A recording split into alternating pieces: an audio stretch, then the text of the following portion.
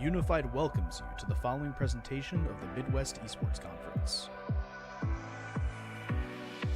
Here at the MEC, we partner with schools all over the Midwest to create premier gaming experiences. The most common angles that the operator plays. This is like second to only B long. Fight is likely having a leg shot, but they're too slow. Hariri lands a perfect headshot. Laying in the damage zone to them on out. Going into Edborn, look at Sage. Laying in the middle, Sage? laying in the damage. Going in revenge for their honey. No way! Sage Wabe! Get the quadra kill! That was So it kind of sounds fun, so I'll give it a chance. And then we ended up playing in high school the next 2 years together. We've been playing ever since. So he kind of taught me the game. We've been playing on a team since then, and then now we're in college, so we can't play together anymore. We do love all the players, even the ones we shit talk. We love you all. We love you all. Body Pluto looking for the plank. Trickster waiting, maybe looking for the steal. Pluto has his engage. The scatter of the weak comes through. Watch Levi though. Levi hasn't been touched just yet, but the damage is coming through. The melt line gets melted. Jinkwall on a killing spree, and all of Ottawa goes down. Why, those don't go in. It goes off the sidebar. Starting to come out. The flash is popped. The rolling thunder is utilized to perfection. And now it's all on Thiessen, but Thiessen just keeps on going.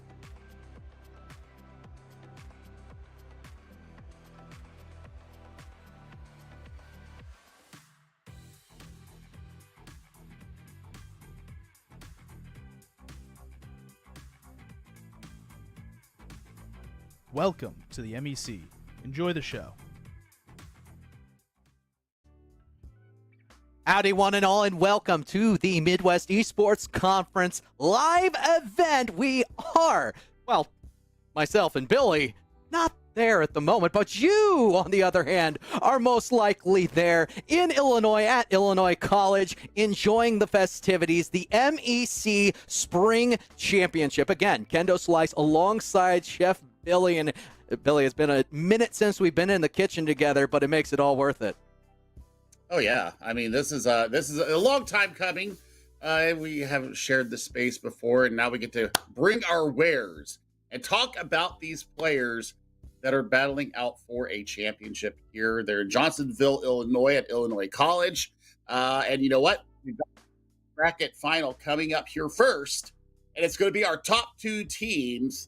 It's going to be Ohio Northern University on the back of Uncle STN, going up against the freshman upstarts of Miami of Ohio, with my good friend Risky that I used to cast back in HSCL days, back in the EGF when they were a high school student. So I've got to watch this player come up, and on the backs of OWAM and Fira. Whew, this is going to be a darn good match. Ohio Northern, only team losing, at least in the upper bracket, losing a game on their path to the winter bracket or the upper finals here. So, Kendo, there's a lot to digest here. There's a lot to unpack as we get through the game. Both teams coming in with only one loss, and the one loss for Miami, Ohio, happened to come to the hands of Ohio Northern in a 3-1 fashion. Absolutely. The regular season did go the way of the Polar Bears, but I think you're not paying enough attention on this bracket to what's going on in the lowers, and that is Cleveland State, Cornell College. Cleveland State, part of that three-headed hydra at the top of the conference throughout, and Cornell College, the team that took a game off of Ohio Northern, so it is a big deal. But we'll focus on this matchup for sure. Ohio Northern, the Polar Bears, going up against Miami University, the Red Hawks. This is our upper final, and it goes a very long way because it's a win and you are in scenario. Win, you play tomorrow for the conference championship. If you lose, you're going to be a part of the gauntlet that is the lower bracket, and you'll have to face either a Cleveland State or a Cornell College hungry for the win. Risky, Fira, OWAM, Uncle STN, J-Rup, and Kip. Both rosters have been fantastic throughout, and they have something to prove with one final matchup in the upper bracket on the line.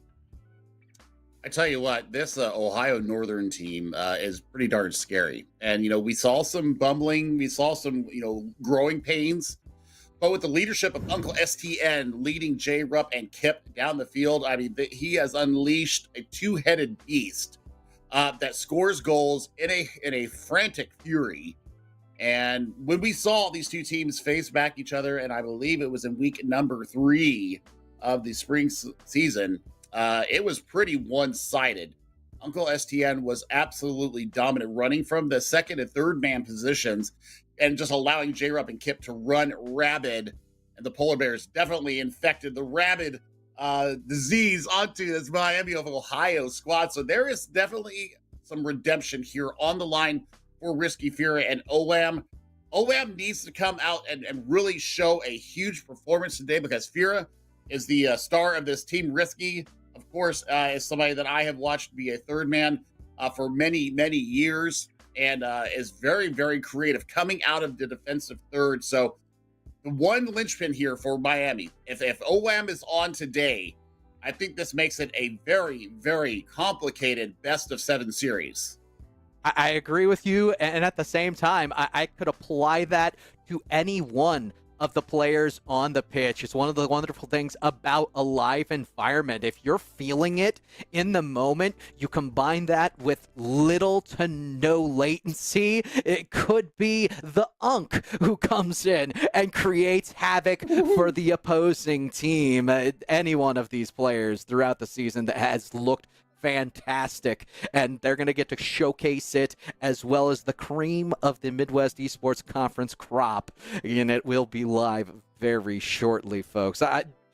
Billy, it's been so much fun following these teams, but you got to give them accolades where accolades are due. And you can see everybody that we are seeing on the pitch, part of those all MEC teams, first through third.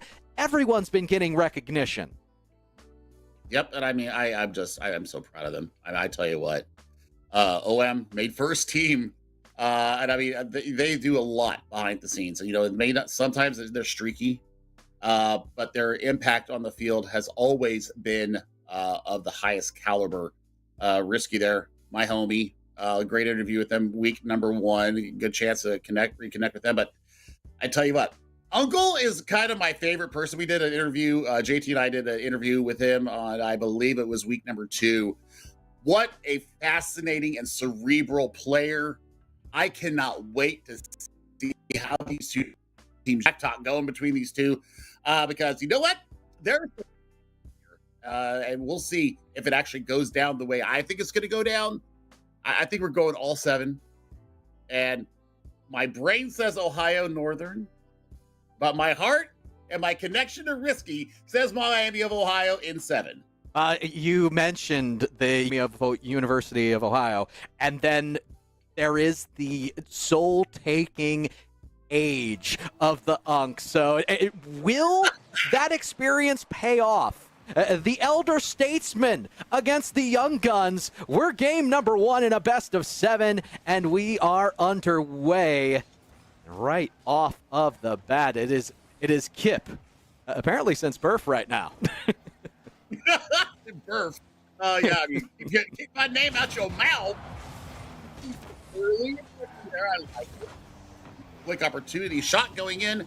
No dice there, but the rotations are going to start coming through here from Miami. Let's see if they can get their lineup set up here. That's kind of a whiff and a bad look on the ball. Risky, you better get your stuff in gear, my friend.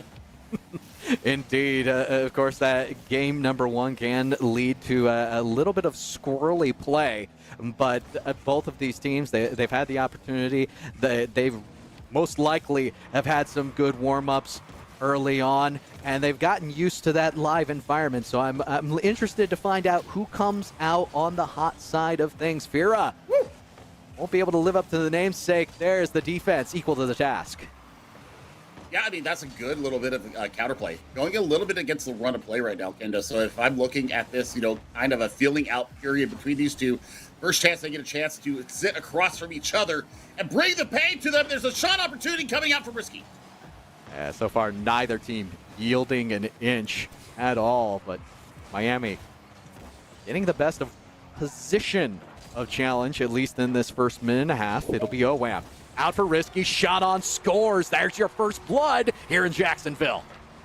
All right, young man, thank you for showing up today nice and early and not putting a bagel out there for me. I appreciate that from you, Risky. That's a great setup from OM, though. I talked about it earlier in our opening. If OM is on, if they are providing service to Fury and Risky, a very good start for this Miami of Ohio team. Gonna see Ohio Northern try to slow things down in the offensive zone. High lofted touches going to be the way that they do it, but I like this team passing, starting in the defensive zone. Risky going to look for an option, but not able to deliver.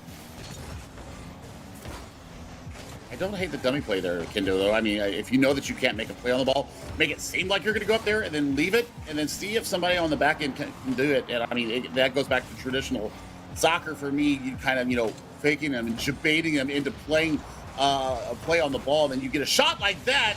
Uncle, once again, this player, the elder statesman here for Ohio Northern, just has a second sense of how to play this game and understands when the pressure is coming in. I love it because there's no panic from Ohio Northern. They are chill. They live up to that polar bear moniker, and that might not be what they were looking for. J-Rup is there to cover. Rough confines as Miami is going to bring this into the offensive zone, but Kip handles it on the sidewall. Polar Bears trying to get this ball out of the offensive zone, but Miami of Ohio on top of it. Centering pass will be saved away. Pushed by Kip. I mean, they're really starting to get some setups here. They're starting to get some deep incursions into the Ohio Northern defensive third. And I'm liking that they're leaving passes. They're leaving some space for them to work. And that's a dangerous little look there from Kip. It just goes wide. So now, starting to find a little bit more touches here from Ohio Northern. They're starting to go their way. Push will continue as Ohio Northern want to keep this ball in the offensive zone as long as they can. Miami, Ohio started to get ahead on time of possession for a little bit. They're going to go right back to it. Unguarded backboard will not be punished this time around, but you notice both teams are looking that general direction. They are looking for the fourth man, the backboard, the crossbar, whatever they can find to create the additional touch and a little bit of misdirection. And right now, misdirection is exactly what you need. Both teams searching frantically for the ball, and they've been able to find it with 50-50s like that. I mean, they are both giving it all in the aerial battles. And I mean, it's all about misdirection right now. That's a great touch coming in from J-Rup. Oh no, that looks dangerous, but they can't get the chassis around the touch from Hoam. What a shot! It's misdirection they were looking for. That was too predictable. Hoam was able to get around and get the secondary touch. Nobody home because they were too ambitious on the pass. Triple commits will get you every time, especially with a team as good as Miami, Ohio. There's the dangerous lead now for this Miami, Ohio team. Polar Bears looking for something to get on the board and give them a little bit of momentum. I think that's all they need to get themselves completely into the series. Ball's going to drop down for Kip. 24 seconds to go. They'd love a goal of solace at the very least in game number one. One thing's for sure, Miami of Ohio Redhawks came out seeing red. Both teams struggling for possession.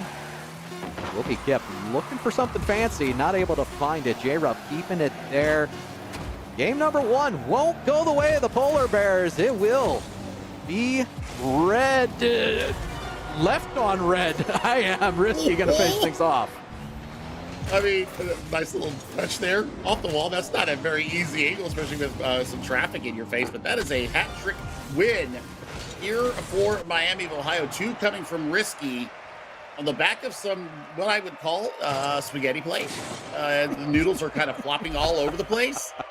Some sticking to the wall, most of them falling to the ground and by the wayside. But I mean, the goals and assists right there. I mean, OM once again is that catalyst. Is that linchpin that kind of makes things work. And the fact that, he saw open field, clear water, and was just able to finagle their chassis around and get that nice near post shot. I mean, that's beautiful work from them. So Ohio Northern, I mean, Uncle STM, once again, defensively, absolutely beautiful. but we haven't seen Kip and J-Rup spring forward like we're used to. So maybe a little bit of communication between the three of them. We'll see if they can get their rotations right. I always love a good food reference. I know you do as well, Mr. Billy. It's funny that you would use spaghetti as a reference because both you and I know utilizing the water afterward to create a little more in the noodles is part of the process. If you are Miami of Ohio, you want to use some of that water. Go back to the water and keep the noodles well. Your Ohio Northern, slight adjustment. You want a little more pressure, be a little less predictable. But they kept it close the large majority of that time. Miami of Ohio presses the attack. They get the first goal. Do you see the swarm here? I mean, look at the touch from Risky. Knows that Vera is trailing behind. The perfect carom off the fourth man. And that is just as easy as you like. There's a lot of venom on that shot. I don't care how good you are. Free jumping will probably not save it from that short of a distance. And if I am coaches, if I am Ohio Northern, I want to take a note from Miami, Ohio at this moment in time. We're seeing the one difference between these two teams. Ohio Northern, straightforward. They've been pushing the ball. They'll boom it at times, whereas Miami of Ohio have had these intricate little back passes, trying to maintain control in their own zone and making sure that they have someone on the wing in transition. It has been immaculate, the level of team play that the Red Hawks have shown us so far. It's been the difference maker, and it has them on top yet again. Oh my God, the little muskie almost finds Painter, and they are being creative. And I think the creativity right now is something that you have hit the nail head on. That's going to be a goal, though, against the run of play. Who other than the elder statesman? Oh, that's a great touch from Kip. That's a great little interception from Kip and sets it up for STN, and they bury it. That is beautiful work coming out from the Polar Bears. Finally on the board here in our series. It's all about putting the ball in inconvenient spaces. You see you're pressing a two-man advantage. Put it exactly where they least expect it, right on your nose. So the attack works out, forces the bad touch, and Ohio Northern finally getting on the board. It's something that they desperately wanted, but OWAM has an equal to the task answer. I mean, from almost their own goal line, gets the beautiful look. That's a flip reset as well. And there you go, right under the crossbar. Textbook dunk, you got posterized. Bringing basketball into the arena. Granted, that's just down the way. A wonderful basketball arena. I don't know if they'll let you check it out or not, but Illinois College got it going on. Gonna be J-Rup. From the midfield, a loose touch, immediately jumped upon, and touches like that, although the demo comes through, that end up being turnovers, Billy, and that's what I think needs to be changed for Ohio Northern. They want to make sure that they are less careless with their possession, especially in the offensive third. I mean, going recklessly in the 50s, I think you need to have your chassis angled the right way, as you saw Fear there go into that 50 with J-Rup.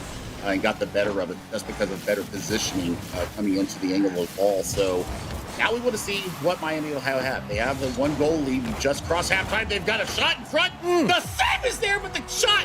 OWAM cleaning up the trash off the front pool. Forward-facing challenges go so far, and J-Rup misses the initial. It's a scramble on the back end that Miami is able to take advantage of well, and we are past halftime. Looking at Miami of Ohio just as dominant in game number 2 as 1. This is fantastic coming from them. I'm excited. I'm hungry for more. This is a grudge match, remind you. This is the only loss that Miami of Ohio suffered during the regular season, and they're trying to get that tarnish off their record. Get my name out your mouth. J-Rup through 2. This is going to be a dangerous situation, but Vera stands tall on the back end of things, and 50-50s like that are exactly what you need. Shot on will be saved again. It's Vera, defensive wonderkin. Do they have another? They do. What? Oh my! The what? Vera. Okay. I had your Wheaties and somebody else's this morning as well. just the wherewithal to know where the ball was going, even with the follow-up shot. That pre-jump, I say pre-jumps usually don't save goals. Well, I will go ahead and eat my words right there. And in a smattering of, what, 10 seconds, Billy? That was 4 shots on. Consider that Ohio Northern only had 2 in the game number 1. We already know Ohio Northern coming to play, and they are doing so at a much more efficient rate. That's the type of pressure they're going to need to beat Miami of Ohio, but they've alleviated it.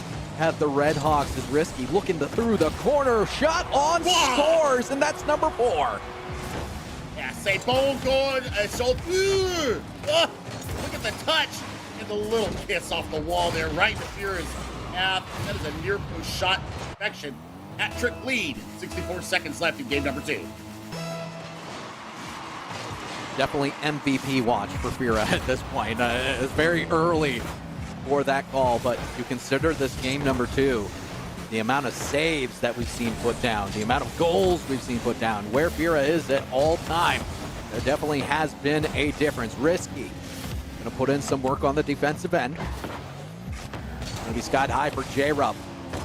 The Unk has it, but another save by Risky. Miami's defense is floundering in the defensive end, and I don't mean that in a negative way. They're everywhere. I mean, they're flat, they're concise, they're catching rotations, they're not bunching up. They know they completely understand how much these tight spaces are going to work when the ball is in such a dangerous position, and they have not flinched one little iota. Kendo, this is starting to look a little one-sided. At the same time, improvement coming from Ohio Northern. We see clock expire. Like, that's pretty impressive out of Ohio Northern in games number 1 and 2. But the defense for Ohio Northern, or the Miami of Ohio, is stepping things up in the face of adversity. You look at the shot counts. Ohio Northern was able to step it up dynamically. But Risky 6 saves? Are you kidding me? And 3 assists. Mm-hmm. So, I mean, part of every goal, almost every goal, and I mean, 8 or 9 saves across 12 shots. Mm-hmm. I mean, that's insane. That's a 75% save percentage. So, man, I mean, we knew that Miami of Ohio had a very good defensive team. It was just on the back of what we saw during the regular season. They talked about their coach, who is also a brand new coach there at Miami of Ohio, really talking to defensive talking points, making sure that rotations are clean, making sure that when we have, kind of loose junk balls going around there, that they tighten up the rotation. That's something that Risky spoke about. He and I have talked offline about what they've tried to really bring as far as a culture of defensive play. It's starting to shine absolutely perfectly here for them. Now can they go and continue on this 2-0 lead?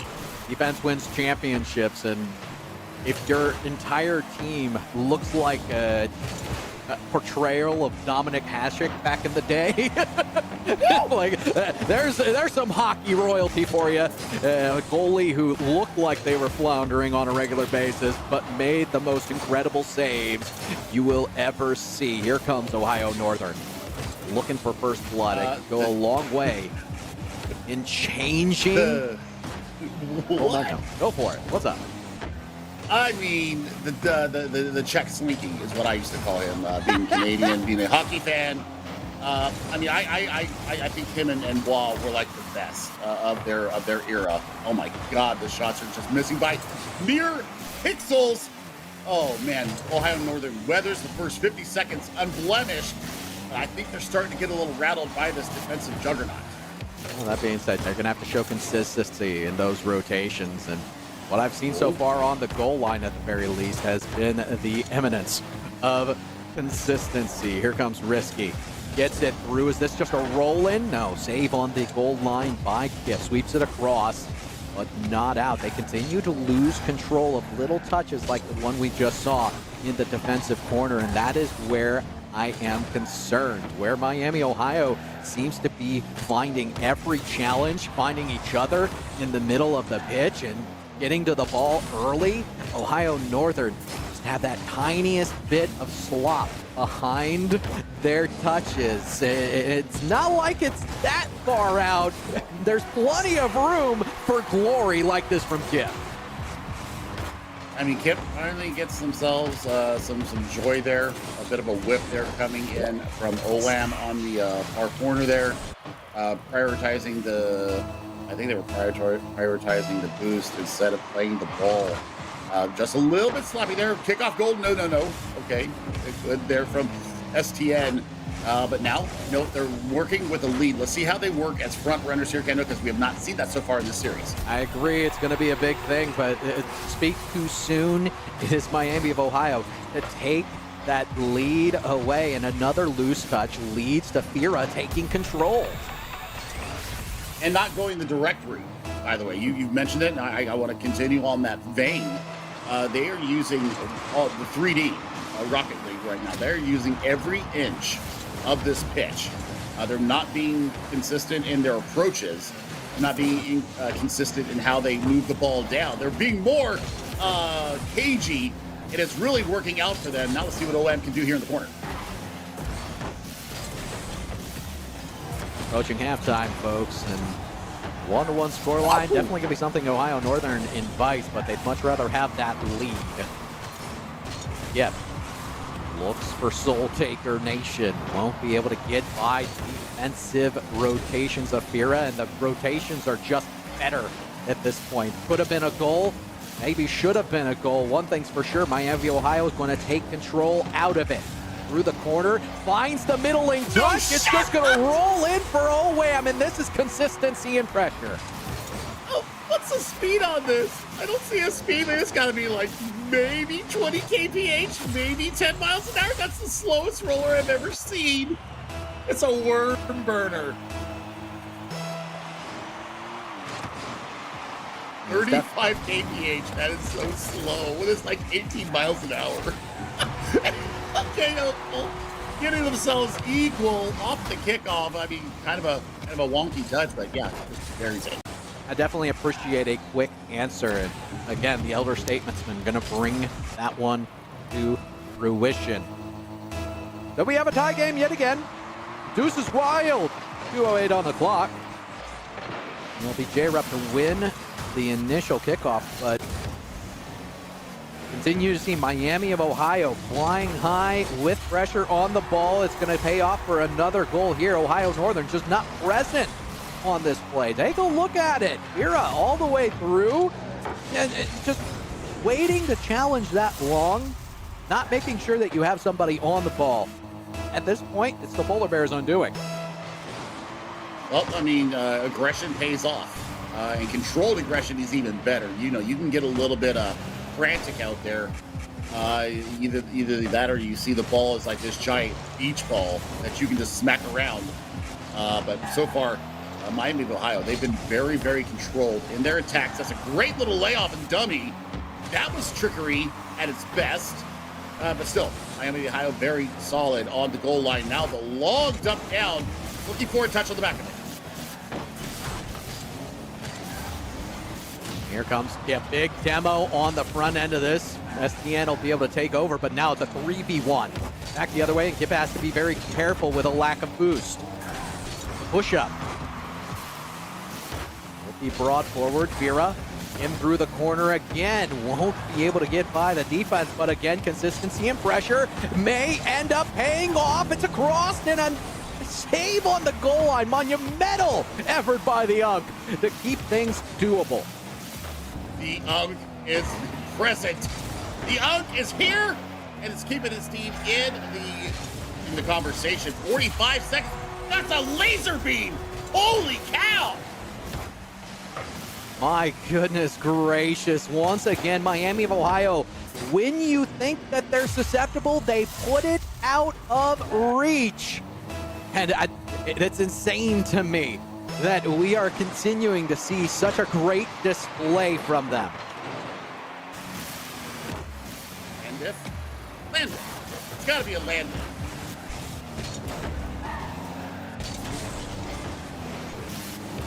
Well, we're going to find out. 30 seconds to go.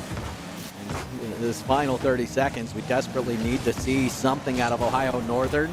They need a goal, they need it now, and Fira sweeps it across yet again. Talked about it, Billy. Now this team, the coaching behind it, focusing on defense, focusing on the rotation. And this is one thing that they are showing every end of the pitch. It's 3 seconds, 2 and 1. It doesn't matter at this point if Ohio Northern get another one. They're going to have to go big brain in order to finish this one off, Billy, because they have to reverse sweep in order to win the upper final. It's not just a reverse sweep, though, Kendo. Yes. It's a Game 7 reverse sweep. They got to win 4 in a row up against a just monolith of defense right now coming out of Miami of Ohio. I mean, the shots were huge once again for Miami. I mean, they really stifled Ohio Northern in this third game. Only 6 shots. That is fantastic control of the ball coming from Miami of Ohio. They're strangling this Polar Bear team. I'm not sure what they can do really to turn it around right now. I think that you've got to get your rotations a little bit cleaner. I think that you need to get a lot more physical as well. And the tempo. We have seen tempo dictation by Miami either go faster than what Miami really wants to play at, because we're kind of playing, kind of at like third gear. Either you need to slow it way down or you need to go hyper fast and get behind this rotation. I like the idea of slowing it down just a little bit more, Billy, because taking control and starting things foundationally in your own zone is really the way to go. It's the thing that pays off the most. And if we're Ohio Northern, I need to see a team effort.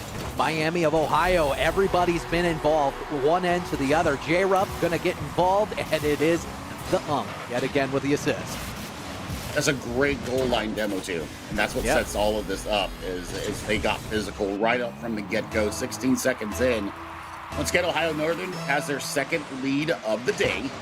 So now we're going to see what happens here for Ohio Northern. Can they, kind of string some good play together, or is this creative squad that's playing from the defensive end and leading everything out from there?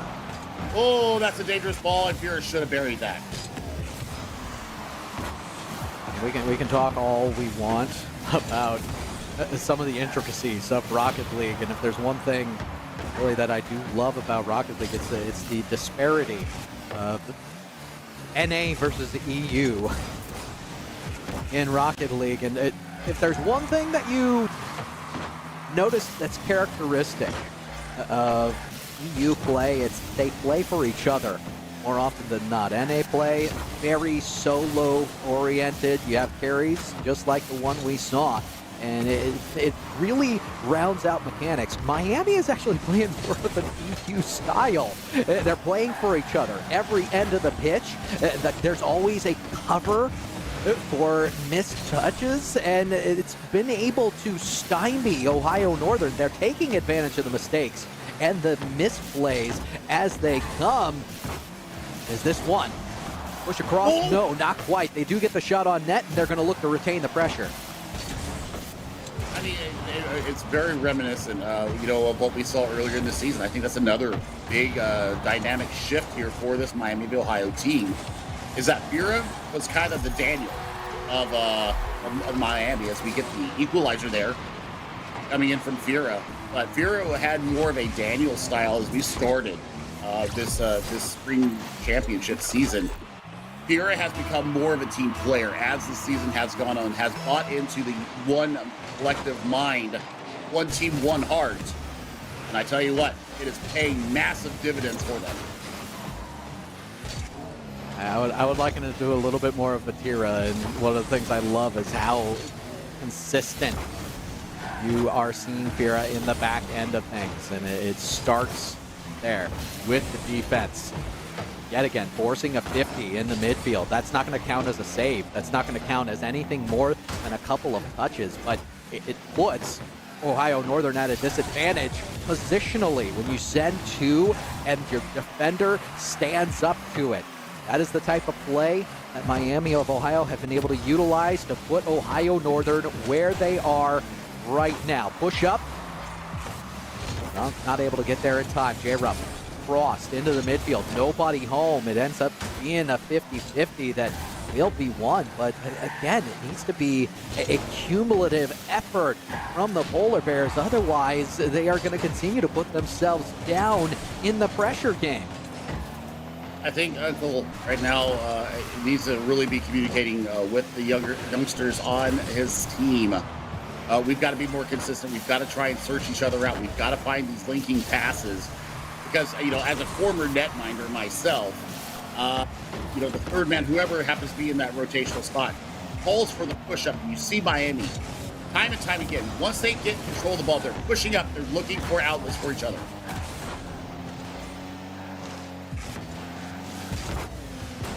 90 seconds to go. Miami, Ohio, I imagine a sweep would go a very long way in them feeling good about their chances. They lose out, though, J-Rupp, and the Ohio Northern's going to swarm. It was traffic in front of the net once again that does the damage. Here does not get a clean enough touch out of it because they were expecting the contact coming in. And there is the lead. We got 80 seconds left here in game number 4. They're trying to keep their upper bracket lives intact. Miami Ohio looking for that sweep. They might have a chance for it. What a comeback there once again. It was OWAM showing up once again. It's been physicality that's been the difference for Ohio Northern. It's opened up a few spaces in the defensive rotation. Miami of Ohio going to have to make adjustments. That being said, adjustments make championships. Here's OWAM. Out of their own quarter, a miss. It's going to drop to Fira. Fira, time to flick, shoots on, scores, and ties it up again. You've got to be kidding me. Look at all this traffic in front of the net, Kendo. The little flick, the demo, but the traffic. Taking a page out of Ohio Northern's book, saying if you can throw traffic and junk in front of the net, so can we. We're going to shield your ability to see the ball's angle coming in. I think that play was a perfect example of where they are in the area of the ball when they need to be, but they aren't getting the proper amount of pressure, whereas every time in Miami of Ohio's defensive zone, it just seems like the Red Hawks are swarming, although that demo might be enough. Won't be, as Ohio Northern does scramble to recover at this point. They are desperate. 12 seconds to go. Miami, Ohio wants to end it in regulation. Push up high. J-Rupp going to be immediately sent back. Big bump on Kip. Hero has a chance to cycle the corner. This is going to drop down. It's going to stay. On net? Wait. No way! That's game! No shot! 0 second drill! The miracle touch of the flick! What are you talking about? Get out of here! Doink of the year, and it is Risky. The combination of Fear and Risky has been fantastic throughout, and I don't want to point at one person, because again, this was a team effort throughout for Miami University. But wow, what we ended up seeing, defense to offense, maintaining pressure, it was a team effort, and you gotta give props where props are due. Everybody on the Red Hawks doing work to make the Polar Bears their prey. Redemption has been served, and it's been served with a broom as they have swept the Ohio Northern Polar Bears out of the winners finals, putting them down into what it can only be described as a meat grinder in the lower bracket.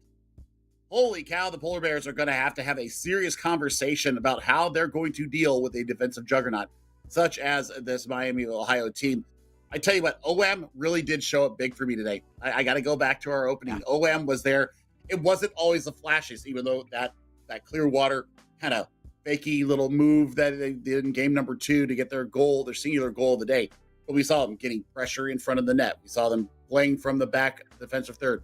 They were getting physical when they needed to. They were providing shields and screens. I mean, it was such a perfectly played game from Miami of Ohio. I'm thrilled. This is the culmination of what they have been working for since week number 1. Yeah, and Gotta give credit to everybody. It was consistency more than anything else. I would say there was almost no flash.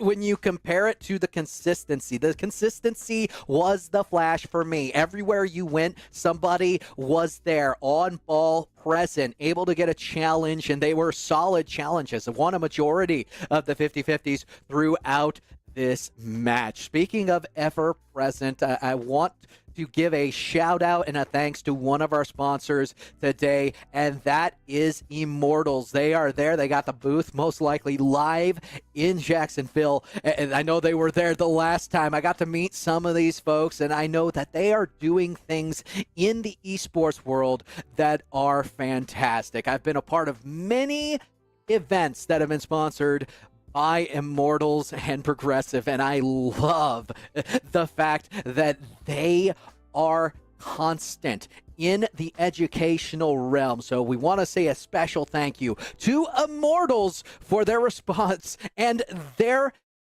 care for the Midwest Esports Conference, not just for this event, but they've been consistent throughout. So thank you all for supporting the MEC Spring Championship. Billy, you and I, well, we're going to be right back here in a moment because we do have an interview, but you don't want to miss that one.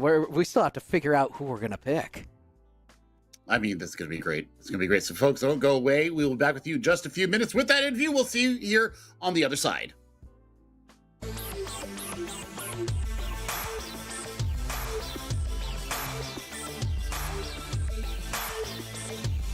Uncle STN. I've asked to be allowed to call Uncle Stan, and I was given permission, so Stan the man. Oh, it's STN again, man. He just cannot stop scoring. Delays it. What a play! Ciprocate goes crazy! The Vikings have been a stellar phenomenon throughout the season, and they have been led by Ciprocate.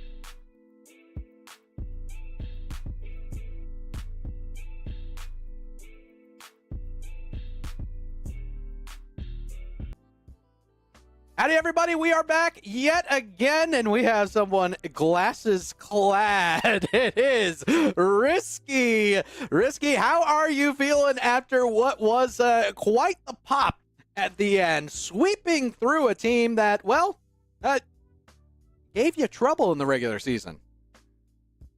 I mean, we've played this team a few times over the course of the season. We know how they play, and we know that we're here to dominate, and I think we showed that today. In terms of my little doink there, OWAM just needed a little bit of help on the power of that shot, and I was just in the right place at the right time. That's about it. My boy. My Risky. Yo! Okay. So let's talk about the beginning of the season. We had a chance to see each other for the very first time and talk to each other. You talked to us about your coaching. You talked to us about having the defensive mindset and playing as one team. Do you think that you as a team have finally reached your final form? No, definitely not. I mean, we're all freshmen, so we still got another few years together, and you won't see our final form for a long time. This is not the best of us. That being said, if you had to put a percentage on what that was, because everything what Billy was talking about as far as creating a defensive presence, consistency in rotations, we saw it there. If that wasn't your final form, what was that? 50%? 60%? You know, I think we're a team that has three really great players that have the capable of popping off at any time. And I think we haven't had one game where we're all popping off exactly at the same time. And that's what I would consider our 100%. So I think we're more in that particular series, I think we were more in the, high 80, low 90%. All right, I like it. So, I think that for you and Fira, the connection has grown throughout the season. I remember commentating a couple of y'all's series earlier this year, and Fira seemed to think that they had to take the game on their own. I've now seen in the past couple of weeks more of team play, more of playing for each other. Is that something that you have noticed as well? And I mean, moving forward, you obviously want to play and get this championship tomorrow. Who do you want to face, and what do you think about the rest of your upcoming games when we go into next season? Well, I think after a, obviously our upper semifinal against Cleveland State, when we won, I was kind of like, it didn't feel valid. Like, it wasn't a valid win. So I'd love to get a second chance at them. So I think either team are capable of, duking it out and winning the lower bracket there. So anyone who wants it can get it. You know what I mean? Absolutely. Well, you're one, and you are in to the conference final, a chance to relax, a chance maybe even to take in some of the MEC Spring Showdown. I hear there is a pickup Rocket League tournament. Any chance y'all are going to be hanging out doing that? I'm not sure. Maybe we are. We'll find out. We'll find out. I imagine you'll get with that. But we'll see. Risky, We got to win first. So. Yeah, you got to win that one first. Hey, you know what? I appreciate your time. I really enjoyed the gameplay from the entirety of Miami University, and we're looking forward to seeing you in the championship. So thank you again. Well, thank you for having me. See you soon. Okay, Billy. I hate the fact that I have to say goodbye to you right now, but the fact that we did get in one of these commentaries, talk a little bit about food, talk a little bit about the drama on the pitch, it made me extremely happy. But we do bring you back for the championship tomorrow, from what I understand. So you get to see ya boy, Risky, at least one more time in this spring season. Billy, you got anything? Send us out. I mean, this is the culmination of 8 weeks of beautiful competition, and we also had the MEC Clash We've seen stories, we've learned about these players all season long. This is all about y'all putting on the beautiful game here for us. And I mean, I've just been honored to be here. But it all finishes up tomorrow. I think it's going to be Ohio Northern. I think that they're going to make that lower bracket run, and we're going to get a repeat. And we're going to have the grudge match of the century here for the championship tomorrow. But that's all got to play out. You and I believe Tucker is coming in next to replace me. I've got an Overwatch gig that I've got to go get to here very shortly. So, everybody, have a wonderful day. Kendo and Tucker will be back with you just a little bit. We'll see you later.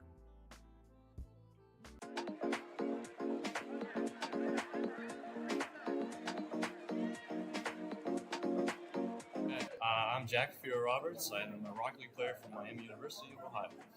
My name is Jack Risky Afterzees. I play Rocket League for Miami Ohio. I'm Bryce Thompson, OWAM in the game. I play Rocket League for Miami University. And what are the things you look forward to whenever you get an offline event like this? I like seeing the people I play, and for better or worse. If they beat me, I like to know who beat me. If I lose, I like to see who I played. It's just, it adds a real life factor to the game. Yeah. The social aspect of it. Yeah, I suppose just being in person with my teammates and just having fun playing Rocket League. That's at the end of the day, what we all here to do is just play Rocket League. So yeah, the teams who are a little bit more vocal are less vocal this time, so it's just across the way. Yeah, it was a really long day yesterday though, so I don't see a bit too much Rocket League. I don't know how much I'll be playing it in the next week. But would you say there's a little more pressure maybe? The first few stages, no, but like once you get to where there's actually something on the line, absolutely. Like a playoff bracket on LAN versus a playoff bracket online, there's a lot more on LAN. Are y'all a bit more vocal, or on the more vocal side, or do you let the gameplay kind of speak? I don't think we definitely are a little bit destructive on the field, but other than that.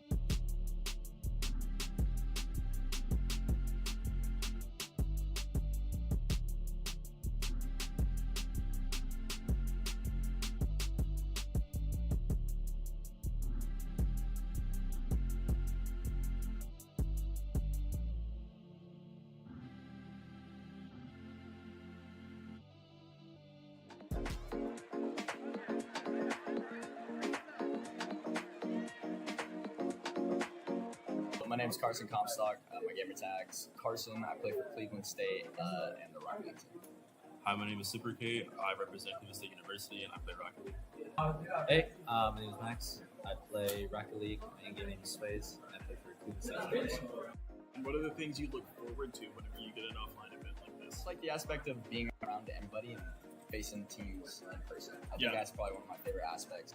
Just being able to, be in person. That's the cool thing. This is my first year. Oh, nice. Okay. What are you looking forward to then? Just seeing the competitors like around you, kind of it's a different feeling when you're online, but like seeing them in face and like everybody else is around you, kind of cheering you on and stuff, like hearing the roars and everything. It's just more vibe. It's hype. It's a whole event based around Rocket League and we have League, but it's based around what I love and a bunch of teams coming there. And yeah, banter every once in a while, but I'm more of a to myself guy. The vibes. I'm really looking to be challenged in like the social setting because it's a completely different ball game versus through online. Just being able to see the team I'm playing against and just hearing them and just seeing them is just a different experience. I competed at a few lands. Never really 3v3, mainly just 1v1 on my own. Yeah. So definitely different with like pressure when it comes to that kind of stuff. Yeah. My teammates are super pumped to just keep playing and I just want to keep playing with them.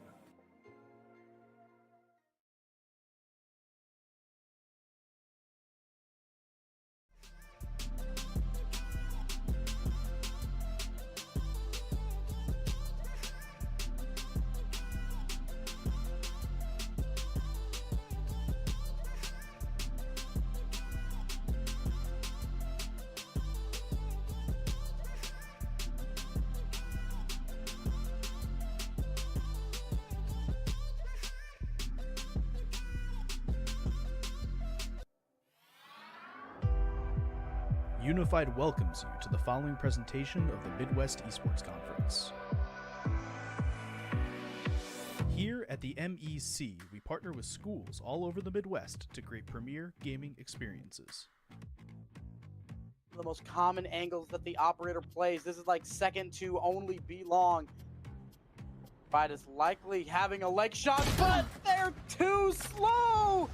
Hariri lands a perfect headshot. Laying in the damage, shooting them on out. Going into A4, look at Socket. Laying in the middle, Socket? laying in the damage. Going in, revenge for their honey. No way! Way taller. Socket Wabe gets the quadra kill.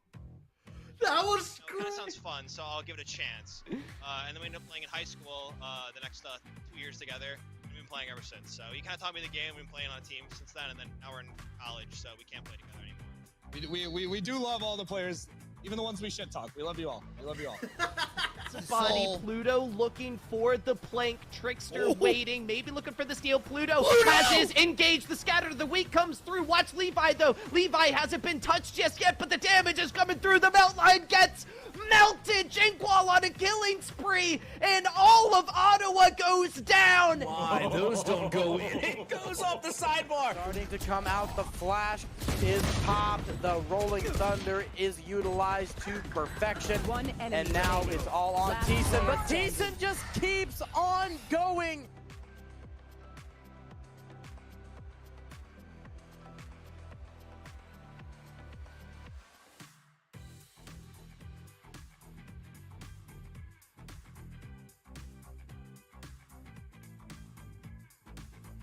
Welcome to the MEC. Enjoy the show.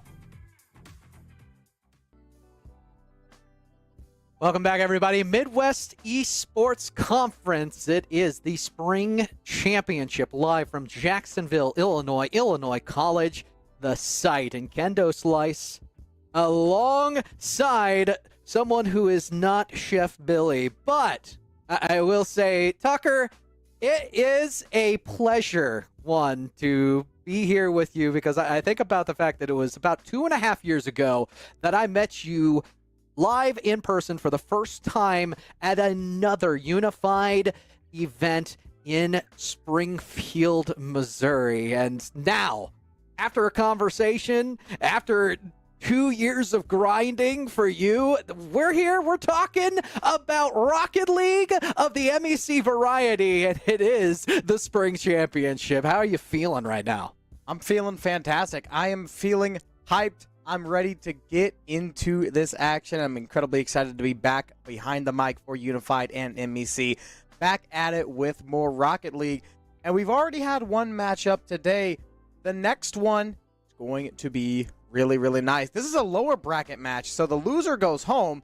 Cleveland State versus Cornell College. And Ken, I think this is going to be a little closer than I originally thought. I've done some bit of thinking on it. Of course, Cleveland State, one of the better teams throughout it so far. They have been dominating on LAN so far this season. But Cornell, I think they have a chance to take this to maybe game 6 or 7.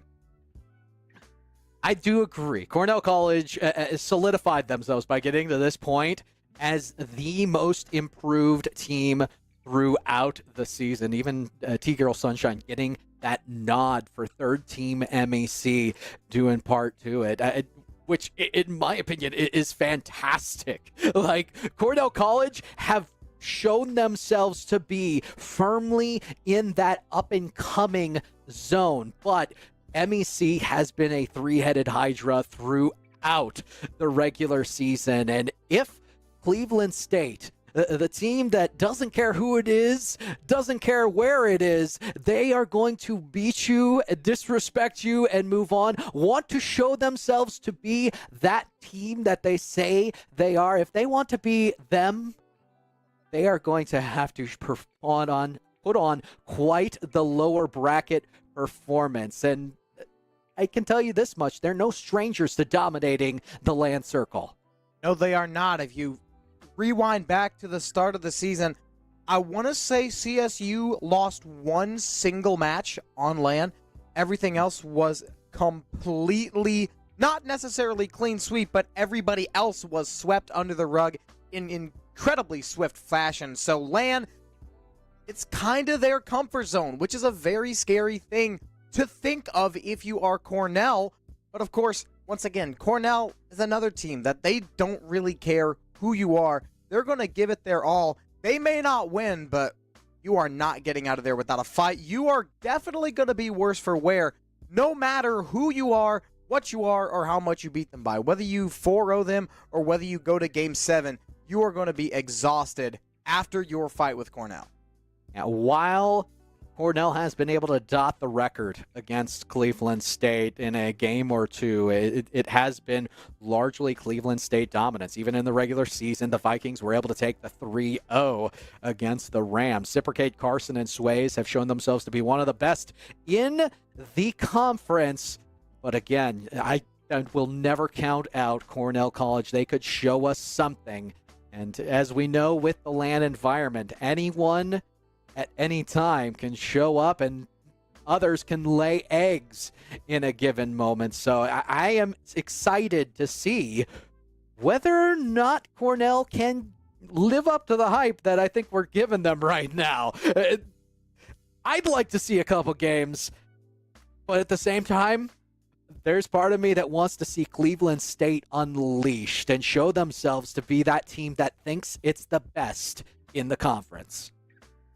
I'm really glad that you brought up the unpredictability of LANs, because if we rewind to Deerfield, another LAN in the MEC spring season, Cornell actually took down one of the top 3 teams in the conference on LAN in the lower bracket to knock them out and push themselves into top 4.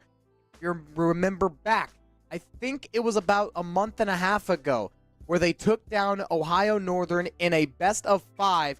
Not quite a reverse sweep, but they did bring it all the way to game 5. They were nervous the entire way, and somehow, some way, they got the job done, got themselves a top 4 berth, knocking Ohio Northern out completely.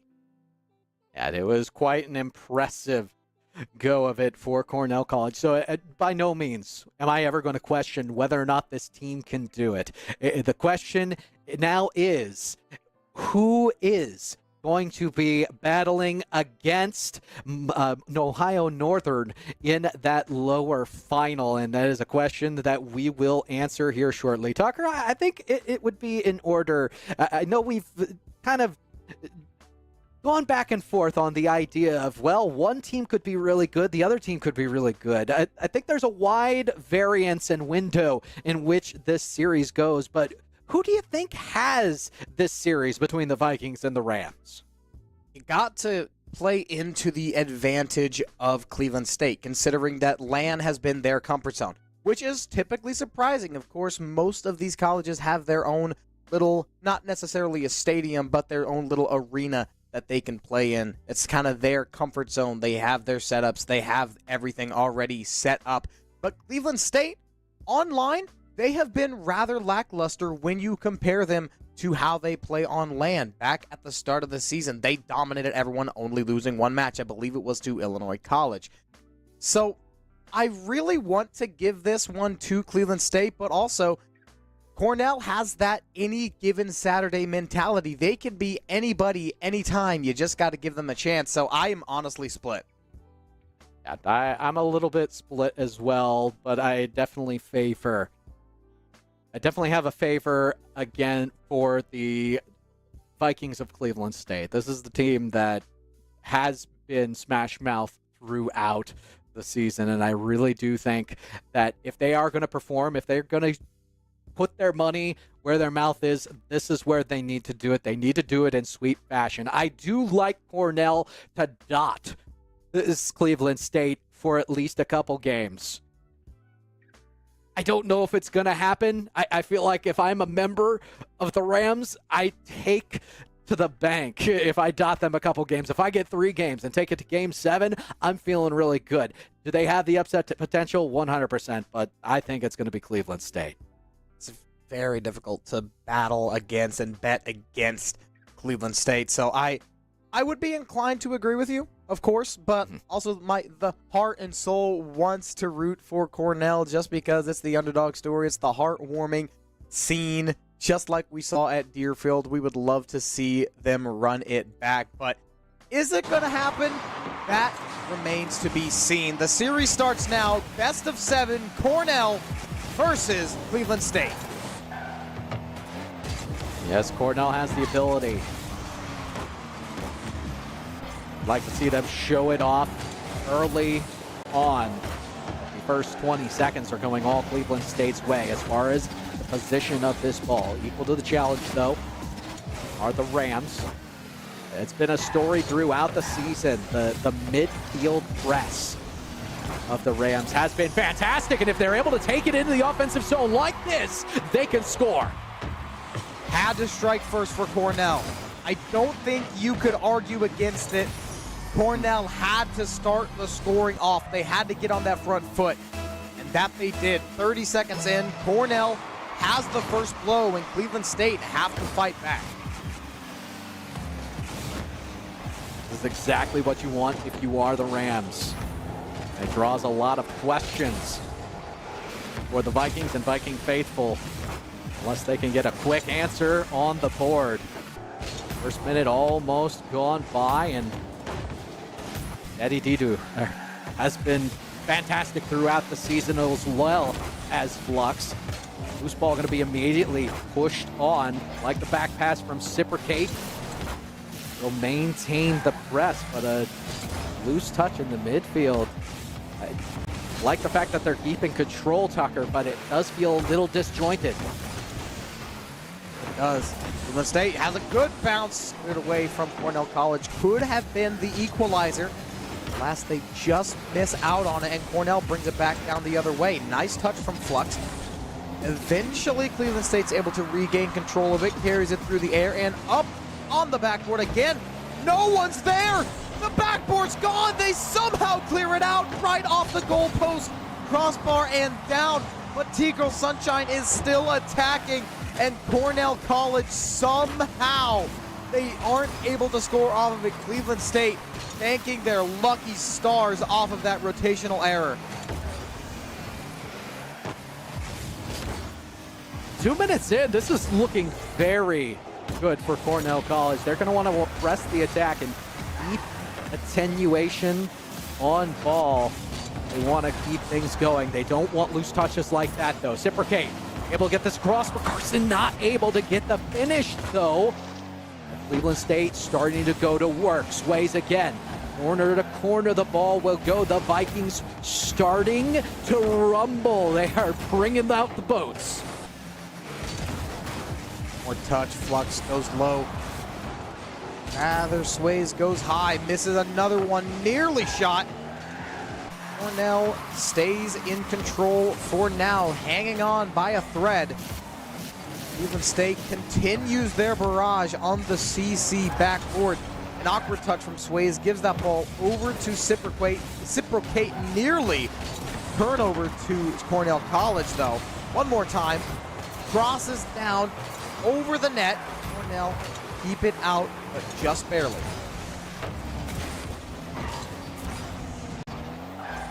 Right now, Cornell's defense hanging on by a thread, but that's all you really need to do. They have the goal in hand.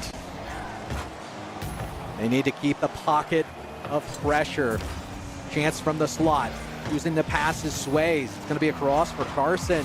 Reciprocate. Chance to finish. It's up over one. Last line of defense. Not able to get there in time, and they miss the ball entirely. Everyone falls by the wayside for Cleveland State in what should have been a goal effort. The clear.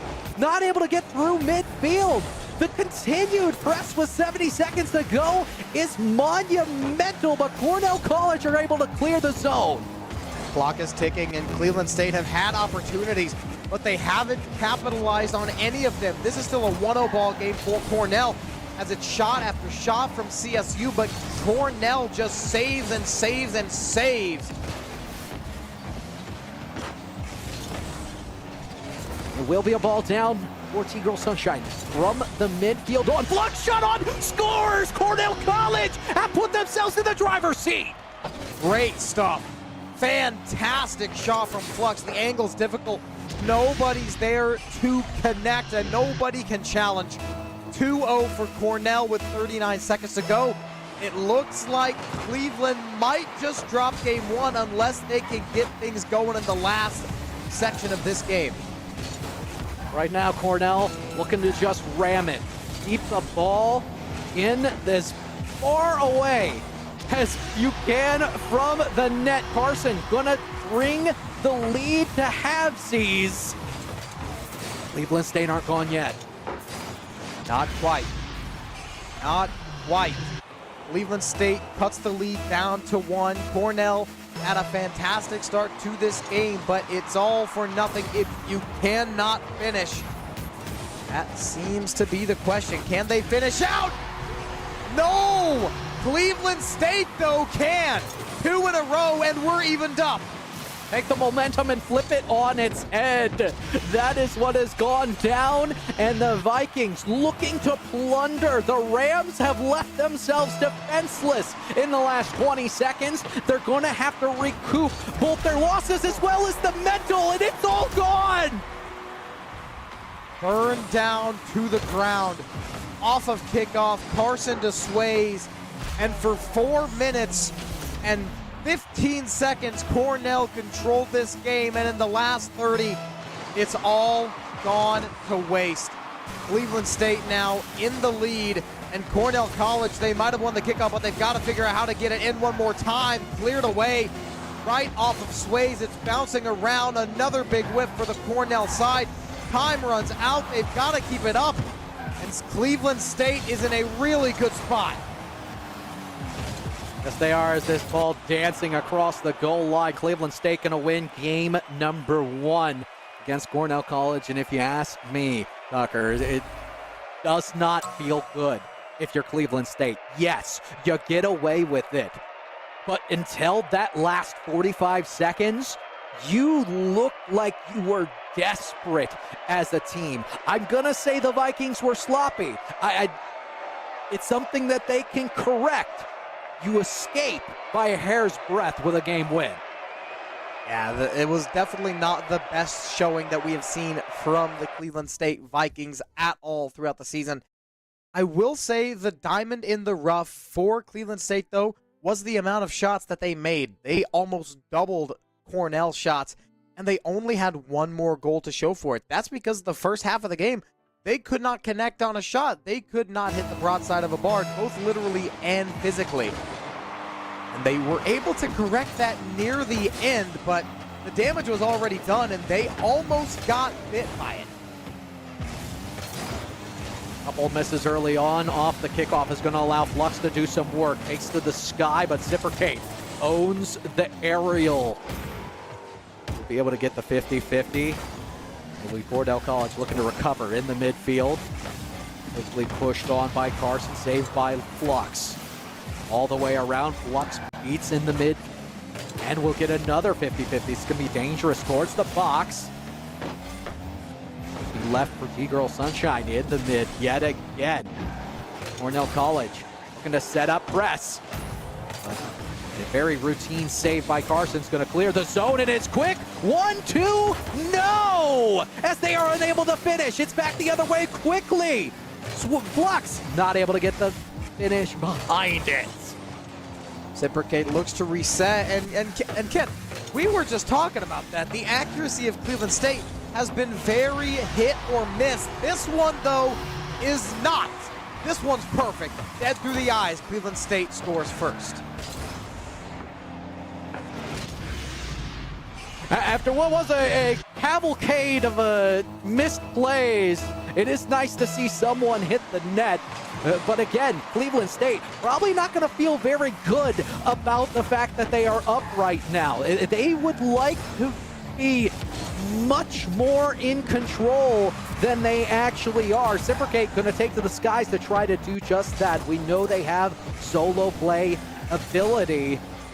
Chance for the 1v1. Blaze will be able to get the 50 to the side. Carson, one on.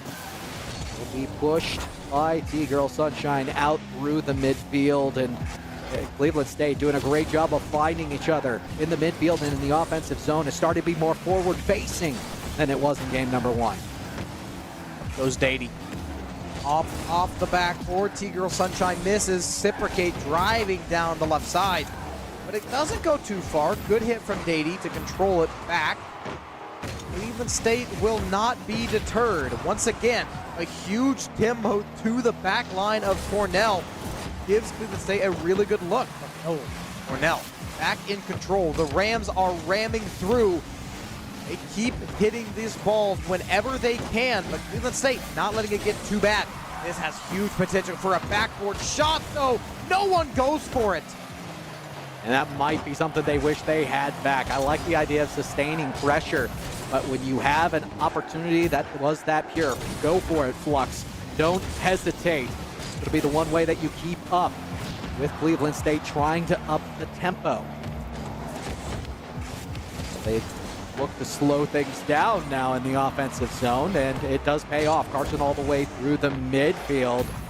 The Vikings looking to recoup control. It will be saved, though, on the goal line. One more hit. Nice save. Flux driving down. Only one to beat. They look to carry it around town, over toward the center. Nice read from Carson as well. Up it goes off of the wall. Right to Carson. Redirect. Inaccurate.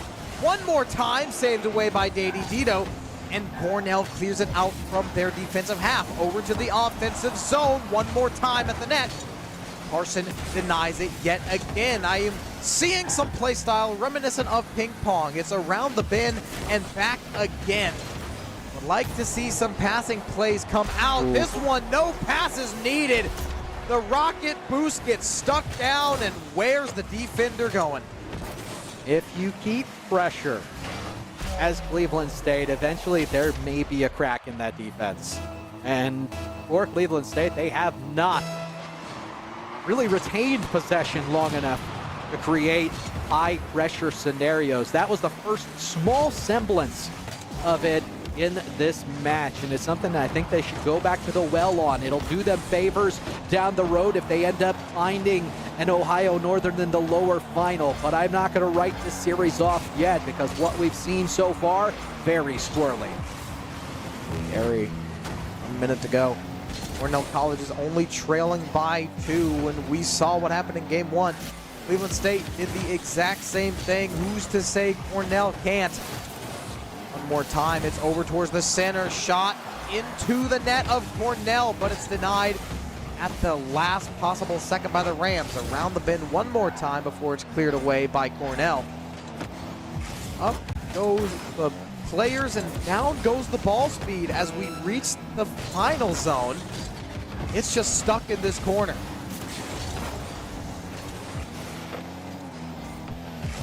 With the clear out, Lux has a chance to go low, ends up going high. It's off the crossbar and out. I love the idea, but the execution lacked just ever so slightly. And at the very least, if you're Cornell College, you can go away with that solace. Ever loving it. You were close. You were able to get pressure at the end, but Cleveland State gonna win game number 2. A lot better as well. I felt they were more in control throughout most of the game. It started off a little squirrely, as these do, but if you take a look at the stat line, the shots still show that Cleveland State had possession for pretty much the entire game. That is an 11-4 differential on the shots. That's almost triple. Yeah, it's pretty dynamic.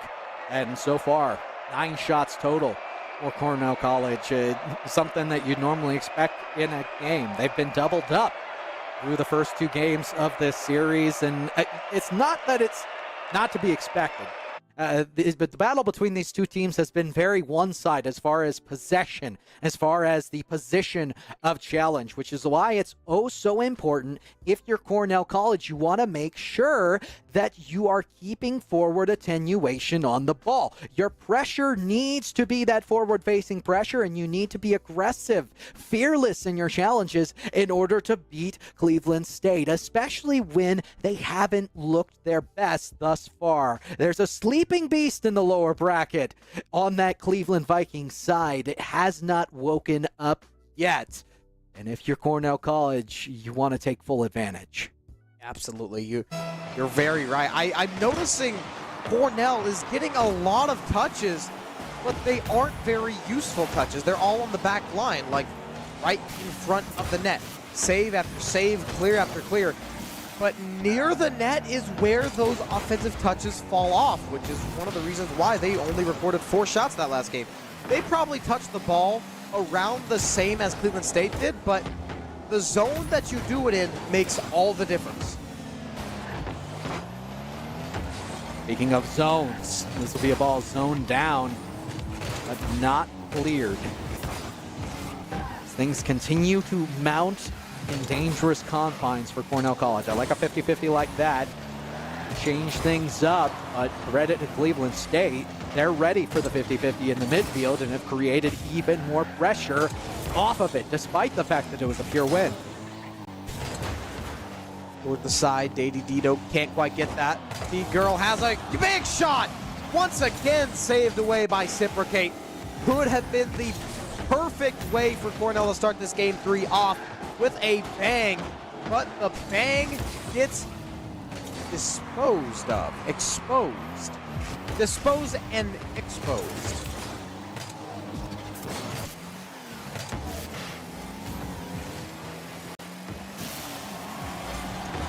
One more time over towards the net. Carson driving it back over. Big bump, but it's yet again saved away by Cornell. Barely getting away with it. We stay scoreless for a little bit longer. Cornell might be able to make something out of this. Flux has a big touch with it, but Carson comes flying in out of nowhere to make amends and get that ball out of danger. Allergies got to me for a second there. Cipricate going to bring this ball on, but it is loose, and Flux is able to jump upon it. And Cornell College need to do more with those opportunities that are given to them. Cleveland State is allowing some of the loose touches in the midfield, and given Cornell College's nature being extremely steadfast in midfield presence, they have to take advantage of it, and Flux is going to do so. Control all the way through. Great stuff from Flux. You said around the corner and just control. Really nice follow on it. Cornell will score first in this 3rd game, but we've seen how quickly things can go from great to terrible if you're going up against these Vikings, it is like the flip of a switch. Cornell has to stay vigilant. Absolutely. And mentioned the allergies because Cleveland State, they're playing inconsistent like they are, almost sneezing on the regular during these plays. The accuracy definitely been lower than the standard that we have come to expect through the regular season. And we'll see a perfect example of that on the defensive end. Walk in the park for T-Girl Sunshine. Beautiful. Pass to herself. Don't get anything better than that. Cornell doubles up on their lead back-to-back. Cleveland State has their work cut out for them if they want to keep this sweep intact. Garza don't look to control, but that is a middling touch by Flux that I love. Go for the ball, get the player, knocks them off the ball and allows control, but no one reading that pass across, and Carson has the 1T. Ooh, zinger. Very, very nice connection on it. Real up front and fast as well. No shot of Cornell saving that one. Like I said just a minute ago, things can go from great to terrible very quickly when you're dealing with Cleveland State. Cornell let one in. They have to stay strong and cannot let another one in. Reciprocate goal! Oh, it was so close. They looked to continue and hem Cornell College in their own zone, but take a deep breath. Instead, try to recoup their efforts from the midfield on. Through one, through two. Reciprocate has the ankle and gets help from Carson to finish it off. It's happened again. Once again, Cornell 2-0 lead, and Cleveland State locks in, loads it up, and blasts the lead away. Now it's all tied up. A bunch of game left to play. Things are looking really awkward for Cornell. Another shot going right towards the net. Flux is there to save it away. Got to figure out a way to break down this Cleveland State defense like they did the first half. Love that little control touch from Cleveland State. They will get through the first line of defense and put a nice shot on. Memos along the way are going to make things very pesky, but all it takes is one touch. Integral Sunshine shows us simplicity. Simple and steady wins the race. Nobody's there on the rotate. Either a miscommunication or just an act of getting in each other's way for Cleveland State. Pretty much derailed that rally before it could even get going, and Cornell College regaining the lead in a crucial point. Cleveland State by no means going to go away. We saw them score a volley of 3 goals in very small confines. So this game not over by any stretch of the imagination, but it has been Cornell College showing us what we've known the entire time. This is one of the best teams as far as improvement. They make adjustments on the fly, and now Reciprocate, I thought, was going to have a shot on 1v1, but Flux gets in early. Reciprocate has a lot of boost, but they don't have any positioning to control that ball. Drops it down in front of the net as the yellow numbers now on screen. Cleveland State know they've got to go, and they've got to go now. E-Girl Sunshine attempts to clear. The ball bounces up. One more smackdown for Flux. It stays in the air on Reciprocate's car, driving down towards the net. One more hit, and down it goes. Cornell wins game 3. If somebody was there, it would have been a goal for Cleveland State. Reciprocate putting in a great solo effort at the end of it all. Cornell College, there's dot number 1. Document it. Take that for data, folks. The Rams aren't going down without a fight, and 7 shots. They create their largest tally so far. Still getting dwarfed by the number that Cleveland State is putting up, but it's not about the quantity, it's about the quality of the shots, and Cornell with simplicity have been able to do magic. 100% agree. Of course, Cleveland State have been out shooting them like you just said, but Efficiency is a big, big part of it. And if Cornell College can keep saving these shots and Cleveland have a hard time getting the rebound shots, I really don't see an issue if Cleveland State have 2 or 3 more shots a game, because Cornell College is landing some haymakers. And if they can keep that up and keep that energy going into Game 4, then I got a feeling we are going to be in for a banger in the last couple stages of this series. It's a cautionary tale, though, because 2 or 3 shots isn't a bad thing, but being doubled up, if you are taking a defensive attenuation, is. Right now, Cornell College have looked really good defensively. They aren't resting on their laurels in the net.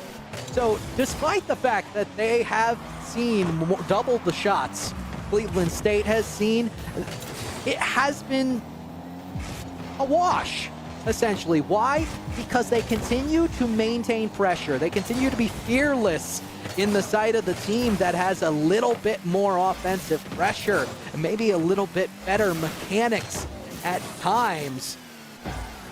It doesn't matter at that point. All it takes is one little boop, and we've already seen it once. We might see it again as Flux here gonna get things through the corner. Able to get one on. No! The finish not there to deliver. Eagle Sunshine looks to set it back up, though, and in it goes! Bouncing around in the top right corner. Cornell will score first. Well, we might end up with dot number 2 if things continue with the momentum that we are seeing in Cleveland State. Somebody call somebody on the defense. What happened here?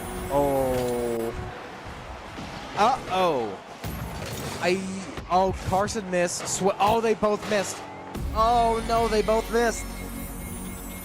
If you're Cornell, take it and run. That's a 2-0 lead. Didn't happen. It all looks the same on the scoreboard. Yeah, we already know that lead can be fragile. There's no way that this one is done, especially with Reciprocate. Quick answer to cut in. There it is. Just like that, Lumberjack cuts that lead down to 1. And that's half. With 4 minutes to go, 1-goal lead. This game is still nowhere close to over. Cornell got a lucky break. Big mistake from Cleveland State, but Cleveland State is not going down easily. Not that easily, anyway. Definitely not. Here's a chopper, and Daddy T2 will be able to put this one away. Oh, what a selection. Really nice. Bounce it down and up. Somehow slips through that point slot, not able to be saved. You expect the low challenge there. You want your opponent to jump. I did not expect the chopper that went top shelf in that variety. That was either the most beautiful, fortunate touch, or it ended up being one of the best mind games I have ever seen. One thing's for sure, with another miss, Cleveland State might be in their own head, and Cornell College is living rent-free. Sunshine carries the ball. Once again is beaten over to the side by Carson.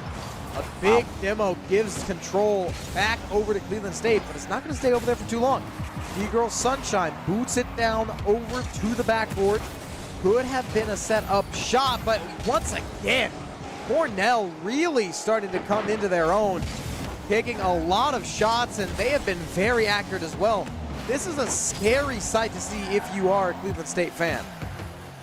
Yeah, not just that one instance, it's an entire game stay that we have seen over and over again.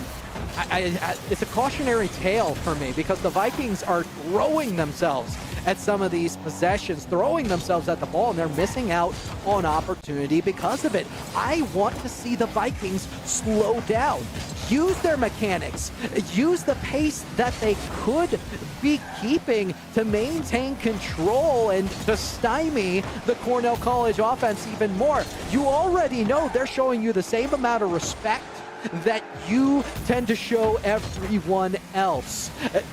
Now, You need to make the adjustment. More hit from Cornell. Flux keeps this ball under control for now. So as of late, it has been back and forth. Not a lot of shots, not a lot of heavy hitting plays from either side. Starting to get a little wary of what's going on. Cornell a little nervous about blowing that lead, and Cleveland State worried about making another mistake. But as this time ticks away, this is only going to benefit Cornell College, considering they have the lead, and it is not a big one, but it's one that cannot be rided with only one wrong, with one mistake. Wow, it's just continued pressure, this time by Flux, and you can see the difference. The distance from the player on the most recent touch to ball versus the distance that Cornell is keeping to the ball. Cleveland State may be getting more shots on net, but Cornell College are keeping much better confines of control. There needs to be a much shorter leash behind Cleveland State's possession. Otherwise, they are going to continue to struggle, whether it be in the midfield, the offensive end, or the defensive zone. Loose touches like that one are not going to do them any favors because it gives Cornell College so much time to get behind the play.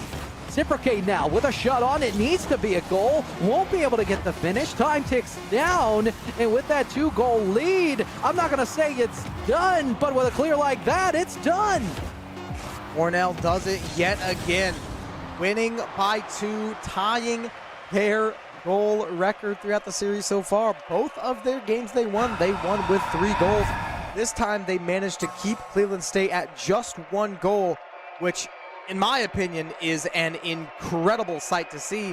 The shots still the same, but the defensive Cornell is not faltering at all. They make an 8-save performance this game.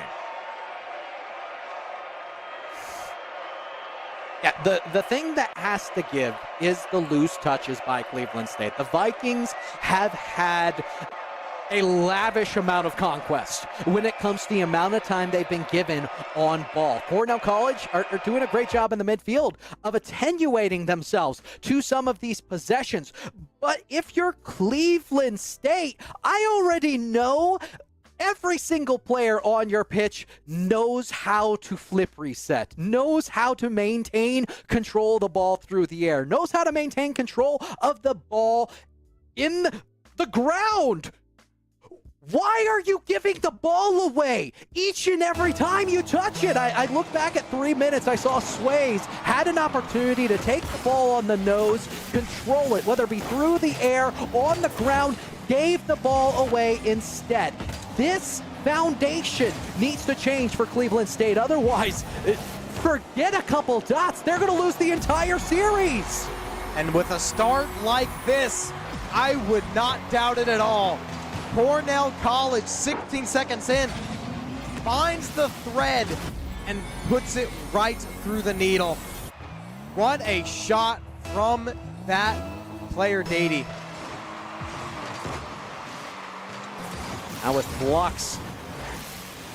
Good win, big bump. This is going to be a ball on the line. Do they get across in time? Just barely. Sways is able to sweep it away.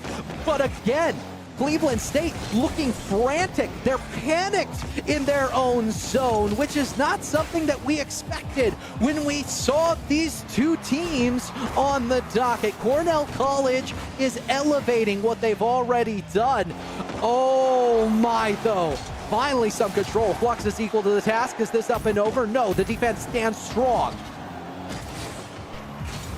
Eagle Sunshine controlling it. Has a big touch. Is Reciprocate. It's over towards the Cornell College side one more time. Cleveland State, big controlling arc once more. Off the backboard, falling down, waterfall, and we are tied. Sways puts one more in. A little bit too wide on the rotation there by Didu. Not able to get there in time. Needs to recognize that, hey, I'm the last one back. I might have to go up on the backboard. And that is where Cornell College can be a little bit weak. Cleveland State, if you want to play the ball high, lofted, and smack it away from yourself, if you want to play that hip, duck, and run, put it off the backboard where that has been remotely unguarded. But I say that fully understanding there hasn't had a need to be there, except for right now, Cipricate gonna finally control through. There we go. You were talking about everybody on the Cleveland State side knows how to flip reset. Everybody on the Cleveland State side knows how to air dribble. Everybody should know how to control the ball. There you go. That is about as controlling as you can get. If you control the ball, good things happen.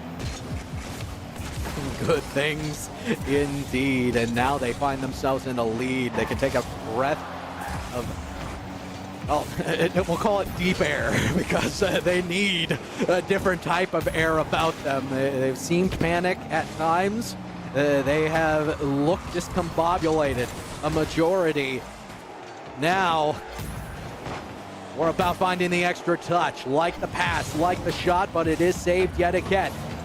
Pressure remains in the box as Carson gets the sways up above the backboard. They've hemmed them in their own zone, and 3 backboard balls turns into a goal.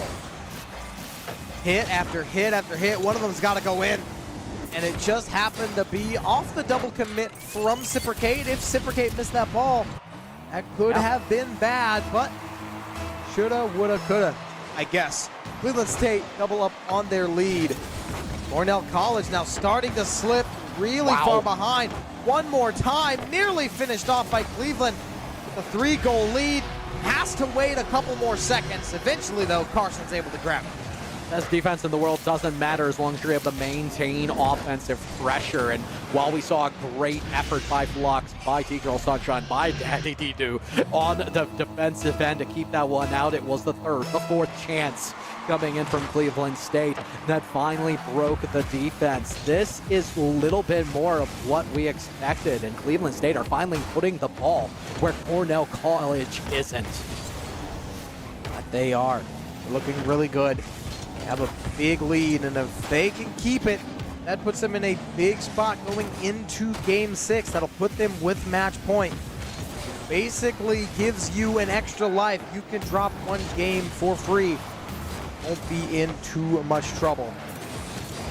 Hopefully for their sake, they won't even need to use it. Hopefully for their sake, they can keep scoring and get them as big of a lead as possible and as big of a head as possible going into Game 6 as well. I mean, I love the pass attempt by Sways and takes advantage of a great situation that was created by putting the ball on the dot. You're noticing the difference between this game and a lot of the other games. Well, yes, the easy difference to spot is the 5-1 for Cleveland State, but it is how close the Vikings are on ball. Their swords drawn. They're in they are ready to take on whatever challenges come. Sways is going to control all the way through. They get the physical front end, and they're going to maintain control even in the offensive zone now. Ball down. Shot on from the slot. Cipricate going to take it to the side, and if nothing else, the Vikings waste time. Carson drives it over once more. Backboard, hit down. No. The backboard is simply too big. Once again, Cornell College defense does not quite keep him out of it. Now they start their attack once more. The clock is very much so ticking. They're down by 4 with just a minute to go. They will need to have record pace if they want to win this game. I mean, at this point, if I'm Cornell College, I want to spend the next 60 seconds trying to get somebody on the backboard. Because, in all honesty, the difference between this and some of the previous games is this is a 4v3. Cleveland State are going to the backboard early. They're going often. They're creating touches off of the side wall and beating everyone that way. That being said, inaccuracies still exist, and T-Girl Sunshine is there to punish. Great stuff. Another rotational error from Cleveland State. Fortunately, I think it's too late in the game to really matter that much. Still, it makes the scoreboard look a little bit better for Cornell. They could maybe get a couple of kickoff goals here, but I definitely would not bank on it.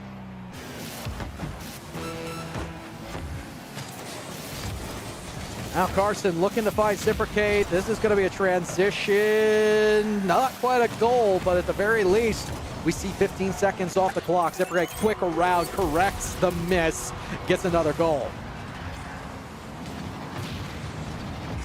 That's the hat trick. Right through. Cornell once again just lets that ball go through. Nobody was close enough to the net to make that save. And Cleveland State put themselves on the pedestal as they go into Game 6. They have the advantage. They will be put on match point, which I think when you're going up against a team like Cornell College is a huge advantage. You have to have a bit of a buffer. That is the best case scenario considering how unpredictable this team can and has been throughout the season so far. Cleveland State, they're only one win away from pushing themselves into the lower finals where they get their chance for the lower finals. And yeah, Ken, that's the hat trick. Yeah, exactly. Hats off. That's what we've been looking for this entire time, folks. The control, the consistency. You want to have an advantage over a team in the shots department? Let's take the doubling. Let's dwarf that. How about a tripling? How about a quadrupling even? And Cleveland State came in strong. They maintained pressure. And at this point, if you're Cornell College, guard the backboard because it's free real estate. Yeah, if you look at the stats, that was not just a double, a triple, and a quadruple. That was almost a quintuple. Because Cleveland State had 19 shots. Cornell only had 4. That is not sustainable for any game of Rocket League. Even if you have the best defense in the world, which, I mean, in my opinion, Cornell College has a very good defense. One of the better ones in the MEC, but not against 19 shots. If you put up every single save, every single shot, you're going to have a lot of saves. It's not reasonable. It's not sustainable. It's impossible. You cannot save that many shots because that game, Cleveland State was so good off the rebound, so good off of the re-attacking shots. Like you said, once you get one shot shut down, you got another one right at the ready. Cleveland State, match point. Will want to keep the press on. Definitely have a lot of momentum going into game number 6. I don't think they want to allow Cornell College back in again. And Cipricate won't allow it. 28 seconds in, first goal. Oh, got what you wish for. Ask and ye shall receive. Carson getting in the way of T-Girl Sunshine, and just a nice play from Carson all around. A little bit of the offhand. You don't really think to go for those, but whenever you got them, you got to try. They can do a lot more than you might think. Cipricate again going for the backboard. That's what we want to see, though. Out of flux. Finds the ball, sweeps it away. Taking time in the midfield. Gets up over 2, but going to need a follow-up behind it. It's not going to be enough to beat Cleveland State just by getting through the midfield. You're going to have to maintain pressure there, and sways the knuckleball to the top shelf. Nice play. Off of Carson yet again, which is off of Beatty, and an arcing shot into the top left corner puts Cleveland State up by 2, and shot after shot after shot. Defense is still looking really good for Cornell, but the rebounding shots for Cleveland are killer. Yeah. 100%. Anybody who's played Rocket League before understands the more shots that you get in a 5-second span, the more pressure, the more panic enters your body and your soul. And right now, Cleveland State, they look like a quick burst SMG. 2 shots on in that general area. Another goal for the Vikings. More. This one does not require 3. This one just requires 1 straight shot. 3 in a row for Cleveland State. Cornell College really starting to slip away. The MEC Spring Championship might just be nearing an end for the Rams. Wow, that one's just going to march itself in. And where Cornell College before were the controls. Where they were in the controls in the midfield. What in the world? We got another hat trick again from Cipricate. Wow. Minute and a half in, and Cleveland State have got 4 goals, 3 of them for Cipricate as well, as the Kin Cam comes up, and it is the hat trick. Cipricate's been playing so well throughout these last couple of games. I expected as this went on, it was going to get closer and closer, but that could not be farther from the truth. Cleveland State coming into their own. Cornell College does not know what to do or how to stop this barrage of shots. No, but they're trying at the very least, and they do have plenty of time to correct. The problem is Cleveland State has been unrelenting throughout this series, throughout the season in their pressure. If there's one thing that they do well, they play well with the advantage, and they have a staunch advantage over Cornell College at the moment. Defending the ball, controlling the ball, even in the midfield, even if it means back passing, Cleveland State are starting to really secure their vision. And at this point, you don't even need shots on. Little touches like that to the side are going to go a long way, especially if they set up Cipricate now with 4 goals. Hat trick +1 for Cip off the ceiling. Good control the entire way through. Cornell simply can't do anything about it. Cleveland State got them figured out. They've got them pinned down. It is pretty much up to Cleveland State how fast or slow they want to take it. And there's another one, Flux. Look at this across, and they would really like Cornell College to get a goal. What a stop, a tourniquet, as it were. Into the discussion. Quick 1-2, Flux. Dropped down by the Cleveland State defense. Hasn't been tested very much in game number 6, but hey, no matter. They haven't needed to be tested with the level of on-ball presence they've been able to exude. Sway's shot on. Save across by Flux. Feel if Cornell want to try a comeback, they have to get a goal within the next 10 or so seconds, 10, 15 seconds. 5 goals in a minute. Doable. Not impossible technically, but incredibly improbable. Considering the team you're going up against, they have been pushing out every single ball. Every time they have a chance, they're going to take a shot. Last 2 games have been proof of that. It has been bang after bang after bang, and there's yet another one. That is Cipricate's 5th on the game. Nearly the double hat trick. Hey, you know what? Give him one more. That's what I'm hoping for at this point. Wow. I cannot believe my eyes. I cannot believe my hat. There may be 2 of them on my head by the end of this. We'll find out just how loony my bin can get. And does Cipricate have one more in it? It's going to be a ball floated towards end-to-end. E-Girl Sunshine up early, not able to get there. One more for the money. Cipricate, that is 6 goals. Cleveland State clearly on top. They're running away with it. 7-0. Cornell College has slipped all the way down from the top of the top, beating Cleveland State back-to-back times. It's all over. Cleveland State has figured it out. They got the job done. And I would argue, and then some. And then some. To talk about the understatement of the century. 13 goals in the last 10 minutes from Cleveland State. The Vikings look nigh unstoppable, and they're going to need it going up against a team in Ohio Northern who are going to be angry. They're going to be livid with the previous performance. The question, do we go to Brazil with 7 seconds left? No. South America, completely overrated. Daddy Didu up 1.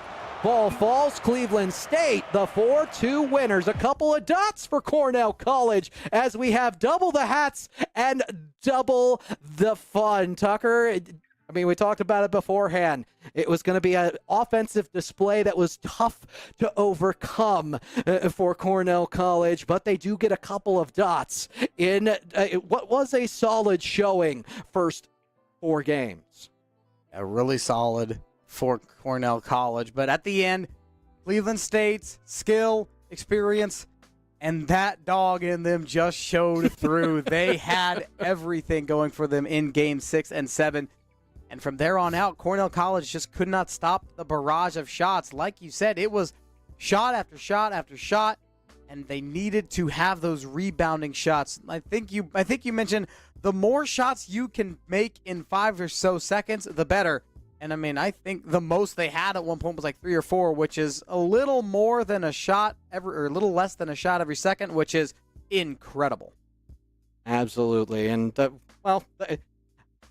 I know in all likelihood we're going to be talking to on the other side of a break, but I'm going to take off the glasses for a second because I want to get serious because we're going to talk about our friends at Blue Light. Of course, I got my glasses. They're a little bit iconic, but if you are in the market for a pair of Blue Light glasses, there is no better company than our sponsor, Buy Blue Light. I had an opportunity at a previous MEC event to meet with the owners, to meet with representatives of their upstart company. And Buy Blue Light has a fantastic process. Frames as well as lenses that go the extra mile, and if a glasses snob like me can find love in a company, Buy Blue Light is a company for you, especially if you're dealing with light sensitivity, eye strain. Blue Light glasses, the way to go, and look no further than Buy Blue Light for your next pair of Blue Light glasses. Folks, we're going to go to a quick break. Hats off. Chances are we're going to see Cipricate on the other end. Time to get up. These glasses, jacket, and sweats, baby girl, that's a get up. It's chilly outside, but I'm ready to burn. Super hot fire when I move, better feel that burn. Get up before the sun is up, baby, let's work. Good morning. Ready or not, here I come, let's work. Good morning. Get up before the sun is up, baby, let's work. Nobody stopping you today. Low-key walking with a sway. Going for the distance, drop top, hopping in the range. East Coast, baby, but I'm popping in the A, let's go. This ATL, bro, go get it. Trend set it, we're embedded with the avant-garde. The style so synthetic, while a pioneer shine like a golden embellish, oh lordy. This your last warning. I've been waiting in the foyer. You put on the gas. I'm ready to go ahead.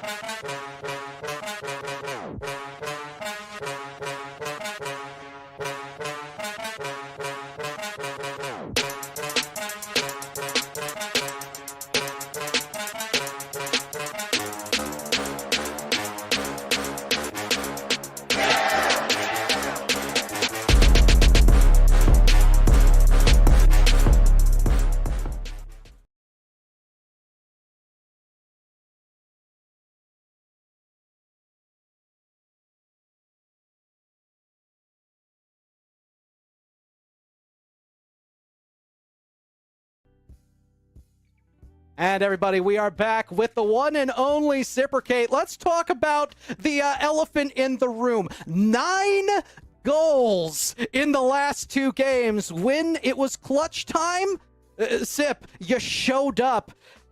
How are you feeling going into that lower final? It was a slow start, but we started to pick it up. So I'm proud of the team. I definitely think we'll be ready for ONU. We're locked in. We just had to get the nerves out. That's really all it was. It was a very, very fun showing to watch from you and your team. But I got a question about the first half of the series. It was definitely a bit of a shaky start. Cornell College was only losing by about 1 or 2 goals every time, and they actually even managed to take a game or two off of you. How did you adjust for that going into games 5 and 6? We just had to talk more. We also weren't talking, which was a big game plan for us. And also just mechanically we weren't there. But once we took the nerves out, we got our game plan going on. We all synchronizing. That's when we started just on the square. I love it. My understanding is you got some of the your teammates right now messing with you a little bit on the outside. Any shout-outs that you'd like to give to your teammates, or was it really just all you at that point? I mean, 9 goals, you could tout yourself, but tell me, what was the process through that last couple games, and anybody you want to shout out on the team? Oh, shout out to both of my players. Again, in the first 2 games, or just the first half overall, we just weren't synchronizing. They weren't setting me up right, and I wasn't finishing what I had to finish. So we all locked in together, and that was all the team effort. Good to hear. And I got one more question about the future. Of course, just won the lower semis. Lower finals is up next, going up against Ohio Northern University.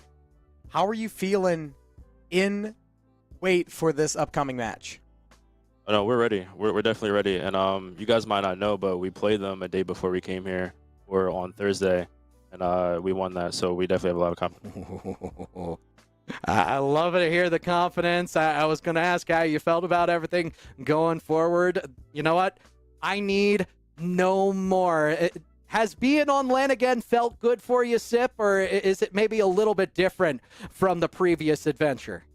I mean, I love it. I mean, the setup here is crazy. A big stage, being on the big stage, it's amazing. But no, I love it. I love it. I love the competition. I love seeing my players. Yeah, it's nothing like it for sure. One thing is not in question. That is the fact that Cleveland State definitely have a star in Cipricate. Is it a team effort? Absolutely. Do they care who they're up against? Nah, they're going to beat you. And way to turn it on, Sip. Congratulations. We're going to see you in just a little bit. Let you get ready for that lower final. Sure, appreciate it. And I can't wait for it. It's going to be an absolute banger, Ken. Absolutely. I am looking forward to it. Of course, I'm not going to be able to cover it, but heaven knows we're going to be watching you and JT displays very closely as you get to cover that lower final, and it's going to be a fun adventure. Do Cleveland State continue to show a little bit of superiority over Ohio Northern at times? If they're coming off a win, hey, that feels pretty good. If you're coming off of 9 straight goals, reciprocate, I'm feeling very good for them. Was there a little bit of slop?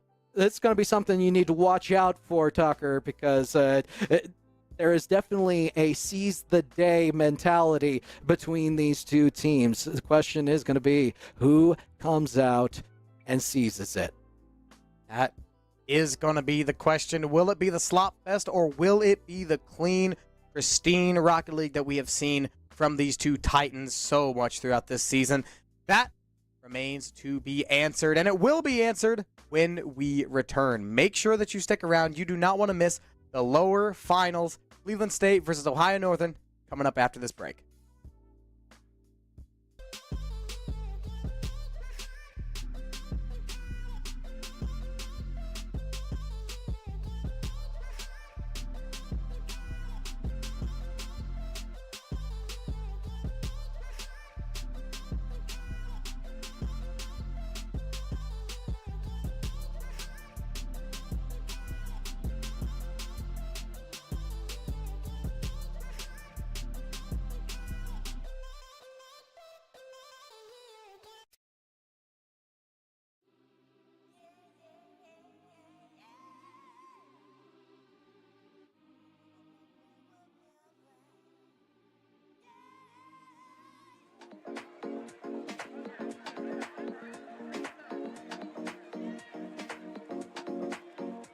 my name's Carson Comstock. My gamer tag's Carson. I play for Cleveland State and the Rocket League team.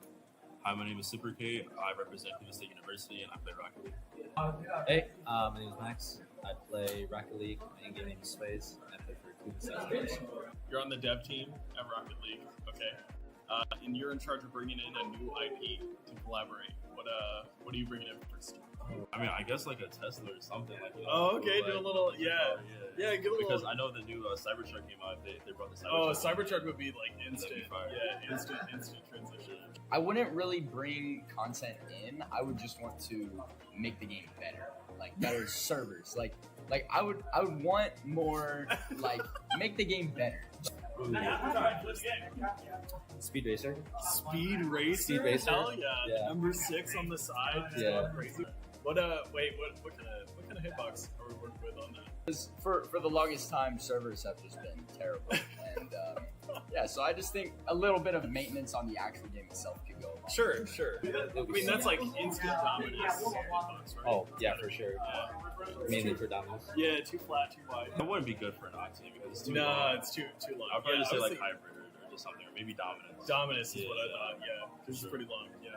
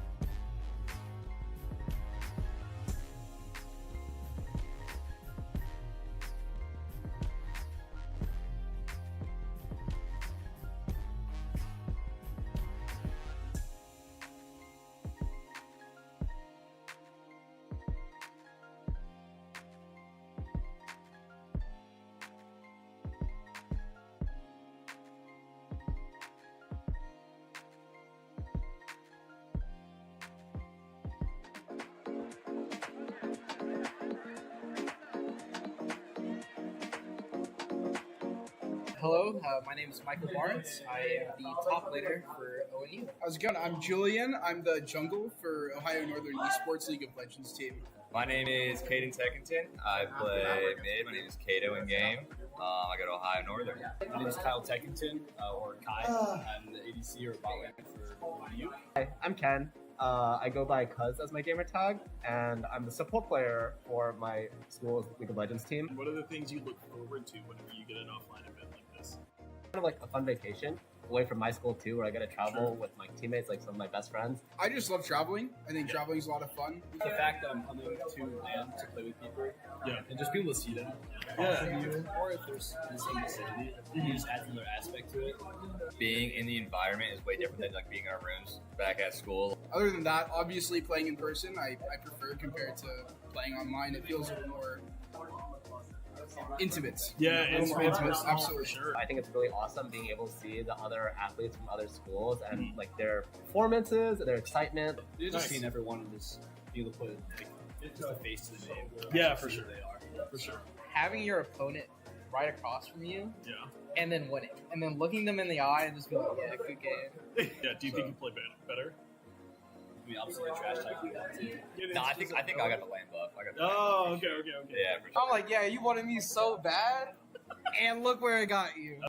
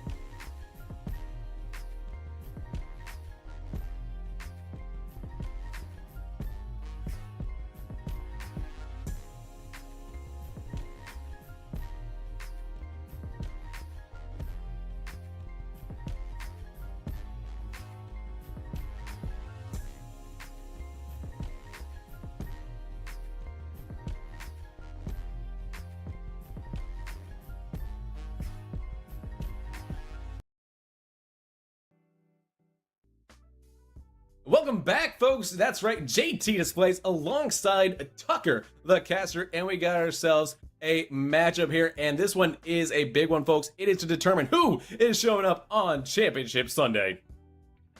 So it is one more match, and we have our grand final completely set. We just got done with a pretty big banger of a matchup. Cleveland State University taking down Cornell College in a 4-2 matchup, but now they've got a little bit more to do. Cleveland State looked to take down one more Titan in the lower finals, going up against Ohio Northern. Of course, we saw a little earlier, Miami, University of Ohio, absolutely destroyed Ohio Northern in a 4-0 matchup. Man, they looked fantastic.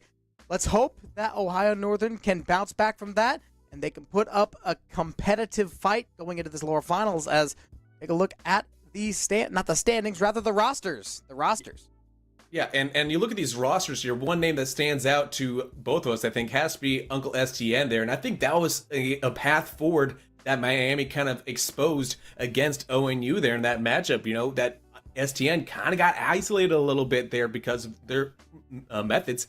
And that leaves an opportunity here that J-Rup and Kip, they know they've got to kind of step up here against this CSU team, because obviously you saw Ciprocate, you saw Carson, Sway. That team is so locked in on lands, and I think this is going to be a very tough matchup for ONU and Cleveland State. Again, that Cornell team, anyone that they battle, that team just gets better, right? Because they faced Cornell, and Cornell is that team. It's you know, when you think about wrestling, how you have like the talents that kind of elevate their opponents. That is what Cornell does. Like if they win or lose, it doesn't matter, because their team, the team that they're facing, is always going to end up looking a lot better at the end. Yeah, that they are. At the start of the season, I personally did not know much about Cornell. I thought they were just kind of a mediocre team. Not at all. This team has major implications, and they are not going to be walking away with the spring championship, but I got to give them a big salute because they put on a show throughout the season and even the postseason. They have made their way and made the way of a bunch of other teams as well. But enough about Cornell College. Getting back into these two teams, the Vikings and the Polar Bears, as here we see the stars, the Rocket League MVP finalists, Cypricate and Uncle STN. And I mean, I gotta say, this is the unstoppable force versus the immovable object. Yeah, it's a battle of the Titans for sure. You know, both these teams have an MVP candidate on them. Only one of them is going to be moving on to Sunday. So I don't know what the final vote tally is there, but certainly I think this is a chance for them to stake their claims as being the best player in the MEC as we get kicked off underway a best of 7 to see who goes to Championship Sunday. Let us see. Cleveland State, of course, coming off of a huge win. Cypricate having 9 goals in the last 2 games of their last series. Meanwhile, Ohio Northern is coming off of a really awkward L to Miami University of Ohio. I gotta say, the mental game already likely favoring Cleveland State.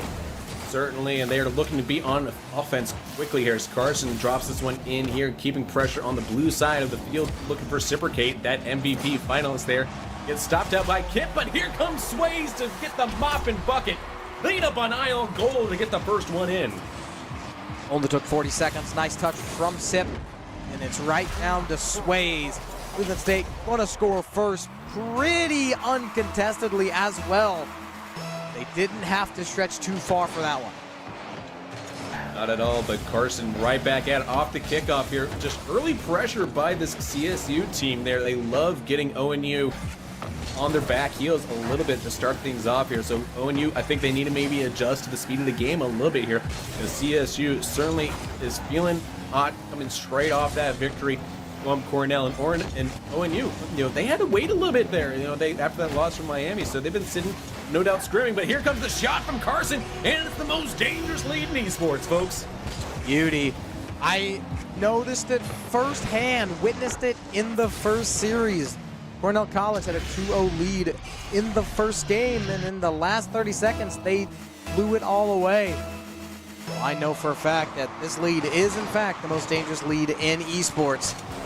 Let's see if Cleveland can hold it or if Ohio Northern is going to keep that reputation intact. Looks like Cleveland State's not going to hold it, but rather the third thing. They're going to get another goal. Honestly, it just feels like when you're at the grocery store and, like, you know you're there to buy some things, but then you just see a sale on a few other things that, you know, and you just keep adding more things to your cart. That's just Cleveland State right now, just adding more goals to that lead. A 3-0 lead here, and we're 3:40 left to play here in game number 1. There's still so much time left on the clock here. ONU, they can make a comeback, but they gotta change up some sort of tactics, because right now, Cleveland State has their book read, open, and has written a 3-page essay on it right now. Towards the center one more time, saved away. Cleveland State keeps themselves in the lead by 3. That was the best chance for Ohio Northern so far. And they get so close, yet they fall so far away. Ohio Northern keeps that goose egg on the scoreboard for now. Now Carson dropping it in, looking for another one, and that's Carson with a hat trick already. 4-0 for Cleveland State. Need to get Kendo back in here. Got to get his hat.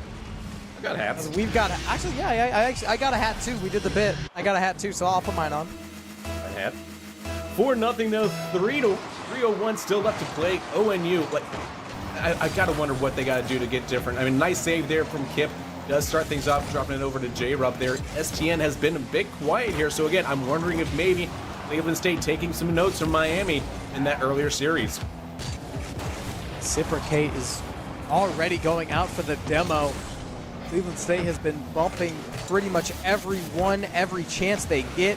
STN has been the main recipient, considering there's a reason why he is an MVP finalist. So it will make sense to bump the MVP finalist. Let's see if Ohio Northern can do the same for Cypricate. And now here comes Kip, looking to take it up off the wall here in the corner, dropping it down there, but well defended right now by CSU as they look to get it out to Sways, but no, STN gets activated, and that is one goal coming back the way of ONU. Really nice. A little bit of the lead chopped down. I don't think it's too little too late just yet. There's still 2 minutes. It's only a 3-goal lead. Ohio Northern absolutely has comeback potential, but I would like for them to score another one pretty quickly if possible. And it doesn't look like it's going to happen. Cleveland State going to get that 4-goal lead right back. I mean, another goal did get scored as quickly as possible, though, to your credit. You know, that's what you wanted. So, unfortunately, it's for CSU. That's true. So, it's one of those, the monkey paw kind of curled there a little bit on you there. 2:04 left to play, though. CSU a 5-1 lead here in game number 1. And it is, you know, you're looking at this stat line here. I'm curious to see how many shots. STN, though, a brace, able to get it off 3 shots now. And now STN looking a lot better here for ONU. Up goes Unk. Carson uses that jump too early. No shot to save it. Still a 3-goal lead. Last time we saw Ohio Northern score, Cleveland State was able to score again and get that 4-goal lead right back right as they lost it. It almost does it again, but it's saved away by Ohio Northern. Now they start to drive back down the other way, gives them a chance to cut down this lead a little more. Dropping in here, Reciprocate trying to defend it, looking for Sways, found him, but it's well defended, excuse me, by ONU here. Even the pressure up, 1.5 minutes still to play, so 90 seconds left.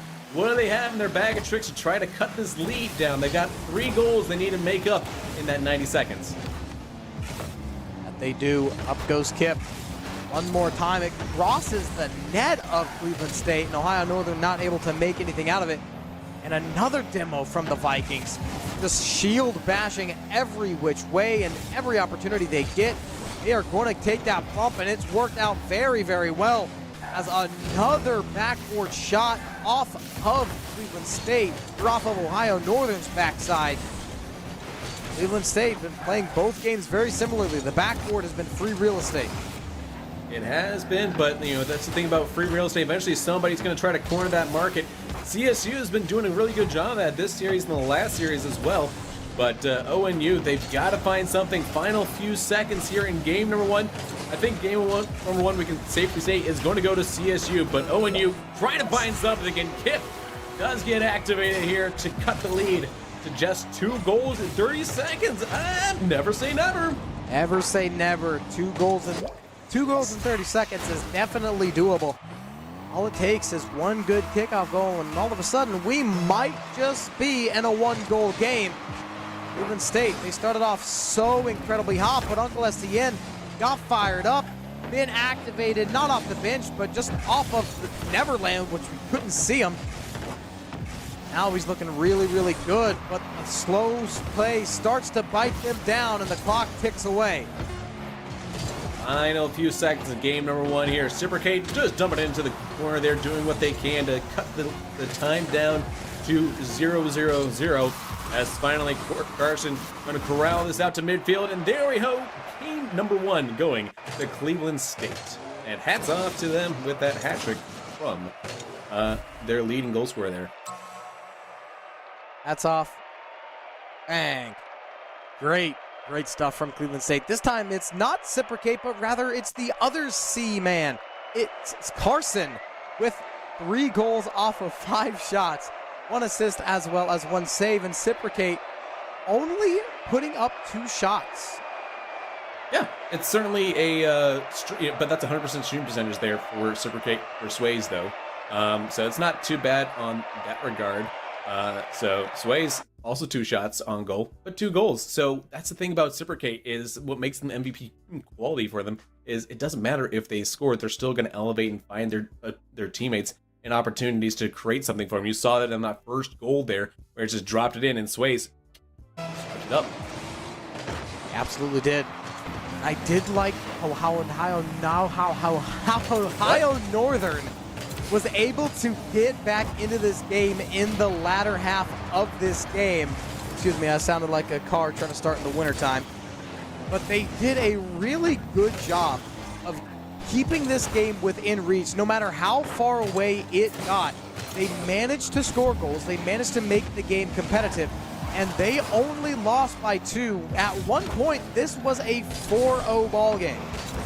Yeah, and I think that does speak to the resiliency there, seeing how they're able to slowly crawl back into this game here, and you see them already starting off a little bit better, 4:20 in still to play, and they are still a scoreless game here. So again, game number 1 not looking the same way as game number 2, and that happens a lot because you play your game and all of a sudden, oh, I know how to make adjustments and I know how to play what my opponent's trying to do and make them rethink that stratagem, and that's exactly what's going to happen here with ONUs. They're dropping in, looking for J-Rup, trying to create some pressure there. But back out to midfield, Cleveland State lamping it down, and now the shot for Carson goes in. Eventually, something was going to break, and it's the defense of Ohio Northern yet again. Reciprocate over to Carson, right in the center of the top right corner. You can't get it much topper and much brighter than that. I mean, the only thing that can get more topper than that is probably a Beyblade. But yeah, really great shot there. Gets it to be a 1-0 lead here. CSU, they're comfortable living with the lead here. Now they're trying to double it. J-Rup makes a great save that time, but Sways keeps the pressure up into the corner here. Nobody's available for it, so it's going to drop over for STN out to midfield here. And now STN trying to do the work against that defense with Reciprocate, the 2 MVP candidates going at it right now. Reciprocate driving down again, and they get demoed for their troubles. Right to the back, over to the backboard is the ball, but it bounces right into STN's hands.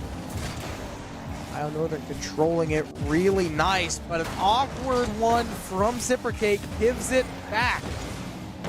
Up goes the ball one more time, slows the pace down, bouncing all around. Neither team can control it really good. Finally, J-Rup has a touch on it, but it's shut down again. Both of these teams really struggling. And that's to me shows improvement from ONU when both teams are struggling at that, as this one comes dangerously on the line there. Didn't count as a save because I think that was technically a back pass, but man, that was so close to being a second goal there for CSU, and now it is. Reciprocate makes it official. Almost the second goal, and that one is the second goal. Give it to Reciprocate. MVP of the last game against Cornell. They've been quiet so far, but now they're starting to wake up. They're starting to get loud. They have done it yet again. Doubles up on that lead with just halfway to go. That nice little fusion caused chaos and made play happen there. Doing it all for him right now as J-Rup tries to create something here. Look for Dip, but the demo onto STN is going to delay that offense from happening, as CSU doing what they can to just control this ball, keeping the blue half of the field. They're not really liking to let it get past midfield. As I say it, J-Rup says, eat crow.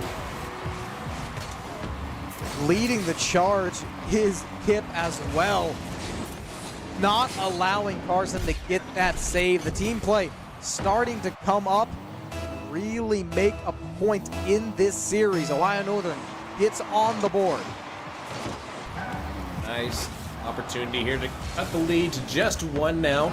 2 minutes still to play, so a lot of time left here, and let's see if they get a little more physical. Those demos certainly disrupting their game plan, but maybe that's something that they need to inflict upon their opponents as well now, as CSU would be susceptible to a heavy demo focus. But Reciprocate dropping it in. J-Rup has to make the save, does so that time. Minute 35 left to play. STN dropping it in for J-Rup. The shot denied by Reciprocate. Flying through the air is that ball right to Carson. It has to go off of the backboard. STN controlling it. Dangerous in open field, and Carson knows that. Get them out of here. Big demo over to the center one more time. No one's there to finish for the Vikings. They have to run back to make that save. They barely do. Over to the ball goes Kip. Uncle STN has to run back. It's going to go off the backboard. Really awkward position for Ohio Northern. They're able to keep the ball out of danger for now. Look to be switching to offense as well. 50 seconds still to play. Sways now trying to delay this one out here. I love to play the corner game. Just try to take as much time off the clock as possible. putting a lot of pressure on the defense that you're facing against there. ONU, they're not able to get out of the blue half of the field there. This is a motif we've talked about throughout this series, and it shows here again as Cleveland State trying to put on the clamps to try to shut down game number 2 and come away with a 2-game lead. But J-Rump disrupts that thought. Not quite. It's not over just yet. Cleveland State had the 2-0 lead. All of a sudden, we are evened up. 21 seconds to go. Ohio Northern scored twice in a row. The momentum is heavily in their favor. All it is one more. They send us to game 3 with a completely even slate. And now the tip. Oh, hello. What happened? A kickoff. And then a goal. Cleveland State, they challenged it all. Nobody went back trying to defect the net. They thought they could hit it. You can't hit that. 3-2, the tables have turned. ONU now with the lead and 10 seconds left to play. Cleveland State has to get it done in a hurry, but now ONU feeling rejuvenated off that goal to get the lead and possibly secure game number 2. They do it, and ONU has tied up the series. We are guaranteed a game 5. Yes, we are. Game 5 is a guarantee. Game 6 and 7, that has not been answered just yet. Cleveland State off to yet another really good start. But at the end of it, Ohio Northern started to get their feet under themselves and carry themselves to victory. If they can do that a couple more times, then they might just get themselves a rematch with Miami University of Ohio. I don't think Cleveland State's going to let them do that easily.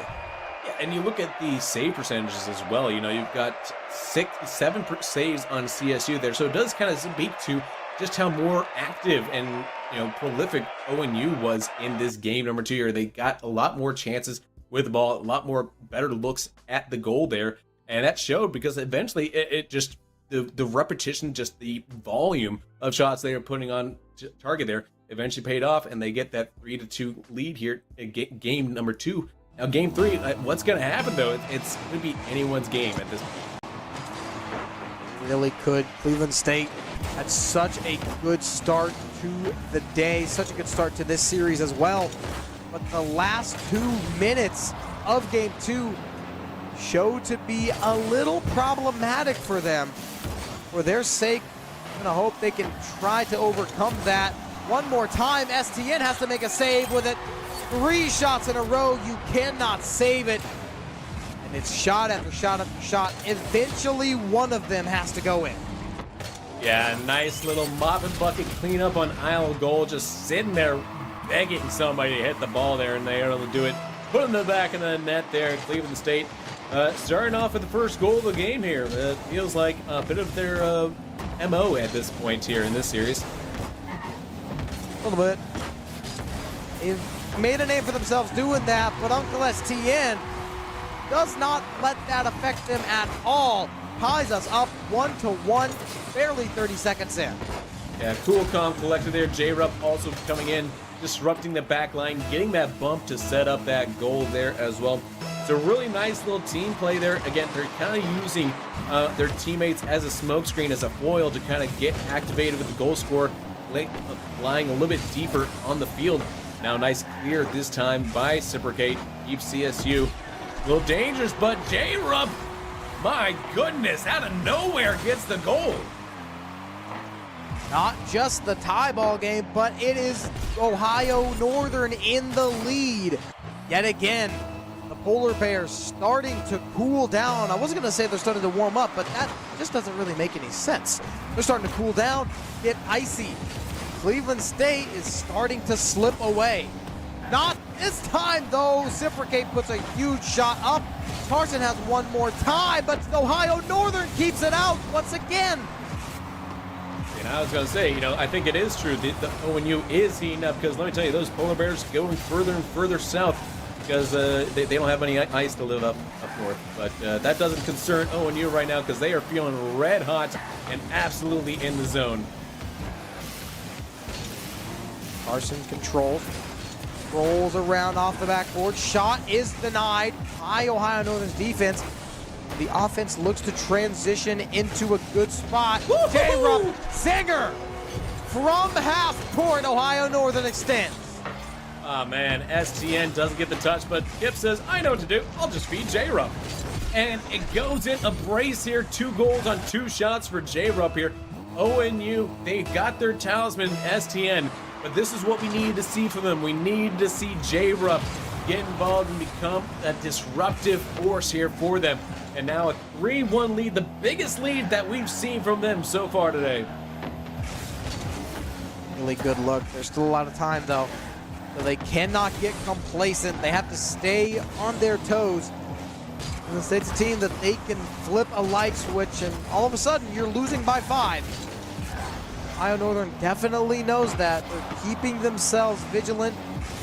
They are controlling this ball like it is baby. Like it is a baby. What I really like as well is just how direct STN is here. As soon as he gets the ball, you know, oh, he's going to go straight to goal there. And it really puts the defense on their heels a little bit there as Cleveland State has to react to that touch every single time. They know, oh, you got to get back to goal there. And it's going to make sure that it's going to disrupt a little bit of those rotations there because they're wanting to play a much more offensive, controlling game here, getting the ball into the blue half of the field, and really just STN, once he gets activated, it's a lot harder for them to do that because you see these dangerous balls drop in front of the net like that, and it's up to someone like Carson right now to try to clear it out, get back to the blue half of the field.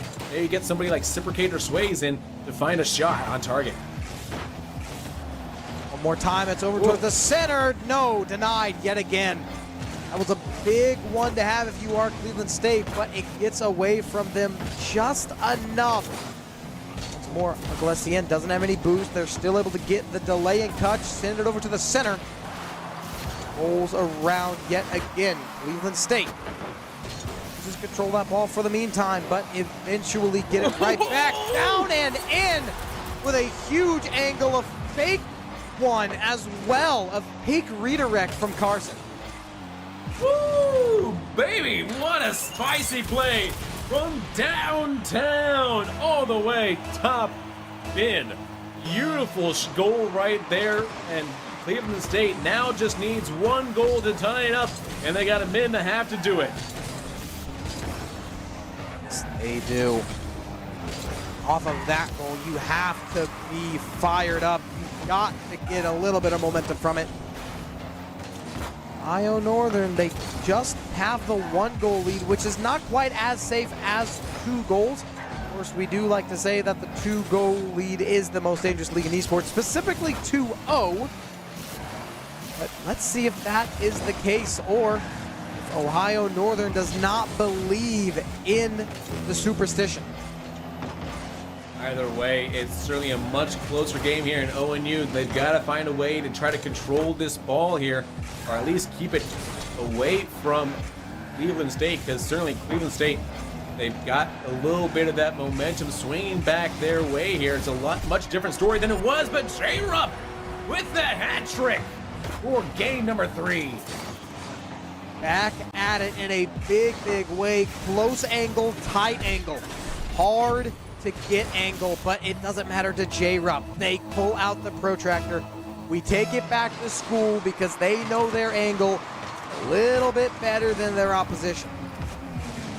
Nice one there from J-Rup. And J-Rup again looking dangerous here right off the kickoff. 30 seconds, a 2-goal lead, 4-2. Ohio Northern clearly not satisfied with 2 goals because they know just how dangerous CSU is, and they respect that. So that's the only thing they can think of is just score 1 more goal there to feel a little bit more comfortable. J-Rup gonna get 4, denied by Cipricate. More time though. This one's not. Kip gets the job done. They get another one. They extend that lead to 3, which should be the end of this game. It looks like Ohio Northern not going to fall too far behind. Now, they don't just cut that lead up. They take the lead in this series. Absolutely. 3 goals, the difference here in game number 3. And that means ONU, after really getting smashed down a little bit there in game number 1. Come roaring back in game 2 and also lead that momentum to carry on.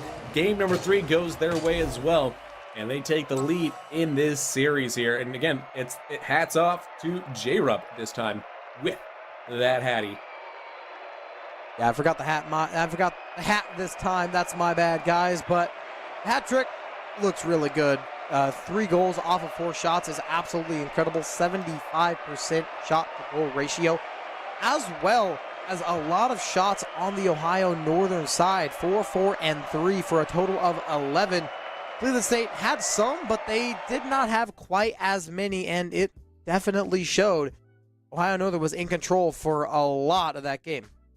Yeah, definitely felt that CSU was kind of playing on the back foot there, just a little too much for my liking on the way that CSU plays well. And I really think that they do well when they have possession of the ball there. So expect to see them to make some changes here to try to put ONU under more pressure and try to maintain more possession. So I expect them to try to make sure that ONU does not string together passes here in game 4.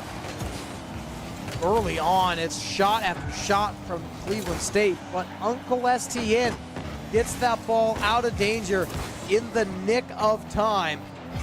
I mean, scoreless 4 now, but great start for Cleveland State. That would definitely worry me if I were Ohio Northern. And eventually, Cleveland State break through that barrier. And that's just a beautiful shot there from Sways. Just hard control to find that angle there. Yep, nothing you can do about that. Like, honestly, like, from where you're coming to try and make that defense, that's such a hard ball to defend there. You just got to say, hey, you know, great shot.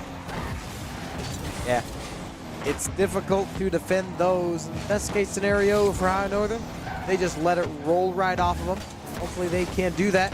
Looks like they're about to. Yes, they are. STN gets yet another one in, just rolls it in the bottom right corner. While Cleveland State went high, Ohio Northern went low. And it's, once again, the link-up play between STN and J-Rup. Kept really playing that third man in this rotation here. But J-Rup, it's another one for him. They got the assist, they've got the shot, and now they got a goal to go along with it. Another kick-off mishap from Cleveland State. And saw a couple of those in the series against Cornell just a couple of minutes ago.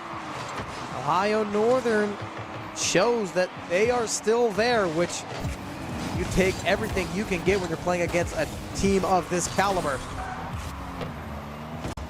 Absolutely. Now STN here trying to work around, can't get it across from Sways, and now Kip looking for something, gets blocked away this time as well.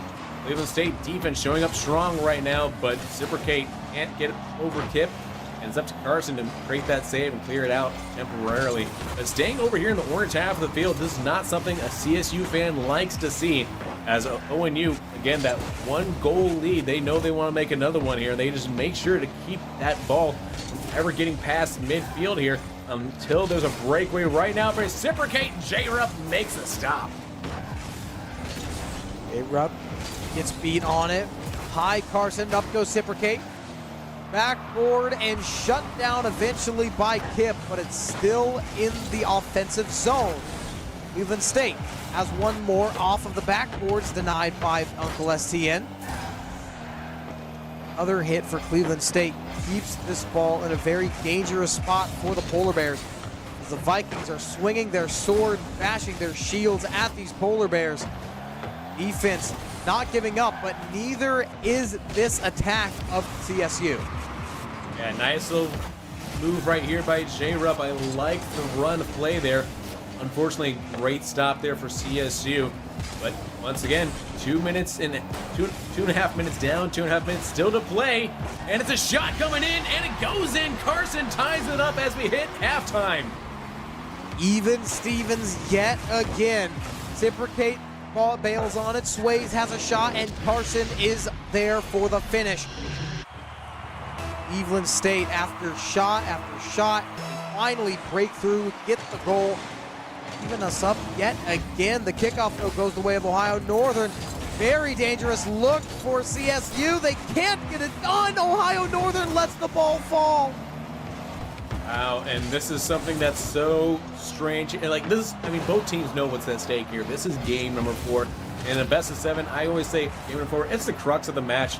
If you win game number 4, you're more likely statistically to win the entire series. So they know, both teams know, this is a pivotal game here that could decide the flow of the rest of this series here, regardless of the outcome.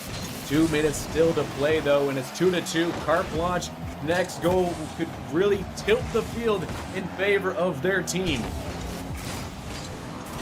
Really could, as goes Kip, eaten away by Cipricate, and Ohio Northern has to run all the way back. Somehow are able to get there once more. Attack off the backboard, Ohio Northern control. J. Rupp sends one straight to the heart, but it's beaten away by Cipricate. Carson, rather. Cipricate looks to control it. They aren't able to get up high enough, and Ohio Northern will hold on to this ball for a little bit longer. And that's something I think that ONU is really good at, just finding ways to disrupt Cleveland State. As soon as they get the touch on the ball there, ONU's there challenging them. They're getting a lot faster on these challenges here, winning some more of these 50-50s, and so that's something that you're seeing there. They just get an opportunity. You might get one touch, but the second touch, it's going to ONU, and that is something I feel like if I had to pick a team right now to get the next goal, I'm picking ONU. Almost prove you wrong. Once more, far down. Ohio Northern almost did just that, put themselves back in the lead with less than a minute to go. But it's back to the Cleveland State offensive half. Beaten away. Big bump by STN as the ball cleared away. One more time. Kip gets it over another one. Holds it out to the backboard. And again, slow and steady wins the race, but the ball is going every which way, and neither one of these teams can really make an established play out of it. That's so close right now with only 15 seconds still to play. I'm smelling something in the air, and it's smelling a little bit like ozone, but honestly, it's smelling like overtime right now. Must be. Overtime is here. Ohio Northern, of course, match point awaits for them if they get this goal. Cleveland State evens this series up. If they do, and a slot shot is fairly saved away by Uncle STN. That could have been a heartbreaker ending for Ohio Northern. Last, let that one go. They're back in control for now. Cleveland State looks to get a couple of touches. A nice little touch here from Sways to get past the first defender, but the second defender has him beat there. Now into midfield. STN has the shot, gets the goal, and the win. 30 seconds is all it takes. STN, the MVP finalist, puts Ohio Northern on match point and gives them a huge buffer going into Game 5. Incredible. What a play there. And honestly, like STN getting it done in overtime really speaks to the quality that ONU has been able to rebound after getting mollywopped in that first game there. It felt like they came into this series a little unsure about themselves compared to CSU, but now they look fully locked in. That they have, and look at the shot counter. Ohio Northern got outshot by quite a considerable margin as well. Ohio Northern, they had 7, meanwhile Cleveland State had 10. So for Ohio Northern to win this game is actually pretty surprising. Yeah, and I think, again, it speaks to them playing their style. There was something that you saw, I commentated on here, where, they got, one touch, maybe 2 touches from CSU, and then bam, ONU is right there to disrupt, to keep it out of CSU from developing a rhythm, finding each other with those cross-field passes there. And I think that's something they need to continue if they want to clutch out this series and move on to Sunday. But game number 5 coming our way. CSU has to win this one to survive. How do they change their tactics, Tucker? I'm not sure. They're playing so good in game 1. But Ohio Northern, I think it was a confidence issue. Once game 2 got underway, they got a little more confident. They got themselves in a better position to score. And ever since then, it has been all Polar Bear Central. Cleveland State, they've tried their best to keep up. They've been playing incredibly, but it's just not enough. They're not getting blown out. They're just getting beat by little mistakes in the worst possible times. Yeah, but don't forget, though, they do have Cipricate, that MVP finalist. on their side of the field there. Can they activate him for one heroic stand here? Sways gets the assist off of Reciprocate to get the first goal. Activated, but not quite the way we might have thought. Not a goal, but rather an assist. Taking the sideline for Sways to get the job done. 21 seconds in, CSU lead. And this is a good start from them. Something that we, again, they're comfortable with the lead early on here, but ONU has no problem battling back as STN looking to try to create something as Reciprocate able to jump on that and defeat that in the corner here. STN looking for Kip, the shot, the goal to tie it up. Carte blanche. Just bullying Reciprocate. The MVP finalist going at it, and the 50 is just all Uncle. STN. El Reciprocate, you gotta hit the gym. I did. I mean, this morning it was a good one. Like, did you know that gyms are closed on Easter? Found that out last week. Nevertheless, interesting. Yeah, found that out when the doors were locked. Fair. Not up for nothing. J-Rup, though, gets up for this one, and it's a goal and a lead for ONU. I gotta think that Ohio Northern must have a home gym, because there is no way they get away with both of these. J-Rup just too strong. Uncle STN just too strong. Kip since birth too strong. This team is just all muscle mass. Man, they definitely got that whey protein in them there. Maybe they had some overnight oats. I don't know what they did this morning, but they are feeling a lot locked in. Maybe they just got lunch. That's a possibility. Maybe they just got lunch and they felt better about themselves in this series. And they are feeling like they are so full of confidence after, again, they got swept by Miami. So this is a team that they would have to face in the finals if they get there. But Cleveland State says, hold up, this one's not over yet. Not at all. Carson doubling up and tying this game. Cleveland State now showing that they're not so weak as Ohio Northern made them out to be.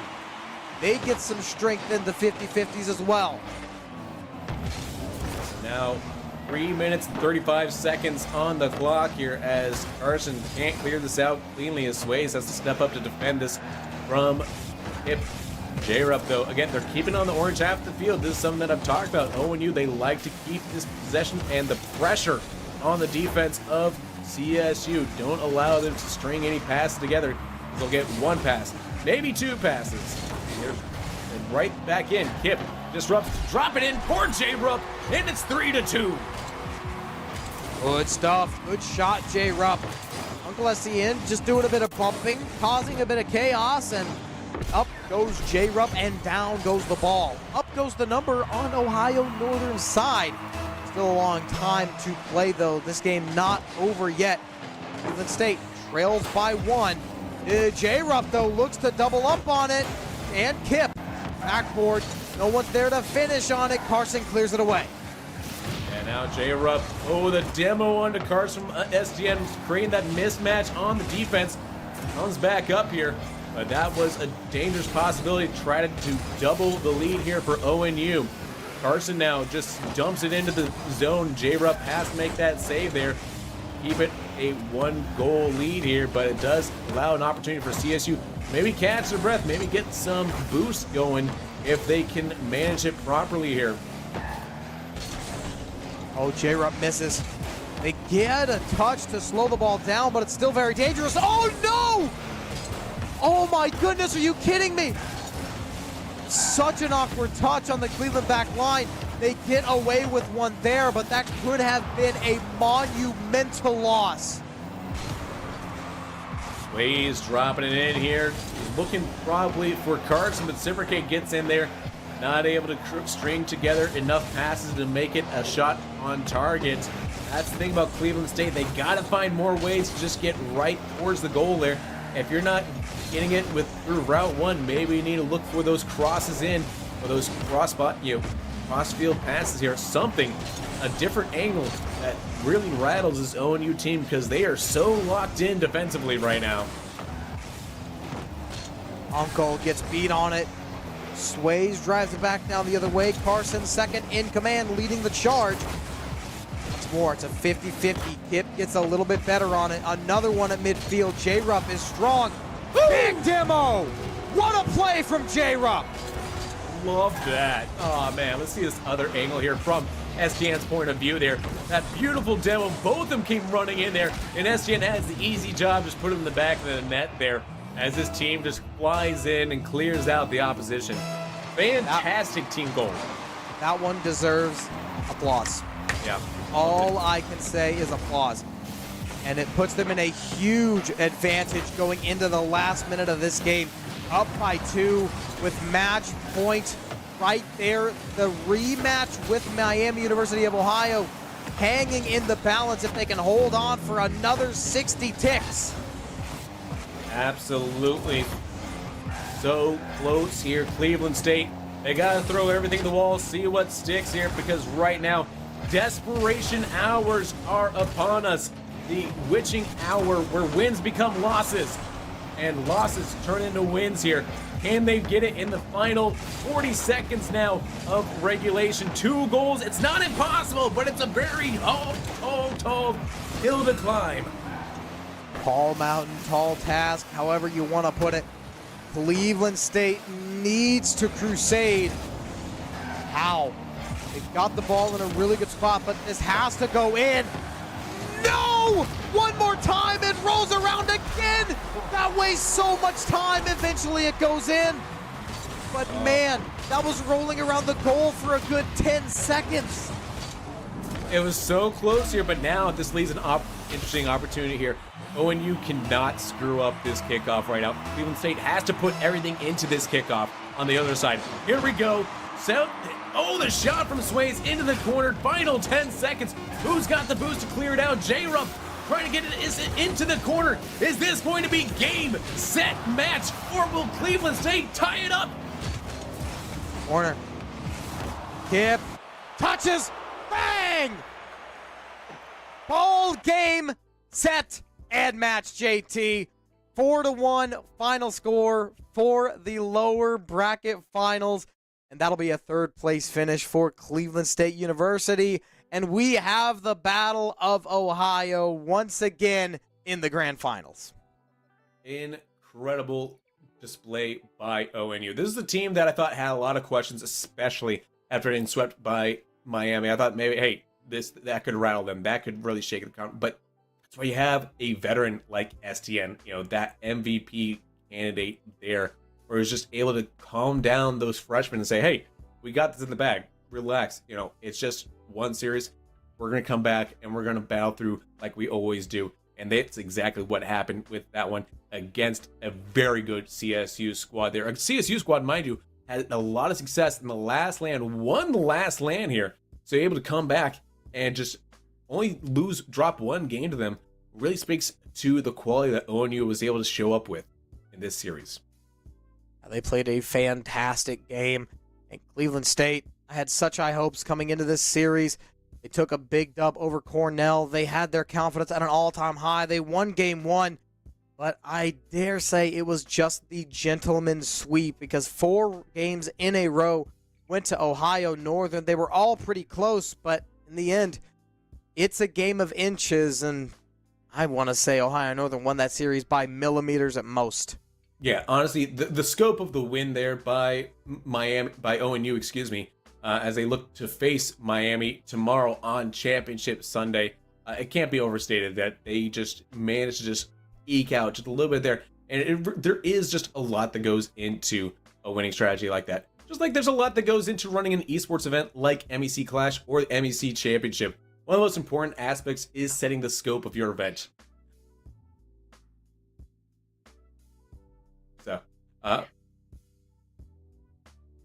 So unifying an MEC Championship, it is powered by i3 Fiber. That's what we want to talk about, folks, the championship game today.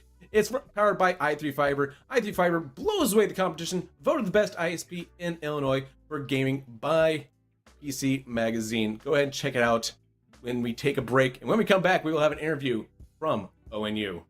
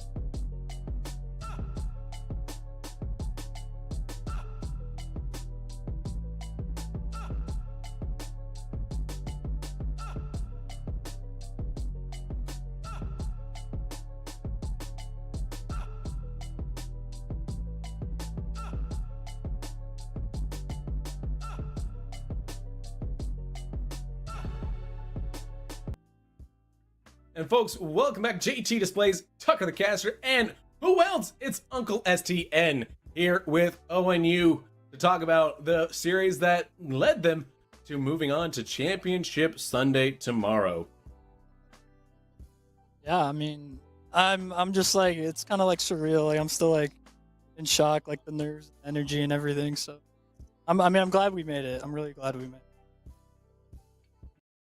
So the series started off a little bit awkwardly, taking the L in Game 1 to Cleveland State. But since then, clean sweep from there on out. How did you adjust going into Game 2 off of that loss? I mean, CSU had just like played on stage, so like we knew they were going to be warmed up and probably come out swinging hard Game 1, and we like were warming up by ourselves like off stage, and so we were like kind of not in it really. So like once they were up like 4-0, I think with like 2 minutes in, we were like, all right, we just need to get some momentum for like the next game and continue on into the series. And then Game 2, I think we came out and executed our game plan, what we wanted to do, and then from there it was just like a snowball. And certainly snowballed in your favor there. Certainly take us back a little bit if you can as we set up for Championship Sunday. Obviously that first series against Miami today there, you guys had some tough losses there, and it certainly seemed like we noticed that they tried to isolate you. Did CSU also try to take advantage of that there, or what did you feel like their game plan was trying to attack you guys? Yeah, the Miami series, I think we just like, first time being on stage in this kind of environment, I think we just kind of needed a series to settle in, and I think that showed this past series. And then for CSU, I mean, I didn't really notice that, like trying to isolate one of us. We just tried to, exploit their play style against them, since they like to play aggressive. So we just tried to counter them the whole time. Now, the last time you went up against Miami, University of Ohio, didn't quite go so well in the upper bracket, but now you've got your rematch in the grand finals. What needs to be different for the rematch in order to come away with the win? I think we need to bring the energy like we did against CSU this past series. And also, like I said, I think after the Miami series, we did not play like our game at all. We were not executing our game and not being like consistent enough. And I think that we were able to feel that in this series, and I think that will help us tomorrow. Absolutely, you guys certainly have a tough battle to claim that championship tomorrow, if it is indeed yours to claim. But one final question before I let you go there. Obviously, I think for you, coming in as an MVP finalist there's a lot of pressure on your shoulders there. But talk to me a little bit about your teams there, because to me, it really felt like J-Rob just kind of gets a little bit better with every series we see from him. Yeah, he was definitely feeling himself that past series. Him and Kip, they were just kind of balling out, and I was in a bunch of demos, just trying to help my team out as much as I could, and they were helping me a lot too. So it was a great team effort from the boys today. Yeah, it was very fun to watch. Thank you, of course, STN, for your time. Congratulations on your grand final berth, and best of luck against Miami. Yep, thanks, guys. JT, we have our stage set for the grand finals. We do indeed. It is going to be a rematch of the first game from today. It was Miami taking on ONU. A sweep for Miami in that game, but the only way we can know what's going to happen tomorrow is to play it, and the only way to find out about that is to come back tomorrow and watch it for yourselves, folks. We got to find out. We don't know we don't have the script. We don't know what's going to happen there. What I do know on the script, though, it's telling me is that coming up next, we have some phenomenal League of Legends MEC action for you folks to salivate over. Because I mean, listen, Rocket League's fun. Rocket League's a lot of fun.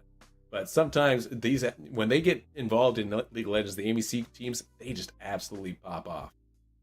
Yeah, you want to check out the MEC League. You want to check out the MEC Rocket League. You want to check out MEC League of Legends. Everything going on at the MEC is so cool. Everything esports related in the Midwest is absolutely incredible. I, unfortunately, do not have much experience with League, but I mean, from what I have seen, the stage is insane. The atmosphere is incredible. You don't want to miss it.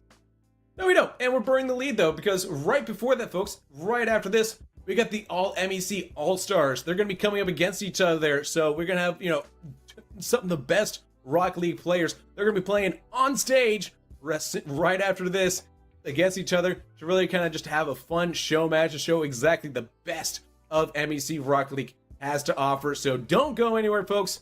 Stick around for more Rocket League, and then later on, that League of Legends is coming right after this.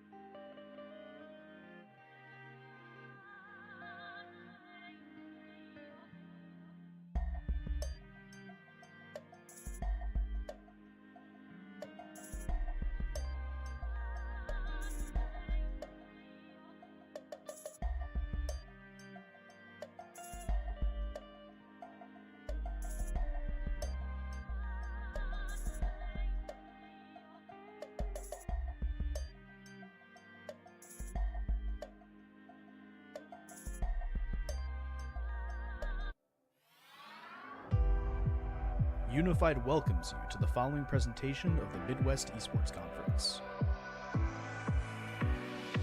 Here at the MEC, we partner with schools all over the Midwest to create premier gaming experiences. The most common angles that the operator plays, this is like second to only B long. Fight is likely having a leg shot, but they're too slow! Hariri lands a perfect headshot. Laying in the damage zone to the ball now. Going into A4, look at Sake. Laying in the middle. Sake? Laying in the damage. Going in revenge for their honey. No way! Sake Wabe gets the quadra kill. That was great. That sounds fun, so I'll give it a chance. And then we end up playing in high school the next 2 years together. We've been playing ever since. So you kind of taught me the game. We've been playing on a team since then, and then now we're in college, so we can't play together anymore. We do love all the players, even the ones we shit talk. We love you all. We love you all. Body Pluto looking for the plank. Trickster waiting, maybe looking for the steal. Pluto has his engage. The scatter of the weak comes through. Watch Levi though. Levi hasn't been touched just yet, but the damage is coming through. The melt line gets melted. Jinkwall on a killing spree, and all of Ottawa goes down. Why? Those don't go in. It goes off the sidebar. Starting to come out. The flash is popped. The Rolling Thunder is utilized to perfection. And now it's all on Thiessen, but Thiessen just keeps on going.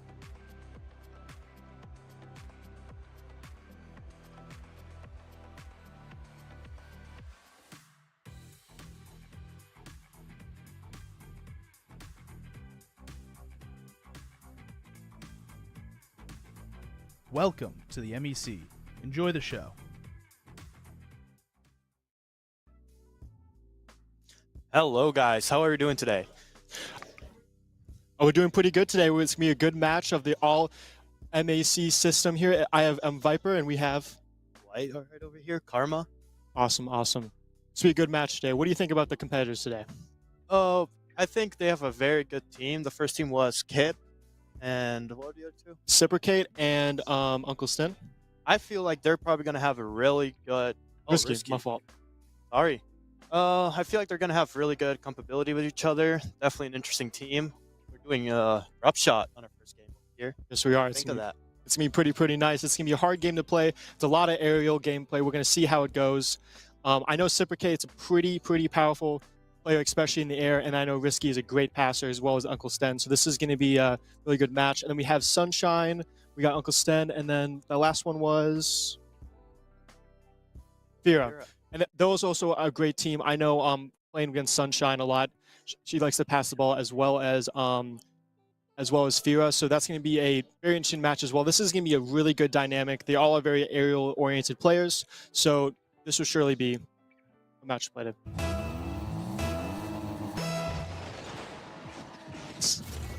Both going for the ball here. The orange side has the... And it gets already getting the first hit.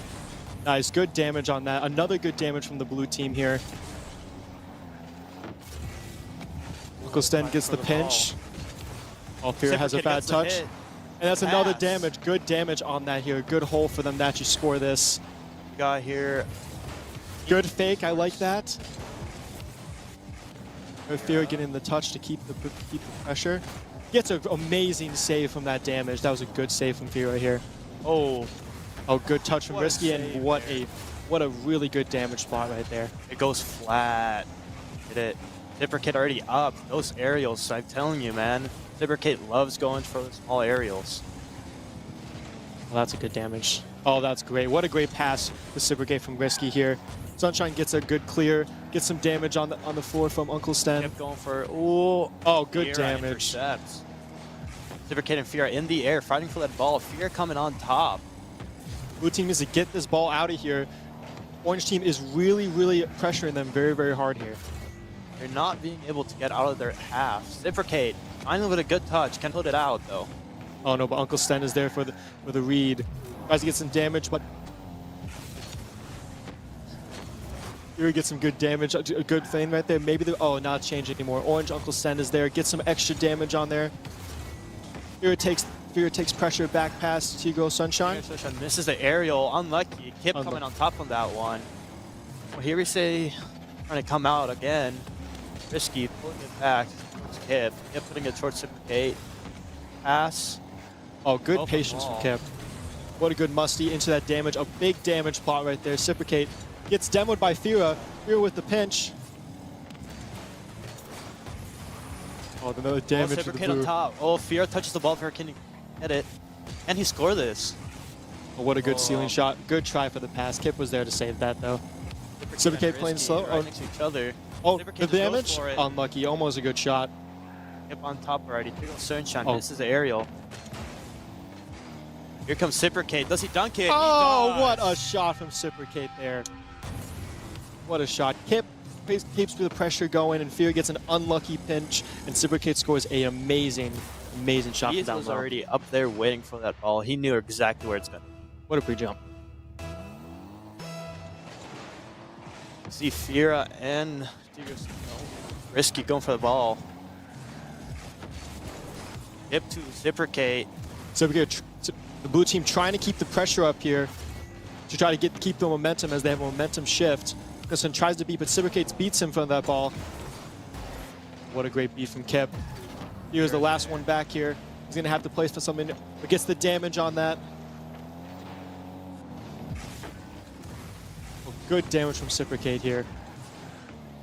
Good save from Reciprocate. Almost was a goal. Reciprocate going off the wall with the ball. Can he do some damage here? Eagle Sunshine. Good positioning on their part. Oh, good damage from Tigo Sunshine to wait for the ball and be patient. KP tries to beat. Oh, Fira beats him to the ball and scores. What a goal! This is gonna be a tight match here. They are really not. Does Fira pre-jump for that? Oh, he didn't pre-jump, but he was speedy on that one. He was quicker than Kip. Jeez. Lucky.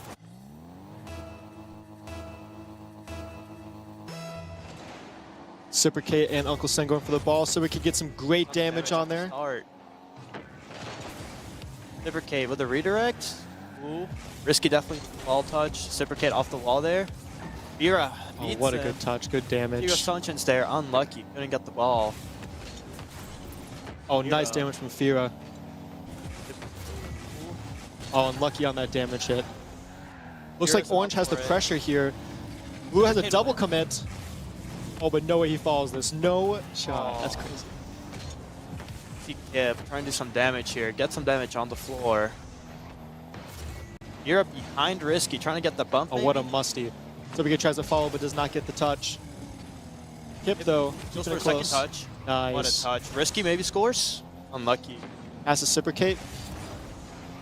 Off the ball, onto their court. Oh, gets the Reciprocate off pinch. the pinch. Yep, pre-jumps this. He's still Oh, what a gets it. pre-jump. What a fake from Reciprocate. Fira tries to get it out of there to save his team time. Gets a good ceiling shot, gets the fake, and gets the damage on the side. Seagull Sunshine takes it back here, keeps up the pressure as Fira tries to go for that ball, but misses it. Reciprocate getting it out as much as Midwest possible. Here. Really with that defense on top. Right now we see most damage on the orange side for it. Really showing the difference in defense, I think, here. I don't even think the offense being that hard. Fira, Reciprocate follows the ball. Can he keep it? He does. Exactly right. Seeing these passing plays from blue team, they're really trying to stretch out this orange defense here. Ooh, orange finally getting some damage. Can they do something with it? Or is it going to go to overtime? We're trying the beat here. Could go overtime here. Gets a shot. Unlucky. But Still unlucky. gets the damage. Get some great damage on there. Orange team looking in trouble. Kip, kickoff. He wins. Gets another touch. The touch from Fira. Oh, no! Unlucky. The own goal. Unfortunate. Really got to be careful with those here in drop shot. Yes. Very, very common. You just hit it off the wall, bounce it right back in. Exactly. Yeah. Team Blue really showed their dominance here. They kept it going throughout the game, no matter what, if they went a goal down or not, even tied up. It was a great game from these guys, these players. What do you think about it? Team Orange definitely had more difficulty doing damage to the floor than the other team, but in general, really well played by both teams, both players, very well played. Yeah, we can see that, especially with Orange having so much damage compared to Blue. Orange team had to just go out as much as possible. Reciprocate, Risky, and all the Blue team players. They really stepped it up. They put the pressure on. They just tried to wait back until they just basically forced a ball out, and it really worked for him. Now, what do we have for our second game? We have hoops. What are the teams?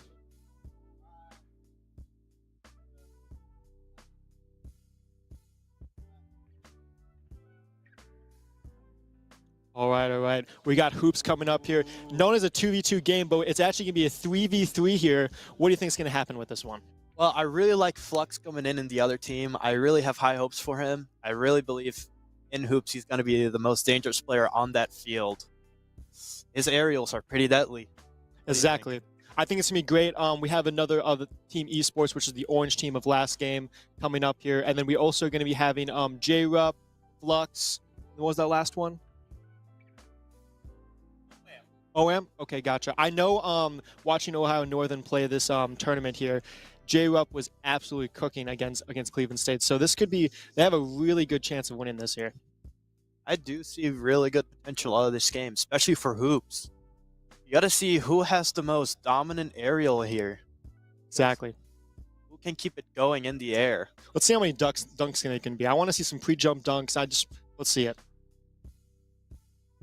Should be pretty good.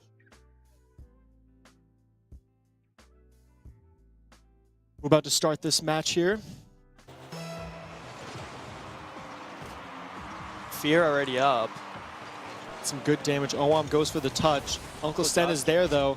Gets maybe another touch. A good pass into the center here, but gets not the shot. OM takes his time with the patience here. Unlucky.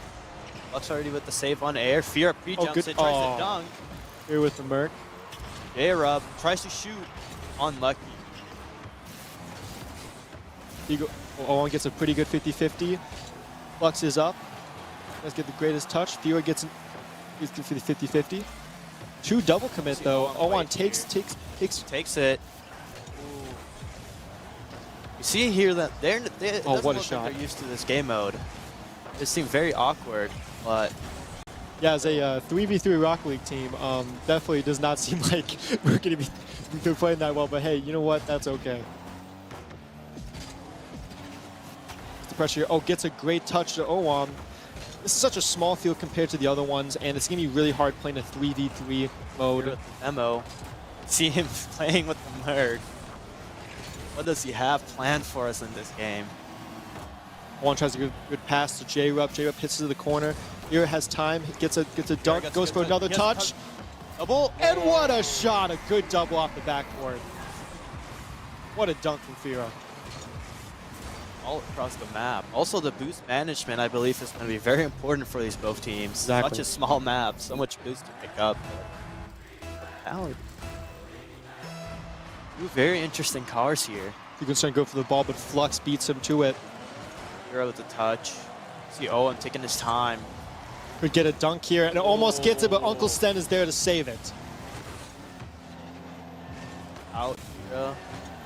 Pass.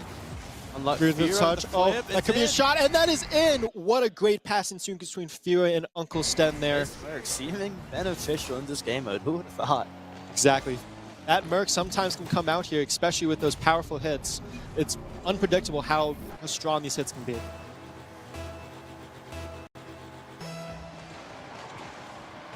Nobody goes for the ball at the start.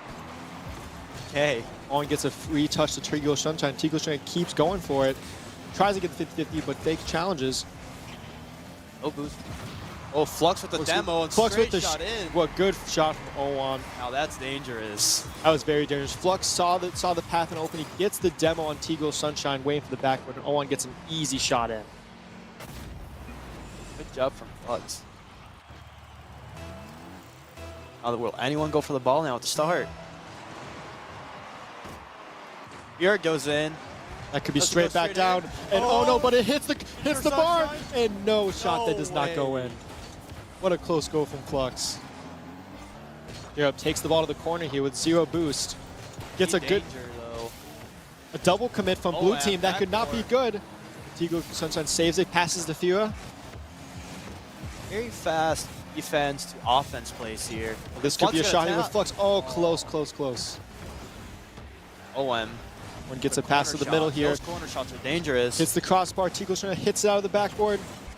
One goes for a shot on the back wall, but Fira controls it on the back wall here. You can see how good the back wall here is for defense. Lux trying for a pass. Grab an extra touch, but unlucky. See Fira going for another shot. J-Rup's up in the air. Fira beats him, and you get another touch on that. Oh, I'm off the backboard already. J-Rup. See potential here. Unlucky. Fira tries to follow up, but unlucky. Gets it, but Flux tries to gets it out. It's a good 50-50 pass to 0-1, but a double commit here. Fira gets the good save off the back ball. 50, no. Goes on top. Augustin gets a good touch off the back wall. Can Fira finish this? But no, 2 double commits from Nico Sunshine. Takes the ball, gets another, gets it over 1, gets over 2. Is it in? And what a shot from Sunshine. You can see team very offensively. A lot of goals being scored in this game. The last one. What do you think here? Yeah, honestly, I think honestly with the blue team here, they are really understanding this hoops game mode here. Orange team just needs to keep up that pressure, keep the passing plays, and really good to do this. Bowman and Fira both with the ball. J-Rup pre-jumps this. Unlucky, doesn't beat him. He gets a good shot off the back wall. Uncle Sten tries to beat that. Unlucky. Here goes Sunshine there. They force a shot. Is that in? Hits the hoop rim. Oh my god, that rim is so hard for Orange team right here. Keeps hitting it over and over again. Oh, and the dunk almost, but Uncle Sten gets a good clear out. Those rim bounces really throw you off. Grab tries for the dunk, but doesn't work. Up, doesn't hit the ball. Fira is there got a double. He doesn't. Oh, the double 2 up. commit. Double commit. Does it work out? Flux here. But Flux is here, ready to take this. Gets it over 1, but oh, it goes right over the hoop. Rim, man, they're double committing a lot here. Oh, gets the demo. The demo's dangerous. Do they get a goal off this? But Owan is there to save it. Fira, dribble. Arrow cuts him off. Sunshine don't. 50. Flux can take time here. Gets another flick over. Passes the Owan. Here tries for the demo, but does not work. But Uncle Sten gets the demo on Owan. Here takes this bounce, takes it up the wall, goes for a back wall shot, but does not work. Uncle Sten goes for the shot. Fira gets a 50-50. That's a dangerous ball right here. It goes low. It goes in. Oh, what a save!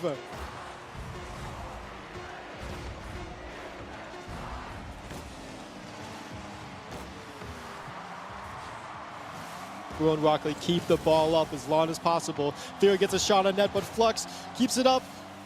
That's a dangerous ball. Fira. Here goes Sunshine, saves the ball. Does Fira go for this? Oh, but misses the shot. Unfortunate. Uncle Stan. J-Rup is taking the ball. Teagle Sunshine gets a 50-50. That could be in. That in. Oh, and Owan scores the last goal. Pass from J-Rup. Oh. What a crazy game. That last second save could have been a chance for Team Orange to win this. It was a very close game, but it was an obvious winner. Obvious, more offensive play style. What do you think? Yeah, it was a great match to see. We saw Fira, Teagle Sunshine, and Uncle Sten really take care of this game offensively, and they succeeded. They pushed, they pressured the ball, they kept patience when they need to, and they really shined.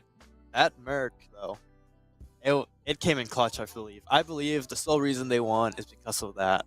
Exactly, yes. Because especially in this game, you know how Rock League gamers only like to use the Octane and Fennec, because that's the best cards in the game for some reason.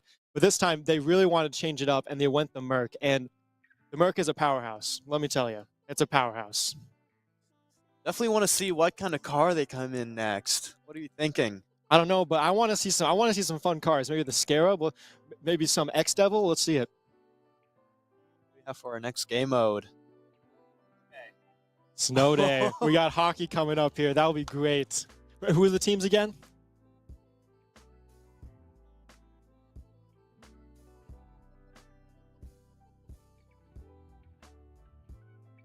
Okay, gotcha. It's going to be an interesting game here. We got Cipricate, we got Risky, and we got J-Rup, right?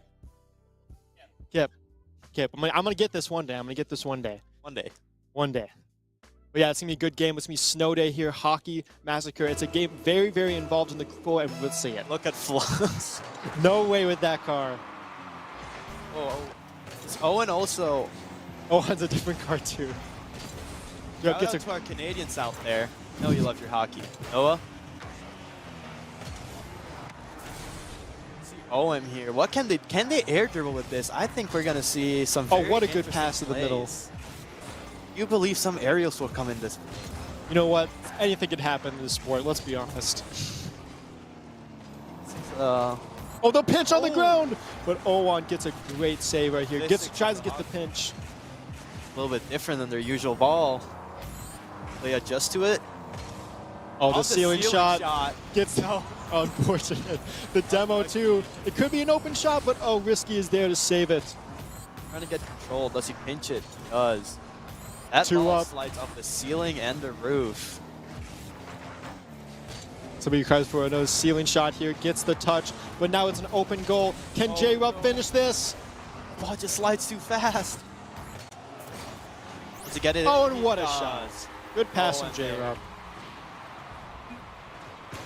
Yeah, this puck is the puck, by the way. Unfortunate. I get it. Most of the time, it's not going to be a... You're not Canadian. That's my excuse. Here we see the follow-up. Does Risky go for this? He does. Oh, he got bumped. Unlucky. Super K getting the demo here. It's a chance for a pass middle. Unlucky. Jay up there trying to get this ball here, but Flux has his own way with it. Trying to get Risky, but Risky gets a great touch with the ceiling shot. He tries to finish this ball, but gets the finish, and there we go. Great pass from Risky. Risky, man. I'm telling you, dangerous combo right there. Exactly, dynamic duo here. Once these teams really start getting used to this puck, we're going to see some insane shots. Let me tell you. I'm already waiting for it. The preset. We'll see flick. That'll be great. See very awkward kickoffs here, as the ball just doesn't move after you off. Oh, it goes straight down. Super K could get the touch here. Takes his time with it, going up the wall. Oh, but J-Up is there. Around. Off with it. Risky following the ball. He does take the hit. Owen controls it. Bumped off, still on the ball. That's a 50. Arrow gets on it. Pass with flip. Unlucky. He gets the touch. Wait for the patience here. Trying to get a good 50-50 for his team. But J-Up is there to interrupt it. Yep, off the wall. Let's get a flip. Reciprocate there for the pass. And then we see Owen.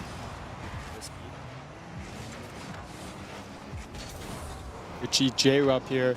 Going for the touch, but gets unfortunate because of the puck physics. Do you think they'll ever add another type of ball with another game out to this game? I don't know, but what do you think they would add? Football ball. I think they have a football. Maybe they already do. I don't know. It would be funny if they added like a badminton ball. That would be Reciprocate or trying to force it in. J-Up here trying to follow this ball, but Reciprocate there to stop it, but J-Up gets the pass and Risky is up, going for the shot, and off the crossbar. Flux there trying to push it back to the middle. Backflips into it, and it's in. What a shot from Flux here with, what is that car again? I don't know, man. I forgot. See him backflip. It hits Reciprocate, but the ball physics just force it into the goal, man. Reciprocate pinches his back, that's what happened. Fortunate. Gotta play more hockey. Here, Kip playing it patiently, going off the wall. Does he get another hit? Reciprocate playing close. Oh, and last man gets the ball.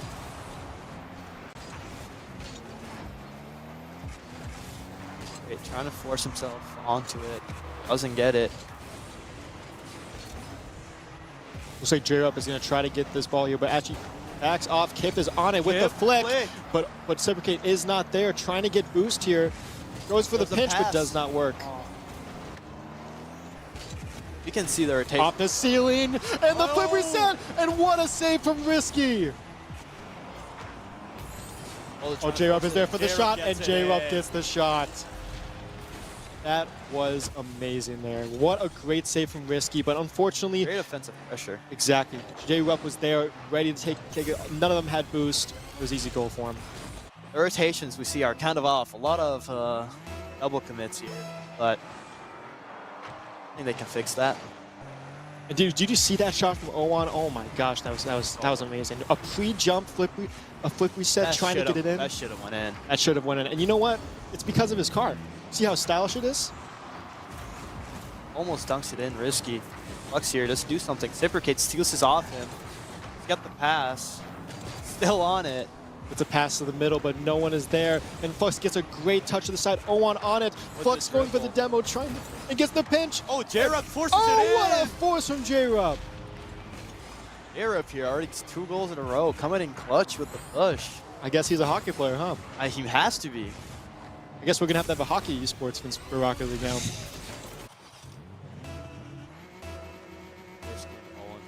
Off. A double commit from the orange team here, and J-Rub gets a doesn't work in their favor though. Oh, but gets a good save from Kip. That meta. Owan is still on that ball. Flux here, forcing it and in. No J-Rub again. A hat trick from J-Rub. Last man coming in and just getting that goal. What a force from this orange team here. Really just trying to play with blue team. They're really understanding this game. I think they should do hockey instead. They have to now. Off. Flux trying to beat Risky that ball, but Risky gets a great 50-50 going into the other corner, but Owan gets a great touch. He kept missing the ball. The double. and no shot. That is crazy. Do we get a Brazil here? I don't know. I don't know. This could be bad. Unlucky for them. They really are committing to the ball and just not hitting it. Really, those physics, they don't understand it, I think. Are we going to get a 7-1 for the orange team? Flux middle. They're still in blue team field. Are we going to get that last goal from orange team here? Keeps it up, but can't. And unfortunate. But hey, the orange team won in dramatic fashion with a 6-1 victory. That was crazy. J-Rub with that hat trick. It was amazing. What do you think about it? Flux dominance, man. I'm telling you. He just dominated with both the Merc and the car name. I can't remember. I can't. And you can't figure Owan. You can't figure Owan with that pre-jump, flip reset, whatever you call it, with the hockey puck. I don't know how that did not go in, but Risky was there. J-Rub, great defense, always third manning and just scoring that in. Yeah, that was a crazy match from these guys. And I think that is is all for the All MEC, right? All right.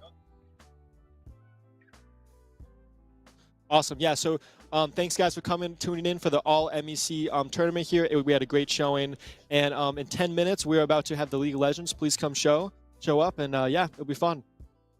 Nice seeing you guys.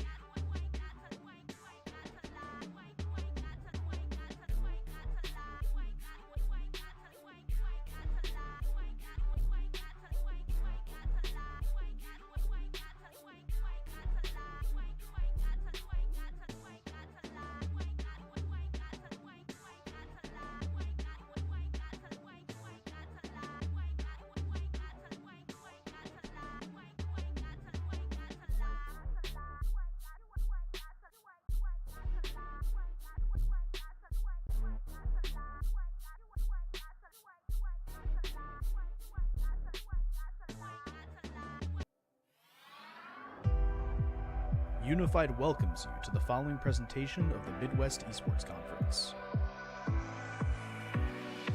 Here at the MEC, we partner with schools all over the Midwest to create premier gaming experiences. One of the most common angles that the operator plays. This is like second to only B long. Fight is likely having a leg shot, but they're too slow! Hariri lands a perfect headshot. Laying in the damage zone and them on out. Going into Edborn, look at Sage. Laying in the move. Sage? Laying in the damage. Going in revenge for their honey. No way! Sage Wabe gets the quadra kill. That was So it kind of sounds fun, so I'll give it a chance. And then we end up playing in high school the next 2 years together. We've been playing ever since. So you kind of taught me the game. We've been playing on a team since then, and then now we're in college, so we can't play together anymore. We do love all the players, even the ones we shit talk. We love you all. We love you all. Body Pluto looking for the plank. Trickster waiting, maybe looking for the steal. Pluto has his engaged. The scatter of the weak comes through. Watch Levi though. Levi hasn't been touched just yet, but the damage is coming through. The melt line gets melted. Jinqual on a killing spree, and all of Ottawa goes down. Why? Those don't go in. It goes off the sidebar. Starting to come out. The flash is popped. The Rolling Thunder is utilized to perfection. And now it's all on Thiessen, but Thiessen just keeps on going.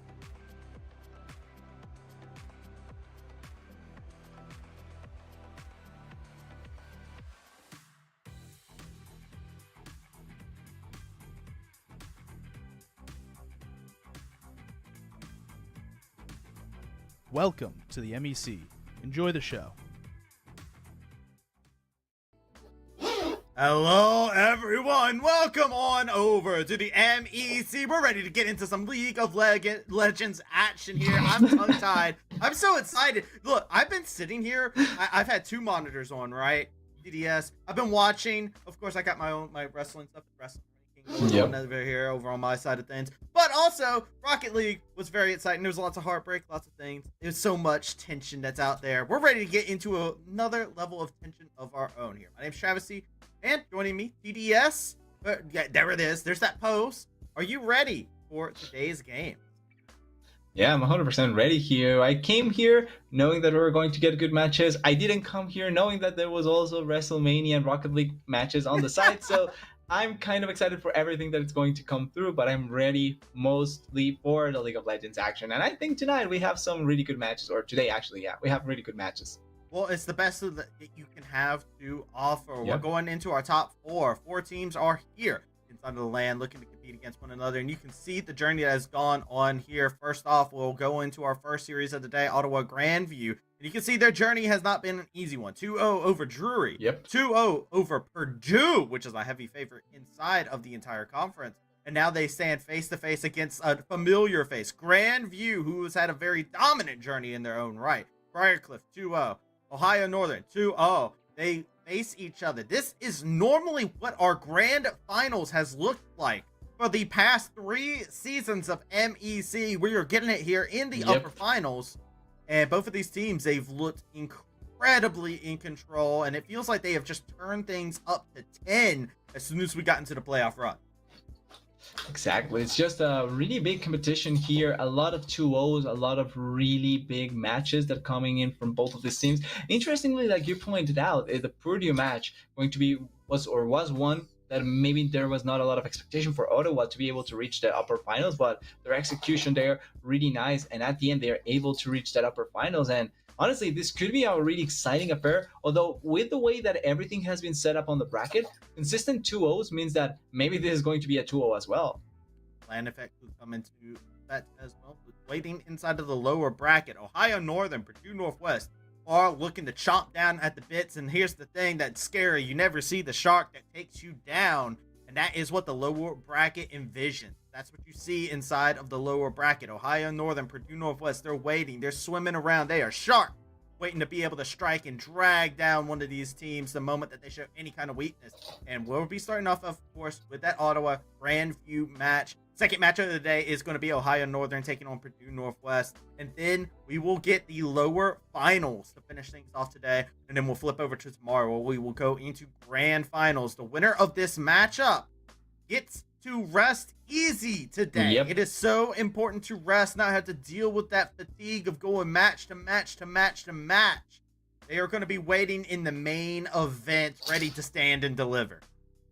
Exactly. They have the time to prepare. And this is something that almost always comes in the discussion of double elimination, right? The fact that there's the resting part of it, you win, you're able to rest longer than your opponents. There's not that much mental fatigue accumulating. But then there's the other side that if you're able to play more games, you're able to prepare even better because you already have that stage practice technically. So it's going to be interesting seeing which side does end up coming up better, but I do think that having that rest coming in on the upper bracket is quite valuable. And also being able to watch your opponents, because one big thing is that, if I'm not wrong, there's some matches here that could end up determining quite a lot in different aspects, especially not knowing what they may end up bringing out for the grand finals. So I want to see who not only ends up coming out here, but how do they come out here. If it's a straight up 2-0 for either of these teams, then the grand finals become a much scarier affair, because that way, that means that there's very much a difference between one of the two teams. Bro, if I'm any of these teams right now, I want that 2-0. I am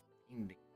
I, as a caster, don't want a 2-0. I want you guys to go the distance. Give me 3 15-minute bangers. That's all I need. 3 15-minute bangers. We'll take that every single day of the week. But, I mean, if you're looking at the rosters, if you're looking at what you want to do for the psychology of the players, 2-0 is the goal. You're wanting to get that 2-0 because it makes you live rent-free in the opposition's head. They're going through that lower bracket run. Like, bro, we just got slapped across the face, you know, disrespectfully, right? Like, it is something that you're like, it's either going to fill you with the idea of I got to get mine, or it's going to make you live in those moments where you feel like everything's fine. Then you get into the game and, oh no, they picked Varus. I remember what happened last time they picked Varus. Oh no, it becomes a troublesome spot. I want to see what they can do. I do think that if you are looking at our first matchup of the day, Ottawa taking on Grandview, just from the fact of conception outside of the Rift, just from their history, Ottawa's coming in as underdogs inside of this, despite a convincing 2-0, despite a pentakill inside their Purdue series. They're definitely looking like the underdog going into the reigning, defending, 3-time undisputed champs of the MEC. Yeah, and I think that particular point is what should stand out, right? 3-time defending champions. That's a difference maker there. And honestly, the longer they can play, the easier or the more chances they'll get to keep on finding that opportunity to get their championship. But it's a difference maker, and this is a conversation that comes up also when you talk about teams in regular leagues. It's the experience of already being a winner to the inexperience of not knowing what to do in those situations. And that experience can be a difference maker when things are way too close. Having that understanding of what it takes to be the champion can put you above the opponent where they may not have that sort of experience in this sort of matchups. So that advantage that the defending champions do have, it's something that we have to take into account whenever we see these sort of matchups. And I'm excited to see the individual matchups. Of course, there's the Castle versus Prod one, which I think is a very interesting matchup because Castle, we haven't had an announcement, I believe, on who the winner was for Most Improved. I didn't see it on social media, actually. I did check before today's matchup, but I believe it will be announced tomorrow alongside with our MVP. Okay. But I just real quick want to bring up the fact that both Prod and Castle are two players here who have been in contention. Castle in contention for MVP, actually got the hit MEC first all team, and then Prod in contention for Most Improved Player. Seeing these two going head to head against each other is something that I am very excited for, just because Castle has always been the bar for junglers, for excellence inside the jungle, inside of the MEC, while you look over to Prod and you're like, this is somebody who had a moment to find their footing, had to figure out a way. They kind of got thrown into the deep end early on. They went against Purdue Northwest with very little scrim time or practice with the team, and it did not, it put a sour taste in a lot of people's mouth. And Prod has been making that uphill journey, showing everybody what exactly they can do. And Prod has just been phenomenal in that aspect as this aggressive jungler who's awakened inside the MEC. I would even say not only Castle for the mark in MEC, but honestly in a lot of the amateur scene, like Castle has been a really good gatekeeper in a lot of senses. And honestly, he's been consistently showing up as a jungler in a lot of ways that you are kind of excited to see if he can keep on developing like that. That being said, Prod is, I would say, a jungler that I would call kind of an enigma, not because we don't know much about him, but more so because I feel like his expectation is still not something that we have layered out just yet. Like, he's really good, but you can still add up on something that he can keep on working to become better.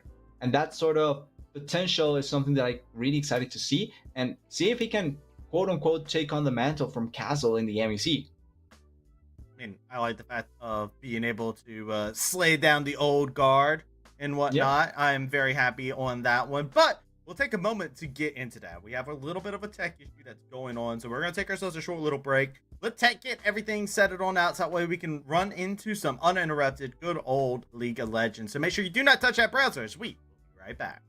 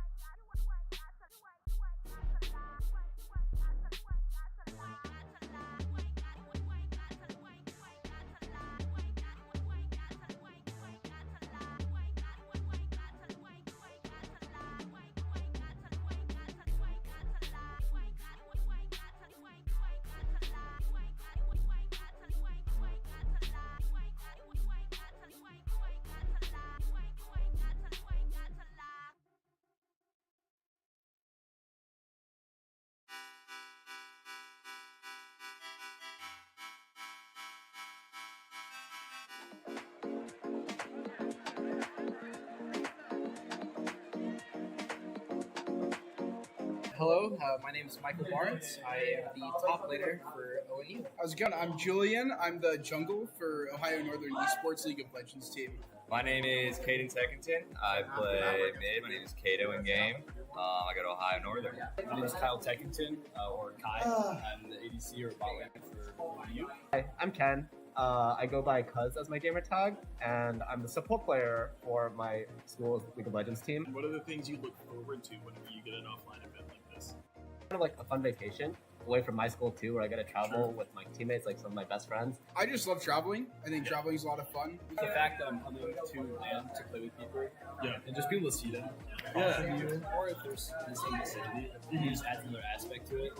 Being in the environment is way different than like being in our rooms back at school. Other than that, obviously playing in person, I prefer compared to playing online. It feels a little more intimate. Yeah, a little more intimate. Absolutely.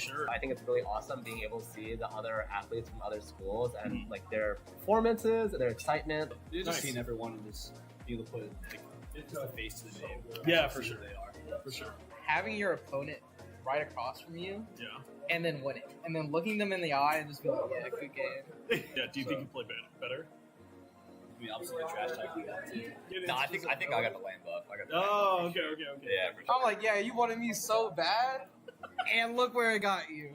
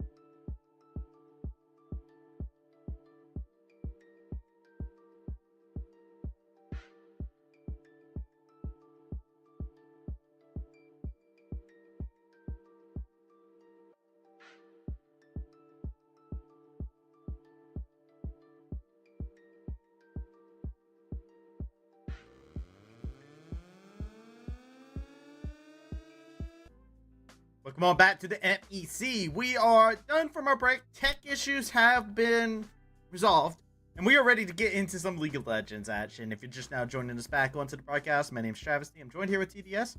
We're going into our upper semis here as we go to see Ottawa Brave taking on Grandview University. Repeat of grand finals of years past. That's right. I did say this is winner semis. This is not the grand finals inside the MEC. I'm ready to see what these teams have lined up for us. There's a couple different things that have been exciting from them. TDS, you got anything on your mind that you're waiting for that you find appetizing between these two teams? Well, we did talk about the jungle matchup quite a bit already, like two of the players that you can kind of expect quite a bit coming into this matchup. I would say mid lane could be quite interesting as well, because there is quite a bit of the pool that they do end up sharing in terms of this mid lane matchup. And I want to see how their priority works, because a lot of the champions have been kind of flip-flopping in the mid lane in the current season. It's kind of going from Corki Asir to Dentalia to Ari getting revamped to potentially Wei staying on the outside. I think Aurelion Sol has been looking really strong and teams have been wanting to finally prioritize him. But there's also a champion that kind of always has stayed there, which is the Asir, that if you get it, you pretty much stabilize a lot of what the team wants to do. So I see where they go. You know what the exciting thing about Azir is? Azir's been disabled for so long in competitive play. It's just like it just got enabled this weekend. Actually, I believe. I think last weekend it got enabled as well. It might have been just this one weekend though, where it actually is finally getting played. I'm trying to remember exactly when. It's sometime this past week, but that's a big one for a lot of the mid laners here, and I'm glad that you did bring that up. Because Azir, we see Azir be a very common champion amongst the MEC teams. Another one is the Pocket Silas that I think is very interesting. We always see a bunch of players. And you probably won't see that from GVU, not a Jinqual champion. But from Riverside, I can see a world in which Riverside says, you know what, I want to grab that Silas. And even here, yet again, for Ottawa Braves, big storyline for them. They have had their first half of the season playing with Blonde.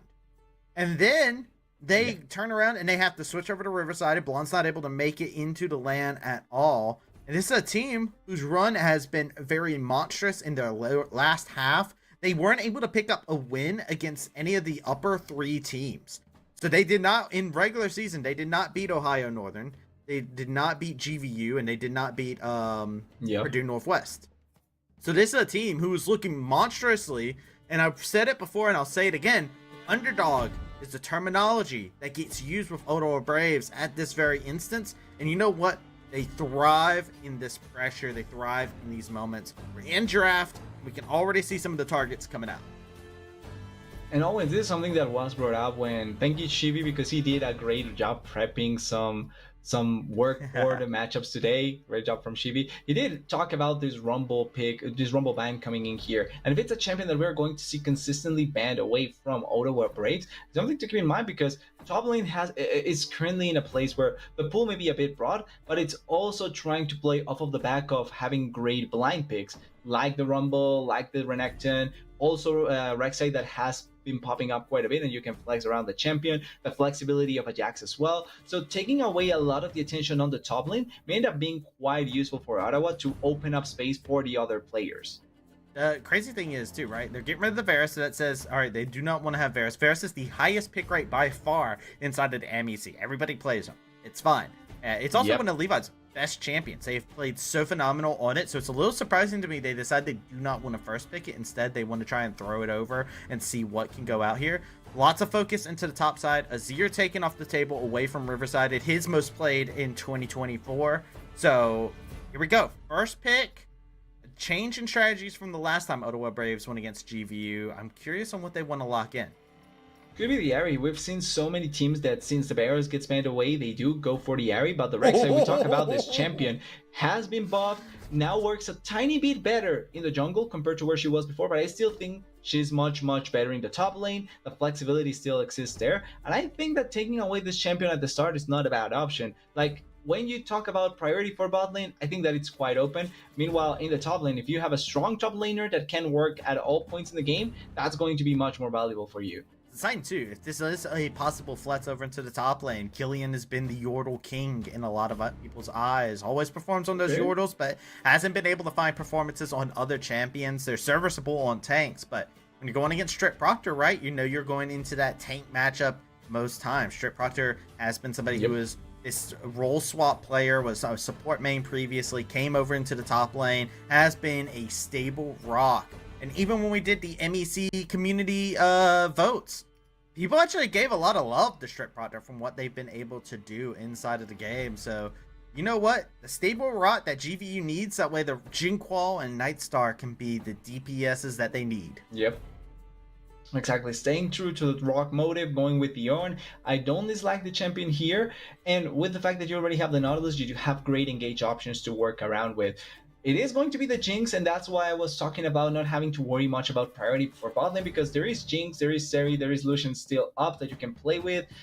Draven as well has been an option for multiple AD carries, so there's quite a bit of options that you can take down there. That being said, she's a squishy AD carry, not much mobility, and you have great tools to engage on her from the side of GVU. I hope that they pick something like the Lulu, maybe something like the Milio to try and keep her safe. The Braum wouldn't be a bad option though, with the great shield to try and protect for the Ornn. You want to have something to peel for the Jinx, and I think the Braum does feel that bit. Also, you got the extended range whenever you switch around between your different gun forms too. I really like it. Good use of the concussive blows that can come about, and then you can, you know, throw the traps underneath their feet. My interesting thing is, actually, you brought it up, Nightstar. What are you going to play? Because Nightstar has played some more unique AD carries than anybody else. One of the only people that has actually brought out the Kog'Maw. Okay. It's the Zeri lock-in, somebody who has been finding themselves a little bit more prevalent in the last couple of weeks of the MEC. Exactly, and with the Seri here, you have two hyper carries now to work between each of the AD carries. The support, though, is going to be a point where now with the Braum, you can just take away the supports from the Seri. You can attack the Lulu that has been one of the more prioritized supports. Even Yuumi you can take in this instance, since you already have engaged on other places on the map. You can go for a much more reserved support that works with the Seri. You go for something like the Yuumi, and that way you can try and have something for a late stage or late game with the Seri. That could be options, but you can try and pinpoint that bot lane right now since the Seri is already picked and you're still in the ban phase. The Ahri though was taken away. We talked about this champion has been popping her head and can be quite ideal to try and move around the map as much as possible. Keep an eye out on the bans here. Jarvan taking off. We got another one. I feel like throwing it at Castle is not a bad idea. Jinquil has a champion Ocean that they've demonstrated throughout the MEC season, while on the other hand, Riverside hasn't had much to be able to show in terms of champion pool, so it's a little bit of a mystery. We take a lot of things from their solo queue, from what they played previously in previous seasons, right? We've seen them actually play the Akali in previous games as well, and while they haven't been able to come out victorious in some of those matches, they have had some good games for themselves. So keep an eye out for what Riverside is going to want to play, because if you're going into this as Odo Braze, I feel like you want another Defiant carry in the face of GVU. And GVU, you know, I feel like they're just going to lock in the jungler here and give that blind pick to Jinqual.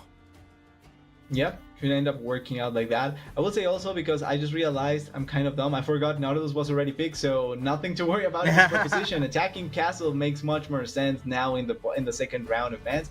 And Jarvan and Xin Zhao, two champions that I do relate Castle to. He's really effective on them. Great ganking junglers, great early game impact, and trying to set up Nightstar would have been something ideal for them. I think the buy ban, though, it's kind of interesting, because I would assume you want to try and take one of these three champions early on, either the buy, the Shin, or the Jarvan. And banning it away yourself probably means that you want to go for a much more carry-oriented like the Viego. I was thinking maybe Bolivar could have been an option, since he's also appearing much more recently, but the Viego here, just picked for Castle, not against it. A lot of front-to-back team fight getting ready for Grand View. Viego, last time I got to see Castle on Viego, they had a pop-off game. Over 10 kills Makes to sense. the name inside of that game where they had played it. I'm trying to remember exactly who it was against at the current moment in time, but it was towards the later half of the season, and they absolutely had a huge game on the Viego. On the other side, we saw the hover on Skarner. Guys, real quick, just that's a fake out. Skarner, not enabled. I know. I booed in chat too. Don't worry. I got my boots out for you guys. We were against it. But the Wukong is locked in. Unfortunately, all you can do is go by the rules in regards to it. And it did just recently come out. And I'm not going to lie to you guys. Had my first game against it last night. Didn't realize it could walk through walls. I can see why it's not being enabled immediately. But you take away the fun of experimenting, the frustration of a newly released champion. And with the Wukong though, you do have great team fight to try and get onto the back line. The Wei as well, not a bad option. We talked about that champion popping up as well, having a lot of value that you can bring up with the team. This would be an interesting pick though. The Cassiopeia doesn't have the biggest range possible, but has ways to deny the Wukong, deny the Rek'Sai. Petrifying Gaze against champions that will be staring at you is really ideal. And then hyper damage coming in for the later. But I love this. Okay, I'm biased for Grandview now. I love the Aurelion Sol, probably my favorite champion currently in the game. I know that people hate his rework. I loved it. I love throwing stars. And I think this champion has so much value from early to mid to late game. His control over spaces is great, and for a front-to-back teamfight composition, he just provides so much utility that it's really difficult to walk over it. Yeah, really traditional composition actually coming out from GU, from what their typical win strategy has been inside of games, right? Strip Proctor and Pluto are going to be your initiators. Castle is going to be the person following it up, and then you have Jinqual and Nightstar, the premier DPSs, the people who have been out here. Jinqual, remember, a candidate for MVP inside of the MEC. There's a reason why they earned a name, and it's because those DPM numbers are too damn high.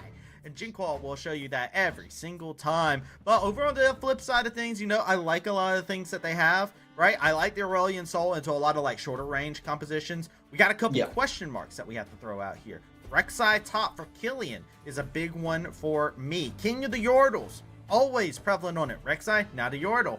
Their Gragas, their Scion has been serviceable in the past. We've even seen their Gragas pop off many a times. But on a Bruiser, we have not really gotten to see them have that big moment, and that's more the niche that the Rek'Sai is going to fit into. And, you know, we've seen matchups. I believe it was the Ohio Northern versus GVU matchup in the regular season where we got to see aggression, who was able to take hold of the game by really punishing the fact that Strip Proctor's playing those tanks. If Killian can do the same here, that opens up a lot of avenues for Ottawa Braves to actually extend this and move Killian around inside the game, possibly punishing other parts of the map, especially this Viego, who isn't going to be a beefy lad. They kind of got to get their damage items going. Yeah, overall, you have three really squishy champions that you can try and pinpoint on the side of GVU, right? You have Castle on the Viego, you have Gingle on the Aurelion Sol, and then you have Nightstar on the Seri. Those three champions, if picked up, they are quite easy to kill. Seri does have quite a lot of mobility, and you have a way to move around with Aurelion and Viego as well. But there is a good amount of CC that you can play as well on Ottawa Brave. From Killian, you have the knockup from Prod on the ultimate, stun from Plugs, and then a lot of fear from Riverside. I think that I want to see how both of these teams play around everything they have, because both sides do have team fight potential. It's more so that Grandview has a much more straightforward way of team fighting. Well, here we go. We're going into game number 1 here. Gamba is open currently. A lot of people favoring Grandview. 17k channel points so far have been spent on Grandview. Wow. Ottawa Braves was able to get 4.8k for themselves. A lot of people are sitting in those same shoes. They are favoring Grandview. Let us know in Twitch chat. If you didn't have the Twitch points to be able to gamble with, let us know exactly who you are going for inside of it, as both these teams, this is winners semis. It's time to stand and deliver between these two teams. Winning here, winning this best of 3 guarantees your spot inside of the grand finals, where you get to await the competition and you get to watch the rest have to fight through the muck and the mud to get back over into that glorious spot in the grand finals. And more importantly than anything, is that Ornn train driver? Yes. Okay. You can get rid of the Skarner, but you can't get rid of my April Fool's skins, okay? I love that train driver skin so much. It actually looks so good. It is a very good skin. We actually had a game yesterday where somebody actually stopped, and we let the Ornn do all of his emotes in front of all 5 of us on both sides. Like, we all just like a consensual handshake. Like, yeah, no, you guys, we just want to see the Ornn emotes, okay? This was absolutely not paid by Riot to showcase the skin. We just wanted to see it. Yeah. We're all aboard the hype train when it comes down to Ornn. At least with this skin. Who knew? All it took was one skin to make people like Ornn. I've always liked Ornn. It's just that he doesn't get skins. Like, I think Orin has so much potential skin-wise. It's just that they don't make his skins. We could get Dwarf Orin, for example. On the other side, there's a skinless Killian over on the other side playing this Rek'Sai. That's a champion who hasn't gotten any good skins for a hot minute. I think does Rek'Sai actually have skins? I don't think I've ever seen one. Yes, they do have skins. It's just I never see them. Yeah, I don't exactly. That's why I'm not sure. The pool party is probably their best one, but it's, the rest of their skins are pretty mid. The problem is that they took the best animation out of that skin, and that's why nobody plays it anymore. Remember when there was the previous ultimate that you could take a jet ski to your portal? That was the best interaction, or one of the best interactions. Yeah, in the game. I agree with that. That's actually a completely based opinion on a skin line here. Oh, that's a bit of an unfortunate timing there. Killian will just eat you up, get a nice little chop off of HP. Strict trying to punish. Does have a lot of push inside of this at the early levels. Ornn does an obscene amount of damage for being a tank, and that knockup does not hit when the Bellowing's breath is there. He's gonna breathe on you. He's unstoppable. Yeah, that's really good timing, really nice trades. Going back to talking about the game, right? So far, Grandview has been able to manage really well some of the trades that had happened. Nobody has taken as much damage as Killian up there in the top lane pretty much, and it's important to see how they keep control of this, because once again they do have a Viego, so having control of the map to allow for the Viego to ramp up is going to be really ideal. The Wukong also wants to reach level 6, but he can fight earlier towards that Viego, and I think that Grandview needs to find a way to just keep the game as balanced as possible to allow for that Viego, for the Aurelion, and for the Seri to just scale comfortably.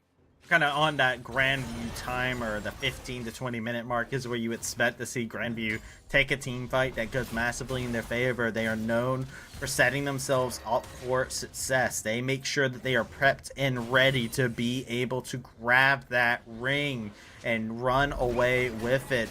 Now Killian, almost in a gank scenario, but Castle is going to be spotted out on the ward. It's going to be safe. They have an idea where Castle is, and it looks like they should be able to just get themselves set up nicely over in the top side. Get that double scuttle. What could it mean? It means a good time for your jungler. Yeah, they do have an idea of where he is, and this true top lane now, Killian doing a much better job up there fighting against the Ornn, but since Castle appeared and he just collected the scuttle crap, nothing else was going to transpire up there. Probably we're going to see just a slow grab take and nothing more. It's just a completely quiet early game. Nobody wants to really fight consistently, and just to say that Pluto throws out the hook, but there's the traps actually being able to stop. Hog sliding on through. Nightstar stays in a safe position. Top lane has been where all the action has happened. There's a lot of beef up there in the top side of the map, and they are just continuously trading blow for each other. Pluto now finding the dredge line that they needed. Concussive blows will stack up very quickly though. We'll get the stun, get a little bit more damage off. Eye on that to beat the exchange window. Pluto does need to be cautious, especially if the jungler is in the area, but they do know that Wukong over there towards the top side, inside the grub hub. Yeah, he wants to eat some grubs, wants to take them away, and provide for the team to be able to push much quicker. The top lane though, it's looking quite interesting to try and go for a dive. Wukong going far away from it, so there's not a chance that that's going to happen. But both top laners quite low when you look at their health bars. Now finally we may see a teleport coming back there, and then the jungler's probably going towards the bot side, going to be on the other side of the map. I'm looking for a little bit of an ambush, possibly, if they come too close over to the wall. Strip Proctor not showing a lot of leniency in that trade. Teleported back in, smacked Killian across the face with the hammer. But with first dragon spawning, Grandview got the push in bot side. Too low of HP on the Rek'Sai. Either they're backing, of course. Everybody's kind of getting their reset timers hit. From the side of Odor Braze, they're just trying to catch some farm. It's an easy first dragon for Grandview. Typical take that we see whenever grubs are on the field. One side gets grubs, the other gets the first dragon. Yeah, exactly. But the biggest part with the grub for dragon take is that the grub is not going to equal out the value of the dragon. It's more so kind of like a herald, but much lesser when you take that into account when you take turrets. The turret value is where you're looking out for those grubs, so if you're not really able to hit turrets to get closer to turrets, then the grubs are not going to be equaling out to that dragon, as we see a potential gank here. Yeah, the ghost has been popped, the flash as well, the concussive blows will be able to spell the end for Pluto. They're getting zapped, and first blood goes over to Levi. they connect the initial hit from Flux, and that means that they follow up immediately. They do commit quite a bit, 2 flashes and a ghost for Pluto, as we see a bit of fighting up during the top lane. I don't think it's going to be a kill. No kill to be able to happen, but like you said, resources committed, and that just shows they want to get this Jinx online. Levi has had a phenomenal run inside of the playoffs. 3 pentakills inside of the playoffs. I believe actually 4 pentakills inside of playoffs for themselves. So they have been a major reason why Ottawa Braves has looked so good, and why people, when they hear underdog, they might scoff a little bit, because Levi has been having such a great playoff series. The player themselves, even, they were inside getting themselves warmed up, right? They were getting that confidence going. I don't know if you follow them onto the social media and whatnot. They're just like, there's no laughing matter inside of today's games. They untoggled. They took off the hotkey for the laugh. There's no laughing inside this game for Levi. It's all business. It's all business. He wants to get his next pentakill against Grandview, and if he's able to get it, I'm actually quite curious. Do you have any sort of stat for how many pentakills a player has gotten in playoffs?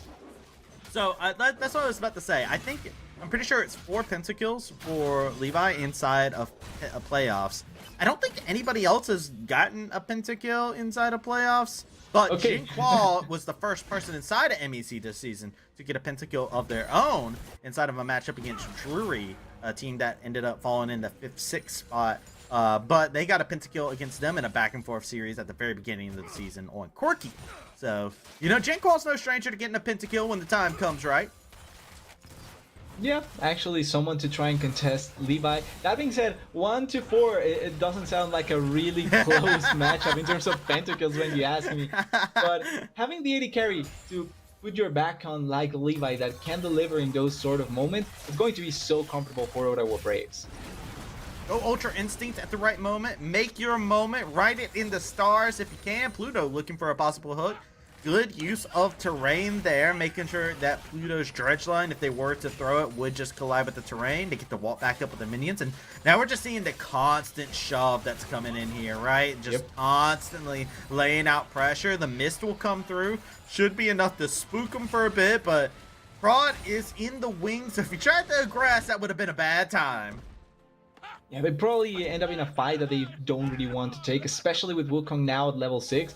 You don't want to force that sort of fight at this point. There is the potential here for Levi to collect a plate really soon with how close they are taking down bot lane, but not much action it looks like. And I think that for Ottawa, this is perfectly fine. They already committed in the previous play to trying to get that first kill for the Jinx. She doesn't have summoners anymore, so you want to try and play a bit controlled, since any sort of misplay that you pull up there, there's no escape for the Jinx. And we know that she barely has any mobility, so you don't want to overcommit in those situations just yet at least. Dazzle here is up, but the Call to Forge guy up in the top slide has different ideas. They're gonna go ahead and throw into CC. Killian dodging out on that Heart Seeker. Not gonna have their heart broken by a gank today. Did have to burn Flash 2 to be able to survive the exchange. Nightstar Pog sliding on out of dangerous way. They want to be able to finish off this last plate that's just chilling over here, just barely holding on. And now we got a dive scenario. Glacier Fisher comes on through, and that is a Cyclone that the side of GBU cannot weather. The dive looking good.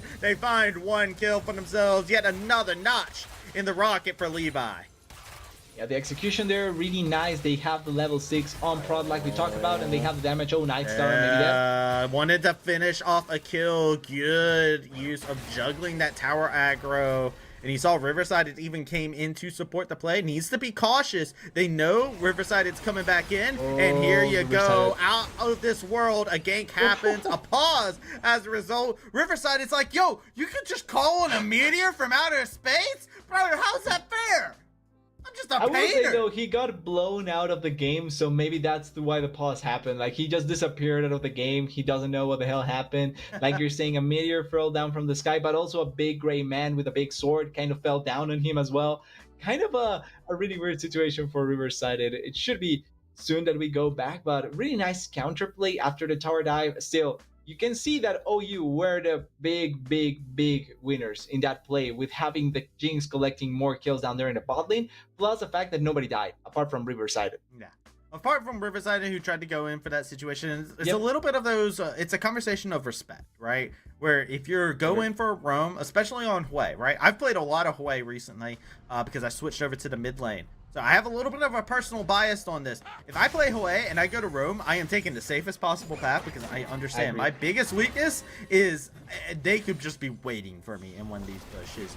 And not respecting the fact that you don't have vision on the Viego, you don't have vision on the Aurelion Soul after they just cleared mid-wave, is a little bit in that disrespectful territory that you cannot fall into the track record of if you're Riversided.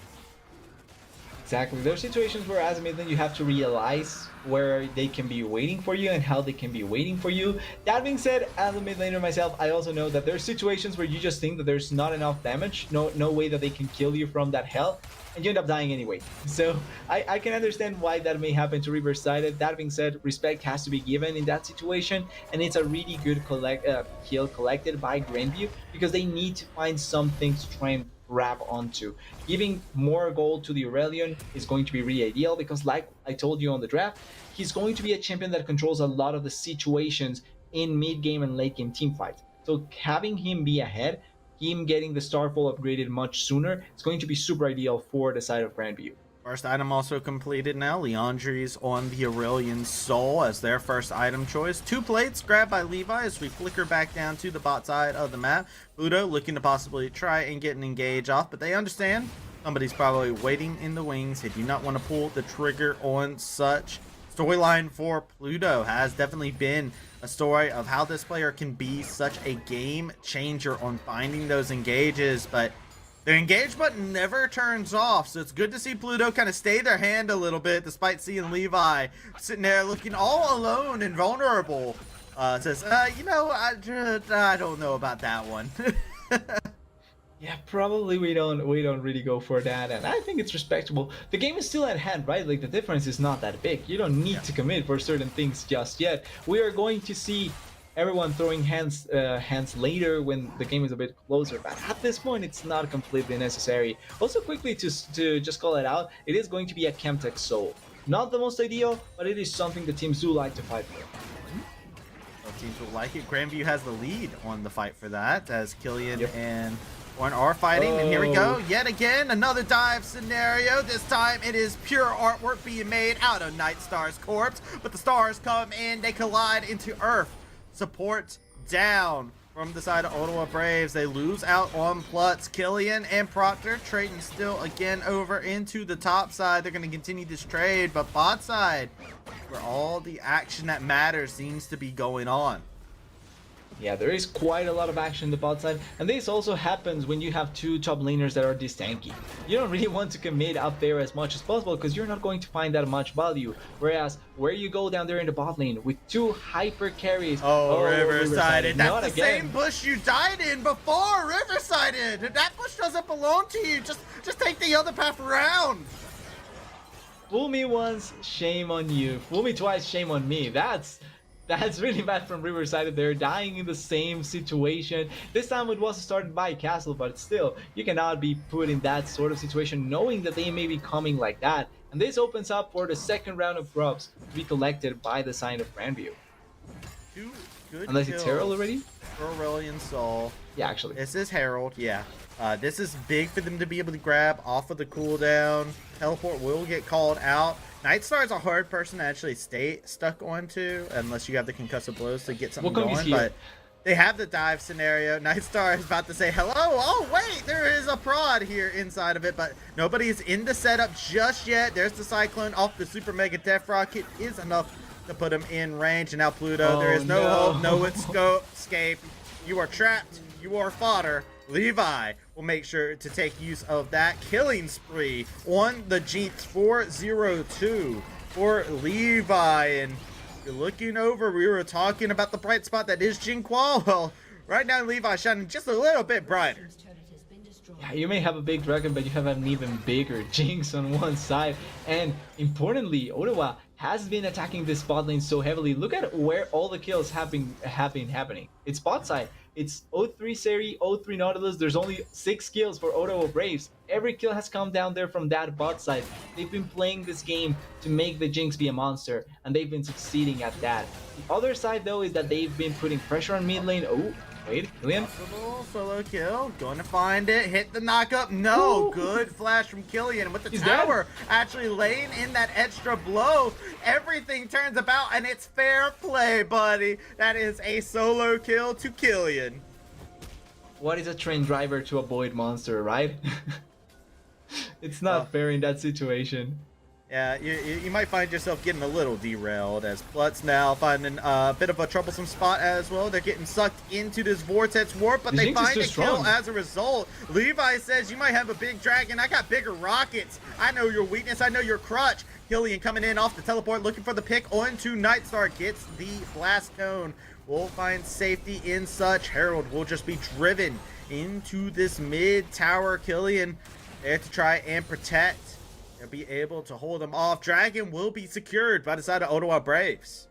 Exactly, it's one kill onto Pluto, another one for the Jinx, and a dragon in the process as well. They did blow teleport from Killian, but Lane and Proctor also teleported top lane, so there's no real advantage in terms of teleports now. And the only thing here is that this Jinx just keeps on getting scarier and scarier. Now, add on top of that, ways to try and make her stay alive for as long as possible with that dragon collection. The game is just becoming harder for Grandview. Even the tanks are going to begin suffering because she's going to be dealing quite a lot of damage. Such a good performance from them inside of this game. Ottawa Braves getting themselves a nice comfy lead, and it's on the back of Levi, a player who I believe is on their last year at the Ottawa Braves. And this is something that they would like to come out with. Look at that gold lead for themselves as a veteran player who has time and time again shown up inside the MEC. And they, inside of this series, have just been popping off, have been making moves happen. They've been following up on everything that's going in. And Ottawa Braves, shoutouts have to be given to Prod and Plutz, enabling a lot of this from this squad. You can even see it there. Forensic Psychology, their senior year. This is their chance. They have a big moment that they can make. They've never been able to take down GVU in the biggest moment of them all. Here inside of winners semis, they might be able to send them down to where a possible elimination could await. Exactly. It's not the grand finals just yet, but it is a point that you want to take out. You also want to have the confidence that we already took them down once, we can take them down twice if we ever face against them in the grand final. So having that confidence, if they end up winning, can be really, really ideal. And Levi, like you're mentioning, last year he's delivering when he is needed, when he is really needed. So going to be a really interesting rest of the game if Levi can keep on being the hyper carry of as the Jinx. We see a bit of trading once again here in the top lane. Castle is close by, but I don't think much is going to happen. And I actually have a question. So, senior is supposed to be the last year. What's the rest of the year? Since I don't know how that's supposed to be called. What, the rest of the year? Yeah, no, I mean like, if you're in your first year, what's that called? Oh, first year? You're a freshman. Okay, second year? Sophomore. Then you're junior, then you're senior, and then you're gone like Pluto is. Unstoppable is Levi, as they are going to find themselves falling victim to that. This is yet another tower going over. Killian doing what they need to. Going back to the action down here over inside of the pit. Prod in a rough situation, has to flash away. Spectator keeps wanting to go back over to the meat over inside the top lane, but we're not interested in Meat Mountain. We're interested in pure, unadulterated destruction down here in the bot side. Nightstar dropped down to critical HP off of the trades. We go back to Meat Mountain yet again as we see the Proctor and Killian looking to strike out against one another as well. But this opens up that last team fight, gives them all the pressure necessary to be able to continue forward, get more pressure on this mid tower. Ottawa Braves in the driver's seat. Exactly. Even though we pan towards top lane so many times and we don't really care about top lane. Oh, but maybe Killian may be in a top situation here. 3 members coming up. You're fine. You're right side. Yeah, actually, that was so easy. You barely had to do anything. It's just that simple. It's Rek'Sai. It's still like if you have your own little like tunnel network made, it's just like, yeah, sure, come over here, I guess. And it's another reason why Rek'Sai as a top laner feels so good, because you can just absorb pressure and just leave. Right? You're not the 1v4 champion. You're just like, all right, I just can constantly push. You send people to me. All right, peace. I'm out. Deuces.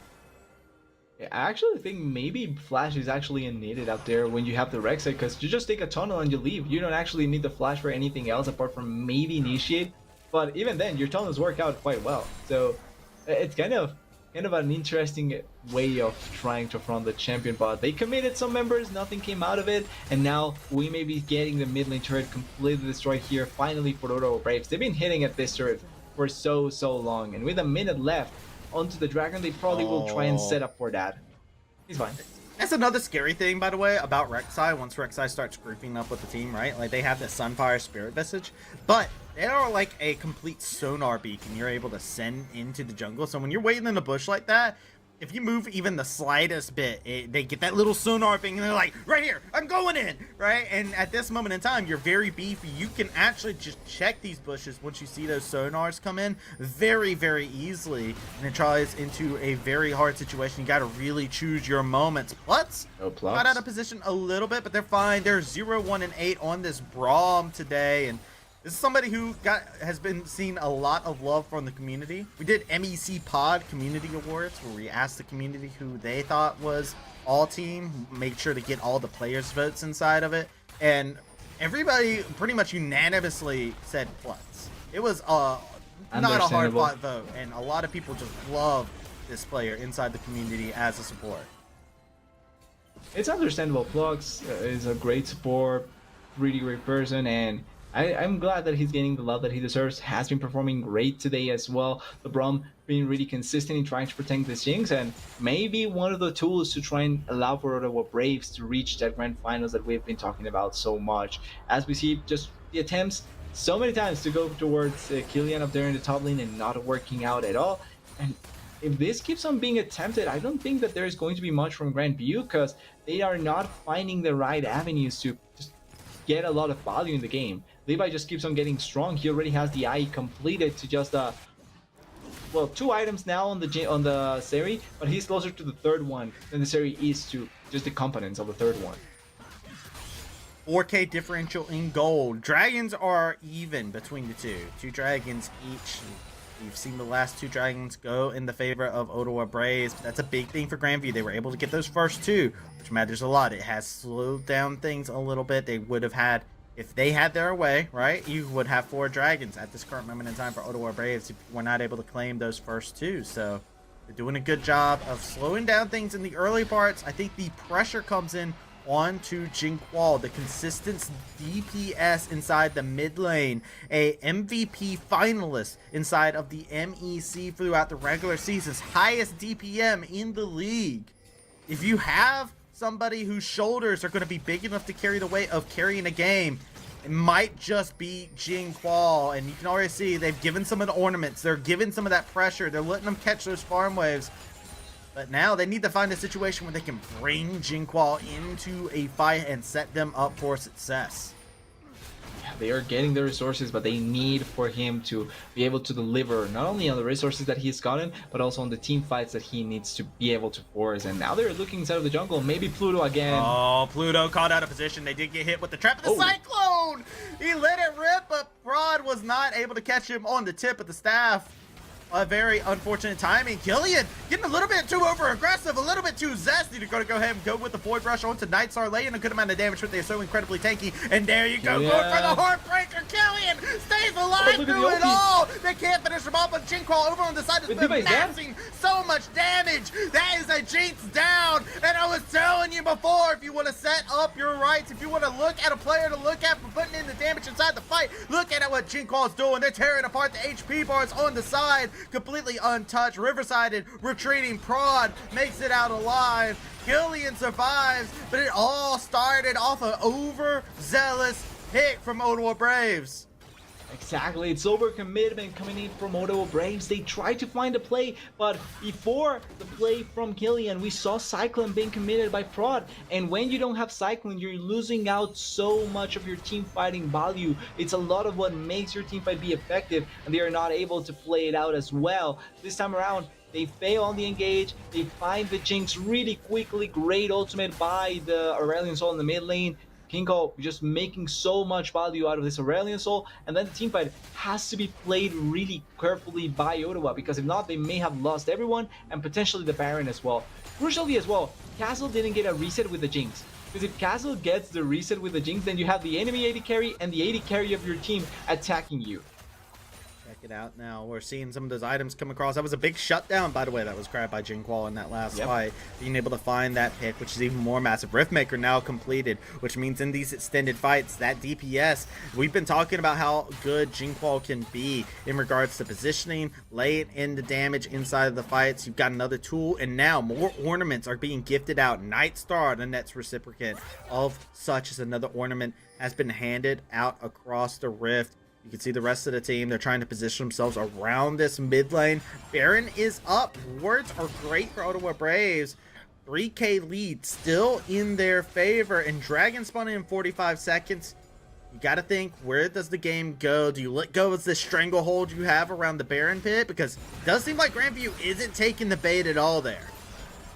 They are not just going blindly for the Baron. They do have quite a nice few wards to keep their eyes on the Baron, but it's also one of the Barons that has probably one of the harsher places to try and move around as the Jinx, because the area to try and hit the Baron is really closed out. It benefits quite a lot for this Aurelion, so they have to be extra careful about how they try to front that Baron buff. Instead, they're going to trade places, try and look for this dragon, get the soul point, and maybe try and force a fight in their favor now that they took out Vision. Oh, Castle. Oh, Castle, a little bit. Gotta be careful in those situations. Doesn't get punished for it, though, so it's A-okay. Lutz is walking confidently forward. Check out Jinqual on the side. They've got the Sky's Descent. They're going to lay in a good amount of damage inside this fight. They're going to be able to find both the carries. Levi's going to go down as Nightstar finds the flank. Jinqual finishes them off. Grandview fully routing to gold. Everything was looking in the favor of Ottawa Braves, but instead, the Braves, they are being slain quickly in succession. The DPS are free to move around. Grandview get an ace. Everything may have been looking in favor, but a pivotal mistake there by Levi. Caught out of position. Great hook by Pluto. That has been pretty much the sandbag all game long. Finds the Jinx in the perfect spot, and when you get that initial pick, initial engage onto then all the wombos setting up for success, even the flash from Levi is not out of position. He cannot get away from the ultimate, from the Aurelion Soul, and everything just transpires perfectly for Grandview. Really good team fight, really bad positioning and decision making there by Ottawa Braves, and just like that, the game completely collapses in favor of Grandview.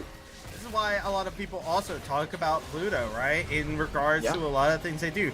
Do they get a lot of harsh feedback due to the amount of deaths they can rack up inside of a game? Yeah, sure, absolutely. They got 6 deaths on the name. There ain't no denying that. That doesn't cleanse you of all your sins in the early game, brother. But Pluto, hey, yo, they hit hooks like that. It doesn't matter. You can win a game off of one of those. And the big thing is catching out Levi inside that fight, and then the follow-up that comes in. Nightstar onto the flank. They have complete confidence in Pluto being able to find those hooks, find those plays, to be able to make moments like that, where they find opportunities just like that.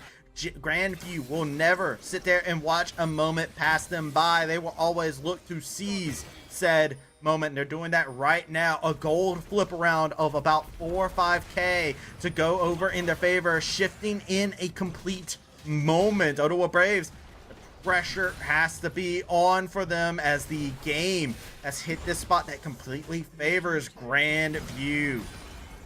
Exactly, now that it's on his head, the game completely shifts in how they want to play it, and Levi has to be extra careful. He's dead. No, he's dead. Call the fetch god. Yeah, Levi. 3 times now they have been caught out of position inside of the mid game. We hyped them up. We talked about what they can do and how they were saying this game's no laughing matter. But now, off the back of one misfortunate play, their positioning feels like it's gotten all out of whack.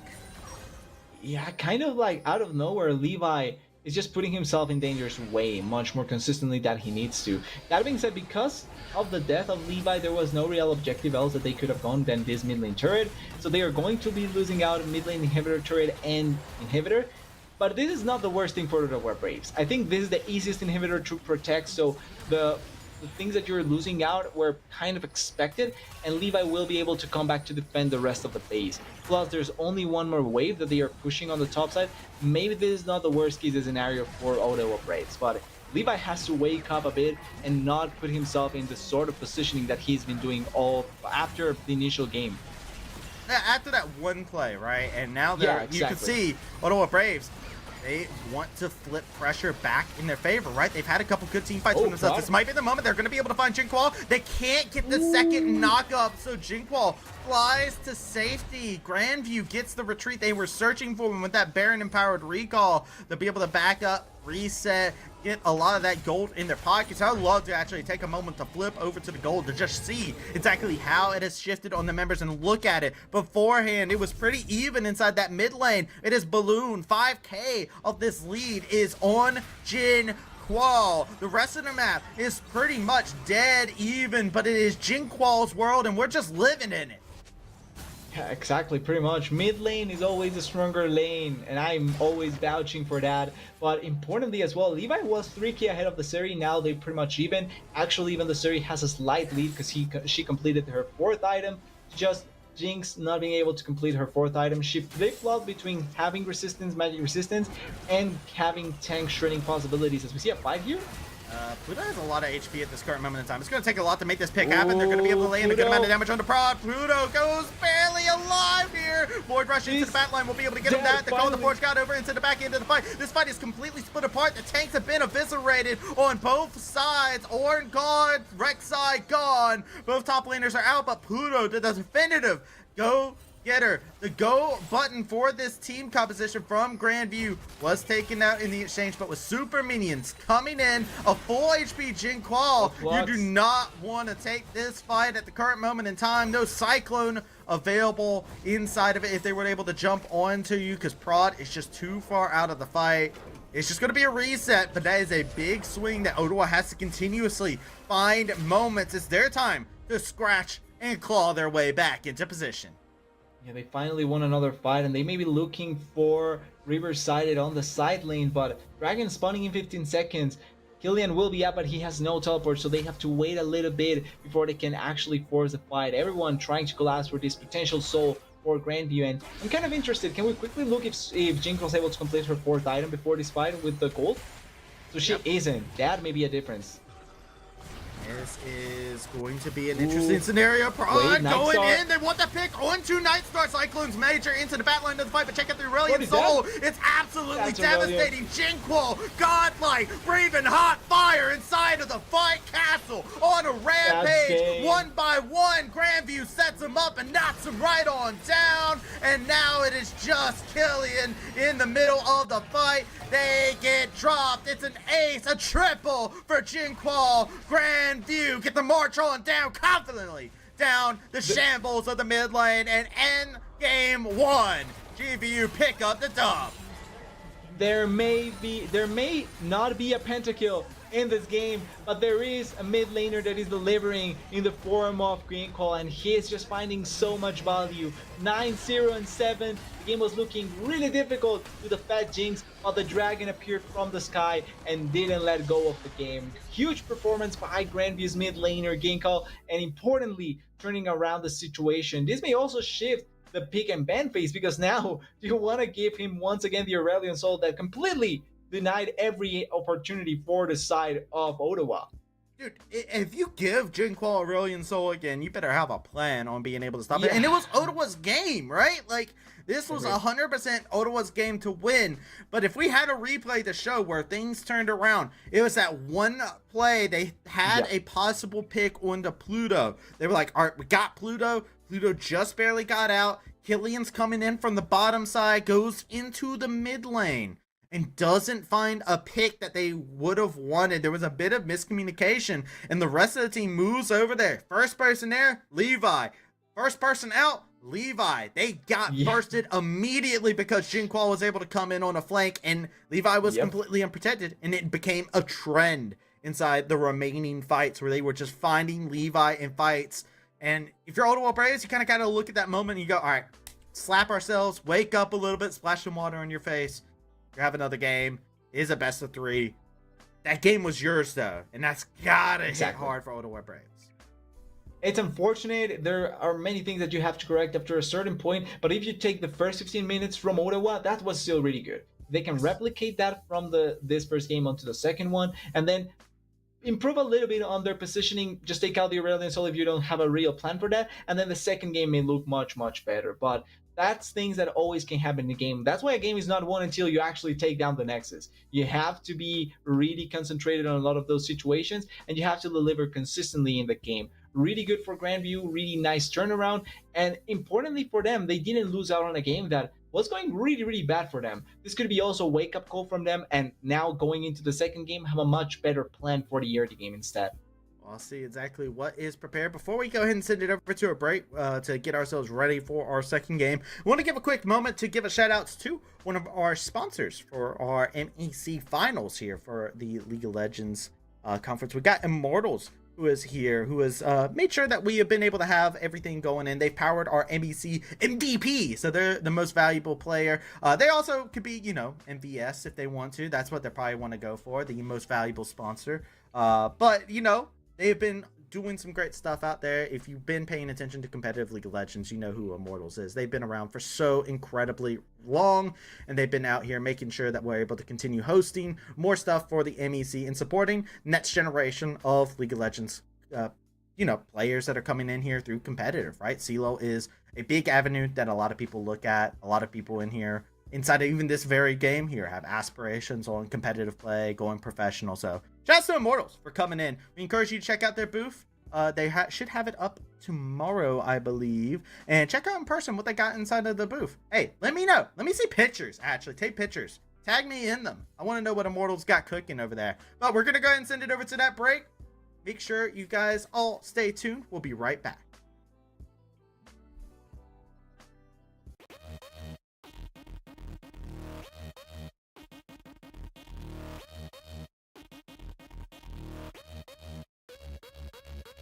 Really walk up here reliably, and look at what Jinkall's about to do to this team. He does get rooted up, but it doesn't matter. He goes flying all over. Absolutely decimated. Orion missed the shockwave as well. Castle has rejoined the fray all the way back from the base. It's a quadra kill. Will it be our first penta? It will be penta kill for Jinquall. They go in for an equalizer. Play the Dragon Rage kick. Downfall splittering up, hitting him upside the forehead. Has been slain, but Mike's HP is dropped down into critical condition. Doubtful finishes it off, and yet again, Seraphine, her concert falls across deaf ears. Raymond, I don't recommend getting close to the wall like that. It is not a great place. Castle is fundamental to this team's success. To the mid lane, Castle with an expertly done spell shield will make sure that the shockwave has no effect. A little bit ago, that was very different for the Bard on the red side of the map, but now Castle still two buffs. He has the Tiamat, he has a whole lot of early game damage. K6 tried to get the stun, but he doesn't have his ultimate for the...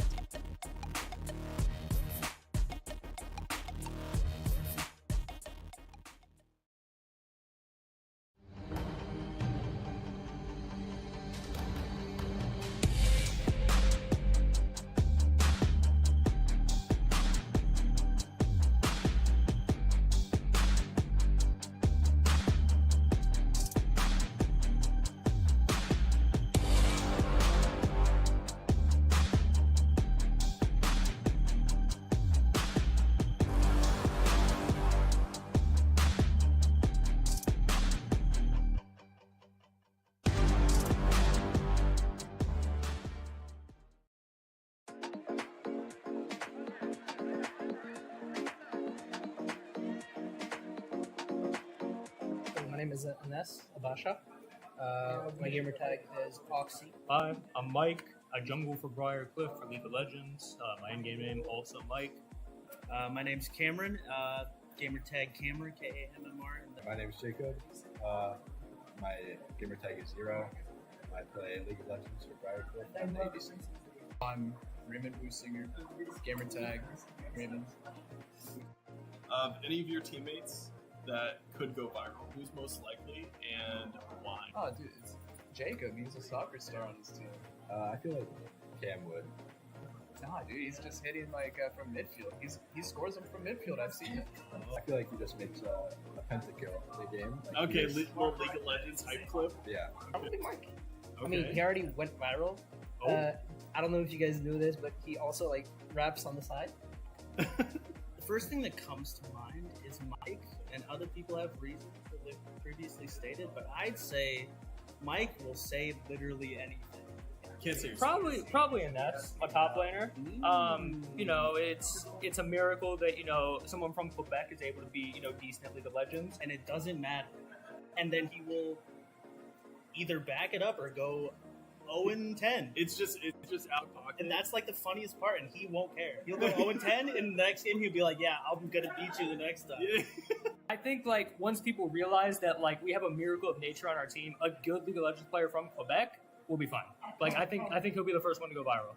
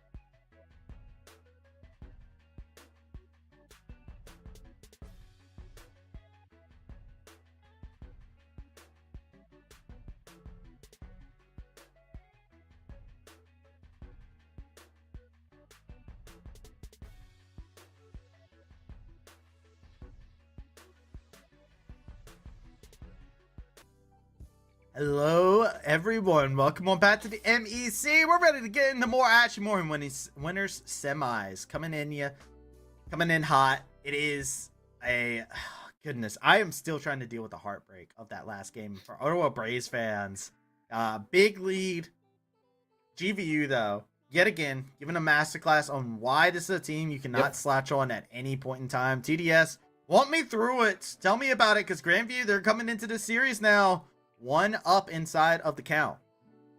Exactly. Defending champions for a reason, and consistently champions for a reason as well. They played that game off when it mattered really well. They didn't fall desperate. They were kind of looking for plays, but they weren't working out. But they didn't felt desperation. They were trying to set themselves up for a success. They knew that Ginkgo was going to be their main win condition, and they played off of the Dragon super effectively. They find really good picks onto Levi, some misposition, some also just extreme commitment for Levi, and it worked out really, really well. I feel like the biggest changing point was that play on the mid lane from the Rek'Sai, really unlucky from Killian, but it did open up the gate for everything that Grandview wanted to be able to achieve. And after that, the straight up front-to-back teamfight composition just delivered much better. They knew how they wanted to play the teamfights, and it worked out super effectively for them. They just find the Jinx time and time again, and they didn't allow Levi to have a space to force a fight really well. It was a game of GVU just playing their style, staying true to said style, and just never letting go. And that is a big thing to actually take note of, is the fact that they just kept playing to their style. Killian had one moment where they thought they saw a play, and it just did not happen. And it felt like from there, that was like the first time Levi got caught out, because they were the first one to be able to respond to that play. And then it just kept happening. You got to give credit to Pluto, who was able to find those engages. Somebody, like I've said, inside of the last game, they didn't have a great start to that game, right? They were 0-6 a good portion of that game.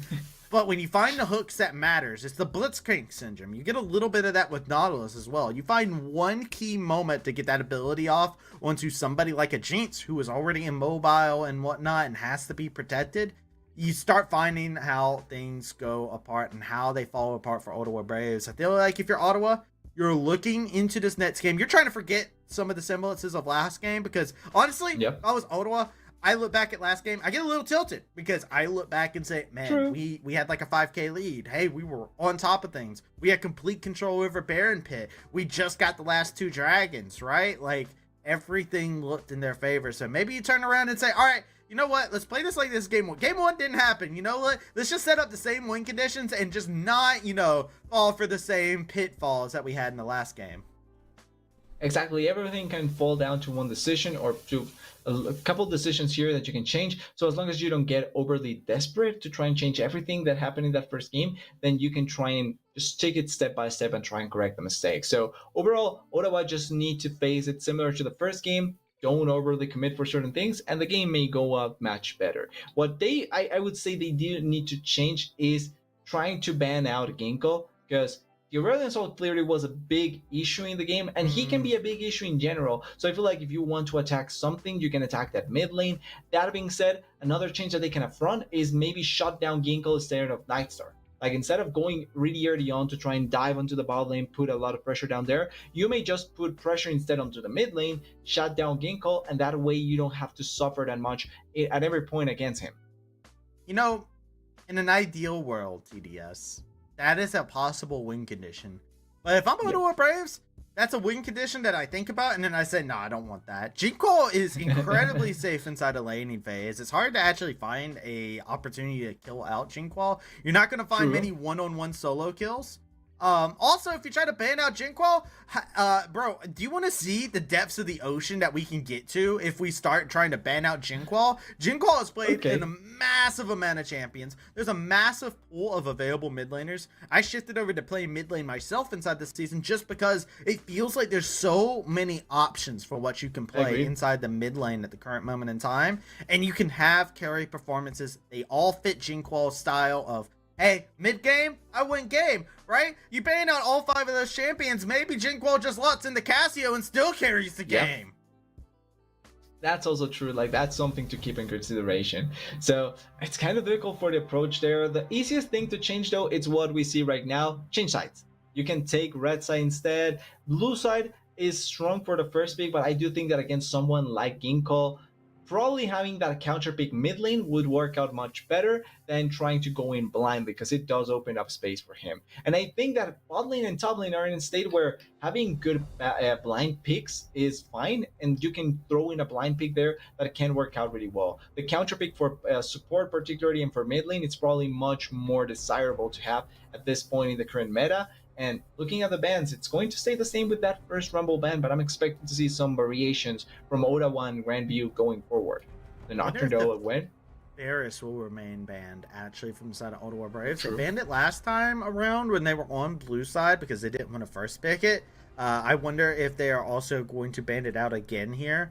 And that does leave the question of what do you adapt from your bans, right? Because you banned the Udyr last time. You're going to ban it again.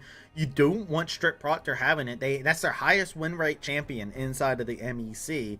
And they thrive off of having this Udyr in the top side of the map. So what do you want to pick up? Because I think GVU, they can kind of stick to a lot of the same. They could ban away, you know, like the Jinx or something like that. They really felt like it, but I think there's just so many carries that you could switch off to if you're Levi.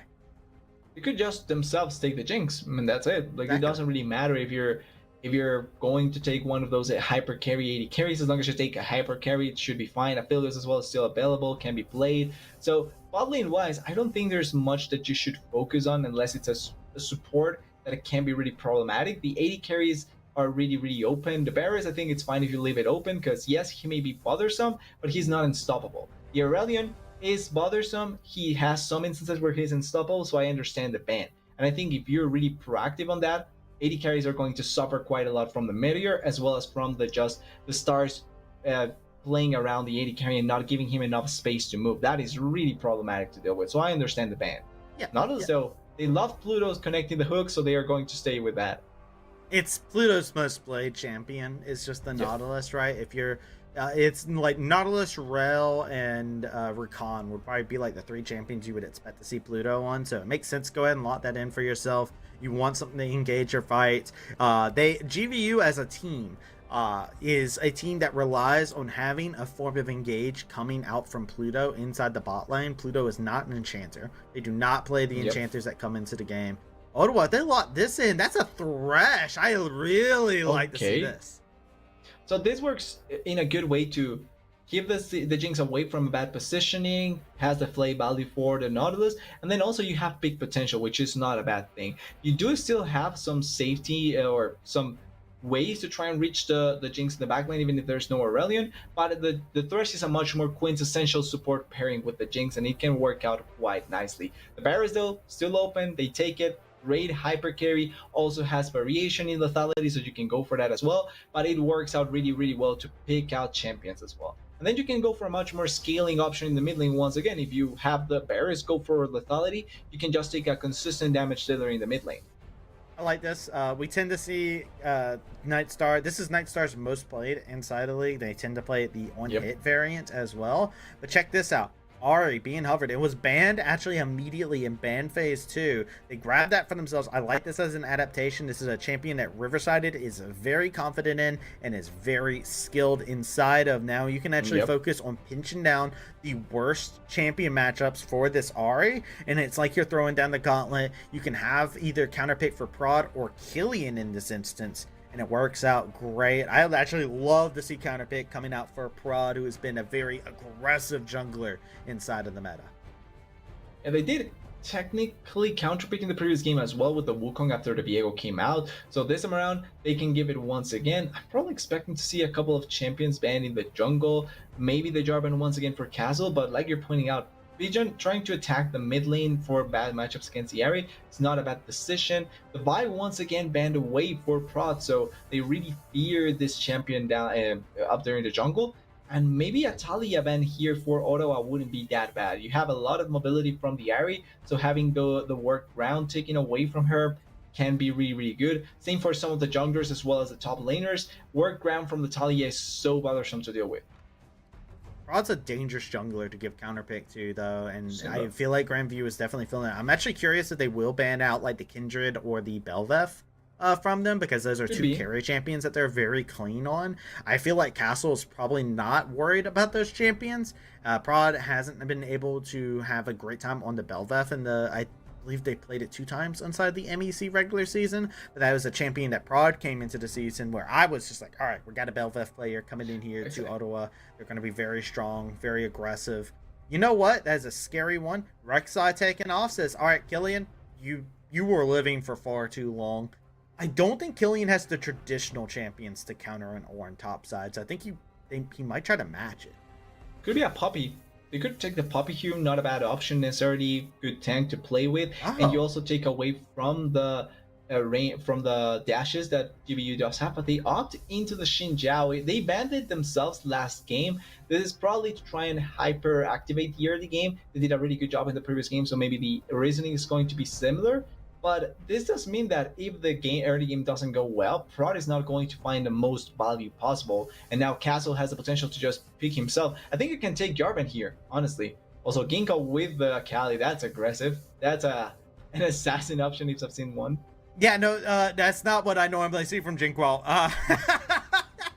Jinkwall's usually like the mid game, like I'm gonna play the control mages, the team fighting, the whatnot. That's an assassin being locked in. Castle said, yo, the Viego wasn't broke, don't fix it. I'm surprised to see that they put so much priority on the Xin Zhao when they could have just painted a picture. You already saw the Ornn. You know the Ornn's going over into the top side of the map, but so very surprising to me. What is this last pick coming out from Killian? Are you just locking a tank to go alongside with your team? Somebody to initiate the fights? Maybe that Gragas or Scion we were talking about earlier? Poppy makes sense. It's that Poppy that you were wondering. And I'm a big fan of this. I've talked about it time and time again. I think Poppy is a very, very good champion into the Ornn matchup. Agree. It does a really good job. It has ways to cancel his dash, his initial dash, as well as the ultimate dash. So you can deny him from being able to utilize the ultimate effectively. There is a few champions as well on the EVU side that have a lot of dashes, Akali, Viego, and Nautilus themselves. So you have a lot of tools to deny them. And then the ultimate to make a team fight be advantageous for yourself can be really, really good. This is another way to open up space for the Jinx when the Thresh may be useful for maybe 1 or 2 champions. The Poppy is useful for a lot more champions. So I think that this way you have more space or more opportunity as the Jinx to play out a fight. And since there's no Aurelion to control specific spaces, there's much more smaller spaces that are going to be threatened. Levi may have a plethora more options to try and face a fight. It's going to be quite interesting having 2 assassins though, trying to reach the backline and kill the AD carry before the other one. It is a game though of like, all right, I just want to put this out here. Ahri into like melee matchups is something that I personally really enjoy. I like playing the Ahri into any melee matchup. I get the idea of assassins. My worry is if Riverside was already showing a lot of proactivity in the early game. Did it come back to bite him in the tail? Yeah, absolutely. We saw that time and time again in the same bush twice actually. But Riverside has showed that proactivity already. This is a champion that's much easier to do that on, has more escape abilities, has better dive abilities than Away does. I do think that if they do play a similar game plan of, hey, we're going to have Riverside shove, roam, go bot, and we do a 4-man dive, a 3-man dive, right, over and over again, that actually becomes a little bit more scary, I feel like, if I'm on the side of Grandview, because I'm like, all right, Levi's going to get fed again, and now instead we're gonna have a lantern, so that way Levi can reposition himself inside these fights where these fights can go a little bit south. So I actually really favor what Ottawa Braves have in store for us here. We're going into game number 2, Grandview, starting this up. Game 1 went in their favor. Can Ottawa Braves take us into a game 3 and continue the fight for their spot in the grand finals, or will GVU find themselves right at home waiting inside their throne for whatever challenger awaits them in the grand finals? Yeah, someone has to reach that grand finals, and Grandview is looking closer to reach that point than Ottawa at this point with 1 game advantage. But everything can happen this game. Everything is set up for Ottawa to try and play it out. I think if they can have a replica of their previous early game, then they're much more in a better place to try and play it out, because they have great tools this time around. And importantly, there's not a big dragon that will come in to mess everything up. But they have to not allow Ginkgo to have a similar game compared to the previous one, because Akali does have tools to completely delete Levi without having to worry about anything else. Real quick, I want to bring up, we had the gamba that went on from these 2 teams inside of game number 2 to kind of get an idea what Twitch chat was thinking. Grandview 29.8k, Ottawa Braves 2.6k. Where are the Braves fans at? You guys were loud at the very beginning. You can't just give up on your team now. As you can see, Grandview, everybody's just feeling Old King has stayed intact. They're looking clean, they're looking concise. Reminder, MEC, we had something that was very exciting inside the regular season, where we had a 3-way tie for first place between Purdue Northwest, Ohio Northern, who are fighting in the lower bracket, and Grandview. Yeah, the three-way tie and only one remaining to actually fight for, or well, no, actually, they still have the opportunity to fight for top 3, but the one that is closest is Grandview, and they are trying to keep themselves as the reigning kings as hard as they can. But this is the thing that I like about early regular season to playoffs, is that regular season never really shows the true picture of what happens later on. Because teams are still preparing themselves, and this is what you get later on. Oh, whoop. Nice hook, connecting onto Flux. Flux They got the ignited. Ignite, burning them up. One of the big weaknesses of Thresh is you do not have the greatest of sustainability inside of a lane, so they're just trying to see if they can jump all in, take out Flux. But with Ignite gone, that's a big summoner taken off the field. And once again, we see quite a bit of training up during the top lane, same for in the mid lane. Nobody really threatening their lives, but they are training quite a bit. Oh, flash out. Forcing the flash, yeah. Poppy was not level 3 just yet, so they had no way to actually be able to stop the headbutt that was going to come in from the Ornn, so definitely get it. Flame missing, Plutz. Ooh.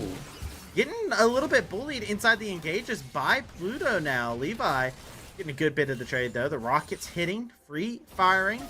And you do have Prod down in the bot side waiting for Castle to come back around. Dredge line doesn't hit. They mistime the minion def. No engage to come about. I was thinking maybe Ottawa were looking for a potential dive with Prod already being there, but there were not enough minions, plus they didn't also have the health on Flux to really try and set it out. They're still looking on the side, but I think that we may see a jungle fight instead. Quite possibly. You can actually see the pings coming about. Oh, Prod's not going to be able to steal it either. Castle going to continue. Het stack flash coming across. Grab the lantern. The ward put down. Yo, Prod is mad. A ward was there to thwart them as Killian continues to push on out. Strip Proctor out of the lane, but really good play coming out from the side of Grandview. Exactly, blowing the flash really effectively there, actually putting the ward on the perfect timing. Surprised that he didn't take the lantern earlier, but it just came down in the right moment, and with that they do blow the flash from the Xin Zhao. Makes ganking a little bit harder, but he's still waiting to see if they overly push and they try to commit. Hail of arrows, laying in a good little bit. You're looking for more of those trades. Pluto looking to possibly get a hook. The Plutz is the target of affection here for Pluto. They're just wanting to see if they can jump in, have a little bit of a talk. Fun fact, right? We had I talked about the MEC pod all-star votes for supports and how Plutz was the person who got all the votes from the community of players and whatnot inside the MEC.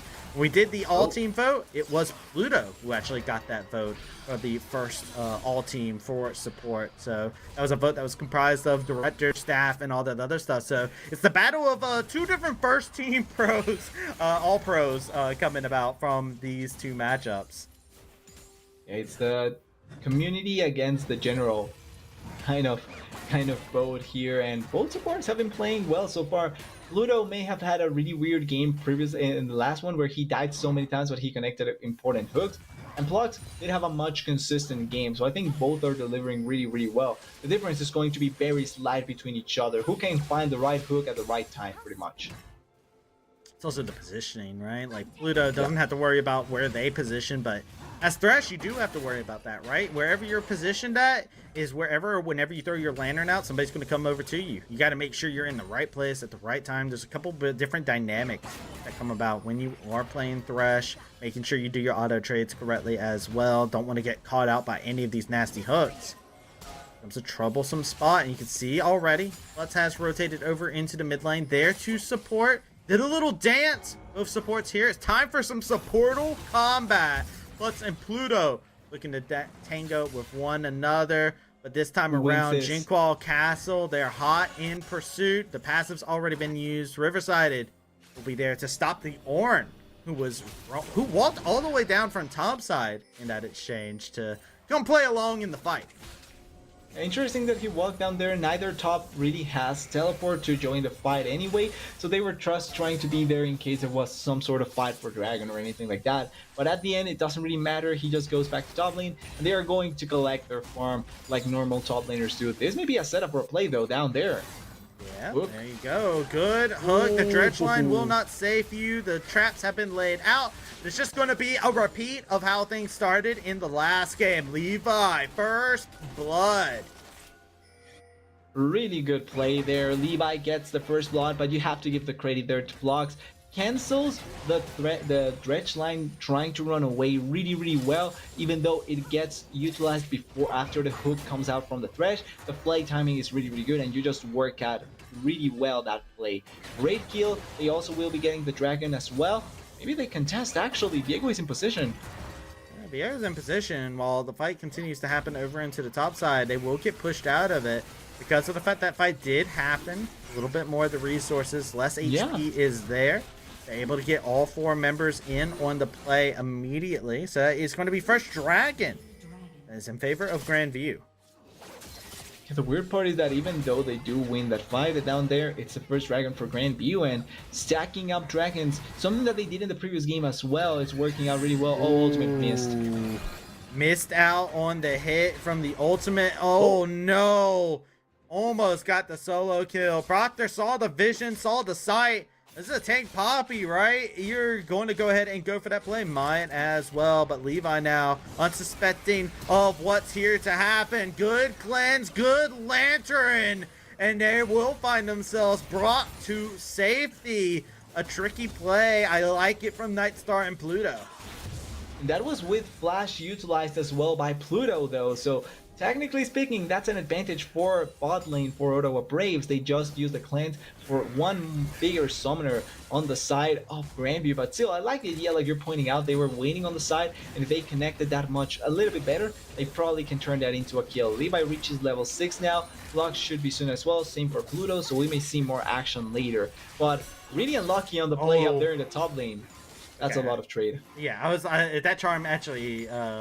I thought that was a moment where Jinquil might look to try and press that a little bit more at the charm missing. That's always a scary detriment whenever you're playing Ahri and there's an assassin getting up in your face. But I do want to take a moment to go back down to that play and just highlight Plutz yet again.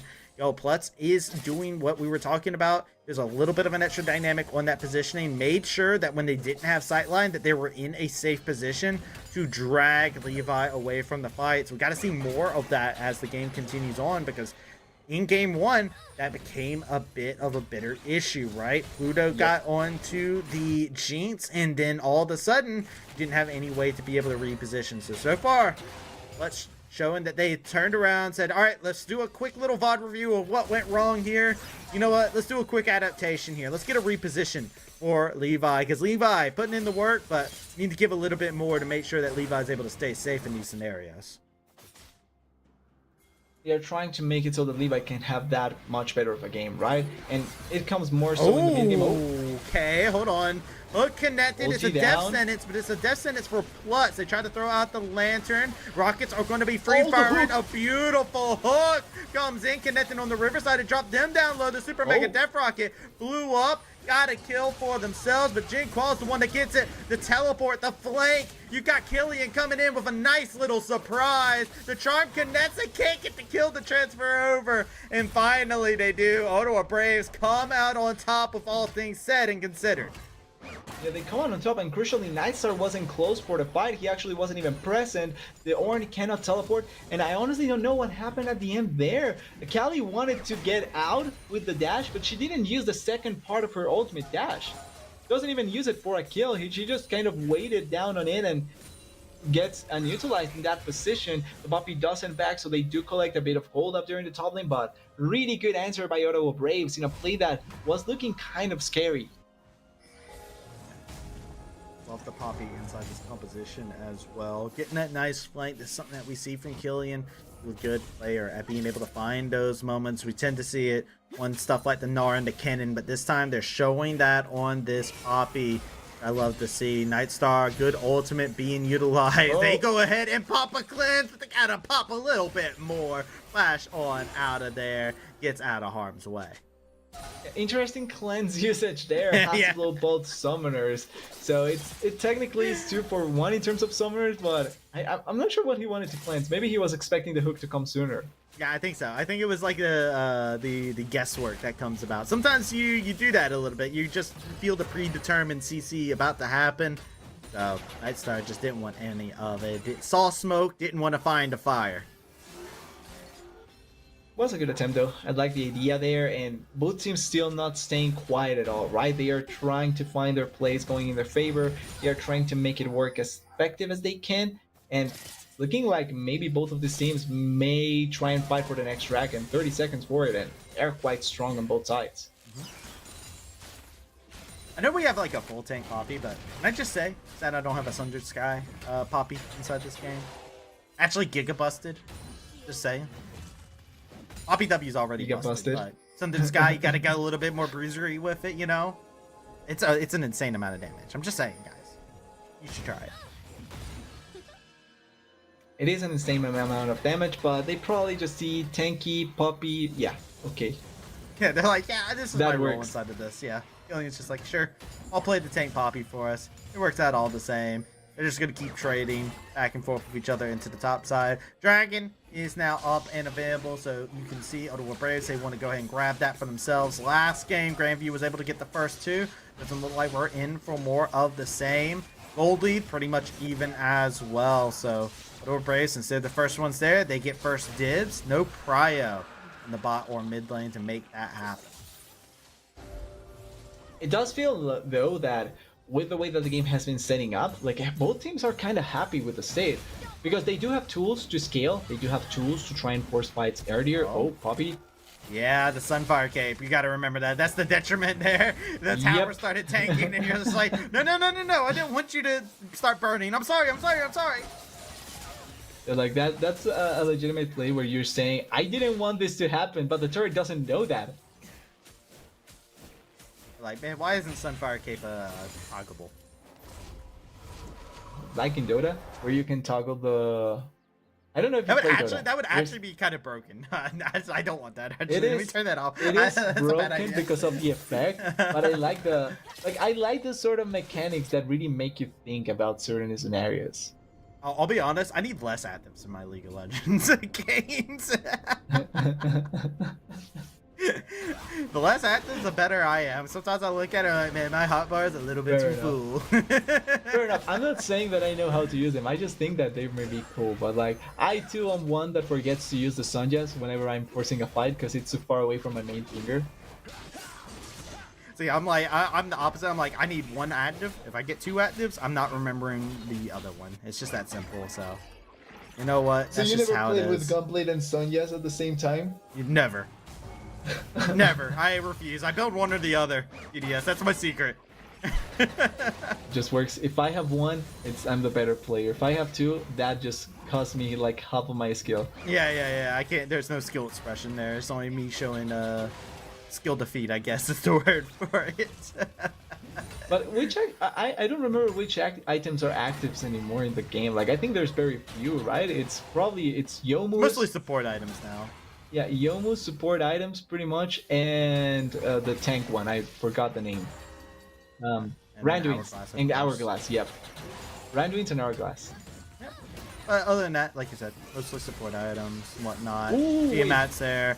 Nightstar is also there. They're caught up in a very bad situation, Not but it's bad, Pluto though. that's able to deflect a lot of the aggression. But check out Riverside with that. Gets going in, gets 2 kills. Jinqual looking to do some cleanup duty, but they get hit with a death sentence, make it hit with an exclamation mark. But Jinqual with flawless execution in the backline gets the double kill to turn things into a net positive, or at least a net neutral. Salvages a bit of the play for themselves, but still Grandview's bot lane completely routed in the exchange.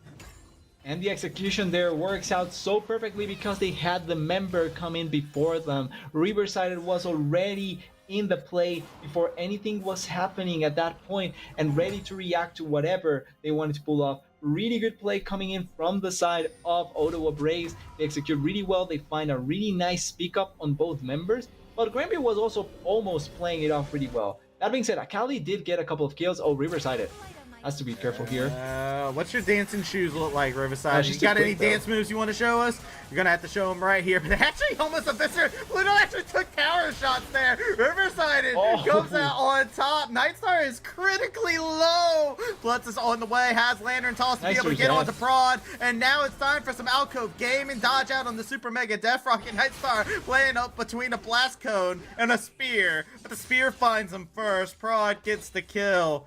That was a really unfortunate. Grandview 2 for 1 on the exchange to shut down Riverside.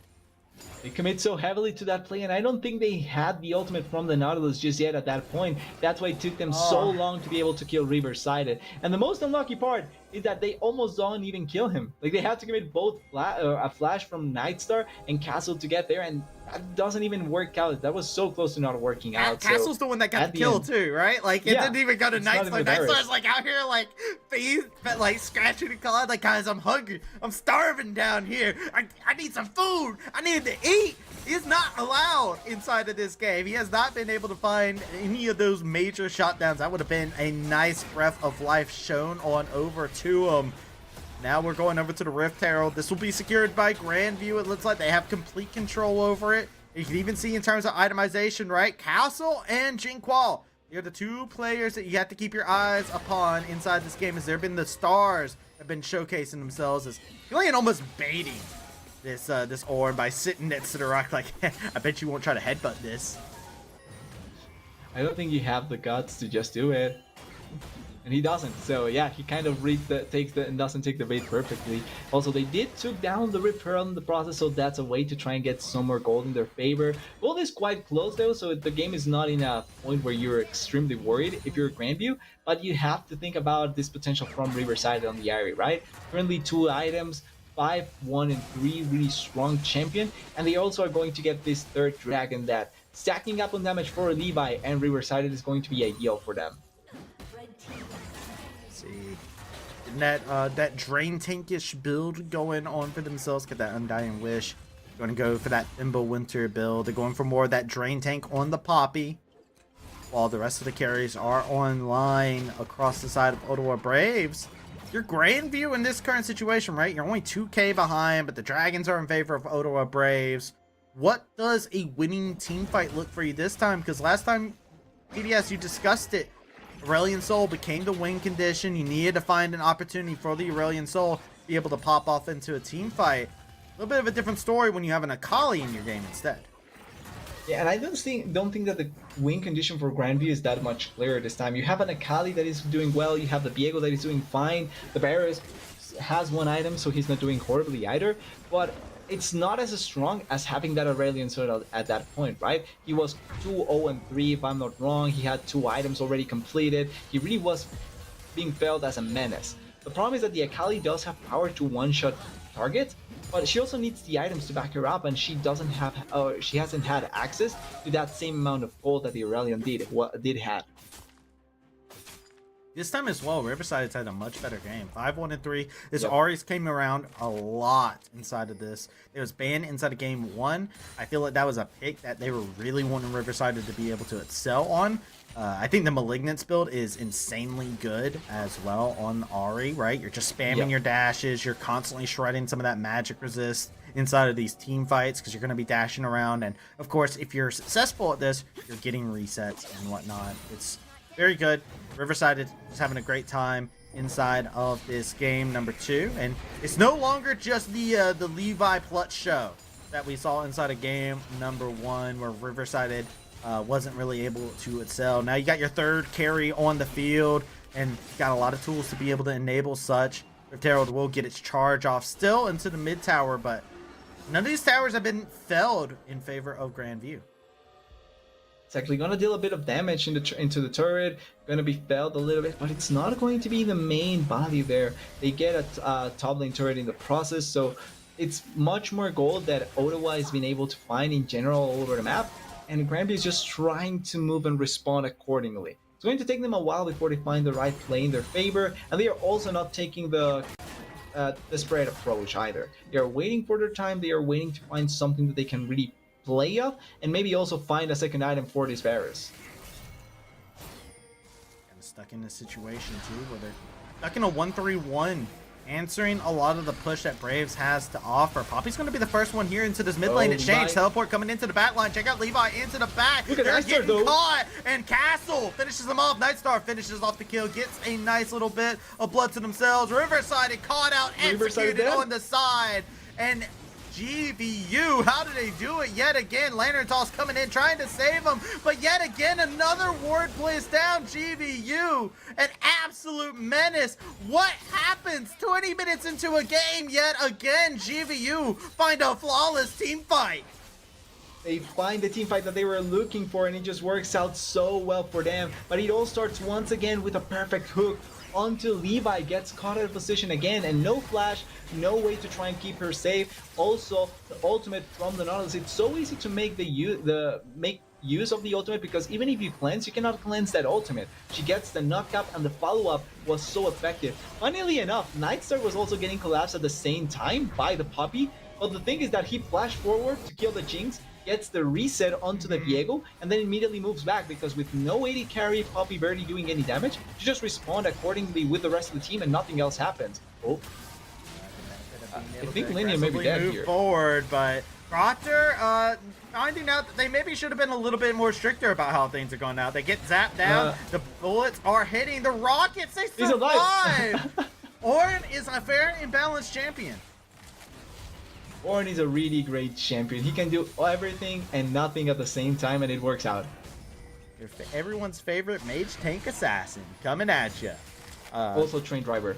Yeah, especially train driver. GVU though, they're feeling great, right? The gold lead is still even, but Baron secured is huge. They just got a very big team fight. They were able to get on Levi. I love the point that you brought up about Nightstar flashing forward, allowing Castle to get the reset. They're very positioned inside these fights. Riverside wasn't even a part of that fight either, because they got singled out by Jin Qual inside the fight, and that's their ideal situation, I feel like. They don't really want to have a 5v5. They want to have a scrambled fight, and here it is. They got a good use of the Poppy ultimate. They sent off the Viego, but it doesn't matter. You could say, go Viego, go, but it's Pluto. Next up, trying to jump in, engage the fight. Levi untouched inside of this, shooting away, free firing inside the fight. Check out Riverside. They're coming in from the bot side of the fight. They're going to go ahead and jump on in. The Spirit Fire burning up. Killian marching forward. They're going to find another kill. The Buckler toss gets Nightstar, and the Jin Qual trying to get in there. Find a moment to be able to find those assassinations, but it's a-okay because Castle feels just at home to show you how to play your champion for you,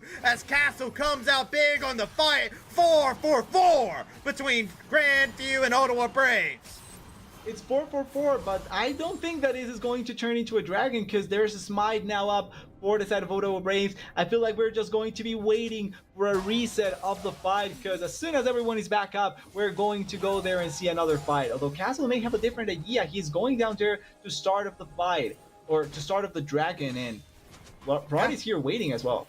Yeah, check it out. Riverside was hurt, so they had the bat. No teleport available just yet. This is actually an easy dragon for Grandview to be able to get, because numbers advantage is in their favor. Castle got knocked away inside that fight by the Poppy ultimate, knocked them clear out of the fight. They rejoined the fight, was able to pick up a few key just resets, constantly taking over those forums, showing Ottawa Braves how to play their own champions. Big moment inside the fight, and you look at Castle, you look at Jin Qual, they were able to put out the damage after Nightstar got taken out, right? Poppy knocked out the Varus, and you thought, okay, this fight is looking a little bit rough. But again, a scrambled fight for Grandview is in their favor. Ottawa Braves, they really want to play these 5v5s, and Grandview is not letting them ever take a fight when they feel comfortable. Exactly, they are finding ways to make the fight work out, even if they are in this sort of spot. Teleport into the mid lane. Teleport into the mid lane, but Riverside's going to go ahead and pull the trigger, gets a nice pick onto the fight here, but check him out into the back line. Prawn just going absolutely nuts. Castle can't do anything. Welcome to the arena, son, as they're going to go ahead and lay in a world of pain. Jin Qual tried to do a dive of their own, but Levi stayed alive. Riverside stayed alive. It's a triple kill for Prawn, as 3 notches were added to the spear. Just like that, the fight works out massively well for Ottawa. They find a perfect pick. Fraud kills Nightstar by himself, not even allowing Nightstar to be able to flash. You may say that this is unfair, but honestly, it's a bruiser against an AD carry. He should die like that. The problem is that the team from Grandview just abandoned the Paris in that situation, and O'Linian yeah, he's dead here. Yeah, slowly but surely will go down. That took a long time to do, but eventually it did happen. Ottawa Braves now find themselves with a gold lead swinging back into their favor, but check out Jinqual looking to try and catch out a straggler in this exchange. Got a little bit too far forward. Thankfully, have a smoke screen to be able to throw into their face. You do a ninja vanish, you're A-okay. But Broad, big in that last fight, just completely unadulterated with the amount of damage they're able to put uncontested in the backline. They are trying to find that sort of spot when it's uncontested in that way, and Nightstar suffering that fate pretty much despite he's still behind in terms of items to the Jinx, so he has to find every bit of opportunity to actually get the damage going, right? But he's not getting it, and it's becoming a bit of a worry. Even though that happened, the game is still pretty much even just because they didn't break the base open or they didn't find an important objective. Like, this game can go either side anyway, just because they have opportunities from both of these teams to do it. Yeah, we've seen fights in the last 3 minutes go in the favor of both sides, right? We've seen an example of how Grandview can win a fight. Now we've seen an example of how Ottawa can win a fight when they're the ones that choose how a fight starts. Keep an eye on it.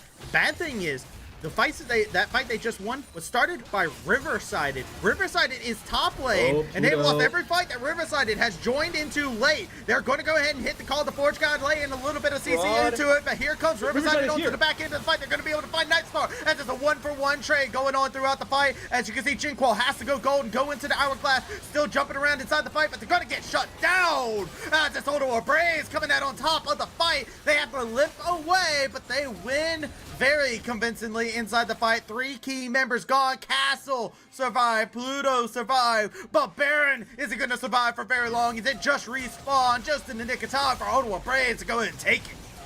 I'm surprised they don't go up there as Castle. I know he doesn't have ultimate or flash, but he does have the smite. And as long as there's no Poppy ultimate or Fox is able to control him, there might be a chance to steal it. But at the end, it's going to be Baron in favor of Ottawa Braves. Another great fight by them. And crucial this time, Levi left untouched. He gets a lot of damage, they may kill Prot, but the Paris is simply not finding that value, and the control that they are able to pull off onto the Akali has been massive. Really well executed there, really well done, and now they are looking for the next dragon. That may be soul point for them. It's spawning on 50 seconds, and both of these teams is going to try and find the most value possible.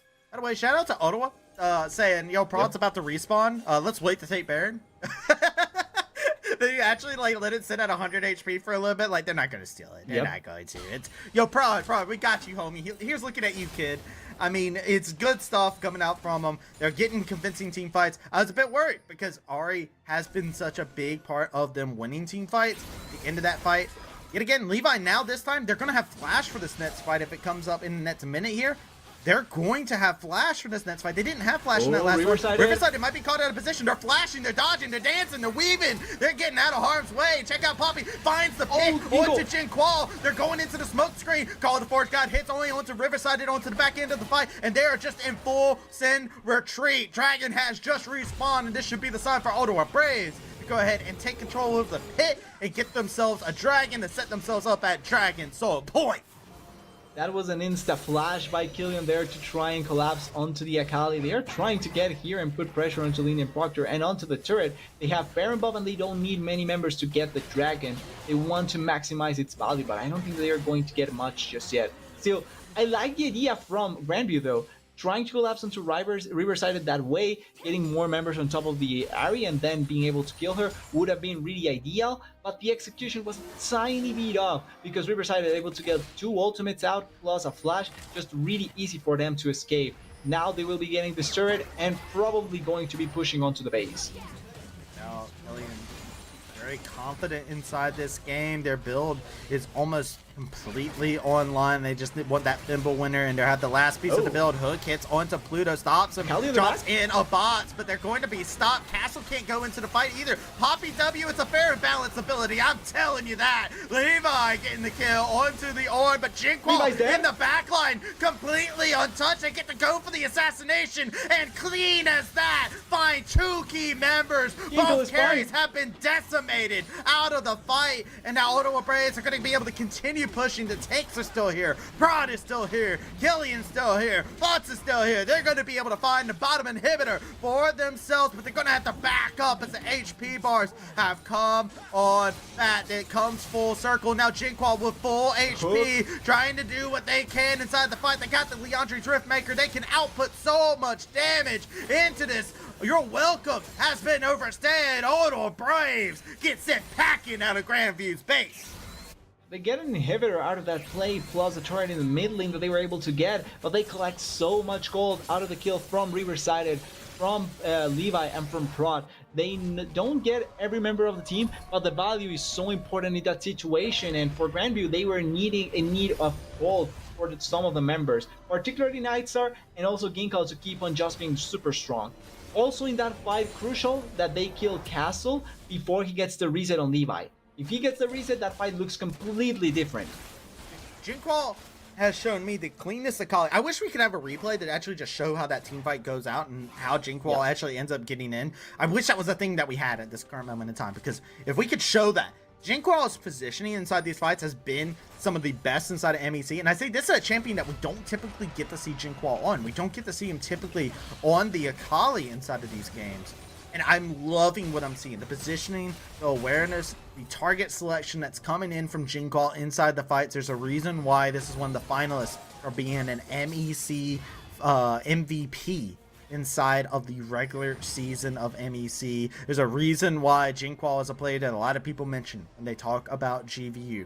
Yet again, it feels like we are in Jinquil's world. We're just living in it. The Castle having a good show as well. We're seeing them feel that pain of this Poppy. They're not able to engage fights as they would like. The Poppy value is just simply so high, and that's why I'm surprised that people are kind of not forgetting her, but ignoring her as much as they do. Like, this champion is still really, really good in the current meta, and the value that you can play with her. Whoa, Bluto, that's not the person you want to dredge line into, but the call of the Forge guy coming in is going to be massive, going to be able to hit onto 2 big members. Riverside into the backline of the fight. They're using their Spirit Rush to be able to stay alive for as long as possible. Blutch jumping into the backline. Prod goes down. Maybe everything turns on around in its favor. Jinquil getting soloed out by the Poppy, looking to get popped, but they're just going to catch the lantern, and sweet, sweet life has been breathed into the lungs of Killian. Jinx went down, Prod went down. It's a 1 for 2 special, courtesy of GVU.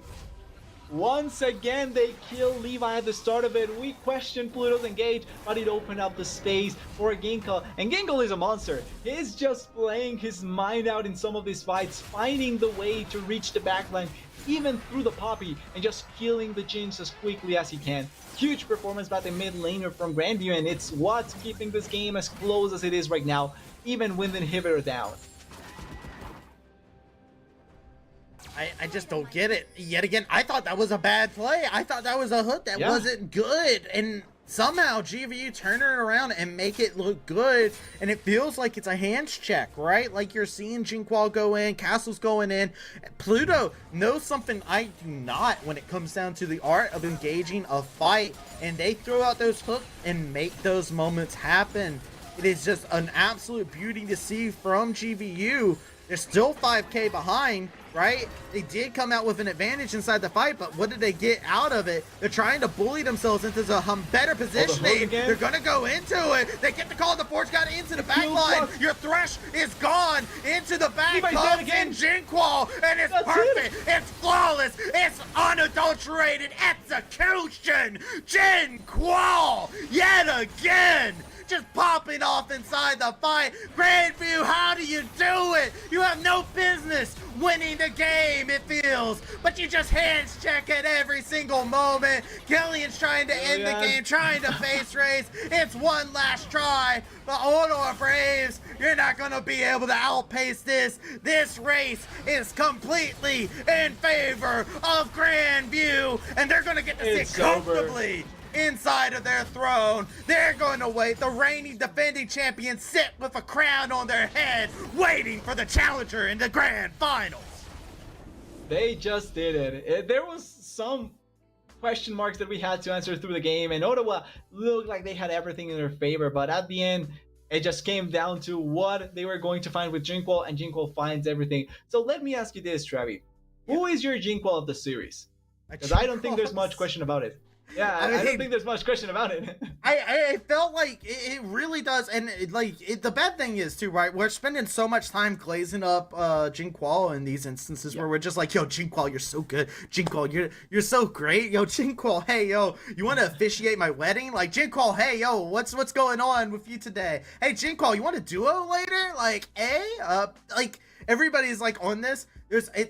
Also, GVU also has Pluto, who, even though is not having great early games, is finding these mid to late game engages that have no business being as good as they are.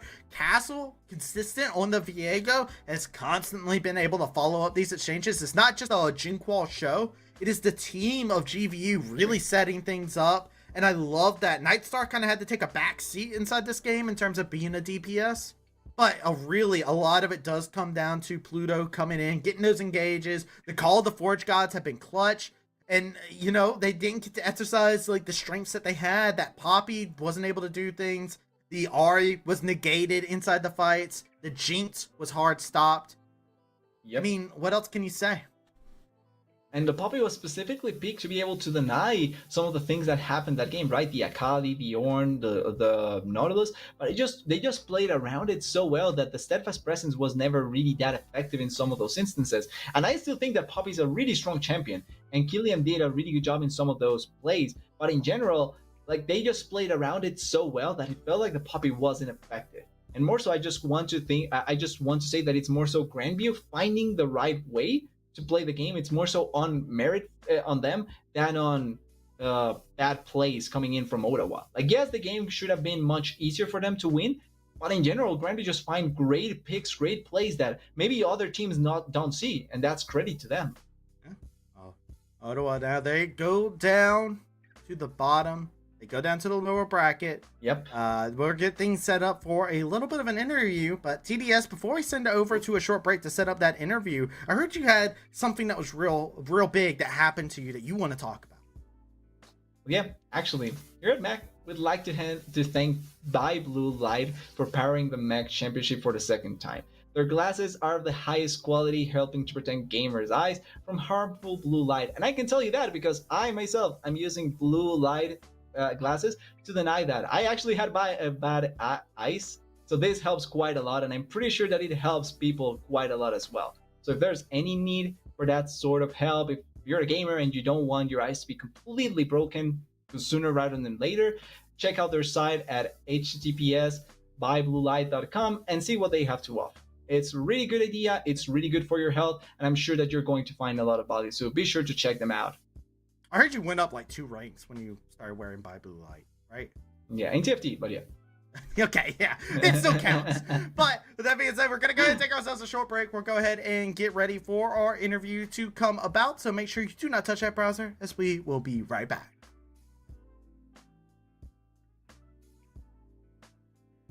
Time to get up. These glasses, jacket, and sweats, baby girl, that's a get up. It's chilly outside, but I'm ready to burn. Super hot fire when I move, better feel that burn.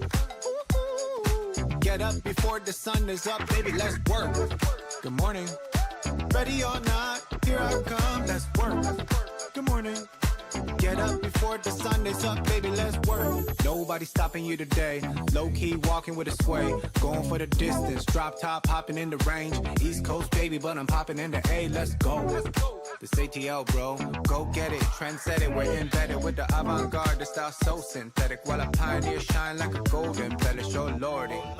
This your last warning. I've been waiting in the foyer. You put on the gas, I'm ready to go ahead.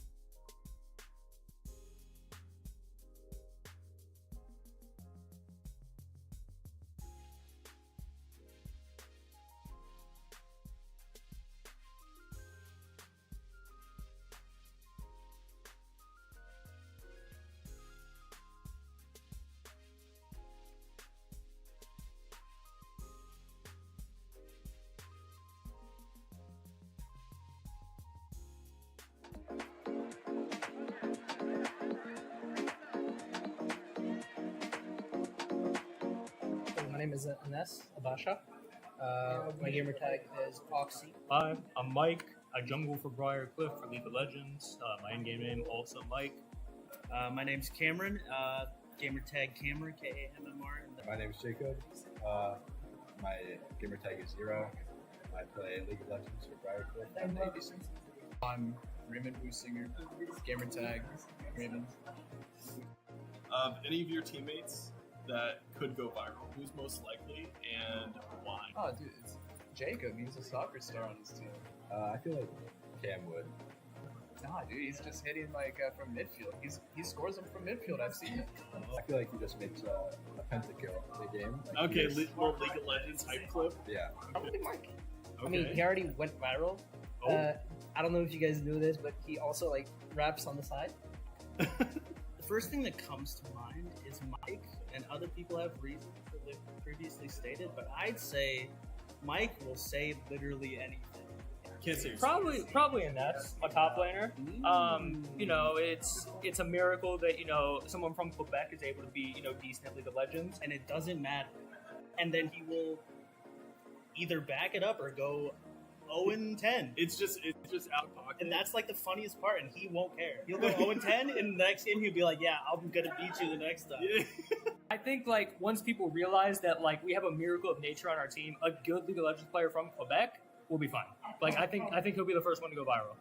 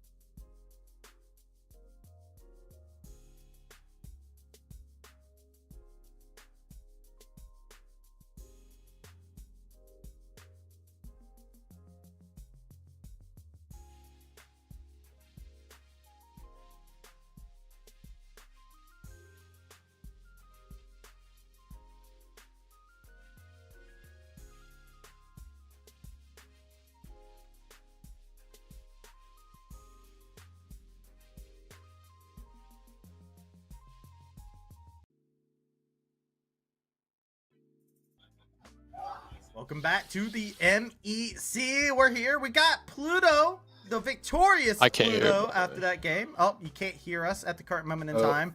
They're getting that fits. You got to keep clapping TDS until Pluto says that they can hear us again. But once they're able to hear us, we'll get that tech issue going on out. We got Pluto here, which I'm very excited for. Pluto, can you hear me now?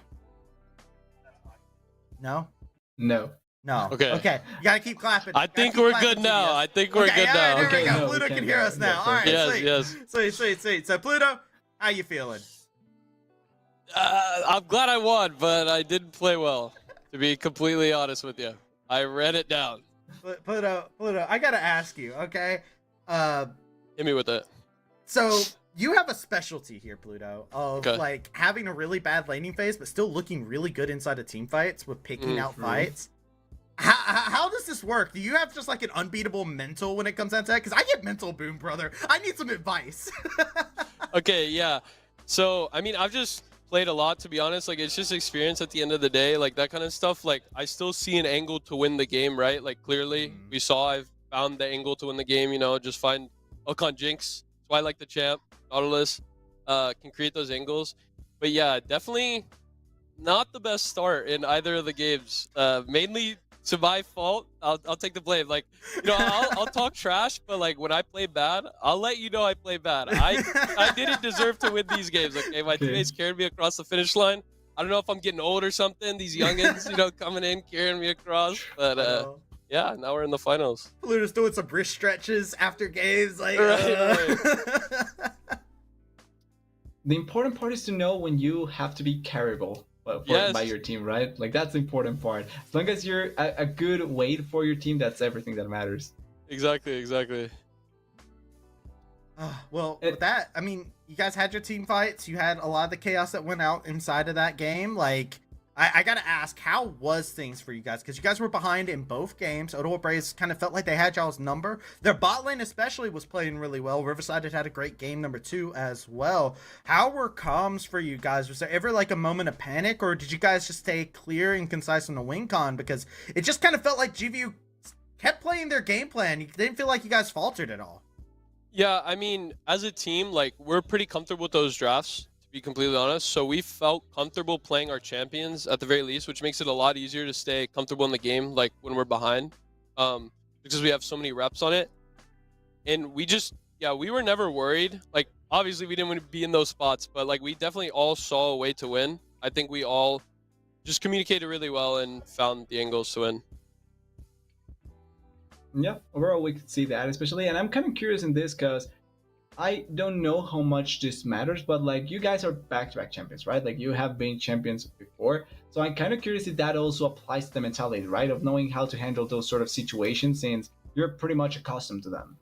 Right, exactly. Yeah, I mean, at the end of the day, it all comes down to experience, right? Like, I've been in those spots before, whether it be in solo queue or in competitive games before, whether it be playing C-Law or amateur. So like, that is definitely one of the bigger factors, and some of the newer guys and some of the other teams might not have that experience. So it's definitely something we have over some people. Ludo, I'm gonna ask you the big question. It's time. It's time. You guys are in grand finals. Your guys are locked in. Reigning defending champions, right? You're the new kid on the block inside this team. You're no stranger to success of your own in your own individual adventures, right? Pluto, hit me with this. Who do you want to see in grand finals? It's so funny you asked that, because after the game, PNW is like coming up, right, and like about to set up to get play their match against ONU, and I'm just telling every player on that team, please win, bro. I don't want to face Ottawa in the finals. Like, I'm telling you, I just played bad. Okay, give me against any of these other teams, I will play better. I promise. Plux is good. Like, I don't know how that guy isn't like top 10 on the rankings or C-Law or whatever. That stuff matters to a point, but like, that he wasn't on there is criminal. I don't know how he wasn't like all team. I think that's criminal. Like, I don't want to face Plux, bro. I don't want to face Plux. Please, PNW, beat ONU and then Ottawa, please. And then I'll 2-0 you in the finals. Or 3-0, I guess. Yeah, 3-0. All right. I like it. Serve them one up. I like it. Well, do you have anything you would like to say to the Pluto supporters out there? I just want to say, I'll reiterate it. I said it before, but Thank you, team. Jesus Christ, I didn't deserve that win. I'm super happy we 2-0'd. I didn't want to play a game 3. We ended up not playing a game 3. Thank you to you guys. Thank you to the fans at home. Well, before we send it and fade away to black, we transition away from you, Pluto. One last thing. You want to do a flex to just like do the fade away? I have a long sleeve shirt on, bro. This is not the time, baby. Why weren't you prepared for this? You knew I was gonna ask. I can't, bro. I can't. It's a long sleeve. In the finals, bro. Catch me tomorrow. The fit I got for tomorrow is short sleeve, bro. Catch me tomorrow. The post-game interview when I win, I'll flex, okay? All right. You know That'll what? be waiting for the fans, bro. That'll be waiting for the fans. I'm holding you to it, Pluto. I'm holding you to it. Okay. All right. I got you. Well, Pluto, it's been great to see you. We'll see you guys tomorrow on the cast at Grand Finals. We'll catch you there, all right? Oh, man, that was interesting. Okay. Oh, poor Pluto. Almost. Look, we're gonna have Pluto come back in tomorrow. Even if we have to have Pluto like come into the background to like flex off in the background while his team, somebody else from his team is doing an interview. It will happen. It's a promise. Yeah.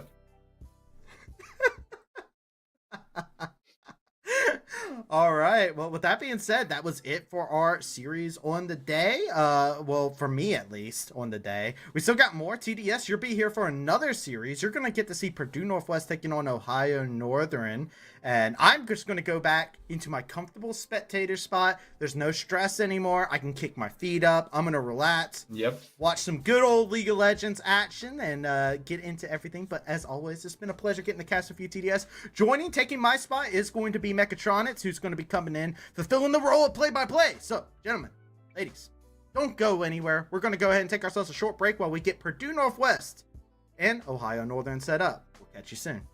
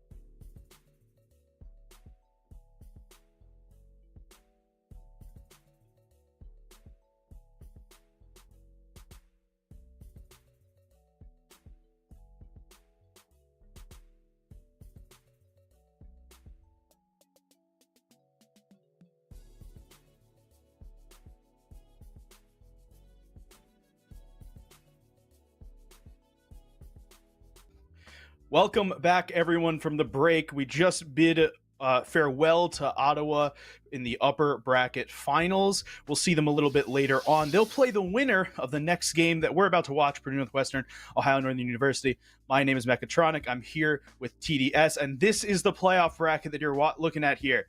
We just saw Ottawa lose to Grandview 2-0. We now see Ohio Northern against Purdue Northwest. This is the lower semifinals. This is every match now, elimination match. That's what we're looking at. Yeah, everyone that loses from this point onwards loses. That's it. They're out. There's nothing after that point. So you have to bring your A game for the remainder of the tournament. It's going to be important to be playing as best as you can, and also to keep your eyes on the next opponents, because For the side of Grandview, they have a perfect view of everything that will happen down here in the lower bracket. For the teams in the lower bracket, the only one that has a slight advantage would be Ottawa, since they are waiting for their next opponent, and they can try and see what they will bring out, but everything can just happen on the day. Yeah, and let's talk about how Purdue Northwestern and Ohio Northern got here. They were the 1 and 2 seeds going into playoffs, and Purdue Northwestern went through, lost to Ottawa. Ohio Northern had the same story. They lost to Grandview, both in the upper semis, right? And then they go through to the lower bracket. They beat their opponents in the lower bracket to get here to the lower semifinals. So we've got the 2 highest seeds all the way down here in the lower semis. As we take a look at the rosters on Purdue Northwestern side, Prank, Doubtful, Clexo, Winking, and Toponer. Over on the ONU side, Aggression, King Julian, Kato, Kai, and Cuz. Exactly. They have pretty good players here that have been performing really well. Obviously, falling down to the lower bracket is not the most ideal thing to go into, but still something that you have to play around with, and it still gives you the opportunity to try and turn around. You have to keep your eyes open for players like Clexo, like Doubtful. King Julian as well has been performing really well, and Aggression can be someone to also put our eyes on. So honestly, both of these teams can bring out the surprise, and I'm excited to see how they are going to perform in this lower bracket. Yeah, no, the matchup to watch, at least to start, Prank against Aggression, 2 of the best top laners we have. Prank has become more of a aggressive, cuts both ways kind of top laner as compared to where we had previously seen him. But Aggression has continued to just make no mistakes in the top lane and just be a great weak side king. But we'd go remiss if we didn't talk about Winking and Kai and Clexo and Kato, these carries for the team.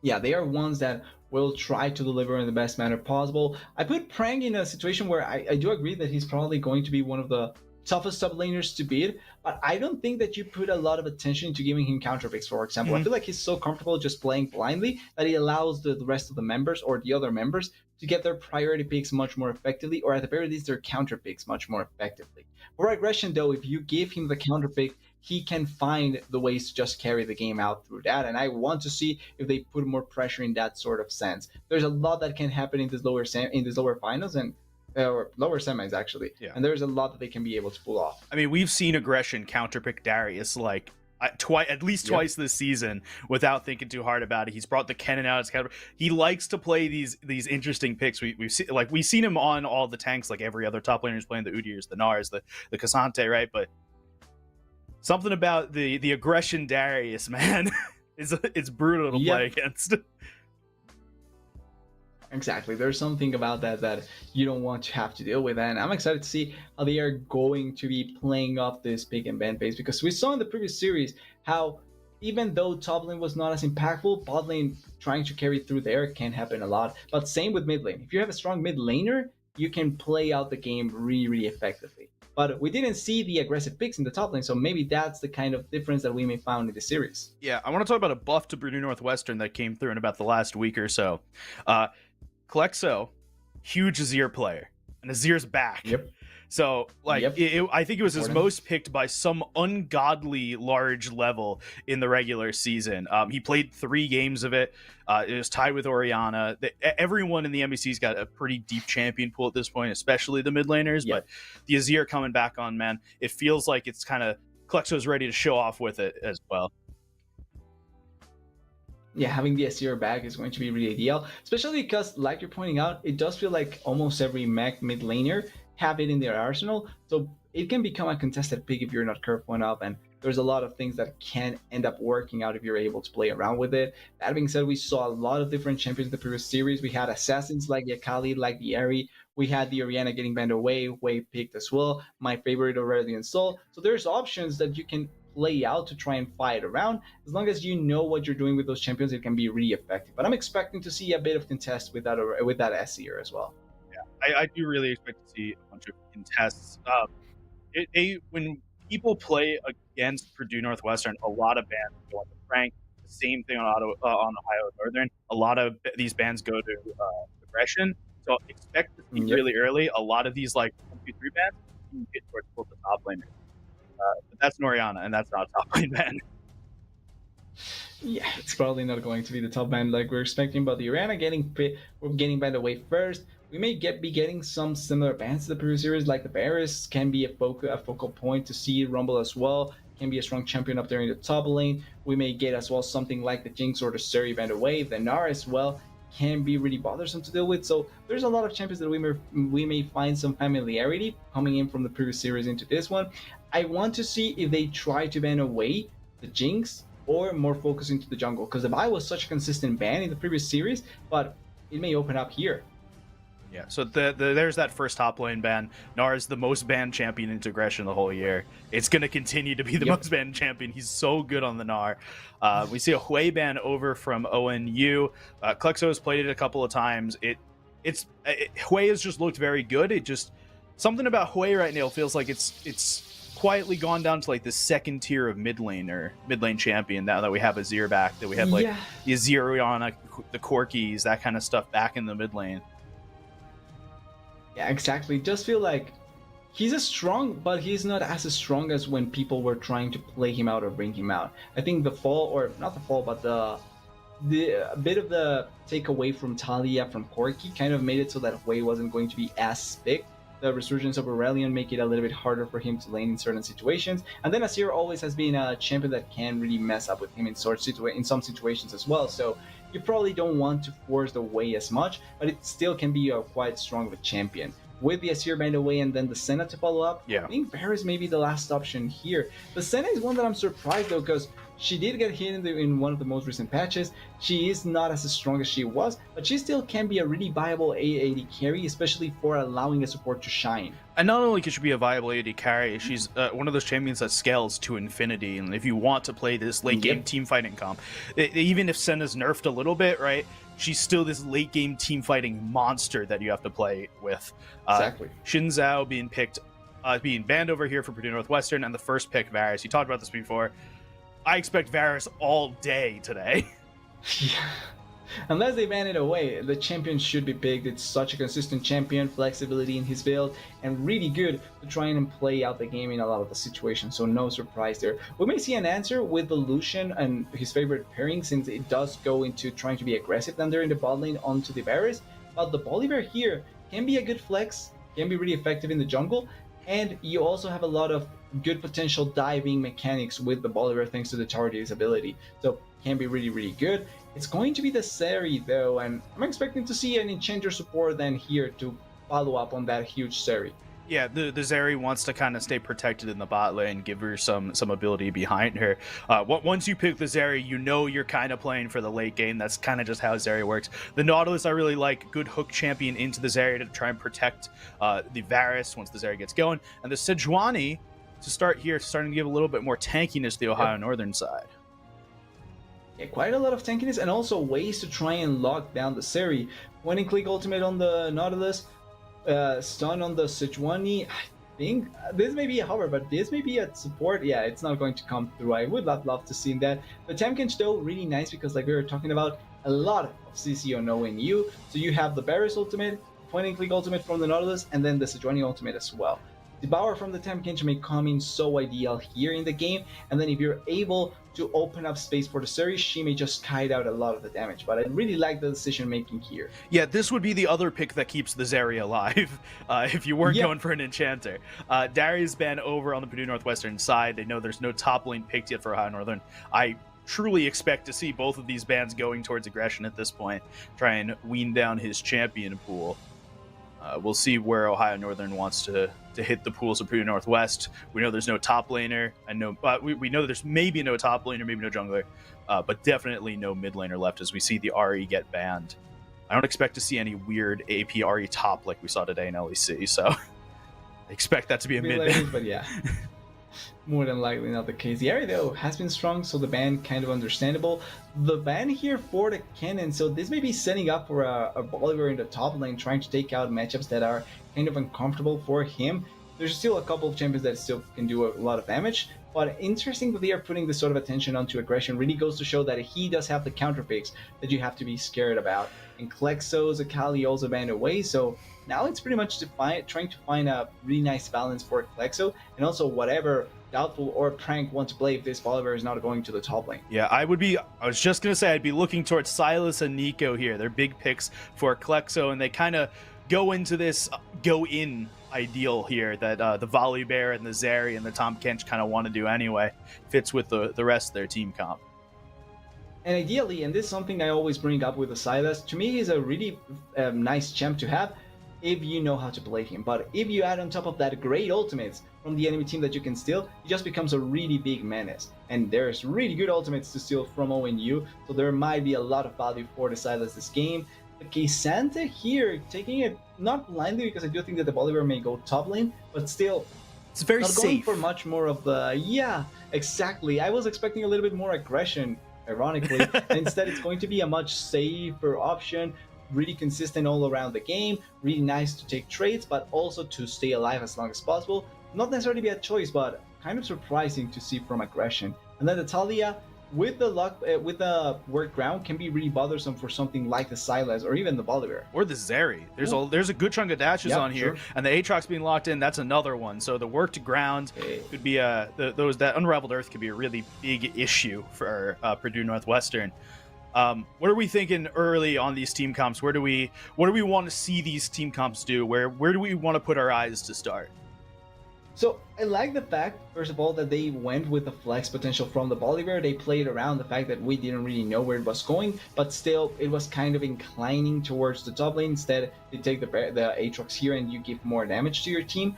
I think ONU's comp is a little bit more safer. They have 3 tanks, front to back potential with the Talia and the Varus, and probably it's going to be a non-hit Varus just because there is a few tanks on PNW, so I think they probably are going to opt into that. Yeah. PNW's comp though has much more options to reach or to try and reach the backline as soon as possible, and if they blow out the carries, then it's easier to try and play the rest of the fight. Yeah, the number one thing I'm looking at, though, here is ease of execution. How are you going to play your game? And it just feels like the Ohio Northern Comp is a lot easier to execute on. As you said, the front to back, really easy to do. But also, it just doesn't seem like there's an insanely good engage option for Purdue Northwest. You can use the Volibear ult a little bit, but it's kind of short range. Silas, while he's got plenty of great ults to steal from, other than the Sejuani ult, none of them are really great engage tools either. And you start looking down the list, and it kind of... Purdue Northwest wants Ohio Northern to kind of fight into you, and it seems like Ohio Northern is probably pretty happy to not fight and just scrap a bunch. Yeah, the closer they get to PNW, the easier it is for them to fight, like you're mentioning. So truthfully, they want the fight to be as close and scrappy as possible so that they can find more value. I think maybe the Varus ultimate is the other one. I would argue for Silas to be an engage option since it is longer range, like the Sejuani. But still, depending on the Silas to be the main engager is something that at times may be much more difficult to execute on. So flanking is going to be super important for PNW this game. Klexo and Prank need to find the perfect angle on the back to be able to find the carries, and that way reach the backline or force a fight much more easier. All right, as we load into Summoner's Rift here, Purdue Northwest over on the red side, Ohio Northern on the blue side. Not seeing anything weird in our runes yet, which means, well, nothing yet. We can still have some pretty insane level ones, but nothing major yet. It is the unhit barriers like we were kind of expecting, plus 9 members potentially going there. We're back to ourselves, so there probably is going to be a slight pause that we're kind of waiting to happen. There were 5 members collapsing on the top side. We may have a level 1, and I love level 1s if they are executed correct. Yeah, level 1s are fun to watch because it truly trips up your entire game plan after the beginning, right? If you're the team that calls level 1, you succeed on the level 1, you've got this insane early lead and a great place to go. If you're the team that gets hit by a level 1, your early game becomes so brutal and it's really hard. And especially with a team that kind of wants to snowball a little bit, like ONU's, like with the Talia, who needs a little bit to get going, the Varus needs a little bit to get going, it makes sense that they may want to go for this level 1 invade. Yeah, and if it doesn't work out, as long as you don't have any casualty, it's still fine, right? Like, you don't lose out on anything, you tried something and it doesn't work out, but that's perfectly fine. The important part is to try and find some avenue to get early advantages, because that can really, like you're mentioning, snowball out of control if you're playing it out really, really well. But apart from that, I think both teams trying to set up their plan for team fighting. It's what looking like this game. I feel like team fights are going to be really important for both sides, particularly at 1-item power spikes for the side of PNW. If they can find that sort of opportunity when they have 1 items, one item on each member, then that's the point where they are really going to try and force stuff and make it work out as best as possible. Yeah, this Aatrox Cassante matchup seems prime for the gank early. Want to get this Aatrox ahead against Cassante, because Cassante will just stack armor to the highest degree here to try and force something through. Yeah, pretty much trying to kill them. Pretty much, it's kind of the main point, right? Like, it's either kill or be killed in those sort of situations, and as long as they finding it right, it should be fine. But the difficulty, or like you mentioned, the ease of execution is more on Ohio Northern than it is on Purdue. Purdue has a higher bar of execution. Yeah, this top lane is not that same wet noodle fight as like the Ornn Rek'Sai that you and Trav saw earlier today. It's not going to be the same story. At the very least, this time we may actually get more opportunities to see solo kills. Yeah, that's a good point. There may be actual damage done. Yeah, we pen it to top lane quite a lot. I don't know what's the favoritism of the camp to always look at top lane, but it always kind of falls back there. Nah, they are trading. Observer's definitely a top lane player. That's all it is. It's a weird thing, but top lane does get some favoritism. Now, I want to see fight though, so I hope that we get interaction really early on. I want to see both junglers trying to go into lanes as quickly as possible, and both are starting topside, so maybe we see fight spot lane. Yeah, but look at this. There's a little invade going on the top side, or a little thought of an invade over by Prank in that top jungle with the Aatrox. Klexo's already going to start trading. This is really what Silas is good for early before they gets the Q. You want to go and take these trades as much as you can. Prank already yeah, he's already starting. This is going to be the entire lane for aggression. It's just trying not to get hit by Prank as we see the hook come in from Cuz. A couple pieces of damage going down, but quick stop. Klexo, abscond, abduct, but a lot of damage being given by those rocks being thrown in his face. Yeah, the trade pattern is not necessarily bad, but you know what you're getting into when you dash in like that. There's always the chance of the rocks hitting quite heavily, and Prank is doing so much damage here to aggression, showing the younger talent to be respectful of their elderly would be the way. Yeah, old man Prank in the top lane just needs to make sure that everyone knows his hands still have it. You see the Aatrox. So far, so good. Look at this. He's just hitting Q after Q now. It's close to sweet spots. There is a sweet spot there from Prank, but forcing aggression on their tower, forcing him to play really behind and kind of safe. Same thing in the bot lane here, though, but on the other side, Kai and Cuz, this bot lane duo of Varus and Nautilus being pushed back, pushing early into the Zeri Tahm Kench. Wants to make sure that they can start to roam a little bit as we see them already starting to walk out of the bot lane itself. We talked about it as well when we were watching the way that both junglers were pathing, but both are on the bot side now. That means that top lane is completely left on by themselves, and the trading from Prank is going to be felt quite consistently. I want to say where the initial attempt down here is going to happen though, because Volibear is close by, Sejuani is close by as well, and the wave is pushing onto the side of Ohio Northern. Yeah, it looks like Volibear is actually trying to invade the jungle a little bit, but there's not going to be much there for him to find. Prank is still going for these trades. We're going to keep Pen into top lane and just continuously see trades happening between Prank and Aggression. Aggression's already used his pots, so it'll be a little bit more difficult for him to sustain over time. Plus, Aatrox has that built-in life steal on his passive, so it's all going to be a lot of pushing here. But apart from that, there's not much action when you look at the rest of the map. It's slight trading bot lane, slight trading mid lane. Top lane is the one that kind of takes the cake because they are actually closer to dying than the rest of the map, but it's not as much as we were kind of expecting, and the junglers, both of them backed away, so they are not now only going to reset and maybe train back top lane. Yeah, both did full clears and backed. Doubtful was able to grab one of the crabs. Top lane crab is still there though, so it's all kind of slow right now. Except for top lane, which continues to be a fight. You see the first hook, first root from Cuz there. Bunch of damage onto Deponer, but nothing really substantial yet. Yeah, the early game is just seeing who can take the damage a little bit better and then waiting for whatever happens. Like, there's not much that we can actually say about the action. It's just trading. Just trading. Cuz doesn't know he's on a ward here, I don't think. So we'll see if he's going to try and do something to Deponer Winkin, but that little laser shot from Winking should help out on Cuz's knowledge of their vision.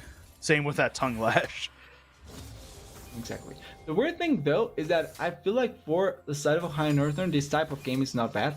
As long as they don't suffer any meaningful way, their barriers will scale, their Talia will scale, their tanks will scale. It's more so important that they need to rush things a little bit. Seri may not be suffering in the later stages, but there's champions that you want to try and accelerate as much as possible. That's really good damage. Yeah, that's a really good stun. And plus, Kalexo has no more mana, so this is going to be an almost certain back from the Silas in a kind of weird wave state.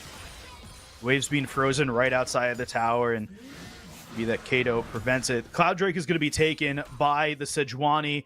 Grubs are going to be taken by Volibear. It's a trade across the map. Junglers they're doing jungler things, okay? Each are getting their little bit. Yeah, they're clearing and then coming back onto the map, not really trying to impact the lane. They are really playing the PvE game as best as they can. They're just playing Path of Exile, man. That's all it is. Well, I heard there was a new leak, so probably why they don't want to interact as much as possible. League of Legends 2? Is that what I'm hearing? Well, they are hyping it up. I'm going to hold Riot onto League of Legends 2 because they were saying something about changing League forever. So I'll wait and see. All right, Prank. This continual trading, we're going to keep harping on it because it's so important. It pushes Cassante out of the lane. You see the Bramble Vest first thing bought for the Cassante. The Aatrox passive healing is massive if you can get a really good shot with the Q. So it's a huge thing early to have this Bramble Vest. We'll check in to see how much value it's actually getting later, but Aatrox is just going to continue to build pure damage for a while. Kalexo gets hit by the Seismic Shove. A couple rocks being thrown his way and a lot of tower shots. Kato's going to try and still get on top of Kalexo. A couple more shots to him, but he's a low health, just above 200. Jungler and support nearby, but it doesn't look like anyone's going to go for a kill and blow yet. Yeah, neither team was really going to try and make it as apparent. I think Doubtful just appearing there to put a little bit of presence so that Kalexo is not going to be completely in a bad spot. But he doesn't have teleport, so that means that he's going to lose out on this wave unless he stays. This is scary for Doubtful. Ellie is collapsing on top of him and he may not have a way to get back out. Seismic Shove, Frostbite, everything's going down, including the Volibear ultimate, and Doubtful's able to flash away for right now. But first kill gets gifted over to Kato. Could be another one here. Sejuani's going to try and get in between them. Kato's going to go down. Kalexo able to get one kill, but won't be alive for long. Julian takes the Silas. 1-for-1 at the end of the fight there, but a hook in from Cuz. Not going to be able to get much onto Toponer and Winking here. Just a little bit more damage. Getting really good damage down there, but importantly in the mid lane, Kalexo was forced out like that. And that's why I don't understand. Oh, wait, Cuz. Ultimate's pushed out from Zeri and from Varus, but Zeri takes the first one with the ultimate.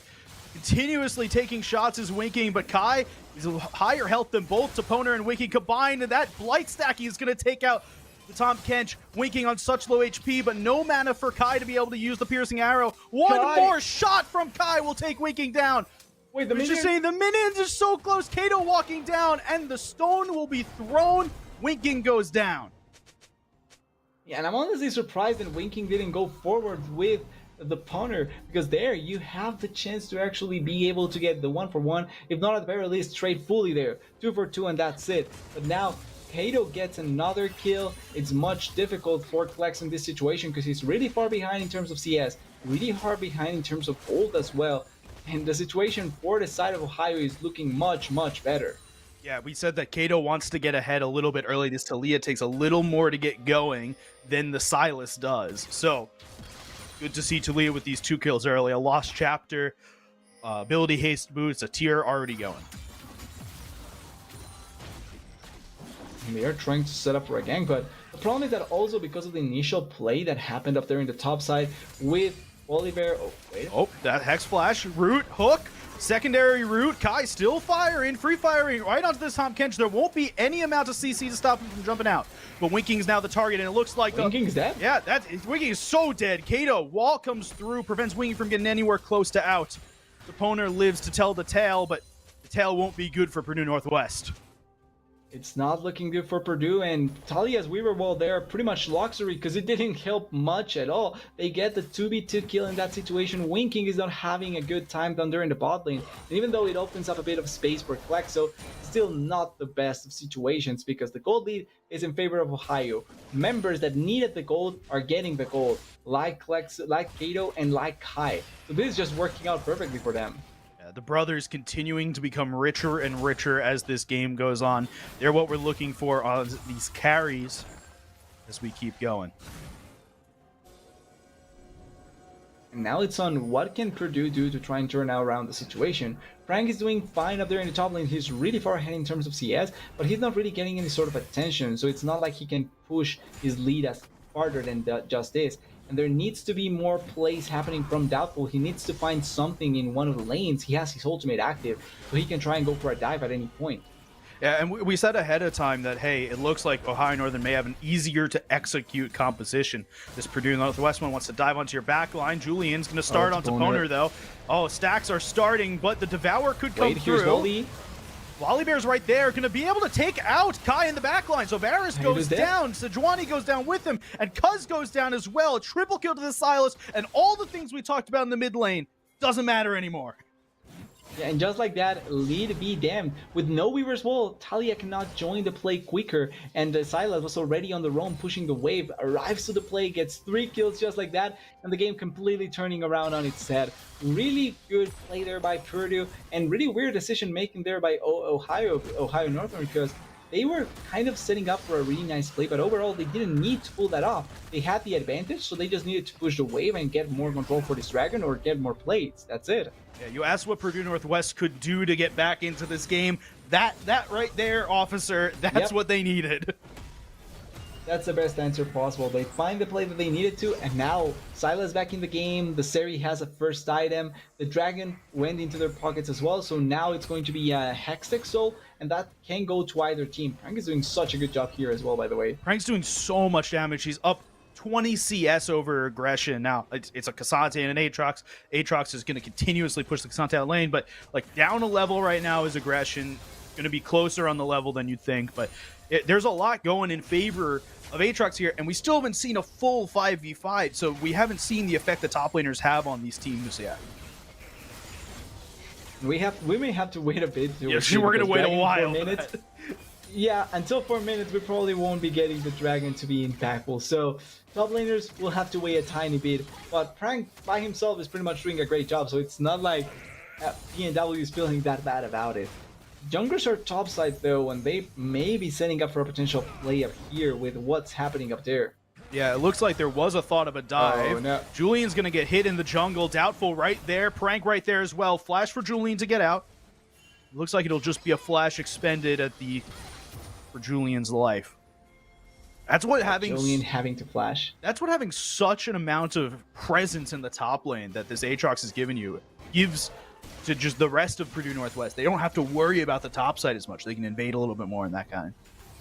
He pretty much even came from the side of the turret, not even from the back, so just that comfortable for him to walk forward and be able to put pressure. And he's been getting so much gold that he's going to get his first item already and be dealing quite a lot of damage. How can Ohio Northern respond to that? Because previously, with the advantage that they had, it wasn't going to be a big issue controlling him because you had strong members. But now that the game is much closer in terms of gold, trying to keep an eye on the 08 play. Yeah, that's the Nautilus ultimate brought out.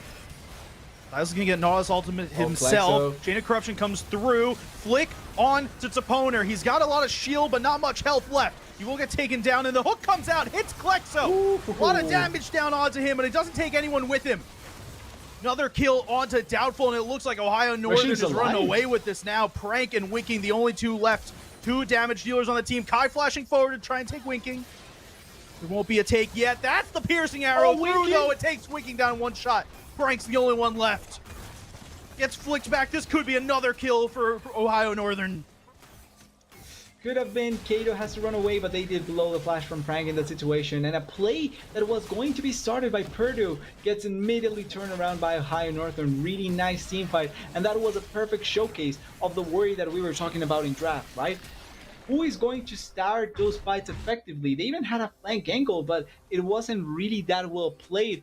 And in that moment, it just works out massively well. They find the perfect counter fight, easier to execute with the front to back, and they get really good value for Kai, for Kato, and denying Purdue everything in that situation. And the second you start to use the Volley Bear ultimate as a re-engage tool, you know something's gone wrong. It takes too long in the air to try and do anything there. It's brutal.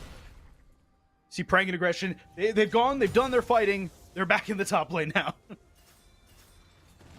They're back in the top lane. They're back into their own lane. This could be a pick onto Kato. Toponer's going to take the Abyssal Dive. Will be a flash for Kato. It won't be much more, though. At least they get the flash. I take those advantages. You have to take them at the very least and make the most out of them. So with that flash down, maybe they can replicate a play and find something later on. Yeah, there's been a lot of attention on the bottom lane already. You may see another dive. Kai is really, really pushed up here and pushing onto Winking. A lot of damage is going through. Looks like a scrap is thinking about occurring. Cuz will have to use the dredge line to pull himself out of that fight. Again, why are we panning back top lane? The fights are in the mid lane, and nothing ends up happening down here, yes, but nothing was happening up there either. And like you're mentioning, Kai does feel quite strong right now. He does so much damage out attacking, and they also had really nice control thanks to Salia. Dragon spawning in 20 seconds, we may see a fight really, really soon, especially with both top laners already here. Yeah, these top laners already pulling themselves down is a pretty good sign of wanting to 5v5, and right now, that looks like Ohio Northern's playground, but there's this Death Bush sitting here. It's been here for like a minute and a half of Doubtful and Klexo and Winking. Sejuani ultimate going to be taken for Klexo. It's just a question of when they use it, not if. It's on waiting now. It's the waiting game, trying to see how they want to approach it, how they want to play it. Dragon already spawned, so they can go for it, but also the turret is quite low, so there might be a situation where Ohio just wants to trade the turret for the dragon, and that's it. It's continuously a waiting game. Both teams are playing a little bit of mid lane chicken, trying to see who's going to go first. Who's going to try and engage this fight first? Purdue Northwest wants it to be Ohio Northern, and Ohio Northern doesn't want to fight. They just want to walk away and take this dragon on their own. Buzz is in a good place to get jumped on, though. Nothing will happen there. Looks like Purdue Northwest... on the back. Yeah, Purdue Northwest just starting this dragon. Klexo's sitting in the back of the pit, preparing. Ohio Northern don't really have a great way in. Hex Flash over from Cuz. They're going to start this fight now in the middle of the pit. Oh. A lot of damage on to Doubtful, and that's the jungler gone for Purdue Northwest. There's no smite left on Purdue Northwest. Ohio Northern's got the only one left, but Frank is just dead in the back line from the Cassante, and the rest of Purdue Northwest just keep going. Aggression goes down. Nautilus goes down. Cassante goes down. The only one left is Julian. Can't even go for the smite on this dragon anymore. It just works out perfectly for Purdue. It looked like it was going to work out very well for Ohio, finding the Aatrox in that situation, killing Doubtful super quickly, but instead, because of how they fought it out, they find Kai really quickly, they find Kato as well. Winking was doing so much damage onto the backline so effectively, and Frank didn't die. He took so long to die that they couldn't just let go of the Aatrox. They had to keep trying to kill him until at the end it didn't matter. Everyone died on the side of Ohio, and they collect the dragon in that situation. It was such a long dance, but the one that came on top is Purdue Northwest. Not just that, the Cassante jumped into the backlines to bring the Aatrox away from the rest of the team fight, and it just left Sejuani Nautilus to tank, and neither of them are at a good enough place to really fully tank right now. And it means that the Silas, the Volley Bear, the Zeri could all just get on top of the rest of Ohio Northern and take any wins there. Rift Herald going to be used in mid. It should come close to taking this tower out. It should be 2 turrets. Yeah, for Ohio Northern here. They have another really nice play. They had another charge if they wanted to, but they decided the safe option would be back away. Which I can't blame them for. Exactly, taking the smarter approach to turrets. Oh wait, Julian. Yeah, Julian's really caught out. It's going to be a stun from Volley Bear and an instant death over by the hands of Klexo. We said this was a really turnaround plays. We said this was a really slow game to start, and I'm regretting saying that.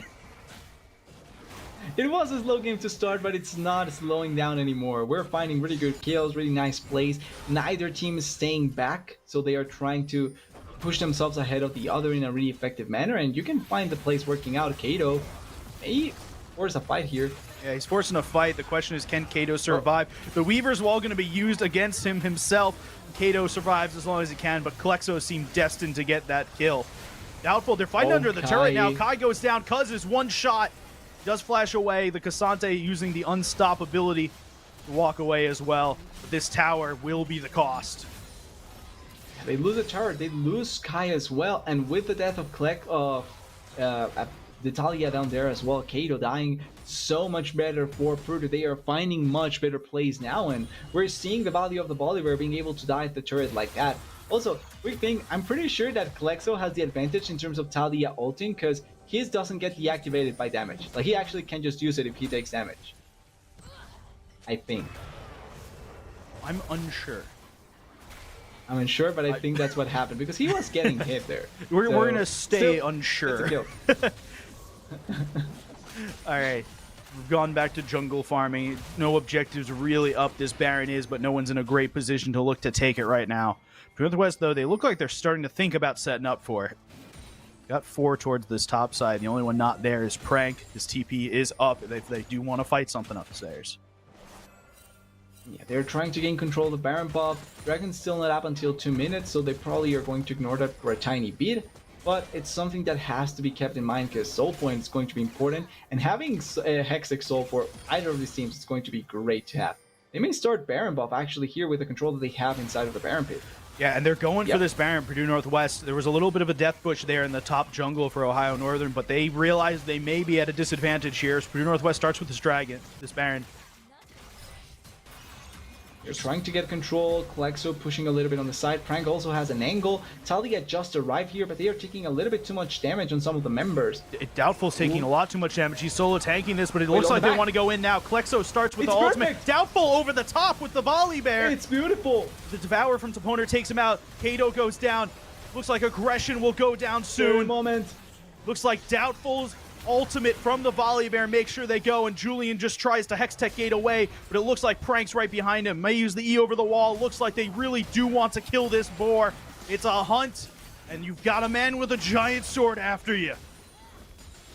It's I wouldn't call him a man. I think it's a death god, and it's doing his job perfectly fine there. Prank with the last kill, the ace coming down, and it's going to be Baron buff for Purdue, and it's such a nicely played Baron buff. Dijon holding the Baron, taking away the Bishan, not allowing the side of Ohio Northern to really reach the right target. Prank was already on a flank angle, same for Klexo, and they were forcing them onto a spot that is so difficult to try and play against, and the immediate engage by Klexo, finding Kai into engaging on the temp gange, everything working out perfectly. In that situation, the series left untouched. Yeah, the Kisante may force her out of the fight, but at that point, the members were already dead. It doesn't really matter, and the team fight just goes perfectly in favor of Purdue. They get the Baron, and more than likely this Dragon. Yeah, this Dragon's up in 25 seconds. They've already got control of the pit.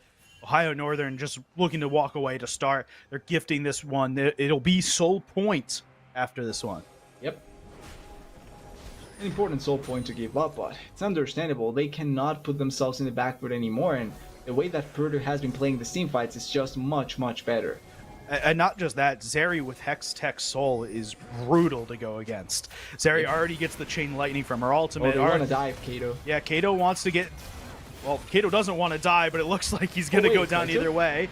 There's some help from Purdue Northwest. They really want to take this tower down after that. Frank did up having to use the ultimate there to try and protect himself against the Talia. It looks like they're going on a full base push here. They've got all 5 down in the bot lane and a little bit of a wave left. They have no wave left. No longer any wave, but it's coming back. It's coming soon. They have more. Wave coming soon, TM.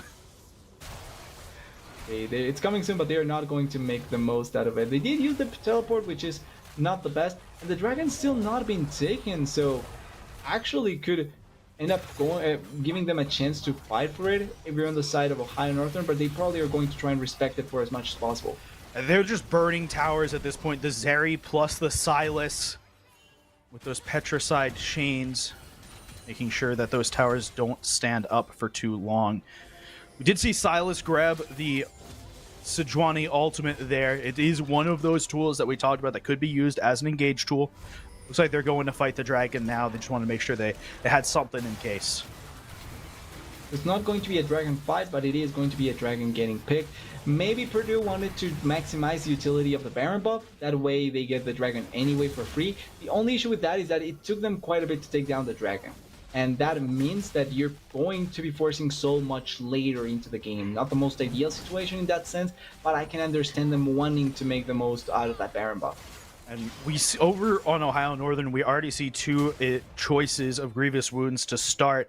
Thornmail over on Julian, and that Bramble Vest that we saw that was the first item for aggression hasn't been upgraded yet, but will be in the future. The reason I bring this up, the Aatrox, lifesteal built into the kit, the Volibear, lifesteal built into the kit, the Silas, lifesteal built into the kit, and you know that at one point Zeri will build either Bloodthirster or Immortal Shield Bow to try and get some lifesteal into her kit as well. So really good purchases there across the Ohio Northern side. Yeah, they are really valuable, making the most out of trying to take away from the healing, and it may make a difference in some of the fights.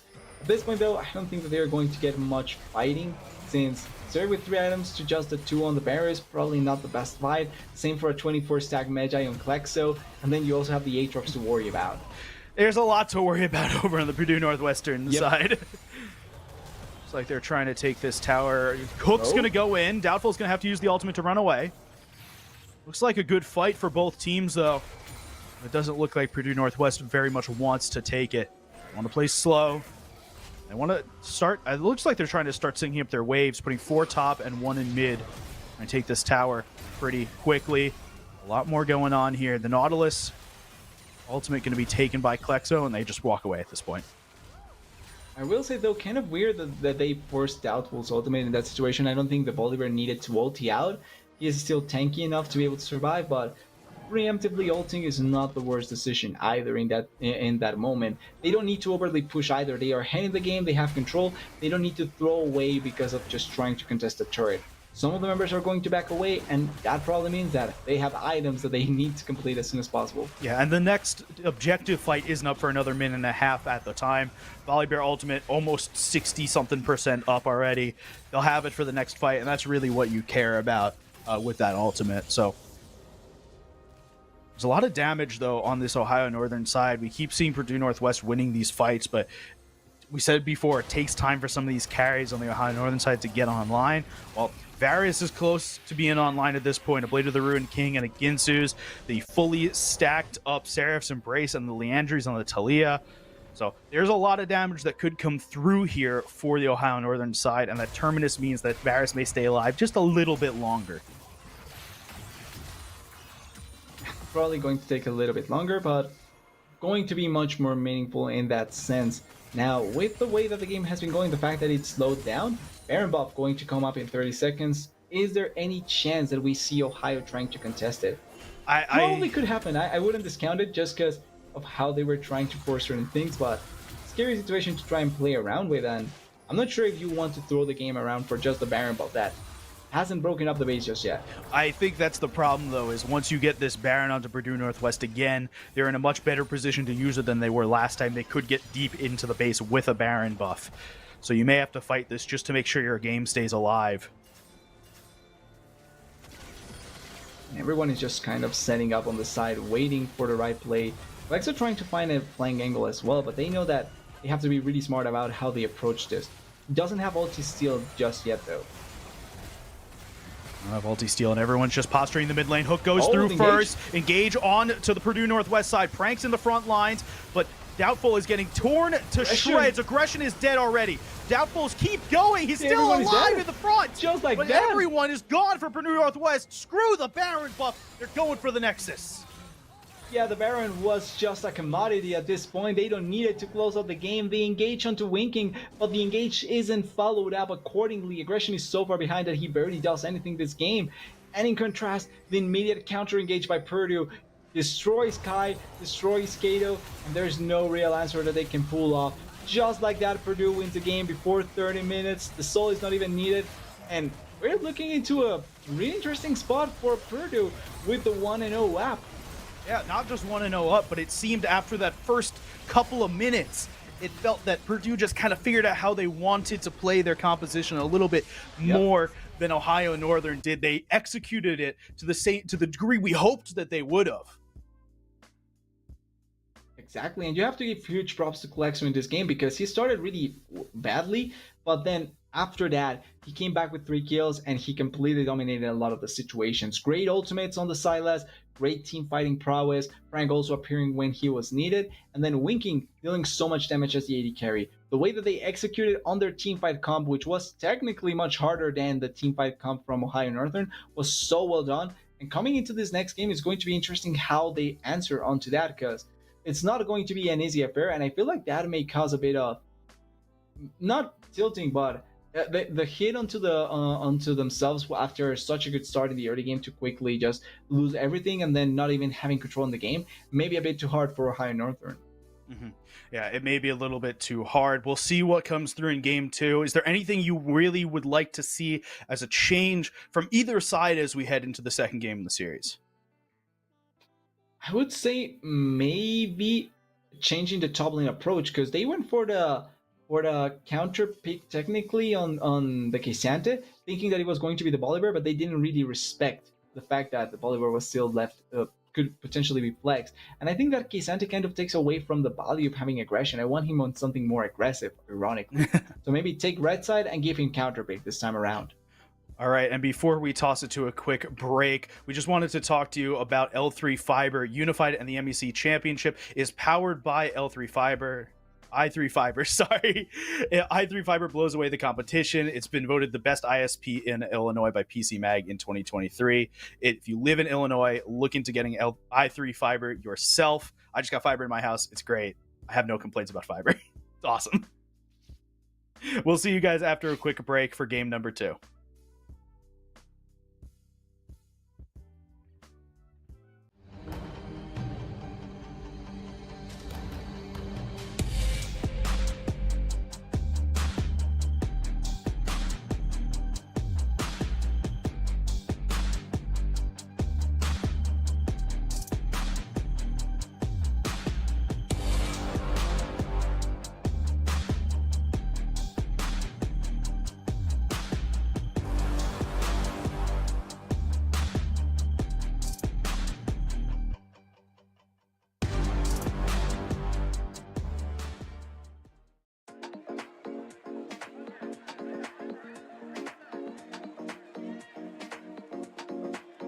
My name's Josh. My gamer tag is Vipe7.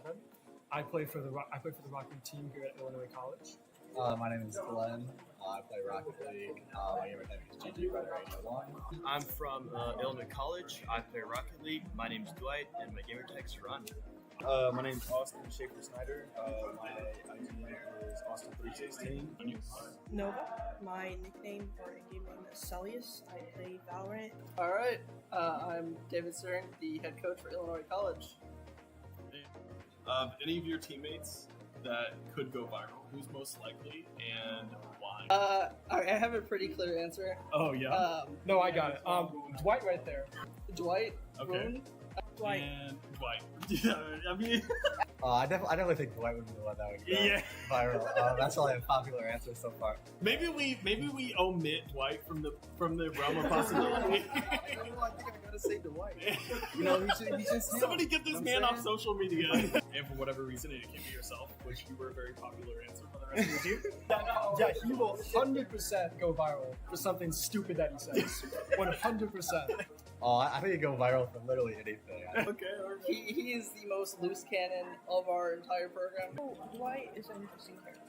He would either go viral for doing something really great, like something wholesome, or he would go viral for, like, I don't know, just doing something really stupid. You're just like, oh my gosh. Yeah. It's almost like y'all scripted this because it's so cohesively uniform in the answer. Sometimes when we're playing Val together and sometimes I don't get the headshot off, I know he can. Oh, So, you know what I mean? He's always there for me. Another wholesome response. For sure. Yeah, not too bad. Dwight, that might have been your most raving review yet. Glenn. Glenn? Okay. He's so quiet. Okay. But I just feel like at any point, he's going to say one comment out of pocket and just get us. Just get caught? Just got caught. And we're all going to be like, what? I don't trust him. A little bit too silent.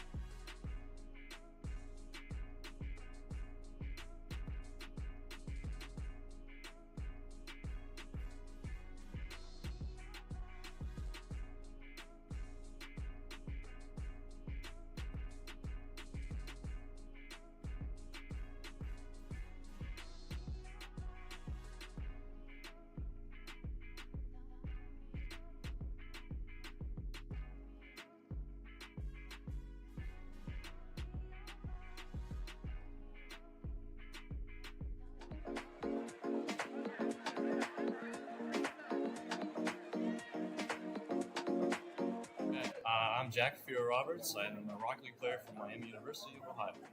My name is Jack Risky Afterzees. I play Rocket League for Miami. I'm Bryce Thompson, OWAM in the game. I play Rocket League for Miami University. And what are the things you look forward to whenever you get an offline event like this? I like seeing the people I play, and for better or worse. If they beat me, I like to know who beat me. If I lose, I like to see who I played. It's just, it adds a real life factor to the game. Yeah. The social aspect of it. Yeah, I suppose just being in person with my teammates and just having fun playing Rocket League. That's what, at the end of the day, what we're all here to do is just play Rocket League. So yeah. The teams who are a little bit more vocal are less vocal this time, since we're just across the way. Yeah, it was a really long day yesterday though, so I don't see a bit too much Rocket League. I don't know how much I'll be playing it in the next week. But. Would you say there's a little more pressure maybe than The first few stages, no, but like once you get to where there's actually something on the line, absolutely. Like a playoff bracket on LAN versus a playoff bracket online, there's a lot more on line. Are y'all a bit more vocal, or on the more vocal side, or do you let the gameplay kind of speak? I don't think we definitely are a little bit destructive on the field, but other than that,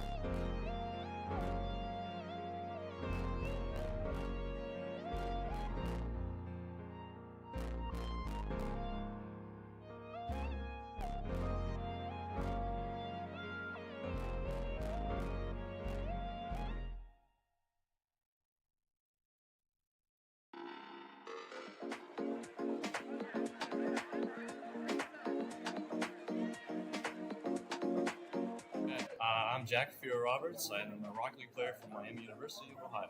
Okay. My name is Jack Risky Afterzees. I play Rocket League for Miami. I'm Bryce Thompson, OWAM in the game. I play Rocket League for Miami University.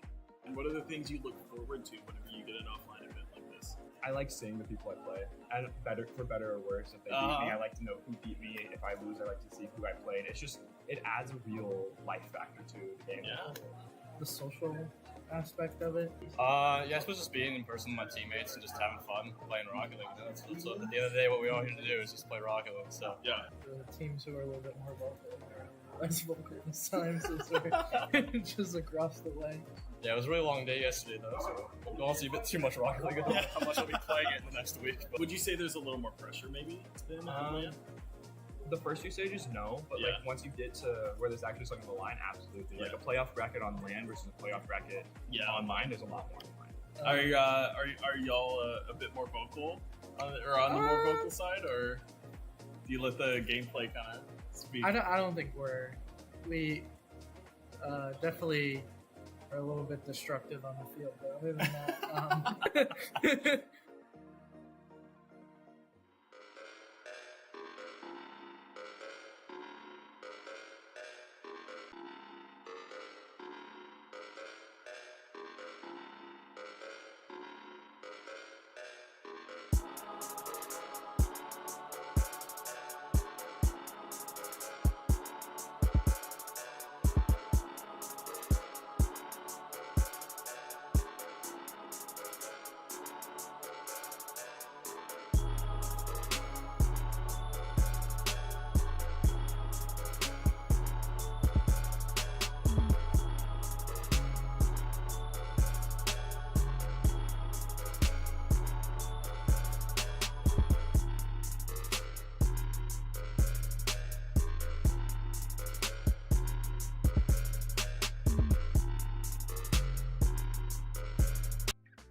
Welcome back, everyone, to Purdue Northwest against Ohio Northern University. Game 2. Had to take a little break because of some lighting issues in the venue and people getting blinded by the sun.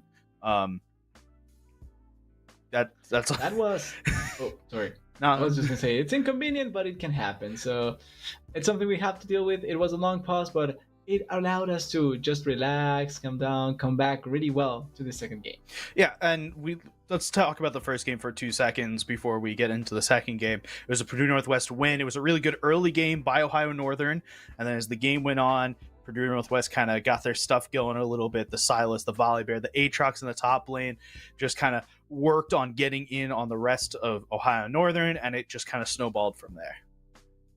Exactly. It was a game that felt like there was a good chance for Ohio Northern to be played out really well, but as soon as they had the advantage, they kind of let it go really quickly. And when Plexo Silas began popping up, it just kind of came really easily for the rest of Purdue to just follow suit and be able to win the fights. The team fights were perfectly played by them, and that's one of the biggest highlights of the game. The fact that they played the fights so effectively, and they were able to run through so many instances of the game through those fights. Yeah, and let's talk about the stakes for a second. Before the first game of this little stint that we're doing here, we talked about how every game here is an elimination game.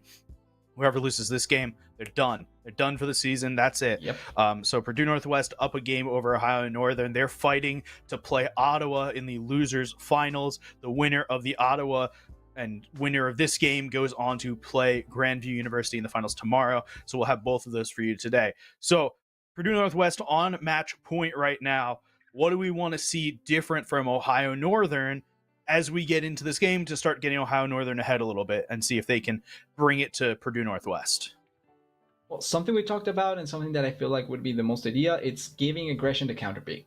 Give him something that he can deliver really well. Okay, Santa technically came in as a counterpick, but he's a much safer option when you look at what you could have given to aggression. So I hope that they save for last, take red side, save for last, counterpick for aggression, and then try and play off of your top laner. Because even though bot lane did well, I think Kai performed nicely enough. I think that difference maker could have been aggression, because in most of the game, he didn't really feel that effective at all compared to Prank. Yeah, I mean, we've seen aggression play stuff like Kennen, Gnar, Darius, and less of the stuff that less of the other stuff, which is like the Udyr, the Cassante, the Ornn, the Gragas, that takes up like 40% of his total picks, right? We want to see more stuff like the Gnar, the Kennen, the Darius, all of which were bans against aggression in the first game. Yep. Exactly, and that attacking of aggression's pool really goes to show that he's a player that it's important for the side of Purdue, or sorry, for ONU. So it's important to try and focus on what you can give him to be as useful as possible. On the other side, Prank really can go with anything, it feels like. As long as he gets something that he's comfortable with or that he knows that he can deliver on, he's going to perform really well, and he did just that on the Aatrox. He played that game so well. Most of the time he wasn't left in touch, and he did so many good things in general. We're talking a lot about the top lanes, but the bot lanes and the mid laners were really the star of the show in that first game. Kalexo was able to get onto the back line really easily, and Winking used the Zeri, the most highest potential in a lot of those team fights. As we get right into here, draft, what are we looking for in bans to start out as an adaptation from Ohio Northern? Do we want to ban out the Zeri, the Sylas? Something maybe felt a little bit wrong in that first game. The Sylas is actually not a bad option to try and ban away. I would say more so in the second round than in the first one. In the first round, Zeri is not necessarily a champion that I would ban away. I think that you can take it away if you feel bad about it, but we have seen it banned away. Maybe the biggest difference maker here could be trying to attempt going for the top lane, taking away the Aatrox as well. If you feel that that's going to be uncomfortable, could be an option as well. I feel like banning out Prank is always one of those things that's kind of a terrifying task, because the second you start banning out Prank, he's got 17 other champions that he can go and play. True. Right? He's got some ungodly amount of like unique champions. He's played this split. I think he's got 9 different champions he's played, and including like Karma that he ended up pulling into the top lane. Makes sense. So we see the Gnar ban first for Purdue Northwestern. We said before, it's gonna be steady Gnar ban this entire series. They don't want aggression to be able to play it. Exactly. They don't want to give it at all. Such a good champion all around, really effective. It's going to be taken away. Same for the Yari. I like that they are taking away the Yari, because even though it's a champion that you can play for Kalexo, the Yari is a champion that has been popping up so much. And we saw in the previous series, Riverside was roaming around all over the map, finding so many good plays. We didn't see the Yari come out on top, but the effectiveness of the champion really was showing through. And the bear is taken away by ONU, so don't want to give that up to Winking at all.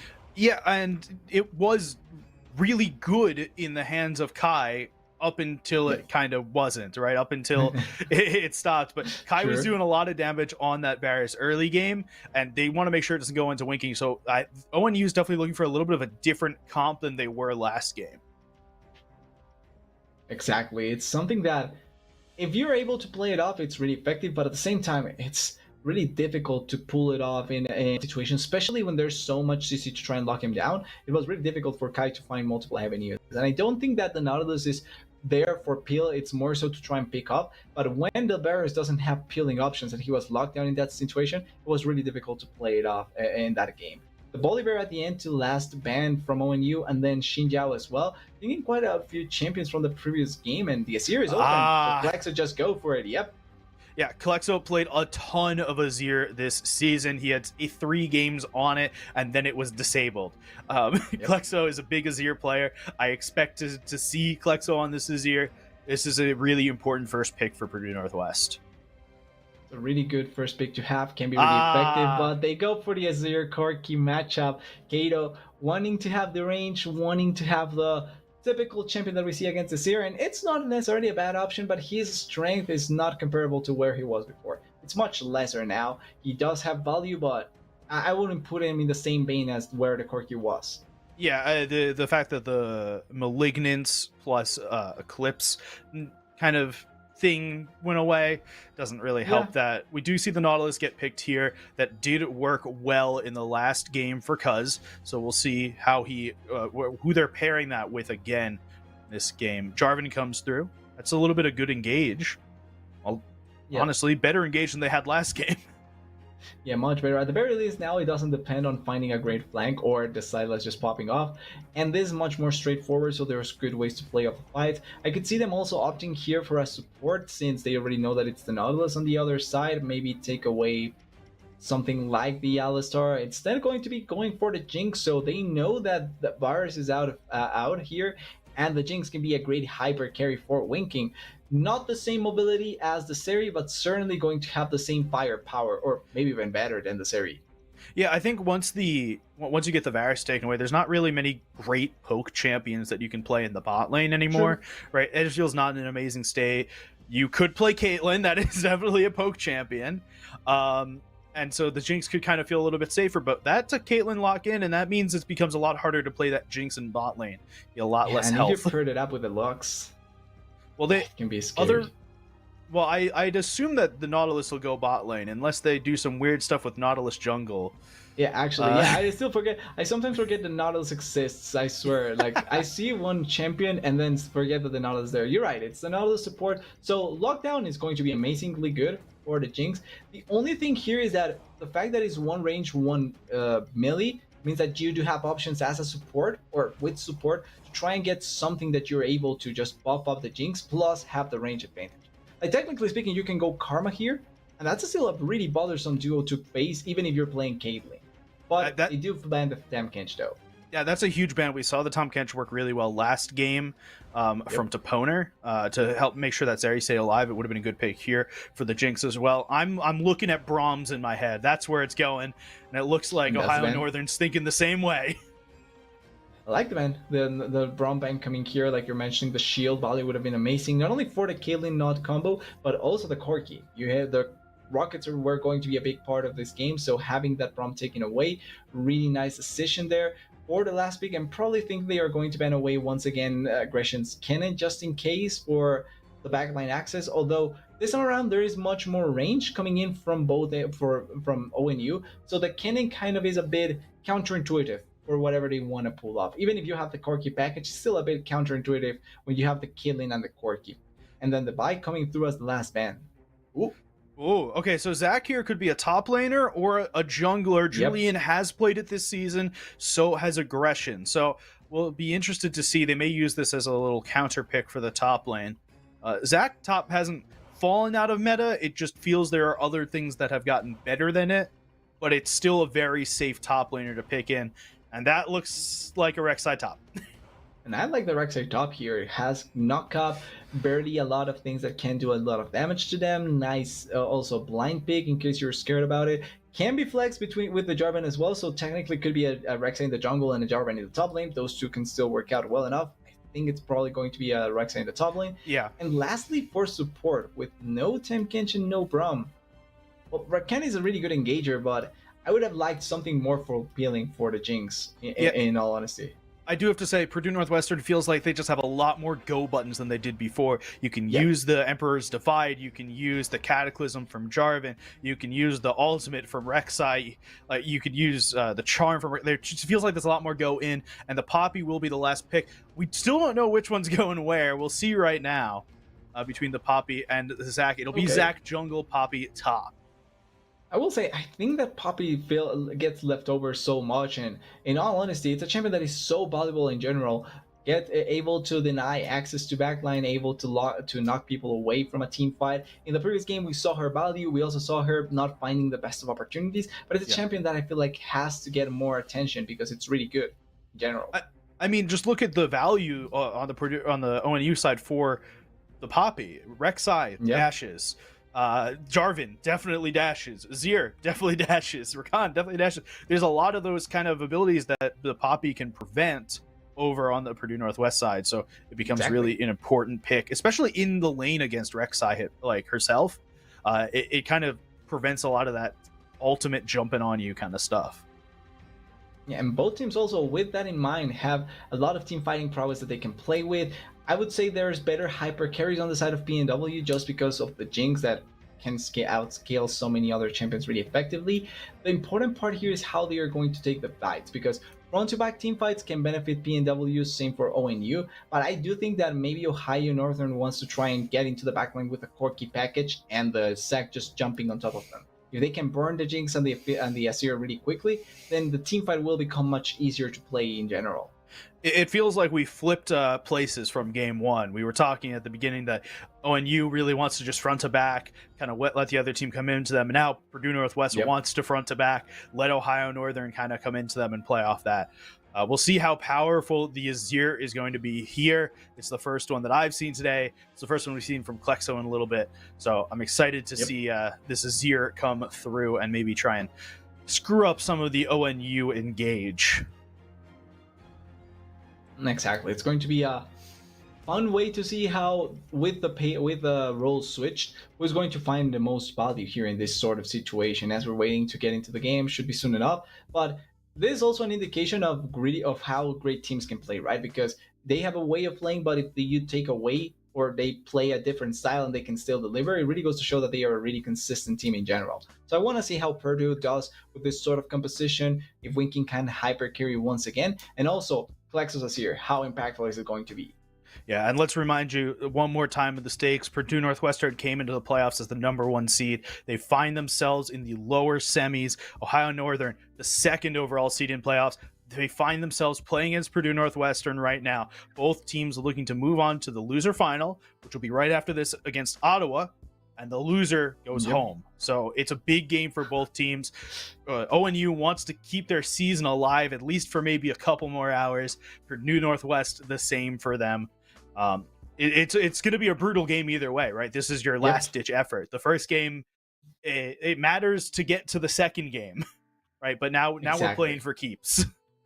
It's back against the wall. It's do this now or you're out, and that's it. So there needs to be some sort of, not urgency, but certainly extreme attention to try and pull it off. You have to be on your A game for this game to even bring it back closer, as close as possible for another game. This doesn't decide anything for the side of ONU, because even if they win, they still would have to play a third game. For PNW, they are in a bit much more of a comfortable spot, but they also don't want this series to swing on the other side and then be on the back foot themselves. It's important that both of these teams play to the rest of their capacities, because we also have to remember that they still have one more match left before they even get to the grand finals.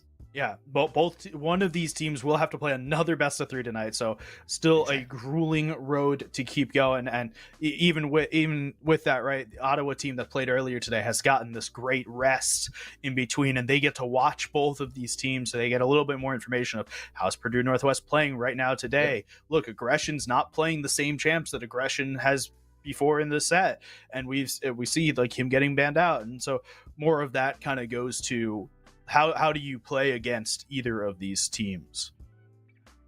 Yeah, it's important to see how both of these teams will be able to face against the next challenges that come through. Even if they win here, they would have to go against Ottawa, and even if they win against Ottawa, they would still have to go against Grandview, which is the biggest. Yeah, it's the biggest threat to you, right? It's the 3-time champion going for the 4-peat. It's not an easy task, and you have to be such a long time on your toes, because you cannot just completely fumble it mentally. You have to be ready for everything, and it's going to be taxing on some of these players. All right, we seem to be having a possible issue with the game, or something's going on. We're going to throw to a quick break. We'll be back once we get into game.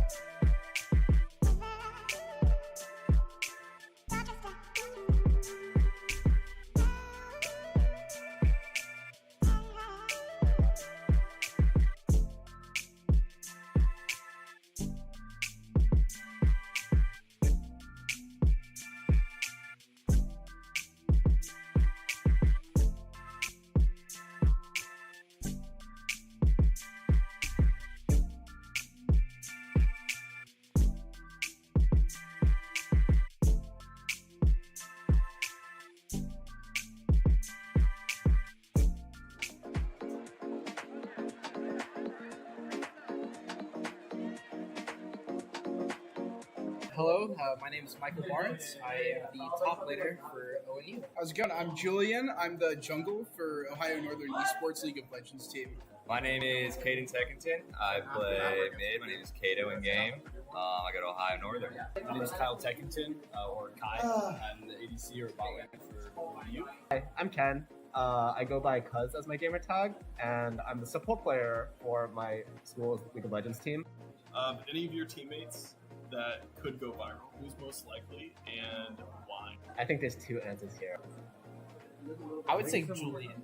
Not league related necessarily, but like can't say myself. You cannot say yourself, obviously. Julian. Who's popping up on your For You page? Julian. And for the worst. He gets there's some incident where a bird ends up causing a crash, and then Julian gets hit, but he's fine. Yeah. But then he's suing the bird. But I might be in the background somewhere, so I can't, You're behind the camera. Yeah, I'm recording him. I think my mid laner, Kato, might go viral if he says the wrong thing and someone catches him for saying the wrong thing. Kato is the go-to. Yeah, it literally split. Yeah. So I think there's a plethora of things for him. You can say good or bad. I think it's probably Kato. Yeah. For making probably.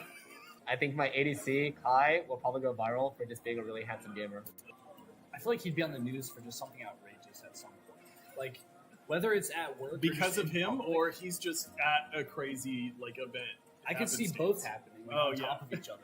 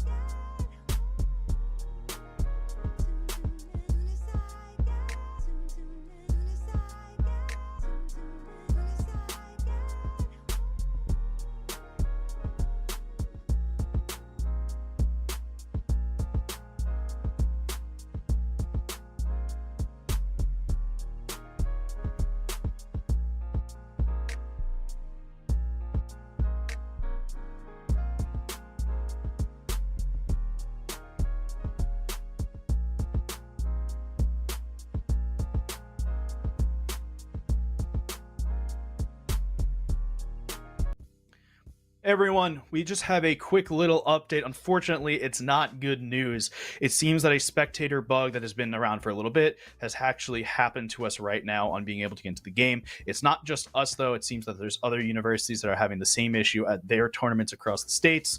Unfortunately, there doesn't seem to be a great fix for it right now. And we can't just stop the game because there was a kill within the first 3 minutes, which is the spectator delay.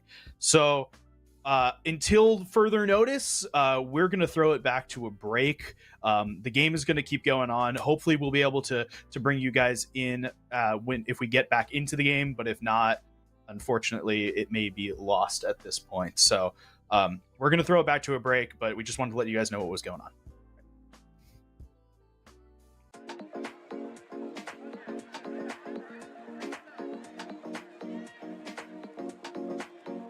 Hello, my name is Michael Barnes. I am the top laner for ONU. How's it going? I'm Julian. I'm the jungle for Ohio Northern Esports League of Legends team.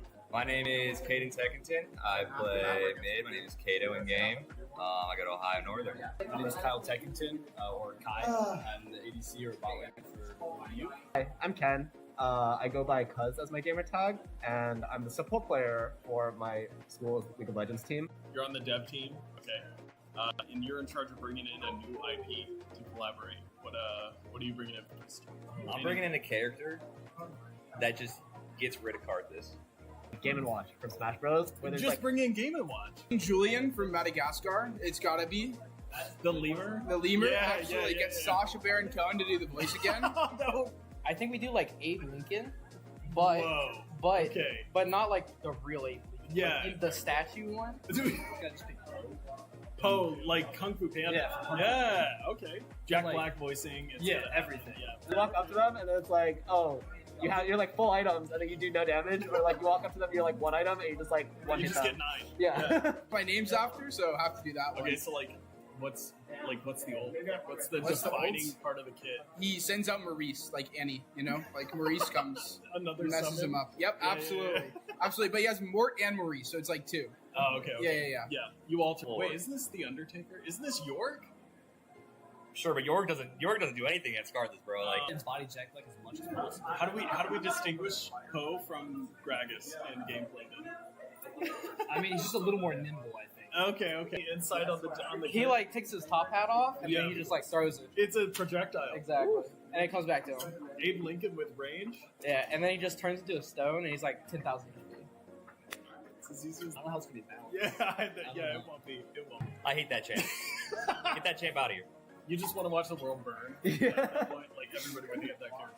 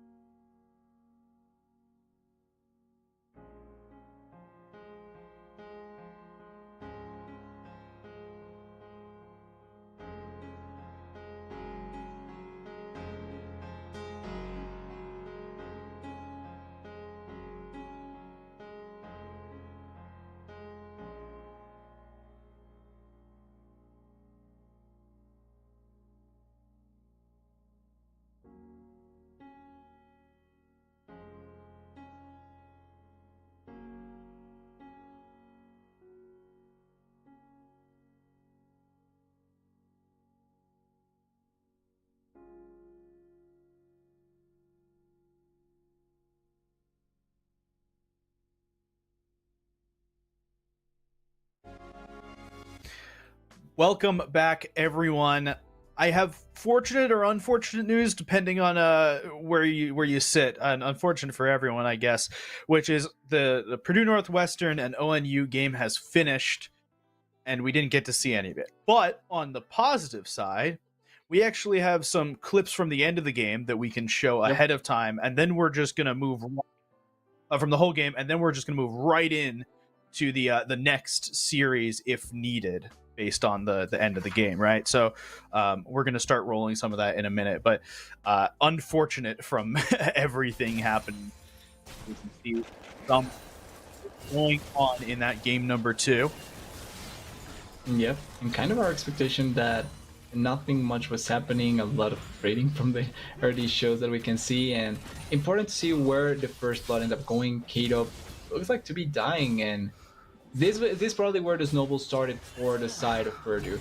Getting that initial first blood, getting the kill onto Kato really easily, and then not really losing much on anywhere else.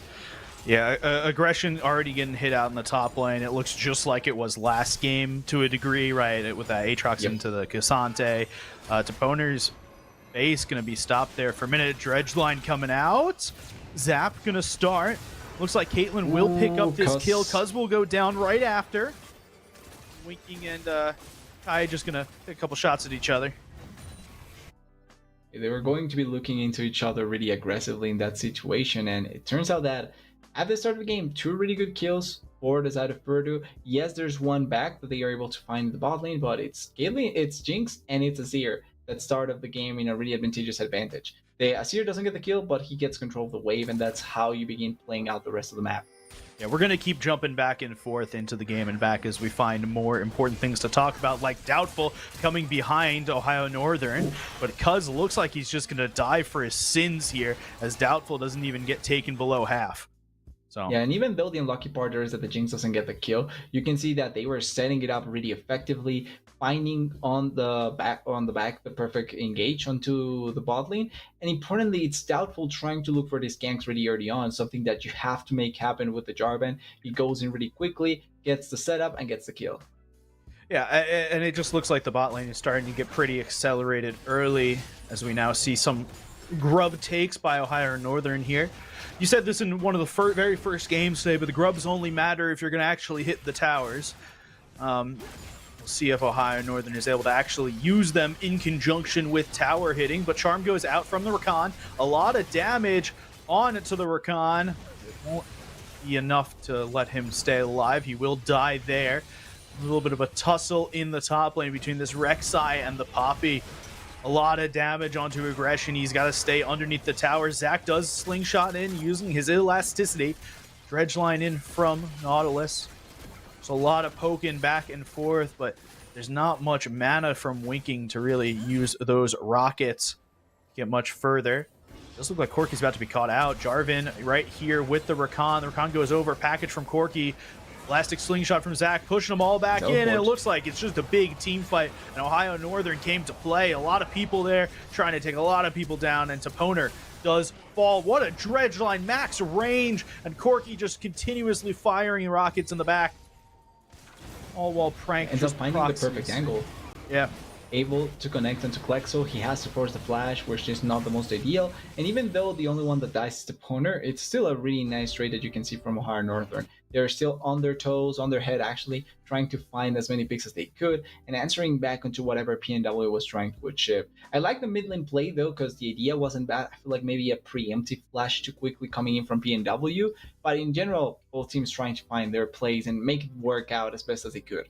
Yeah, I think the unfortunate bit right now is every time we see Jinx on the screen, it seems like Winking just does not have enough mana to do much. As Prank's going to get caught out for a second, we're a little bit further into the game, 17 minutes now. Frank will use the ultimate to try and get a little bit more space. Rakan goes in with the charm, and it looks like there might be an actual team fight here. No one's died yet. Cuz is low health, though. Really low health, and Doubtful goes in the back line. Winking's able to take one. Package comes across, and a little bit more, but Kato, he's got nowhere else to run. Frank and Doubtful in the back line. Jarvan still alive, still sitting alive. Not for long, it seems, but they may take someone down with them. Kai still alive in the back line. The Zach with the passive still on. Zach will go down, but so will Kai. 4 for 2 right now in favor 2 for 2, sorry. Across the board. 3 for 2. Yeah, initial play.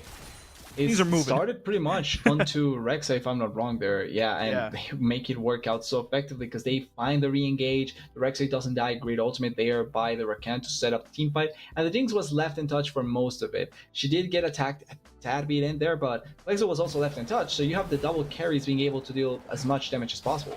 Yeah, we can see the huge health that Prank has already, that he's able to be this front line on this top lane Rek'Sai. Cuz, though, going to be taking down a lot in damage, and that's the kill from Prank. Trying to make sure something happens here as we speed up a little. But it looks like there could just be a dragon being taken here. If there was a time to do it, it would be now, as Blue Northwest just have control of the river, but it looks like it won't be for free. There's a Rift Herald in the mid lane from Ohio Northern. They're going to look to take the tier 2 mid lane tower with that. Yeah, they are looking. Oh wait, they are looking for. Oh no! Oh no! They drifted too hard, and aggression is left alone now as Julian it's taken it down, and that blast plant won't help. In fact, it will hurt aggression even more. Winking grabs another kill, but Doubtful down further down the mid lane for free. Toponer just making sure that he can run away. Does not want to deal with any of the opposing team members over there in the enemy jungle. Yeah, in a weird situation there where Doubtful ends up dying, but they find the 2 kills, they find the dragon, and they also didn't lose out on the turret damage there. They drift a little bit too hard there, and it ends up not working out as effectively. Really nice for Purdue. I do like that Ohio still are trying to find plays to work out for them, but the way that Purdue has just been facing them, finding the place has been much, much better, and the Jinx keeps on getting stronger. Yeah, it feels like neither team is stopping fighting. Both teams just continuously want to tussle, want to fight. And that even when Purdue Northwest went for the dragon, that there was this cross-map play from Ohio Northern by using the Rift Herald and pulling them back. We're pulling back to a play now at 23 minutes into the game. Poppy was killed in a side lane against Rek'Sai, so it's a 5v4 right now in favor of Purdue Northwest as the Baron take begins. Traps going through, and that's a Cataclysm over the wall from Doubtful. Won't hit anyone, but a lot of damage done, and what a shove from Klexo. Kato gets taken down so quickly, and everyone else is still alive. Toponer with just 1 health, but it won't matter as the entirety of Ohio Northern goes down. Kai, the last one standing, and looks like Purdue Northwest will be happy to let the Caitlyn just walk out. Yeah, Caitlyn ends up surviving. It was a 5v4 technically because the Poppy was dead. Importantly, they don't lose out on the Baron on the side of Ohio Northern, but it was still such a good fight. Once again, keep on giving gold to that Jinx, and they are forcing such situations onto the side of Ohio that it's really difficult as we go into the 25-minute, and now they start the Baron once again. Yeah, I think what's going to happen here is Purdue Northwest is going to continuously try and start this Baron over and over again, try and force it. But it's just going to die here. There's no much damage on it. Toponer does go in with the charm and the go button. A lot of damage onto Cuz, and the Nautilus dies so quickly. And Doubtful right into the back line onto Kai. Kai has to get out with the E. There's not much space that he's got. Right now, it's a 2v1, 2 for 1 right now in favor of Purdue Northwest. 2 for 1, they may have lost Doubtful, but the body that they are finding is just so effective, plus the Baron box. It's not like they are going to miss out on anything meaningful there. Kato still does have the package, which could turn into another potential teamfight, but simply kind of difficult to really look into that situation and make it work out as well. At that point, 4-0 for the Azir, 7-0 for the Jinx. Those are 2 really scary carries. And when you have less players alive on your team, it's really hard to use Corki package in a really meaningful way, right? It does a bunch of damage, but it's not CC. It's not like a big, it's nothing like that. They can just kind of walk away from it or into you more likely if there's just 4 of them up and only 3 of you, and it becomes very detrimental to your team fight. See a little bit further in at 26 minutes, Winking takes a nice snipe with the rocket.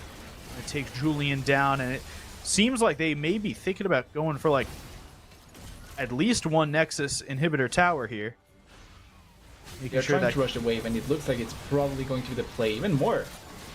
Doubtful in onto Cuz. Cuz has died so many times in the middle of this lane, but Doubtful with the flag and drag going right onto Kai, but Prank will make sure that aggression doesn't get away. Prank won basically the entire lane from what we saw. Zach gonna try and go in for a last-minute ditch effort, but Julian will go down instantly. Kato the last one alive, but a crit hits hard.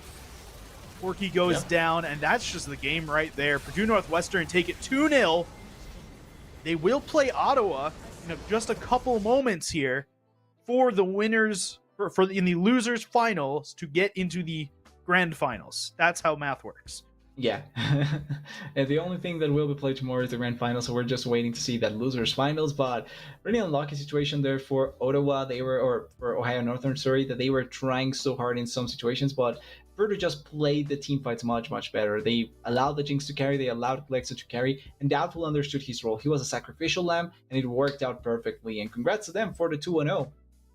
Yeah, I mean, it looked, the first game felt pretty good from a Purdue perspective. The second game, from what we saw, felt pretty good after the first 10 or so minute perspective. It seemed like Prank was willing to go in and play these more weak side champions, and he kind of won on them, right? They didn't put a lot of pressure with the Aatrox, but the Aatrox had so much value in the first game, and the Rek'Sai just was this huge beefy frontliner in the second game and made sure that the teammates didn't die. Yeah, it was super effective, had really good knockups as well, and the value of the Tremor Sense is something that people kind of forgot about its existence because we haven't seen Rek'Sai for so long, but you can spot people without having to spot people realistically. Like, you don't need to see them to actually be able to spot them, and that is such a huge advantage when taking into account vision play and how you want to set up plays. It's just such an effective champion to be able to play right now, and the knockups always found their targets. All right, well, I believe we do have to head to a break. We have to switch some casters out. I'm sorry to see you go today, TDS. But before you go, I think you've got something you want to say about an esports organization.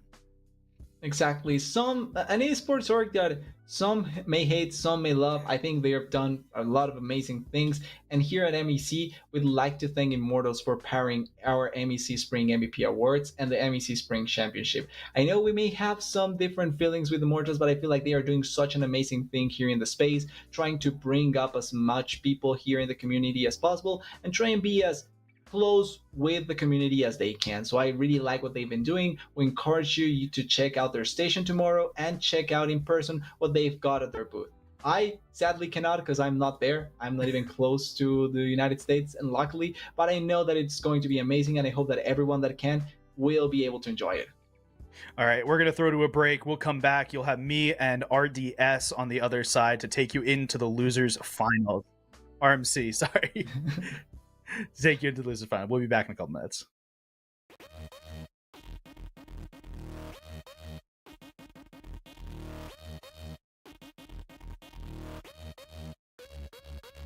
Can't really walk up here reliably, and look at what Jinkall's about to do to this team.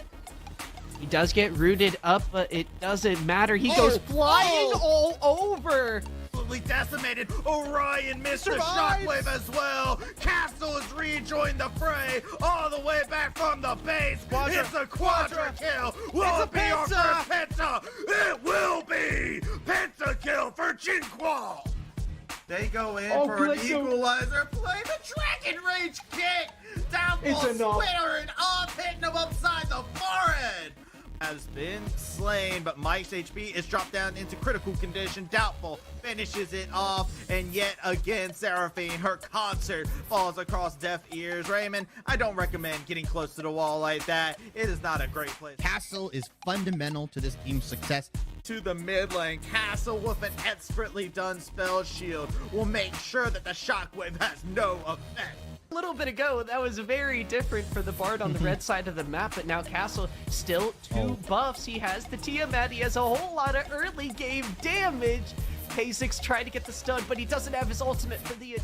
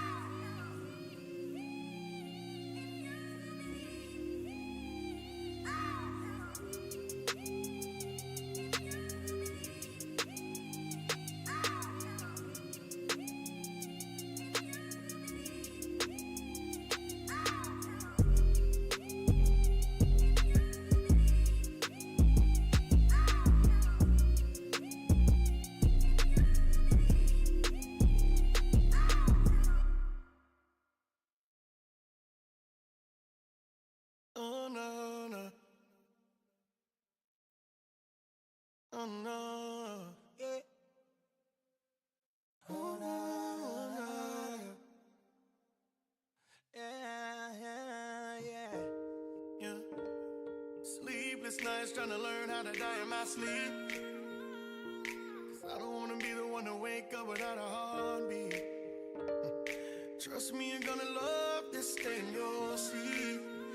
Baby, just tell me you don't love me, and I'll admit defeat. It ain't that deep, deep, deep, deep, deep, deep. No, you know I kill for some of your real feelings. Oh no, it ain't that sweet, sweet, sweet, sweet, sweet, sweet, no. Just as long as you're the one who kills me. 'Cause I don't wanna wake up dead, wake up dead, wake up dead. 'Cause I don't wanna wake up dead, wake up dead, no. 'Cause I don't wanna wake up dead. I don't wanna turn to missing. I can get you out of my head. Maybe I just needed you to listen. 'Cause I don't wanna wake up dead. Ooh. If I ain't got you, then I'm already gone. Baby, don't leave me alone. 'Cause I don't wanna wake up dead. Ooh. I'ma take 23 shots of Patron. 'Cause girl, you ain't coming back on. I don't wanna wake up.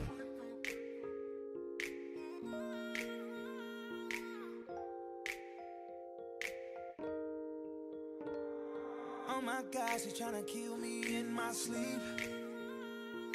Rough sex making you my enemy. Oh, wow. Can I be honest, baby? I kinda like the fact that you kinda crazy. Yeah, you bipolar just like me. That ain't a problem, baby. No, no. Girl, you're soaking wet 'cause I'm making it rain. Come on, hop in the passenger and swerve in my lane. You gotta back it up for me 3 times. I want it all, baby. Eat you up 'cause it's dinner time. Girl, you better play nice. Just wait for it. I'ma make it work this time. 'Cause I don't wanna wake up.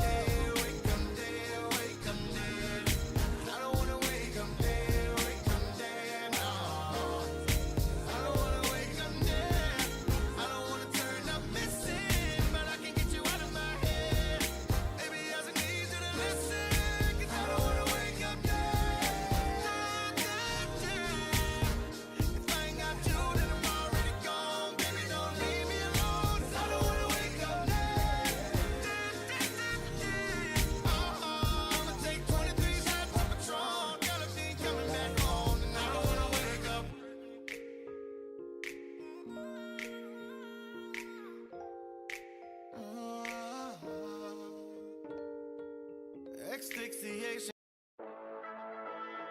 The damage is not there. They just played front to back, and they demolished everyone that went into the back line. Purdue Northwest. I think in the past, people have expected us to go first, and like we've fallen short on some of those things. So finally being able to come in as a #1 seed is really vindicating for me. My ultimate. Now it's time turnabout fair play, but check it out. They go in for an equalizer play, the Dragon Rage kick. We're all just like happy that people are like noticing like what we're capable of. Might be a little harder to kill the Vayne as they look like they're to collapse. Die! The shockwave! Northwest, hey, every single one of you, get ready. We locked in. Play out time, baby. Play out time. Make it the first night, the first game. It's a pentakill for Levi. There are stronger teams in this league, stuff like that with Purdue Northwestern. Looking for the damage. Kai safely in the back, but Prod's What a looking to flash end from that. Levi staying alive and firing away. It's all going the way of Ottawa with a double kill on the jungler. Don't underestimate anyone. Every game, you know, we don't underestimate everybody. Every opponent is, you know, something to be taken serious. Everybody can win, everybody can perform. You can lose even to teams you think that you will stomp. We just take everything in stride. Purdue Northwest are popping off! See what happens, Ottawa Braves! Welcome back, everyone. My name is Mechatronic. I'm here with RMC. We are here for the lower bracket finals. Ottawa University against Purdue Northwestern to go into the finals against Grandview. It's good to be back here on the MEC. I'm so thankful you all brought me back on, and it feels like on one hand, nothing's changed. I've been here before where Ottawa Braves gets knocked down by GVU in a clean 2-0. And the last time I was here, Ottawa Braves won here and won in the grand finals with a clean 3-0. But some things have changed, Mecha, because the last time I was here, Purdue Northwest did not look this terrifying. Old man Prank joining them. Doubtful and Klexo coming in from amateur into collegiate. Popping off. I heard, rookie of the split is either Doubtful or Winking, potentially. And, the Poner coming in as well. The one remaining player and often the shot call and Bitrock off this team kind of all coming together. It feels like the perfect storm in this lower final. Yeah, we thought the season was going to be different. We ended the regular season, Purdue Northwest and Ohio University on top, the 1 and 2 seeds. And then everything just went back to the standard script after that. So we've been watching today. We got to see Ohio Northern, Ottawa lose to Grandview in the first match of today, and then we just finished Purdue Northwest taking on Ohio Northern themselves and taking a win there. So now we get to see Ottawa against Purdue Northwest. Winner goes into that grand finals. Loser goes home, or more probably watching the grand finals tomorrow in person. Goes back to the hotel and watches off stage, unfortunately. But Becca, neither of these teams want to do that, and it's been a long day. Both of these teams have played today once already. So let's quickly just run down these teams. We've got Ottawa Braves on the left side here. Killian, Prod, Riverside, Levi, Plux. This feels like the Chaos team where in the regular season they struggled, but now in the playoffs they are just popping off and nobody quite knows what to expect. Even GVU was saying they're terrified of Plux and Levi in this spot side. On the other side, we've got Purdue Northwest. We kind of mentioned before, Prank, Doubtful, Klexo, Winking, and the Poner, a team incredibly strong individually, but they've had their ups and downs. And in fact, the last time these two teams met in the playoff, it was the Braves sending Purdue Northwest down to the board. Yeah, it kind of feels like a little bit of a grudge match, right? Because this is where Purdue started their lower bracket run through a little bit. So we'll get into draft and games soon enough. But what do you really want to look at here as our things to watch in this game? Well, I was told that Levi has been absolutely crushing it. 4 pentakills in the playoffs? That's what Travi said? That's nuts. I think that Purdue Northwest needs to pay attention to this ball, to Levi and Plux. And that's where my eyes are drawn a little bit currently for the draft, especially given the fact that we're seeing that, especially given the fact, that Jinx is so strong in the current meta right now. And that is a champion you can definitely pop off and get. Yeah, we've seen Winking play some really fun stuff tonight. We saw the Jinx, we saw Zeri. It seems like it's hyper carry night for Winking. Levi, on the other hand, has been playing a lot of these just kind of hyper carry champions. So we're going to see 2 more of these hyper carries going against each other. The Winking to Poner bot lane has been insane this entire split. The Levi and Plux bot lane has been insane during the playoffs. So bot lane is definitely a place that we should be looking ahead of time. Now, the other place that I kind of have my eye on, Mecha, and perhaps, things might have changed, but the last time I was here, Killian was known as sort of the Yordle master in that top lane, and his pool used to be pinchable. I know he has expanded it. We've seen things like Gragas and Rek'Sai come through for him as well, though Prank has played well. So I'm very curious to see if that is still the same thing, or whether PNW can pinch that top side a little bit, put Killian off filter, and play through. Yeah, we expect a Rumble ban. It happens every time into Killian. He's got to play it twice this split. Once he got to play it top lane, and then the other time was because they had a sub for support, and Killian ended up playing support Rumble before it was cool. So we haven't had much of the Rumble from Killian, but he's a really good Rumble player. If it gets left open, assume that Ottawa Braves will pick it. Silas and Ari, the first bans we see. Ottawa, I guess they were watching Purdue Northwest because Klexo was playing in that first game, and he looked insane on the Silas. Yeah, definitely adaptations within the day as well, Megan.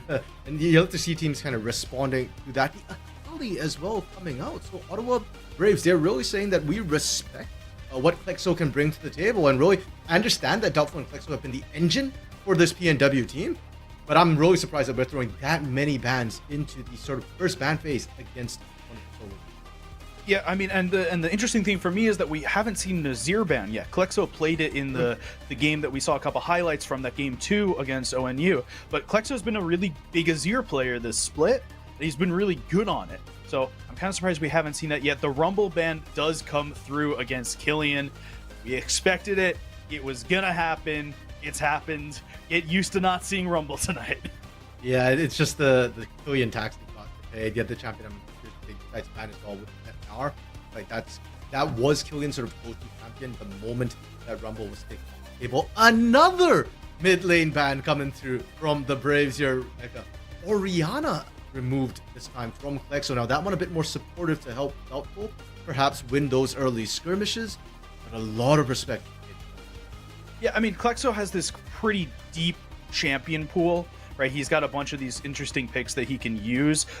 Nico is one of them. Karma is one of them. He's got a couple other like really niche ones, and we still haven't seen the Azir get banned. It just got banned by Purdue Northwest themselves, but there's still plenty more champions that Klexo can pick from, even though he's getting really hard banned out. And the Nautilus here kind of would make a lot of sense to pick first. It's a pretty safe pick, gives you some engage in the bot lane, and we knew Toponer liked playing it before. He played it last game. Fair enough, and I think Nautilus is just a really strong support pick right now. That depth charge point and click, it's just so useful against pretty much all the meta AD carries, right? Whether you're still going for that early game through Lucian or Ballista, or late game with that Zeri, who's so incredibly mobile, or Jinx, right? With that Nautilus, you almost force the enemy team to go like Hyper Enchanter, Kench, or else the AD carry can't go in at the beginning of the fight. Has to sit back, miss out a big chunk of that initial burst. So Volibear gets picked in here. That went to Doubtful in the first game of the Purdue Northwest ONU series before, but it's obviously one of those picks that can be flexed between Prank and Doubtful. It could go into the top lane as well. So we can see that they'll use that basically till the end, or in fact they won't, because they're picking the Rek'Sai right now. I guess it's still a flex between the two. Yeah. But right now I'm thinking Rek'Sai top's a lot better than Rek'Sai jungle. I'd agree with you. I mean, even on this patch 14.7, after Rek'Sai's sort of sustainability in the top lane has been nerfed somewhat, it is still really, really strong. And honestly, the Volibear and Rek'Sai, I feel like they fulfill rather similar roles in lane. I feel like Volibear has the easier early ganks, just run at people. What was it they used to say about Udyr? Run, stun, get the job done. Different bear, same deal. And there we go, Mecha Gnar. As we expected, Rumble banned. It is that default Gnar for Killian. Yeah, when you have Riverside on the other side, who absolutely deserves bans of his own, right? You can't ban out all of Killian's pool. And the interesting thing is that neither team touched the AD carry pool, and we're still not looking to pick into these AD carries. Varus is still up, Zeri is still up, Jinx is still up, Varus is no longer up. Like we go through this AD pool, and so the Varus pick here, blind, it's pretty safe. You can play a really good lane. Varus Nautilus is just a good lane on its own. Yeah, and with the Varus, it's so flexible, right? You can go with the on-hit, you can go with the lethality. Both builds are highly viable. Heck, even AP is still technically viable. I haven't seen it in a hot minute, but it exists. And now I'm curious what Purdue want to go for here. Do they try and match the bot side? Because, no, they go with the Hui, a champion who kind of fell out of favor a little bit today. It felt like a tier 1, first tier, top tier mid for most of the regular season, and kind of vanished a little bit towards the end season. Klexo, though, it's right back into his wheelhouse. So I'm not saying anything here, but there's a non-zero chance that this Hui isn't a mid lane Hui. Now, Klexo has played it. Toponer hasn't played it this split. But I have a feeling, judging by just generically Toponer's champ pool and just general vibes I'm getting, that this could maybe be a little bit of a flex on the Hui to start. Yeah. I believe that, Mecha. Just vibes. It's just vibes. But Talia, ban. That's a pretty important ban. They want to make sure that this Hui, if it does go mid lane, stays a little bit safe and secure. You want to farm up on the Hui. The mobility sucks. Let's be really honest here. There's been a lot of Huis being screwed over by walking into a bush and that not being very helpful. Riverside had died to it earlier today, so expect to see some help for the Hui regardless. Yeah, and especially with something like a Volibear. I mean, you've got a nice tanky front line with that Volibear and Rek'Sai, but for now, the Braves targeting that bot lane as we expected a little bit because Purdue Northwest waited so incredibly long for it. The Braum removed. I wouldn't be surprised if we see something like a Tahm Kench as well if you really want to punish that bot lane, because as we mentioned before, Nautilus Depth Charge, there's very little good counterplay. You can't even cleanse that. It's just kind of stay away and or just kind of be buffed up by shields, by heals, or devoured by a Tahm Kench. Yeah, I think your only real counters are like Braum. It helps to a degree. I think you can use Sivir Spell Shield on it, but you have to be really close on the timing. And then you also have to pick Sivir, which is a double-sided blade here, right? Like, if you want to go for that real big late-game fantasy, okay, but I feel like there's just better picks available than itemizing specifically for a Nautilus Ultimate, as the Tahm Kench gets banned and the Aurelion Soul gets banned, which we saw earlier today. So it's not totally out there. Jinkwall played it against Ottawa earlier today. This Bard Hover, there's been a lot of Bard in the MEC. I haven't seen it for a little bit, but it's back. It is, and Bard, you're talking about double-edged blade mecha. Bard feels like the pinnacle of that. We've seen sort of the Bard ults kind of help or hurt a lot. You know, there used to be an old joke of I'm Jarvan and I'm helping. I feel like that's more Bard now. I'm Bard and maybe I'm helping, but Toponer picking this one up. It is a very mobile champion that can roam around, and that makes me kind of worried for Winking, because if Bard's roaming, Winking's potentially exposed, and I'm trying to think what AD carries could survive a Varus and a Nautilus together. Maybe the likes of a Xayah with the Featherstorm. Zeri might be mobile enough to run away, but if you get hit by a depth charge, you're still going to be dead. So Winking's got this insanely large pool of AD carries, and there have been no AD carry bans this game, right? So Winking has played Kog'Maw, which you can play really safe in lane if you need to, and you can kind of play it with that Bard to a degree. Winking's played the Seraphine before, though I don't expect to see it come out. Ever since Seraphine got the little rework, it's been kind of rough to play it. Vayne could be a pick. Jhin, Winking has played, I think it's something like 10 or 11 individual unique champions this split. It's a ridiculous amount. So I expect to see Winking on something that makes a little bit of sense here. We did see the Xin Zhao and the LeBlanc get picked over for the Ottawa Braves side, so they are kind of just itemizing into a little bit of go-in from both of those champions. Yeah, and I think a lot of just sort of early damage power from the side of Ottawa Braves, which fits their MO mecha.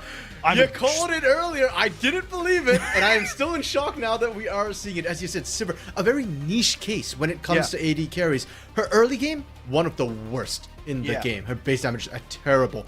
But if she gets to late game, we've seen her actually match up in terms of damage-wise against the likes of Jinx. She does a lot of, not exactly AoE damage, but the bouncing boomerangs in a straight-up team fight does a lot of work across a lot of people. Exactly.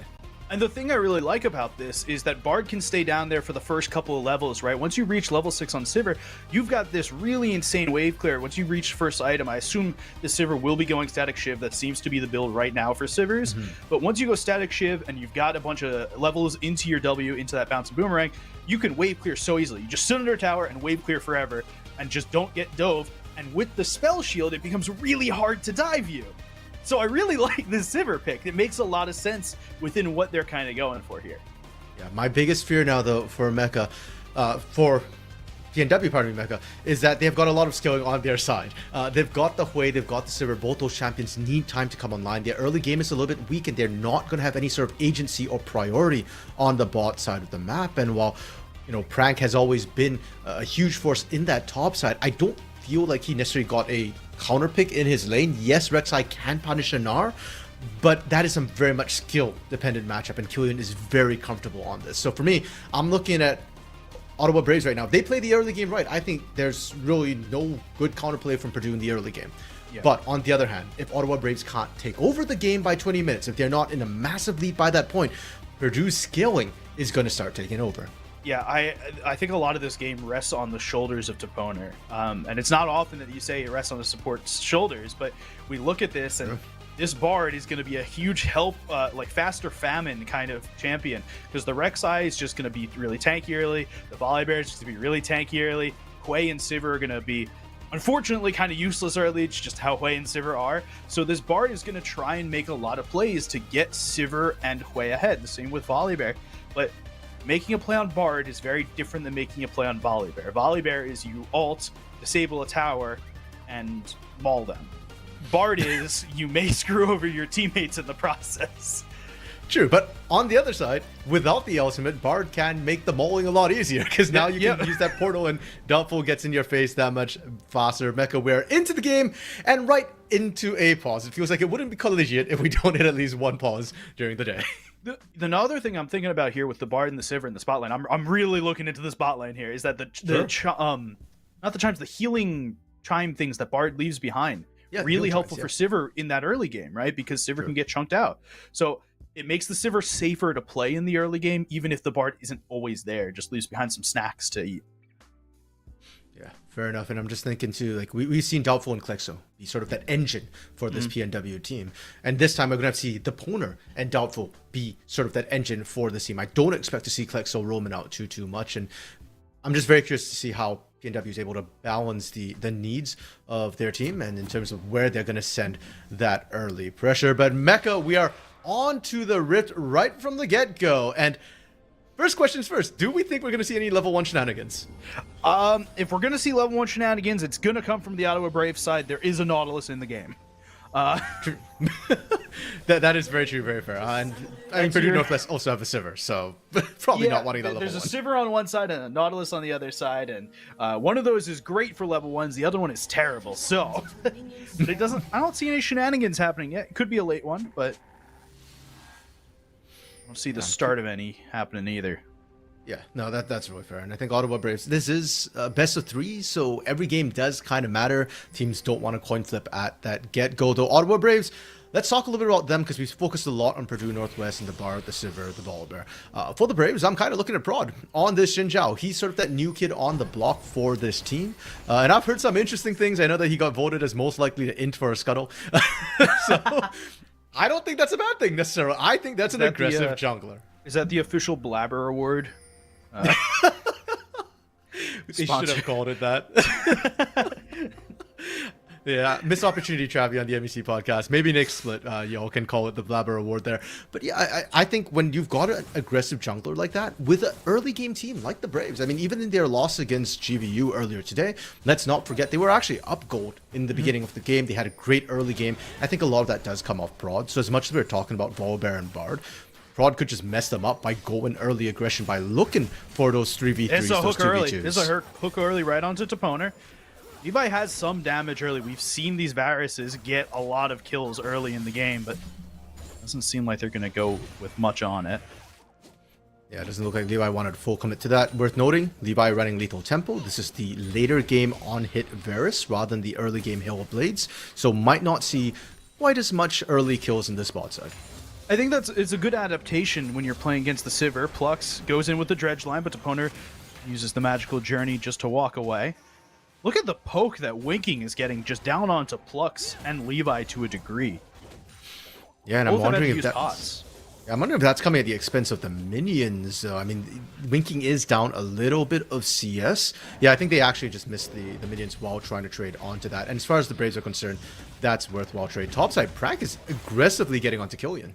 Yeah, and I think that's what Prank kind of has to do to exist in this lane, because especially while Gnar is in Mega, when Gnar doesn't have the same amount of just kind of steady poke at you, you need to take those opportunities to get good trades and get in and take something. But Prank's going in, and Prod is very close.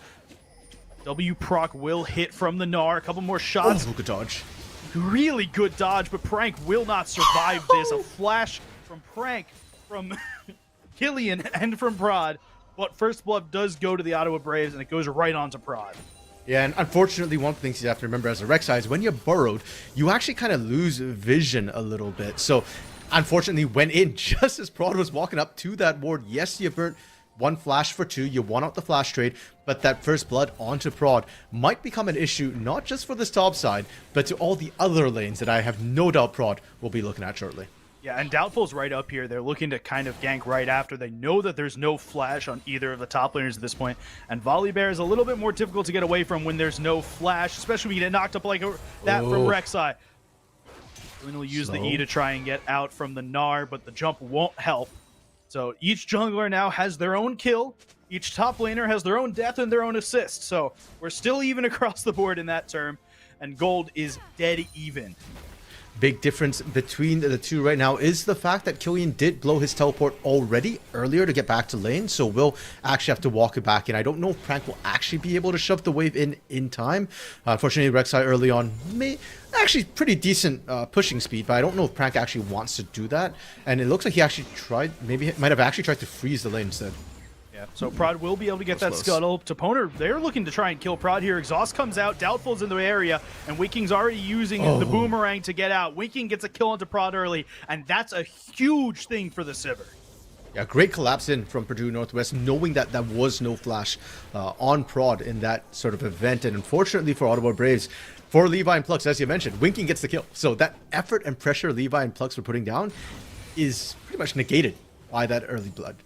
Yeah, it's a just under a 10 CS lead right now for Levi, but that kill for Winking just helps accelerate. Winking is going to be going for that static shiv early. Helps a lot with the wave clear. Not that Sivir needs a huge amount of wave clear help. Poner in the mid lane. This. Yeah. Yeah.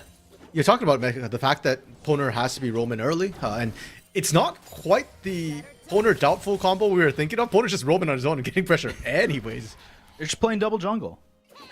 Yeah, basically. Now, of course, there's a cost, and Winking got left on their own. So Winking, okay, good call from Winking, by the way. Winking was pushing out. I thought they'd get ganked, but as if Sixth Sense, they recognized that, hey, I am gankable. They start moving even before Prod and Plux walked into ward range. Yeah, I think as long as Winking plays really safe and doesn't over-aggress when need to and kind of has a timer in their own head, that they can continue to exist on their own in this lane, especially with Varus not playing Lethality Varus, right? If Varus was getting a serrated Dirk early, that would help a lot for the Varus bot lane to punish the Sivir.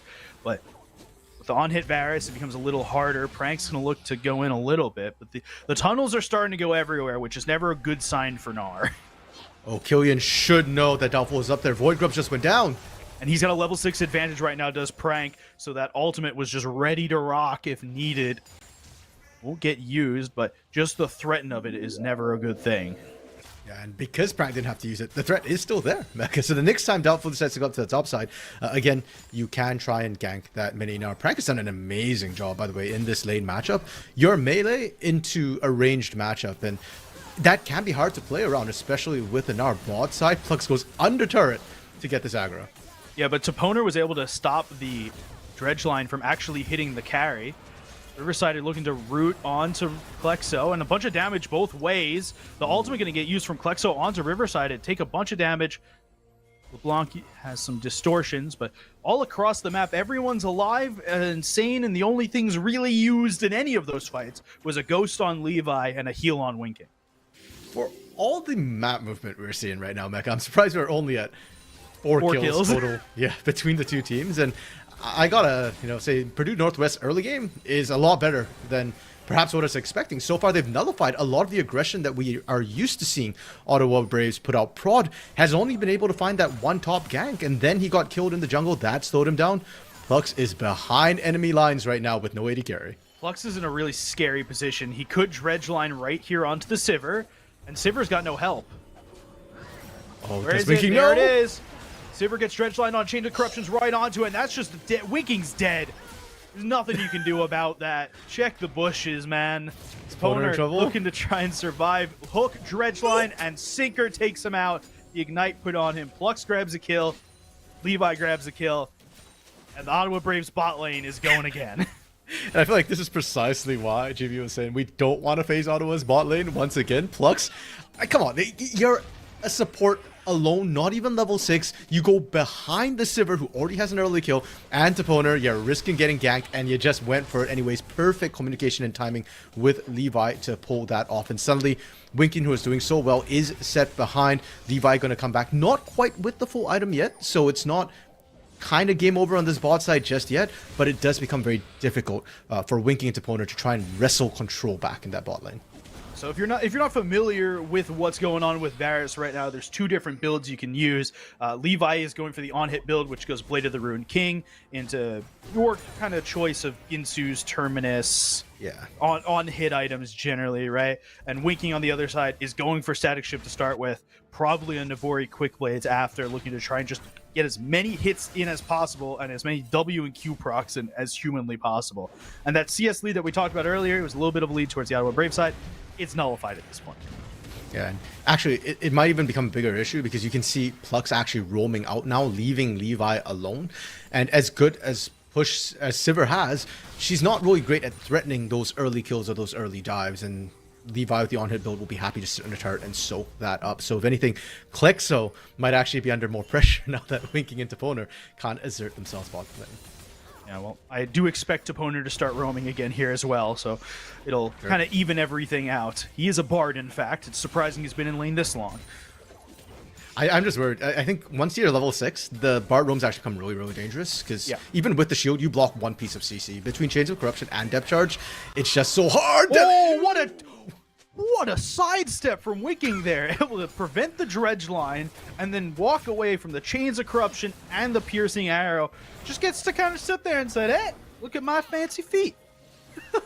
It's almost like we spoke it into existence, Mega, right? That combo right there is deadly. And Chains of Corruption, the cooldown isn't that long. So anytime the opponent wants to leave the lane, that's what he has to be thinking of. Winking has to be thinking of that as well. And with that attempt right now you see Levi and Plux pushed up. Plux just like, okay, well, we can't get the kill. I'm off. Stay safe, Levi. Yeah, just make sure that you don't die. There's not a huge amount of kill threat on either side, though. That's the thing, is when Varus is playing just into Sivir and it's a solo versus a solo lane, as we see Ottawa taking the grubs in top lane. When it's solo into solo, if Sivir can just walk away from the Piercing Arrow, then there's not a huge amount of kill threat for the Varus either. So it kind of knife cuts both ways. Void grubs. Doubtful. So the first, so the second set of Void Grubs were split a little bit. We didn't talk about it earlier, but Purdue Northwest did take the first set, and Ottawa Braves took most of the second set. But it will mean that there's no little Voidlings when you're trying to hit a tower. Purdue Northwest will have a little bit of extra damage towards the tower, but not a ridiculously large amount. And I like this adaptation from Purdue Northwest. Normally, they wouldn't have access to this second Drake, but because of the Void Grab contest, they move first, and they should be able to secure this. Look, Winking uses a Spell Shield. Spell Shield diff right now. Plux is going in right through the Magical Journey, but there's a lot going on here. Doubtful uses the ult, but Hwei Ultimate's doing a lot of work here. Narshove gets 3. Ottawa Braves going right into the back line. Klexo, low health left. Frank's the only one left for Purdue Northwest. Ultimate for Rek'Sai, going to try and get out. Flash over the wall. Frank is alive, but probably not for long as Riverside looks to try and take Frank down. Walks right into Prod. Wind becomes lightning into an audacious charge. Any second now, Frank will die. Prod finally takes Frank down in that elongated jungle sequence there. It's a 1 for 4 from the Ottawa Braves. What can I say, Mecha? There's a reason why he's called Old Man Frank. The man lives a very, very long time. But I think Ottawa Braves played that really, really well. They actually ignored Frank for the most part when he TP'd into that fight. They were very clear on who the priority targets were. And I like the idea from Purdue Northwest to go for that dragon, because it is, you do want to slow down Ottawa Braves dragon stacking. That is a huge win con for this early game-esque team. But I think you kind of just needed to disengage a little bit faster and not clump up on the engage, especially not into the Nautilus. As you mentioned, the fact that Winking used the shield early and they were all clustered when the depth charge hit was really what allowed Ottawa Braves to catch up, kind of roll them over. And for the Braves, I think they're more than happy to get the gold rather than the dragon. They will trade that early Drake for kills any day of the week. Yeah, the early drag is fine. It's kind of whatever, especially when we find out it's a Chemtech soul. Right, it's not the greatest soul. It's not a soul you're really looking to help you late game. You're looking for the Hex Tech, for the Ocean Drakes, the Inferno, the basically anything but Cloud you're really looking for. But it doesn't help Ottawa to the same degree that the rest of them do, so they can kind of slow down the Dragons if they really need to. Killian and Prank it's going to be continual wet noodle fighting in the top lane. Yeah, I'm actually curious to see if that changes once we see the Trinity Force come through for the side of Killian, because now technically can do a lot of damage, and we've seen that Killian is more than happy to trade into Prank right now. Prank has just been able to find these continuous engages onto Mininar. It's not a great thing when we say can theoretically do damage, is it? I guess it kind of is. I mean, normally we just say now can do damage. Prank's just so good at that. Levi's caught out. Levi's caught out, and Ooh, okay, there's a lot of damage onto Levi here. He does get taken down in the end of the day, but Kalexo's right in. Sorry, Riverside right in from the mid lane, going to try and take Toponer down. Flash over the wall for the bar. Find him. He will go down from Riverside, but Riverside it won't be much long in this world. Kalexo takes him out with the ultimate. Just every single fight is a scuffle. It's a fist fight. Every single one of them is kills up for both teams in both ways. Plux and Winking just sitting here trying to do damage to each other, and Plux now has some help. He's got Prod right behind him. Doubtful's close by too. The first hit, Wind becomes lightning. The audacious charge, and Doubtful's left alone. There's a lot of damage still left between Plux and Prod, and the dredge line will bring Doubtful right back in. Ignite goes through. The tower's trying to help out a little bit. The healing cues from Prod finish it. Plux 100 HP survives, and the bot lane fight goes in the favor of the Ottawa Braves. And right now, Plux is just Winking's nemesis. Winking thought, oh, we finished Levi off. We're fine. It's just an Nautilus. What can you do? Well, turns out Plux can just keep you there until Prod shows up, and they're actually able to answer back. Like you said, it's so scrappy between these teams right now. I love the setup Purdue Northwest is having. They are collapsing faster, they are moving quicker, but the finishing of the fight from them is a little bit sloppy, and that's where the Braves are constantly able to kind of find answers back, find the kills, equal things up, and keep themselves still in the dominant lead. This is the big reason why Pluto earlier today, after winning against Ottawa, said, please, Purdue Northwestern, whatever you can do, I do not want to play against Flux in the finals. This is why. 100% Flux on this Nautilus. And it's sick because it's not just the Nautilus, right? You put him on any sort of CC engaged champion, and I guarantee you Flux is going to be doing something similar to that as well. Now, for Purdue Northwest, not all hope is lost. The fact that they are scrappy, the fact they are competitive is playing to their favor. Winking now with that static Shiv complete can kind of hold that bot lane and is really not as at much risk of the dive as he was prior. He can continuously shove out those waves. And in the mid lane, quietly, Kalexo's been doing a great job as well. I'm still waiting for the Seraph's Embrace to complete, but Purdue Northwest, or specifically Kalexo, is more than halfway there right now. And once that item completes, once we see the 2 item spikes hitting from Purdue Northwest, I do think these fights get a lot easier for them. Yeah, I absolutely agree. We'll see the Sivir. The Sivir right now is a huge win condition for Purdue Northwest. This Dragon take is a huge win condition for Ottawa Braves, even though it's still just Chemtech Soul. Soul is a soul no matter how much of a soul it really is, right? So the Dragon Soul will help either way. They'll be the first to take it. And they'll go it right into Doubtful. The Bard ult comes through. It will keep Doubtful alive for 2 seconds longer. Volibear ults out. But he's going to go down either way. Waking does take him down first, and Doubtful's still alive. He's got W proc on everyone. He's going to run away. And Waking is still free firing in the middle of the fight. Levi goes down. Riverside is about to go down as well. And Doubtful's still alive. Killian Smitty. Oh dear, Killian coming in to try and clean up on the mini now, but never quite hit Mega. And Purdue Northwest, they get the 4-0. They didn't drop a single body. I still can't believe Doubtful was still alive through all of that. The Sundered Sky on multiple targets kept baiting the Braves further and further into it. And again, it feels like a complete reversal, right? The fact that this time it's Braves who get the Dragon and then get wiped after. And Purdue Northwest will not only pick up the Herald, but first turret in this bot lane to boot. They're pushing with this. They're using the time in the most productive way that they can. Definitely maximizing. Oh, they might not get the Herald. Plus is there again. Doubtful's still there. Still not that much health left, and he will get taken down this time. Kalexo ready to be brought in by the Wind Becomes Lightning into the audacious charge. Trying to get over this wall now with the flash. Wei just keeps walking away, but again, this Xin Zhao just keeps jumping right on you. Oh, they might have been baited. Riverside is there now. His dredge lines don't miss, and Toponer goes down from Prod. And Purdue Northwest, you were home free. Why did we turn back around? Riverside is so mobile that sure, he started really, really far away, but was able to actually get there to once again finish the fight, and Braves once again find the way to find kills and keep themselves even. Now they will get to start up the Herald, and I don't believe Purdue Northwest is even going to try and peek their head in there. They probably could get there in time to contest. I don't think they will look to contest. Yeah, we see Doubtful just down in this bottom jungle already. They can't really go for this unless Winking hits an insanely lucky Q over the wall, which I don't expect to happen.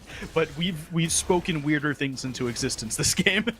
Sure, I mean, the fact that there's even a Sivir at all is kind of surprising a little bit. And Winking, unfortunately, wasn't even able to get the priority in the mid lane to move out. Levi is still a huge threat in that 1v1 right now, even with the Navora Quick Blades completed for Winking. And for the Braves, being able to pick up this Herald is huge for them. They have kind of stalled out a little bit with Purdue Northwest willing to go toe-to-toe, and getting this Herald gives them another tool to be able to re-control the tempo of this game, try and get themselves their first turret of the game. You see a little invasion of this bottom jungle here from Purdue Northwest. Doubtful's going to take this red buff. It'll get shared over to just Toponer. We're not at the stage of the game where the red buff goes to everyone yet. Once our big friend, the big purple worm, spawns, it will go there, but not yet. Right now, checking in just before Baron spawns, it's a little bit favored towards Ottawa Braves in terms of gold, but it's 500 gold lead and a 2-kill lead. It's not a huge amount. Tower's been taken by Purdue Northwest. It's basically an even game, let's be real here. Yeah, and I fear for the side of Ottawa Braves now, because you had the LeBlanc Xinjiao combo early. It's a really strong lane combination, which should have been able to punish the Hui. That didn't happen. Your Nar did not win out against the Rek'Sai early either, and if anything, Prank has a sort of level up. And in the bot lane, you can see Winking's actually up gold from Levi right now on a champion that skills better. I said keep your eyes on that sort of 2-item power spike. That's roughly when Sivir will actually start to have an impact in team fights. Not stronger than the Varus at this point, but rather equal. And Hui will have more of an impact in these front-to-back team fights compared to the LeBlanc. Winking's just trying to hit on Plux, but there's so much armor already on Plux. The Knight's Vow is doing a huge amount of work, and the Celestial Blessing is doing a good shot as well. Prank goes to try and knock up Plux, but there's a couple more Ottawa Brave members there than I think he was willing to gamble on, and just walks away. Yeah, Tempered Fate by Poner there used as well to stop the Herald charge. And once the charge goes down, it will not charge again. So great block from the Poner. The turret doesn't fall. Ottawa Braves, it was such a hard secure for them on that Herald, and ultimately it kind of nets them nothing. So Purdue Northwest doing a great job just stonewalling Ottawa Braves and buying themselves even more time to continue scaling. It slowed down. This game there was a lot of movement very quickly. Everything seems to slow down a little bit. Klexo looks to be trying to take this tower in the top lane. I believe will succeed. Winking is just looking to clear out this mid wave, and it looks like just a full court press from Purdue Northwest side to try and get some pressure in the top mid area of the map. And it still boggles my mind that we're seeing Klexo actually being able to out-pressure Riverside. And, as a way into a LeBlanc, it really felt like LeBlanc is an assassin designed to handle these sort of things. And now, despite the pressure, Ottawa Braves are still focused on these Dragon objectives, will be picking up Soul Point for themselves, only Prank in the area. Purdue Northwest is aware of this, but are not looking to contest it. And frankly, for Purdue Northwest, if they want to just give that over, like you said, Chemtech Soul is not the worst thing to give over, and then look to contest the Elder instead. I think that's a viable strategy there.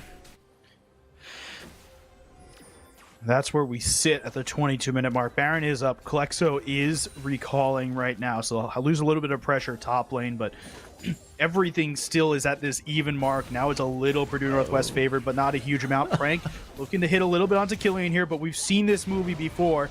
It generally is a wet noodle fight. It's generally like not a huge amount of damage either way. This Meganar isn't doing much of anything. Stuns across the board. The shove does hit, but no one's at any lower health than when they started. Yeah, very, very tanky. I think it is worth noting, though, that Killian is actually starting to win these extended trades prior to this. If Prank at all reached Killian would just kind of lose that trade. But because Prank went for the Spirit Visage instead, which helps with the regeneration, so long-term it's more beneficial. But in the extended fights, it's not helping against the physical damage that we're seeing Killian put down. So I actually think the side lane has quite stabilized, and Killian and Ottawa Braves by extension will be happy with kind of going for that 4v4 and then leaving the split push 1v1 on the side. Yeah, I mean, this side lane press is just going to continuously happen in the same manner for the rest of the games. Prank's full health. Theoretically, it favors Prank a little bit too. Like, I know you talked about Killian winning these starting, but like, there's also Grasp on the Rex side. It basically, let's be real here, amounts to next to nothing. They're both very tanky. Yeah, pretty much Killian would just have to sit on top of Prank the entire time to not allow any of that regeneration to kick through. Because if not, Prank just happily trades, and then you see Prank walk away next time he's back. Pretty much full health. It's like he has a Warmogs. Yep. Is it? It's just the same fight over and over again. The problem is no one else on the map is actually doing much. It looks like Ottawa Braves are looking to think about trying to get ready for this Baron. They're clearing out a bunch of vision around it, but they don't really have a great way to go onto it. Prod does go onto Klexo, though, in the back line. We'll use the WE to get out. Looks like Prod had the worst end of that trade, but neither end really harms much. Winking, though, is now out to a sizable CS lead over Levi's Varus.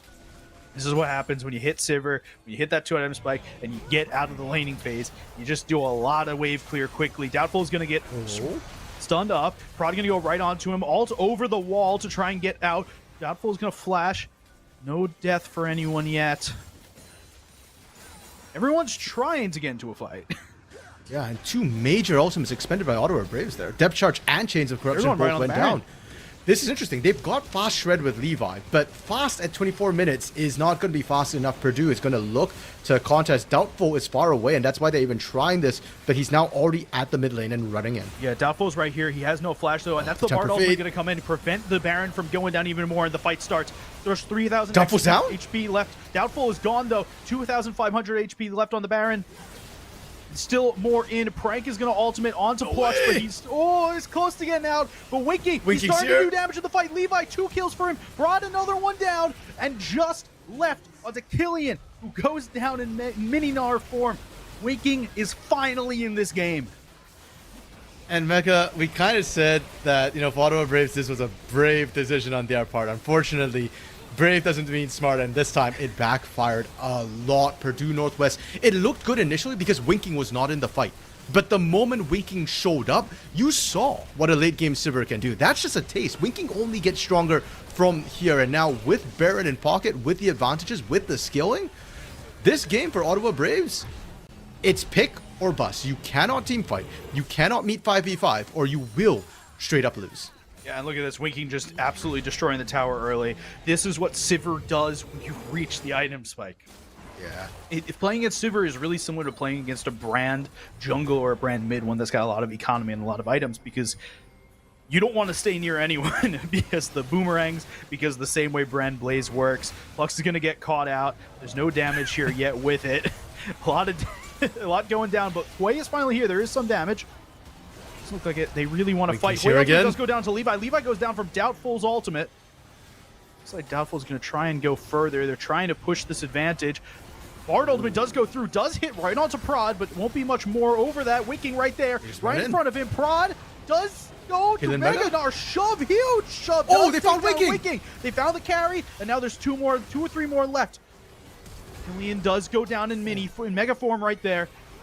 It's even across the board right now. Riverside trying to just get out, get away. This Hwei, though, won't let Riverside stay alive. And Plux, who was pushed on at the beginning of the fight, still just trying to make sure his mid laner doesn't die. What a heroic play coming through from the side of Killian to get the Mega Gnar to find Winking. Problem was, Mecha, Levi was already dead from the get-go. If Levi was there, maybe the Braves can power through. Maybe they can find the win, but without him, no shot. Yeah, this is the Soul Dragon. It should have been Soul for the Braves. It should have been Soul. I can read team names. But Purdue Northwest, for them, this is just another notch in their belt. I'm going to be honest, the Dragon stacking actually favors them quite a lot more because of Prank, because of Doubtful. Those are the 2 who are going to be really tanky, and it feels like tankier bruisers benefit more from Chemtech, especially if you actually get the Soul. But I don't think Purdue Northwest is even going to get the Soul. I think they'll end it before it comes to that. The Baron, though, was largely expended on that chase and wasn't used to push. So Purdue Northwest, you get a lot of gold from taking the Baron. You're kind of ahead, but they didn't actually take down many turrets. All right. Toponer is getting picked on right now, but Magical Journey will let him get out. Prod gets stunned against the wall, and Klexo's here now. There is some damage involved. Anything more than just poke onto Prod. It just seems like everyone at this point in the game has become quite tanky, except for these ADs. Blast Cone going to prevent Toponer from trying to go further in onto Prod. On the hunt, and Tempered Fate expended for that pick, but the Chemtech Blast Cone's kind of saving them a little bit for now. The push is still continuing in this top side, and Killian, keep your eyes on him because he's pushing bot side to try and match. TP is just up now. Yeah, there's 5 people here for Purdue Northwest in the top lane. They are looking for a fight. Volley Bear ultimate comes down, will take a lot of health off on Levi, but Doubtful's just as low. Klexo does take down Levi at the end of the day. Plux really low, but the redemption is going to help save him. But Winking, the bouncing boomerang takes one. Killian in the back lines. Deponer's right on top of him, though. Klexo right next to him. This mini Gnar is not going to be able to do much, but mega hits now. It's popped away by that blast plant, and it looks like Killian's just going to try and get out of this. A rock thrown in the general vicinity of Deponer, but the ultimate through for Prank, just trying to jump right on top of Killian, and Hui grabs the final shot onto the Gnar. Yeah, I know that the Braves are losing right now, Mecca, but I'm going to be honest, I feel like Killian could make a highlight reel out of this game, and it's not right now. I think we made a highlight reel out of top laners escaping death. True. Because we had Frank running away for a while there, too. Yeah, Killian in these cases, though, he does eventually go down, but he's buying so much space and time. And unfortunately, the way the TP came in as well, right? He was on his own. His team kind of crumbled before he could arrive. 4-second channel time was enough for Purdue to just run over the rest of the Ottawa Braves. And despite all of that, Killian buys time. There is the reset coming through. They don't actually take down any of the inhibitor turrets with that last second push, despite the fact that they found Levi. Problem is, it's a stall. It's not a winning position. And Ottawa Braves still firmly on the back foot. Baron, coming up in 2 minutes. That will be the next objective. I feel like that is the objective, where Braves just kind of all in on that one. If you lose the game. But if you don't even try there, I don't see another good place for you to look for that last stand. Yeah, I think that's the big thing. We talked for a while about how this game was so even. Now it's a almost 7,000 gold lead for Purdue Northwest. It's this huge lead, and you have this late game Sivir and Winking itemized into the Guardian Angel for the 4th item, which means even if you can kill the Sivir, which has seemed to be particularly difficult, right? Winking's died a bunch of times, but hasn't really died yet. The Sivir comes right back up and starts doing damage again. Yeah, and while Winking is dead, I mean, Klexo's going to be quietly pumping out the damage, because we haven't talked too much about Klexo in the late game because it has been so Sivir favored. But look at Klexo, 7-1-11, right? The second highest KP on his team, or third highest, pardon me, I forgot about Deponer. But besides the bot lane, Klexo's been there making the action happen, and he's been the one actually chunking out a lot before these fights start. You see Winking coming in and cleaning house, but all the damage before then, a large part of it is Klexo. Purdue Northwest got a nice quick base off there. They're looking to try and pre-set for this Baron. It's up in 30 seconds. They're clearing the vision out in the top jungle, making sure that they have the space, making sure that Winking doesn't die. Nice little spell shield there to prevent on the tag from Riversided. Any amount of just pick onto Winking hurts, but Plux is going to be gone on early. Prod is right near. Opponent does hit his own teammate with the Bard ultimate, but there's still a lot of damage onto Plux. The Nautilus does go down. A lot more damage onto the Varus, and he goes down as well. Prod trying to run away into the jungle, but Winking is a late game hyper carry. There's nothing you can do about it. They're going into the base to try and take out Riversided, but they may even go for the win here. An inhibitor tower down, first inhibitor dead. 5 men mid, and they've got a little bit of a wave, and a late game Sivir who chunks through these towers so quickly. Killian standing off to the side, trying to do whatever they can within mini Gnar form, but they're looking for the second Nexus tower right now. Mega Gnar comes up now, big shove away from the tower. There's not much Killian can do. His health bar is gone. Second Nexus tower gone, and there's still 5 men trying to hit this Nexus, and that's it. That's the first game for Purdue Northwest. And with that, Mecha, Purdue Northwest take their first steps towards revenge and towards returning to that top in the grand finals. What a game from them, and what a way to win as well. The way Deponer and Winking just kind of soaked all that pressure early. Last time they played, it was the bot lane. It was Levi and Plux who kind of took over. This time, Winking Deponer just fielded it, no problem. Yeah, it felt like once Winking had his ability to just kind of clear waves, the game felt kind of unlosable for Purdue Northwest, right? It felt like no matter what Ottawa tried to do, they got picks, they got winning fights, but the price they paid was so much. Like the duo, the duo of Klexo and Winking was it was inevitable. There was no shot that once you had a Hui that was that fed and a Sivir that was that late game with that many items, it felt like they couldn't lose. Yeah. Purdue had their assignment and understood it. They completed it amazingly well. And now we got to look a little bit at the Ottawa Braves, right? The way they've come back from worse positions before. And I don't think this team was representative of how I expected them to play. I think Prod wasn't able to kind of pop off as much as he wanted. And Levi and Plux, where you've seen them dominate, wasn't the case here. I do want to shout out Killian, though, on the side of Braves. I think he did an amazing job. I think he can continue getting that NAR, and that will be fine. He did struggle in lane. Let's not get that wrong.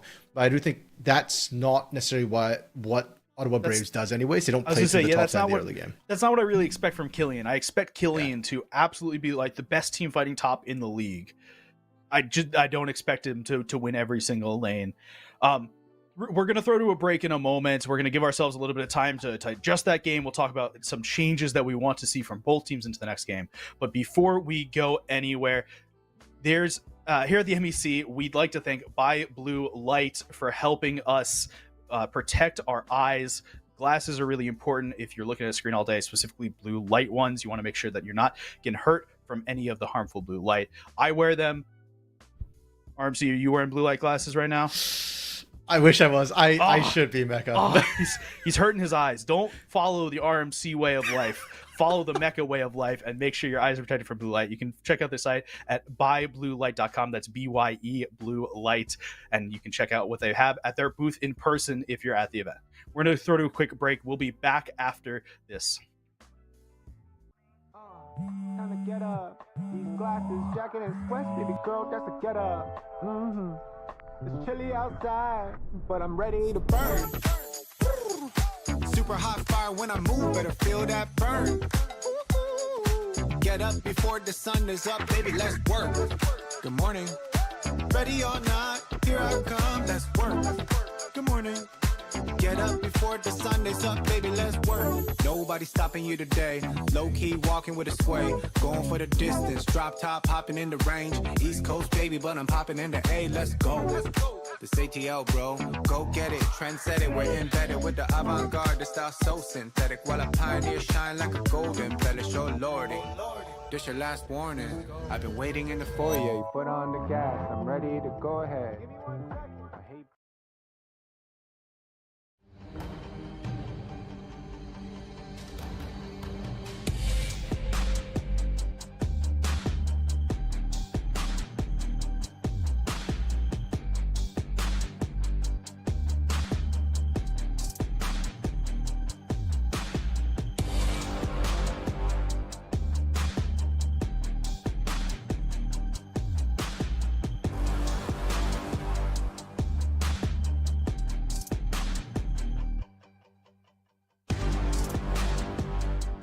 Got me losing my breath, yeah. She's my grim reaper, I'm in love with it. It's only been 24 hours, I should probably go and give me some rest. But the way that time's been moving backwards, I've been hit by still having this moving the time. Babe, babe, babe, babe, babe, yeah. What the fuck? Hey, what's up? Why you do me that way? I can feel my heartbeat in my head. You got me staying in this bed. Cause I don't wanna wake up dead, wake up dead, wake up dead. Cause I don't wanna wake up dead, wake up dead, no. Cause I don't wanna wake up dead. I don't wanna turn up missing, but I can get you out of my head. Baby, I just need you to listen.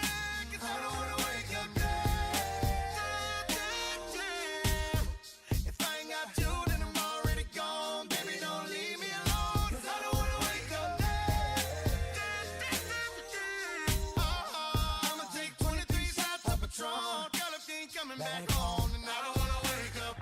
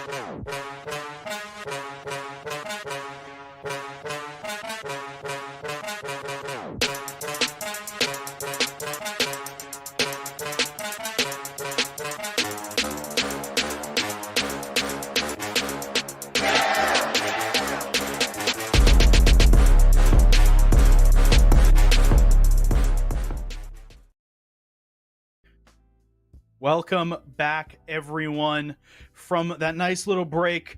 We're here to break down what exactly happened in the Purdue Northwest Ottawa University game. My name is still Mechatronic. I'm still here with RMC. What ended up happening there? Because we kind of vibed Sivir into existence, and then Sivir kind of won the game for them. Well, Mecha, to summarize very quickly, Ottawa Braves did not left-click fast enough, and Purdue Northwest right-clicked fast enough later on. It was just a time attack, right? On the side of Ottawa Braves, you picked an early game composition against a skill and comp. You had to win early, and Purdue Northwest did a great job fielding all that pressure, and Ottawa Braves just didn't find traction fast enough. It felt like Ottawa Braves, they got out to this lead early, and at least it vaguely looked like a lead in kills. But once we hit about the 15, 16, 17-minute mark in that ballpark, just after lane phase, everything became really even. And the second it became even, it was over. Yeah, exactly. It really did feel that way. And I'm still looking at Ottawa Braves, during the break. I was really thinking about it. I do feel like it's got to come off Prod, Levi, and Plux. These are the scary early game portions of it. I know, Mecha, you were talking about, hey, you'd love to have seen Levi just build a little bit of lethality. Even a serrated Dirk would have been enough for you. And I kind of agree in that I don't know if you need it with Dirk, but given that you couldn't get the pressure early, it's fair. Just more pressure on that bot lane early when you know they're going to be weak. We were talking during the break. The other thing that I brought up is Prod is this incredible carry jungle player. Xin Zhao isn't quite a carry jungler. It's more of a bruiser kind of frontline combo. Put Prod on his Bel'Veth or on his Graves or Lee Sin, something that can kind of carry the game for you, especially like right now. That's what you need to just kind of force the onus onto Purdue Northwestern to do something, because it felt like last game Purdue Northwestern just said, we're happy to just sit here while you guys do whatever you want, and then we'll win late. Make Purdue need to win. Yeah, that's right. And for Purdue too, I think it's really scary, the fact that now Winking and Topona are doing so well, kind of just being able to soak up Levi and Plux's aggression, because not only did they do well, Mecha, but they did it kind of in lots of 1v2 situations. Topona was roaming as we expected from the Bard. Topona was getting pressure down onto Riverside in the mid lane, solo, not necessarily even linking up with that jungler, acting as, what was it you said, the secondary jungler on that team. So, with that sort of pressure here, not only are they looking good against the Braves, but that gives me a lot of hope in terms of how they are matched against GVU tomorrow. If they win today, might go, and how strong they could potentially be. So I don't want to keep harping on bad things from Ottawa. They definitely have some things they need to change, but we did see a lot of good things. We saw Killing in the top lane, making sure everything was even between him and Prang, and most importantly, we talked about it early in the day when Pluto came on after they had just beaten Ottawa. Pluto said, the only thing that I ask is I don't have to go play against Plux in the finals. And we saw an excellent version of that right here. Plux was a rat sitting in bushes, disrupting backs. I'm pretty sure I saw shades of Hillisang in there for a minute. Like, Plux was being extremely annoying to Winking, and in fact pushed Winking's spike back a good chunk to try and help Ottawa's early game. Yeah, if you're gonna call Plux a rat, I've never seen a rat that big, Mecha. That's a prehistoric Jurassic rat that showed up right there. Plux felt like the tankiest guy on the Rift half the time. We saw the early poll come out, and it just felt like if Winking didn't show up, well, Plux just wasn't gonna die. It took that much damage to take him out as the Nautilus. Now, Mecha, looking forward towards the draft a little bit here. One thing I do want to note: Ottawa Braves triple banned the mid lane against Plexo, Silas, Akali, Oriana. And it just wasn't enough. I kind of don't want to see that again. I feel like Klexo's pool is large enough that that's not worth it. If anything, maybe target out the bot lane a little bit. Try and get yourself that favorable matchup. And not only were there 3 bans from Ottawa, there were also 2 bans from Purdue Northwest onto the mid lane. The Azir was banned, and the Ahri was banned in that first ban phase. So there's 5 bans, and he still pulls the way out. Right? He's got such a deep champion pool that at one point you just got to say, okay, maybe we pick 1 or 2. Maybe 2, and we just kind of stick with it, and that's where we're going to go with that. Ahri's going to be the first ban right now from Purdue Northwest. It's been banned against Riverside basically all day. That's not going to change. We're assuming that there's a Rumble ban in here as well. Yep. Just kind of what we're used to at this point. Yeah, and then maybe the Nar ban as well, because Mecha, the teams have swapped sides. Ottawa Braves have opted for the Red side. I kind of like that because counterpick is really, really strong. Yep. But it does mean that Purdue Northwest could potentially first pick that Azir for themselves. We've already seen Doubtful is not afraid to just blind pick his mid lane. That's what he did with a Hui, a champion who has very clearly defined strengths and very clearly defined weaknesses in terms of laning especially. Yeah, we've seen for a couple of games now this Volley Bear get picked really early and then threaten it as a flex, though it's gone to Doubtful both times. I kind of expect to see Volley Bear get picked here again. It seems to be pretty safe. Doubtful seems pretty comfortable on it. Rumble gets banned from Purdue Northwest. Silas and Akali over on Ottawa Braves, and it looks like they're just following the same script that they did at the beginning of the last one.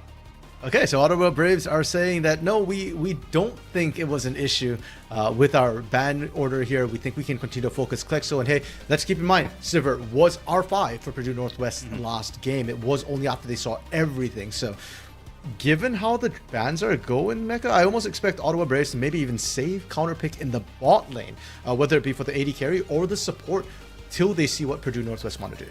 Yep, so Purdue Northwest banned the Orianna themselves. So Azir is still open, and Ottawa Braves ban out the Volley Bear. And look, right there, it's the Azir.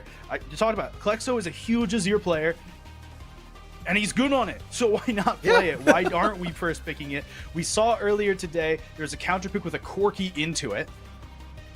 That had varying results. The Ohio Northern University, who picked that Corki, ended up losing the game, but we'll see how it goes. Killian will be taking the Rek'Sai into top lane, unless something weird goes on, which right now I'm not counting out.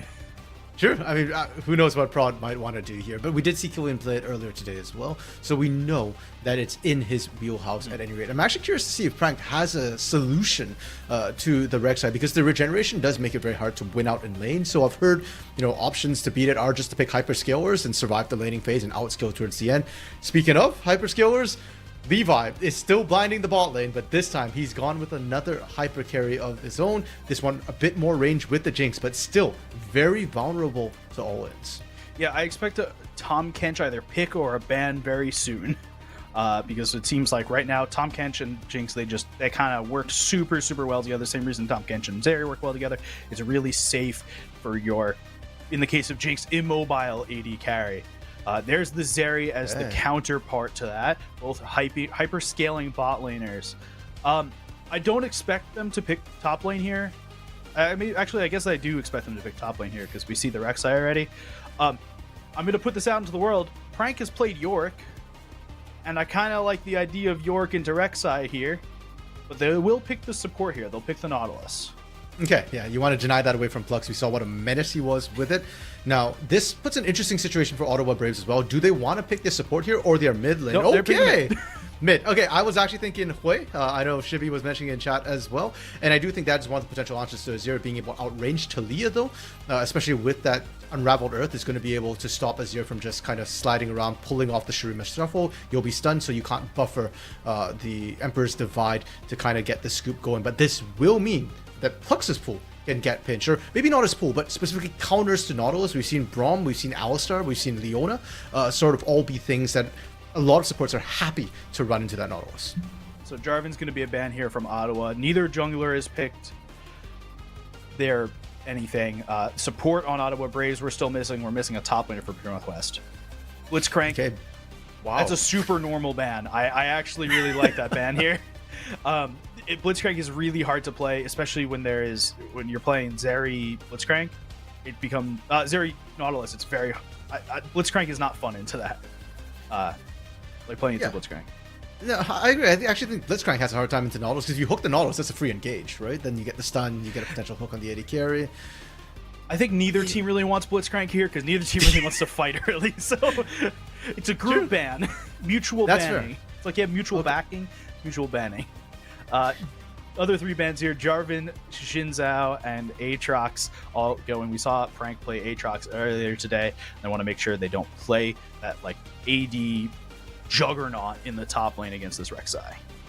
Okay, and the Vi lock-in mecha, it slipped my mind, but if you need to lock down that slippery Zeri and you don't have the Nautilus available, your other option is that Vi point and click, and it's really hard to actually peel off for that. We are also seeing the support being held to the end for Plux, so you know exactly what you'll be picking your support into. If you see a lot of engage coming through from Purdue Northwest, you can go with that Braum. Purdue still looking for top and jungle. Udyr top, that does make a lot of sense. I don't expect this to go into jungle. It's just not great right now. It's not bad, but it's not great.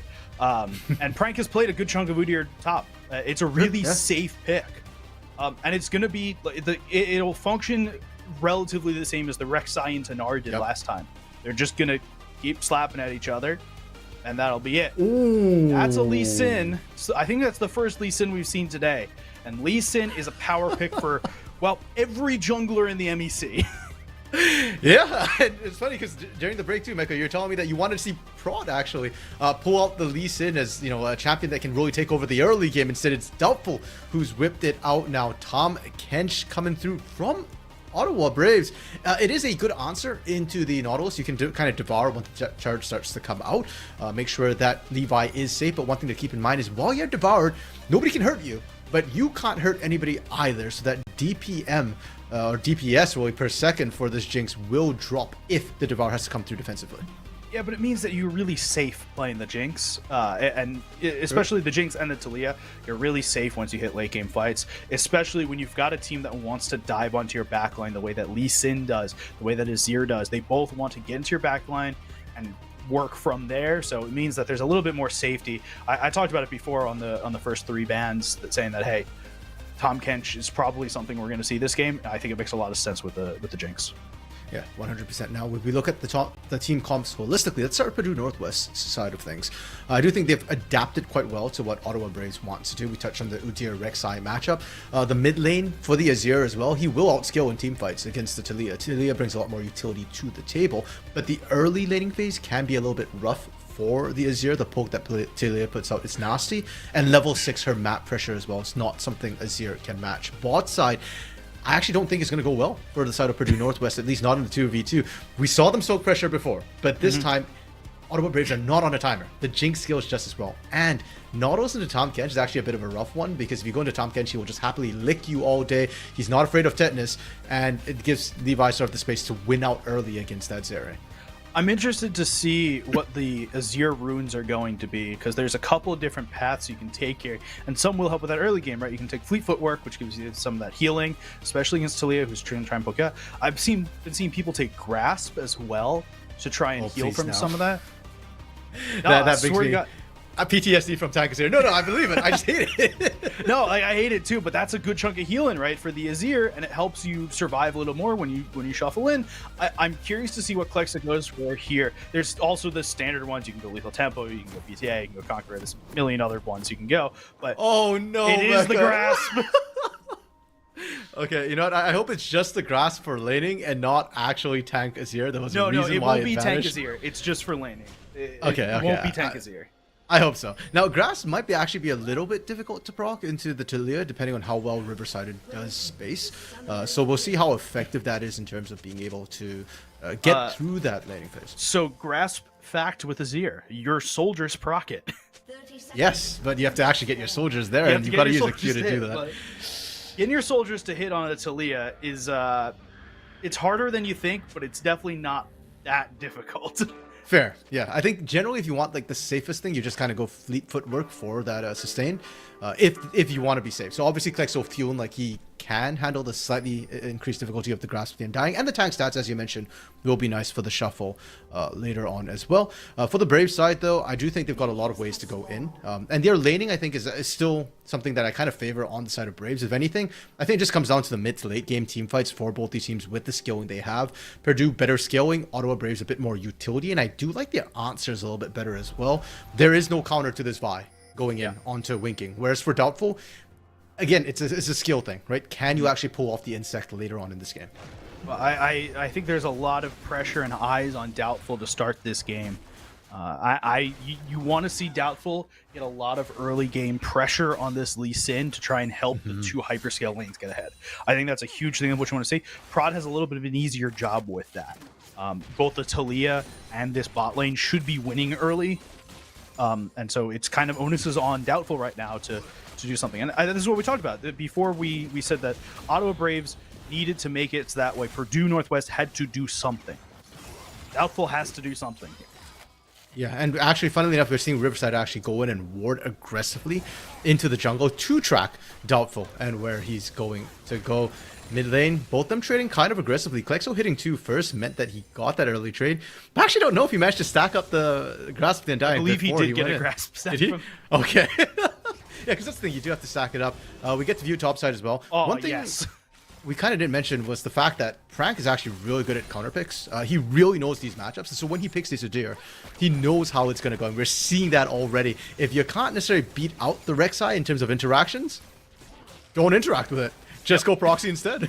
Yeah, I mean, this is what the Udyr loves to do, regardless of it's Plank playing it or someone else playing it.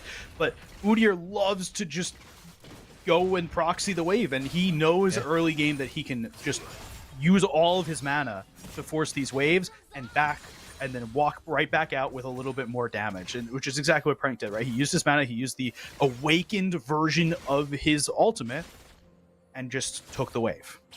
And doesn't even have to burn TP to get back in because you get an early shove. Now, Rek'Sai can kind of match that, so it's not the end of the road for Killian. He can just focus on farming and he'll still kind of be A-okay, right? You have to sustain to kind of tank up those minions as well, make sure they don't hit the turret. So top lane really is going to be a wet noodle fight. I kind of don't want to look up there at all. I don't think it's going to matter unless junglers poke their head up there, and even then, I'm not confident that Lee Sin and Vi have enough damage to actually impact this lane. Well, we can see, we can watch some of it early. No. That'll be where it is. But Deponer does hit the dredge line onto Plux. A little bit of damage, but nothing huge. Traded back by Levi, actually onto Winking, kind of ignored the Deponer there. And we're seeing a collapse in as well. Prod showing up, and even Riversided is roaming down. So they know Prod's here, but there's no vision on Riverside actually being in the area. They'll know Riverside is not in mid lane, but it could easily be a back from Riverside. Riverside's just going to walk right back up to the mid lane. And so that one of the benefits of Talia, you get to do that wall surfing, so you can get away and back pretty quickly. True, yeah, just the passive alone is really good for ganking. Riverside did blow TP earlier than Klexo, and that's why Riverside got to kind of roam out there at level 4. Not something you see a lot from Talia's, but I like it. And again, you'll get the opportunity when you hit 6 and actually unlock Weaver's Wall as well. So far, junglers, no impacts on the lane yet. Oh, nice little knock up there from Killian. This lane will be a little more interactive than the Gnar lane to start with, but Frank is playing Udyr at the end of the day, so he's just gonna awaken turtle stance, heal everything up, and just kind of sit there. And Frank too doesn't care that Killian's jumping onto him. He's just like, oh, you want to burrow into me? Come at me, bro. I got this. You're approaching me right now? I'm the one who's difficulty trying to reach you and actually pump out the damage. So for Killian right now, I mean, sure, you'll regen up, so you're kind of willing to opt into that, but don't be surprised that we're seeing Frank actually win out a lot of these early trades. Yeah. So the junglers have not been hugely present yet. We do see Doubtful is taking the grubs right now towards the top side of the map. But Prod is just kind of walking around. They're both clearing jungles. That's their important thing early, but neither of them are going for these like early ganks, of which Vi and Lee Sin are both really good at. Yeah, I guess for Prod too, you can kind of wait till that level 6 to get that cease and desist. That's when you really come online. But I am surprised that Doubtful hasn't even tried before that. The Dragon's Rage isn't that integral to the Lee Sin ganks anyways. Meanwhile though, Ed and Eddie, the Void Grubs, did go down the way of Purdue Northwest. They picked up all 3, and Winking got a bit of a cheater recall. So Purdue Northwest will actually be in position to look for the Dragon on top of the Void Grubs. Does seem that way. Winking, they have to force this lane up, but Prod's in the area. We'll see. Going to use the charge. Does go onto Winking. Winking flashes quickly though to Poner. Able to lock down Prod for just a second. It seems that they've gotten their way out. All they had to give up was spells from the Zeri. Levi also was using the Ghost. So a flash overall for Winking given up just to make sure he doesn't die there. It's probably worth it. But now Ottawa Braves need to look to take advantage of that, to try and use the flashless abilities from the Zeri to capitalize in this bot lane. I'm actually a little bit surprised that Purdue Northwest, Winking and Deponer actually both decided to base there. Levi was lower health than Winking after that trade because of the initial pressure. So I thought Purdue Northwest could contest this Dragon, but instead they've actually completely ceded it over the way of Braves, and that means Doubtful will get a bit of a tempo advantage. Problem is, I don't know where necessarily you're looking for. You already cleared the bot side. If you wanted a gank, it should have been on that bot side of the map. So even if you get a bit of a tempo advantage, It's got to be topside on Killian. And we said it before, I don't know if there's kill threat up here. I don't know either. Especially with both of these junglers. To be honest, Vi doesn't do the most amount of damage in the world. But even though Lee Sin does a good chunk of damage, I don't know if you can kill a Rek'Sai. No. Prank did pick up an Oblivion Orb though, so they are gonna have healing cut at least. That's a bit of a benefit. Doubtful actually opting to go in and invade with this advantage that they have. I like this idea. Prod does not have the option of kind of counter invading and going for that. So if anything, maybe Prod looks to the bot side gank. Just hit level 6. Cease and desist is available, and we've said before, winking, no mobility summoners left. Yeah, you want to see another gank into the bot lane. Riverside and Prod are both in the area, but looks like Toponer has already backed. Winking's just left alone. Prod's in the area. Charge right onto it. Zeri's going to jump over the wall. A little bit surprised Prod didn't just follow up. We saw Riverside there as well with the Weaver's Wall available. They really could have chased. Instead, they're just happy trying to shut down this area as much as possible. Doubtful's going right in onto Killian. This Rek'Sai. Yeah, Killian's looking close to... Well, I say close to death, but it's really not anywhere close to death. They're going to try and tower dive here. Frank's going to take it and start on it. See what the Lee Sin damage will be. Ooh. Doubtful holds the kick really, really late here to make sure that he can follow up on Killian. But Klexo will take first blood. Will he die? I don't know if the turret... He will not. Okay, I was a bit worried because I wasn't sure the turret damage stacking had actually reset by the time Klexo went in. So that was a lot of potential damage to come through. They do successfully pull it off, but the price is this bot lane. Winking and Toponer are still being zoned from this turret completely. Levi being given so many free plates, so much free farm, so much free CS right now to get ahead. And really, it might just come down to a battle of carries. And right now, Levi is the most fed carry. Levi's the most fed carry, but Klexo is also a carry in his own right, and that kill helps a lot, right? Especially when you're in this lane against the Talia. We talked about right now, mid and bot lane both probably should be losing the lane if you're Purdue Northwest, so any help you can get is a good thing. I'm actually really curious if Klexo has more gold, because he did get first blood, but Levi got 3 plates. And I think they gave solo plate gold. Thank you very much, Observer. They're even. Basically, but Toponer is very dead. He's even with the ground at this point. Prod, Levi, and Plux just put everything right into the Nautilus under the tower, and there was nothing Toponer could do. Not even close. And considering how much Winking and Toponer already gave up there, I am a little bit surprised they decided to walk in at that point. Yeah, and if there's any doubt, Levi with the assist is definitely up in gold right now. So, yep, most fed carry on the map. Definitely the most fed carry right now. Winking, though, is going to try and take Levi out. A lot of damage given early. The ultimate pushed out. Flash from Levi. There's not one up for Winking. Oh, it's close. There's a lot of damage from these autos from Winking, and they're so close to hitting every single one. And Winking takes him out with the right-click auto attack onto Levi. So that lead that Levi had, it got shut down a lot. That kill right onto Winking. Oh, okay, yeah, I was going to say, the gang's almost coming into the mid lane right there. Doubtful able to pick up one more Void Grub while all that was happening. 5 already for Doubtful. So Void Grubs or Voidlings will spawn this game, Mecha, in favor of Purdue Northwest. Doubtful going a little onto Prod, but Plux is in the area. Yeah, this is a deadly sin. He's so blind that he couldn't see the other members of the team. You know what? I like to think that he wasn't because he was blind. He heard them coming. Not Doubtful, but Lee Sin, the champion. Fair. No, I think he saw them coming or heard them coming, and he opted to go back in for the Void Grubs. He was dead to rights. He actually got all 6 Void Grubs on that one. So there was a sacrifice. Was it worth it? I don't know. That perhaps wasn't the best trade. But you did what you did. I'm going to quote TDS here, who was here earlier and talked about Void Grubs. Void Grubs are great if you're going to hit the towers. But if you don't hit the towers, they're kind of useless. So what I'm hearing is Prank's going to be happy. Yeah, Prank's going to be really happy, and especially because we're still within tower plate land, right? So if Prank can get ahead in this top lane with some gold, if Winking can try and get ahead a little bit, if Klexo can try and get ahead a little bit, using the pushing power of the Grubs, that could be a win for them and a way for them to kind of... get back into this game is the wrong word because we're not even at a 1k gold lead for Ottawa, but get kind of in the same realm.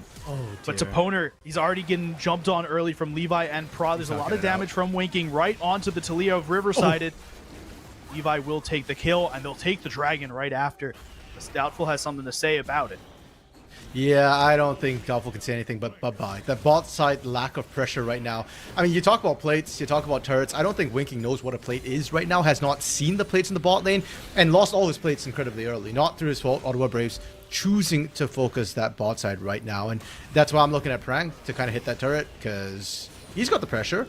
That's the trade-off, right? Ottawa Braves focus bot, Purdue Northwest focus top. Winking standing right next to Plux, poking his head out. Wants to let it be known that he's still in the area. Klexo is getting a good chunk of these grass procs at this point. You see him every time we pan over to mid lane. You see him get another grass proc. So it's seeming to help out against Italia. They're even in farm. There's a kill on Klexo versus an assist on Riverside. It's basically even in the mid lane. Yeah, and Klexo's healthier, so definitely working out a lot better than I had thought it'd go, which is good for the side of Purdue Northwest. Now, Mecha, what's kind of unusual is usually when we see the first turret go down, the bot lane, especially in the bot lane, we see the bot laners get rotated out to the mid lane almost immediately to try and get that pressure down, and you can respond a bit quicker. Levi, Prod, and Plux actually stand that bot lane quite a bit longer to punish Winking. So now the plates are probably going to go down before Levi gets any more pressure into the mid lane or elsewhere. But it is going to be a problem because Levi does have Kraken Slayer picked up already, and Purdue Northwest, static shift, it's great for wave clear, not so good for team fighting. So now Purdue Northwest have the problem of trying to stop the Braves from dragon stacking and or just pushing in when they're behind. Here's the big thing, though, that I'm looking at with Zeri specifically. She's one of these AD carries that you can play very safe and you don't need to worry about. You can leave Zeri alone to a degree, especially with double mobility summoners and the Zeri E jump slide thing, right? Zeri has a lot of mobility to get out. Prod looks to be going in. Abyssal dive from Plux. They're going right on to Doubtful's Lee Sin. Riverside takes him out, but Plux not looking long for this World Season assist right into the backline on Winking. But a lot of damage from Winking in the tower. The ultimate comes in. Prod's dead as well. Levi's excited. Takes down Toponer, but Winking right back with one. Each of these AD carries getting it 2 kills. But here's the thing, Winking, is he going to get caught? No seismic shove available. Killian, though, potentially looking for the dive here. That's a lot of damage under the tower. Winking's able to jump away. And not enough damage onto Plux to grab the kill, but Killian, Plux, Levi, all on 1k combined health. And Mecha, that's the problem right there. Everything you said about Zeri, you're right. She's mobile. She's got the electric slide. She's got mobility spells. All really good. But Ottawa Braves raise you one word. Vi. Yeah. You watched how Prod traversed half the entire map there. Did the cha-cha slide on her own. Making sure that Zeri was locked down. But Doubtful is going to start on this Herald. Doubtful's been the king of the Void Pit right now. Took all 6 scrubs to start with, and it looks like they're taking this Rift Herald without fight. Yeah, and with 6 Void Grubs as well, that Herald is going to spawn an absolute army when they use it to charge in. Correct. I think they're going to probably want to use that mid to crack open the mid lane turrets. That way they can use their topside advantage to help them. But the shove back from Riverside, it affects the dredge line from Toponer.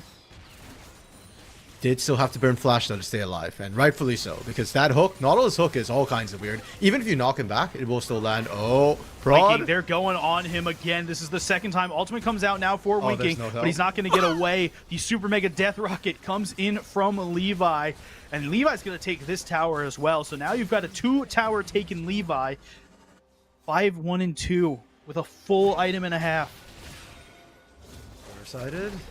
Oh, we'll be fine. Seismic shove, just to dissuade anybody from going in. But the push on the top side continues for Purdue Northwest. They've doubled down on that strength because, unfortunately, everywhere else on the map, Levi's present, and Levi is the name of the game right now. If Purdue Northwest cannot shut down this Jinx, they will not be able to win any equal number fight.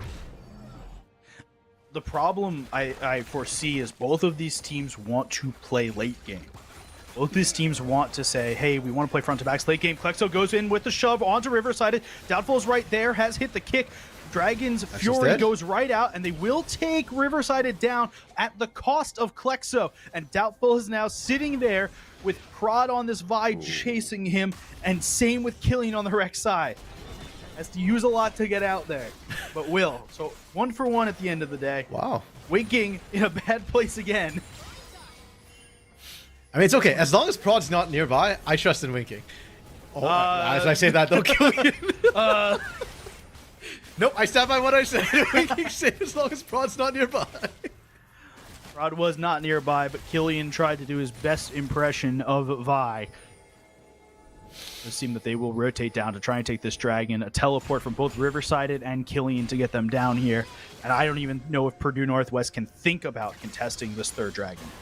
Nope, not at all, right? We said before, as long as Levi's on the map, if Levi is present and not dead, Purdue Northwest do not win those fights. Phantom Dancer already completed for Levi's second item. Power Spike first on the map with second item as well. I think it's the right call for Purdue Northwest to give this over. Now, it is Cloud Soul, and normally we're like, it's Cloud. It's okay to give over. Problem is, with the mobility that Winking has, if the enemy team's fast enough to catch up, you've got problems. So it is going to be a bit of an issue. That's a lot of Void Grubs onto the turret, but Doubtful's in between Can you get three. out? The Azir Tower is behind, but Doubtful is going to get taken down so quickly, not able to get to the relative safety of Klexo and his Sun Disc. Yeah, Plex using the Devourer as well to kind of lock him down. It was a great combination. The CC chain, Doubtful couldn't even move. Lee Sin might be one of the most mobile junglers. Doesn't even matter. They did almost take the turret though, so it is primed for a push. Purdue Northwest, despite how far they are behind they are in terms of actual ability to fight, have done an incredible job kind of keeping the map pressure up. And they are actually even in terms of turrets and are able to answer any push that Ottawa Braves want to put out right now.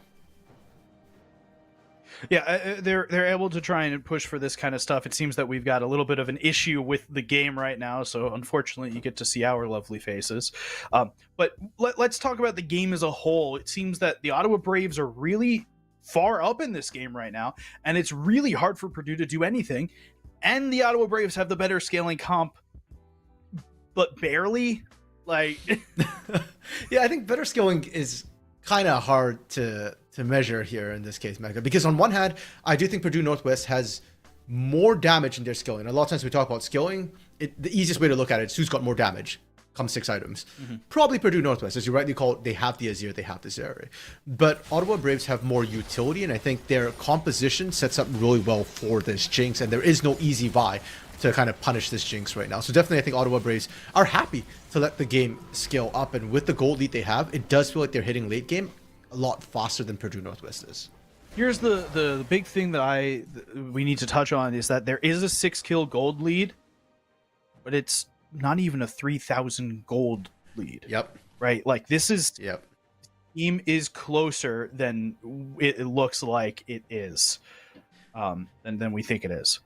For sure. Now, we are aware that the screen is frozen right now and you're not seeing our lovely faces, but the game will fix itself. This is a pretty normal sort of pause issue that does come through. Okay, now they're showing our faces. Our producer is slightly trolling us, but it will fix itself, hopefully, and this one is not the bug, hopefully, that actually drops the game. Mecha, to your point about the gold lead, yeah, it's not that big, and a lot of that was that turret pressure we were talking about. Purdue Northwest has done a great job answering back. That 6 Void Grubs advantage is being utilized by Prank, by Klexo. We saw Klexo pushing the top side. Heck, that's where Doubtful died, was on that push on the top side. And even in mid lane, that outer turret might be standing, but it's very, very low on health. So that's what's kind of keeping Purdue Northwest in the game, is that structure pressure. And frankly, kills don't win you the game. Structures do. Specifically, the nice, big, shiny diamond at the end of it, the Nexus. Yeah, the other thing is we look into this game and we say the scaling is kind of the same, that Purdue Northwest technically does a little more damage, but does it really matter if you're really feta? All of that matters until Azir jumps in your backline, shoves the entire team into you, and your entire team dies, right? Like, you can have a level 6 Azir with 1 item against an entire team of level 18 champs, and if Azir can get into your backline and do 1 good shove, that could be your game for you. So this game feels like it's really Ottawa Braves favored. Just, you look at the gold, it's a lead for Ottawa Braves. You look at the kills, it's a lead for Ottawa Braves. You look at the structures, it's a lead for Ottawa Braves. Everything is saying Ottawa Braves, but don't count anyone out yet. I was going to say, where's the but? Because I'm not going to say that it's all Ottawa Braves just yet. We've seen Purdue Northwest come back from some rough situations as well. And there's a reason why they were the first seeds in the regular season with a 3-way tie at the top. 6-1 was the record for the top 3 teams, and it was Purdue with the least amount of losses. In the regular season, they literally only dropped 2 games, 1 series. That's it. And it was to GVU, who's sitting pretty right now in the grand finals, awaiting the winner of this one. And Mecha, I do agree with you. I think a lot of it will just come down to execution. So while it looks good for the Braves right now, it still comes down to how the team's going to execute. And so far in the team fights, it has been Prod on this Vi, who I think has been pivotal. They didn't manage to kill Winking, but Prod managed to push Winking out the fight. And that's all you need, because there was no threat onto Levi, and there was no damage to answer what Levi was putting out without the AD carry of Purdue Northwest. We talked about last game when Prod was playing on the Shinzao that it kind of didn't get the amount of work that we kind of wanted it to get early game. It feels like Vi has achieved that. True. On the other side, Doubtful got a lot of early work done on the Volley Bear, and now is playing this Lee Sin, and it feels like hasn't gotten the same amount of work done early, even though you're playing a better pre-6 jungler than Vi. I know we're plenty past the pre-6 mark at this point, but it feels like there was a way for Doubtful to push his lanes forward and help prevent some of at least what happened in the bot lane, where we see this, like the Jinx and the Tahm Kench just push over and over and over again and keep punching the tower and keep diving you. It felt like some of that could have been preventable. Oh, I fully agree. I do think the bot side should have been the focus. Now, as you said, it's more about prevention than actually trying to get Winking and Tapona ahead. If you could have, great, but it would have been kind of tough with how just Zeri interacts with the Jinx and the way Nautilus interacts with the Tahm Kench. But there was basically no shading. Instead, Doubtful just went full jungle control. Like, you called him the king of the Void Pit. He managed to get all those objectives instead. Now, the big question is that worth it?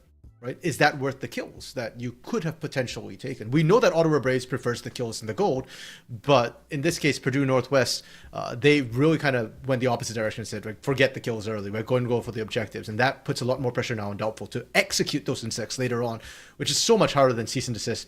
Just press R. Yeah. You've heard us talk about this game for long enough. Unfortunately, it doesn't seem like this game is having a quick fix for getting us back in or getting it unpaused. We're going to send to a quick break. We'll be back, hopefully, with the game in a couple moments. We hope to see you soon.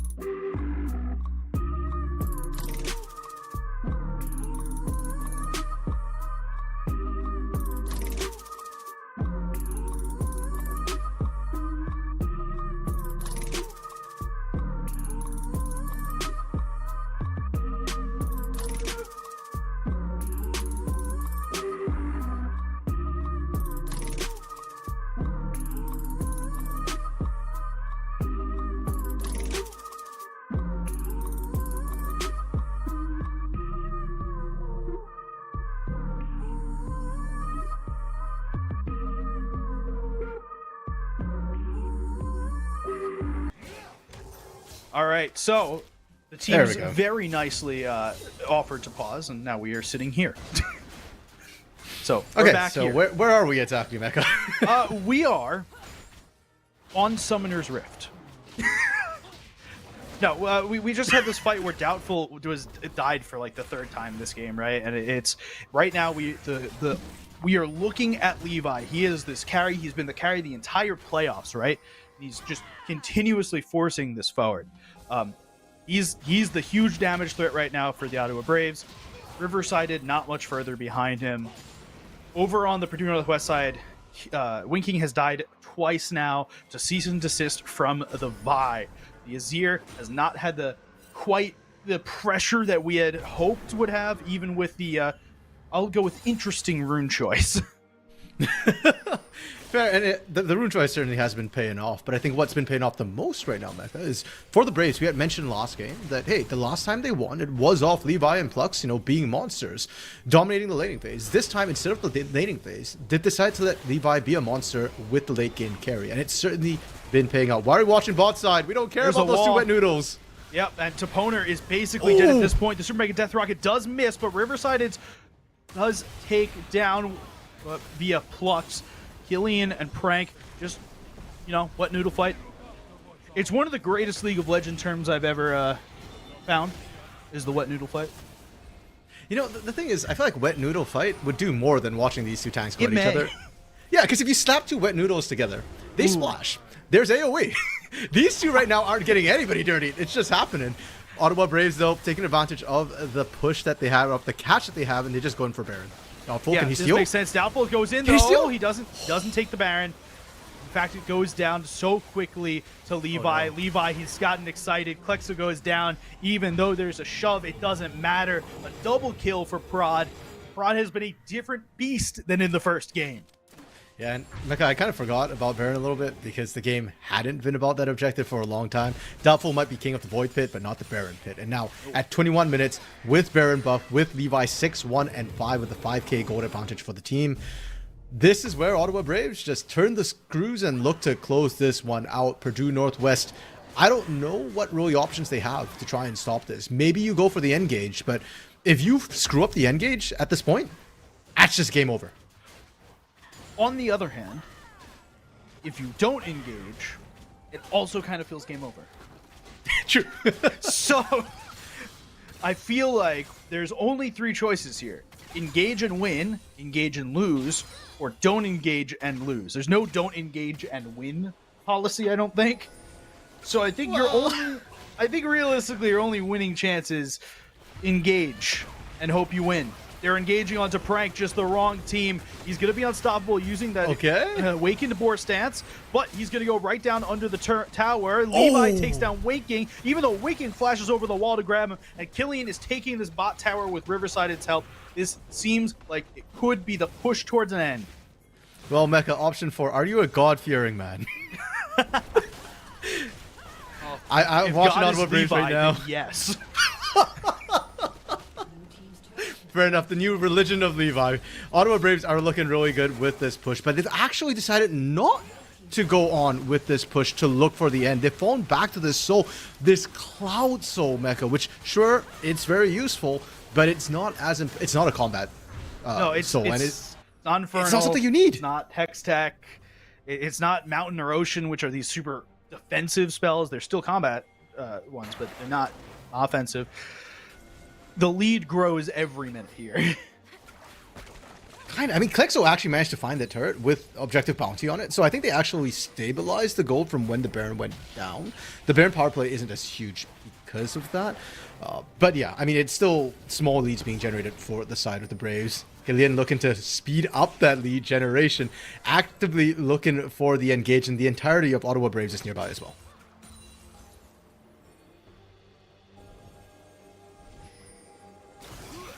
Fox looking to do a quick tongue lash over the wall.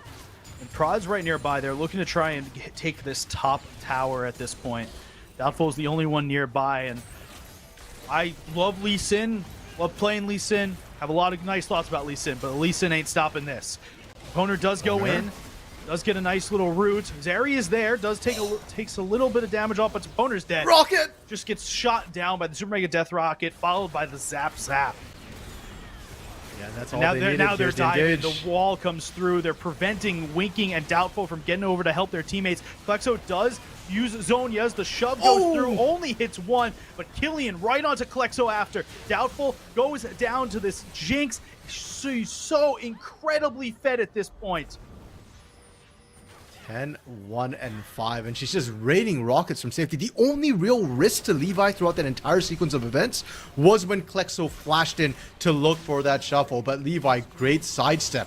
Didn't even have the flash available, didn't even need it, and now Baron might be down, but the push from Ottawa Braves will not stop. Killian's already in the back line, knocking up to Poner, already down. Prod on top. It will become unstoppable as Plux picks up his jungler to make sure he survives. Nice little devour there, but still, the frontliners of Ottawa Braves continue to frontline, and Prank gets chunked down bit by bit by bit. And Doubtful's kick gets him stunned. Klexo's now in the back line, but all alone. Nothing can be done for Klexo as he gets jumped on by the Rek'Sai.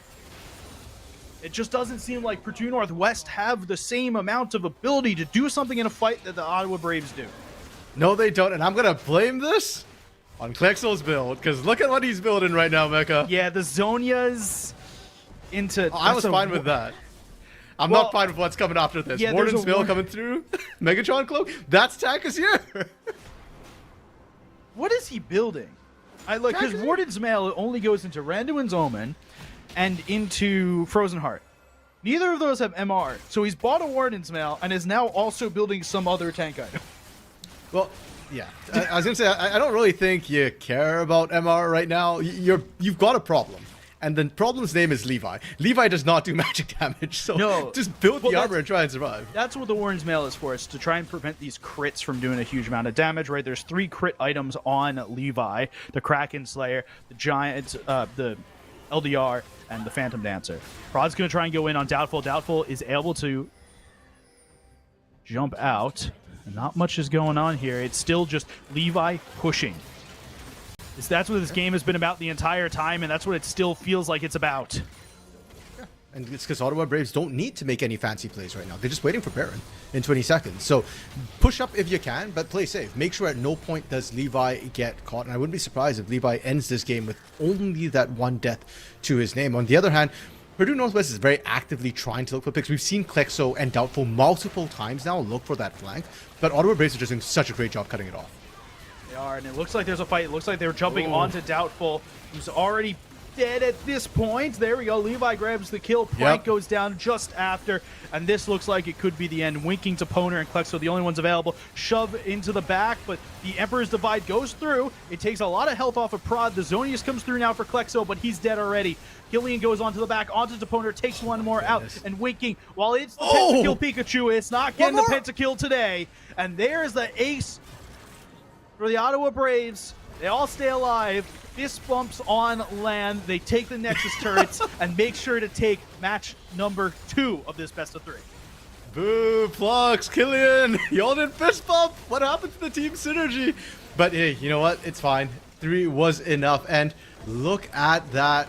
2 deaths onto Prod. Everyone else, 1 or less deaths, Mecha. This team from the side of Ottawa Braves, what a clean game coming through from them. They got the advantages early, never gave it up. No, they didn't. They were able to use Prod as this early game jungler. Once he hit level 6, he was never in his jungle. He just made sure to get every lane ahead except for top lane. And when you're playing Udyr and Rek'Sai in top lane, who cares if you're ahead? Pretty much. And this is what we want to see from Prod, right? Even though the Vi is perhaps not as strong an early game champion as that Lee Sin, not as heavy a ganker as we like to think of, but the way Prod plays it, once you've got your lanes kind of ahead, once your lanes can reciprocate and assist you when you're invading, when you're looking for aggression, that's when Prod has looked the best. And now for Purdue Northwest, the shoes on the other foot, right? They won the first game. OU was able to adapt. Can Purdue Northwest adapt? And I don't know what their answer is for this bot lane, because last game, or in the first game, it was Levi opting for a less skilling pick with the Varus. But this time you pick something that can match skilling very, very well. You're not pressured to make those early moves, and you can kind of sit back and wait, and it just looked really, really good. When Purdue had to be the ones being aggressive, they struggled. Yeah, it does seem that they struggle. It seems that both teams want to just get right into game 3 here, I think. Okay. So I think we're just going right in. So let's talk about game 3. What Purdue Northwest needs to adapt, right? We have so many notes on Purdue Northwest and Ottawa University, and at this point, this is the third game we've got. Wow. Right? This is the first third game that we've got. I don't think in all the playoffs, but definitely today. Yeah, no, fair enough. And okay, this is the drop from this game. I thought they drafted game 3 for a second. I was like, wait, they're already there. Yeah, it is our first and only game 3. The second one of all of playoffs. Oh, was it only the second one? Wow. It's only the second one of all playoffs. The other one was Ohio Northern against Drury in the lower quarters, I guess it would be. The second round of lower bracket. Fair enough. And that's what's interesting, because now we're back to the best of ones, it feels like, Mecca, right? Yeah. Like, winner takes all going into this third game. And as we said before, Purdue Northwest, they're the ones who are being challenged right now to find an answer to this late game skilling from Levi, which, hey, let's be honest here. It wasn't even about late game skilling. Levi just took off right from the get-go. The late game scaling, pardon me, just felt like icing on the cake when he got that far ahead. So we had a note for Ottawa University in between games. We said, hey, we want Prod on something that he can do a lot more early game. I actually specifically said a carry jungler, but I'll take early game to be close enough. Same note, but doubtful.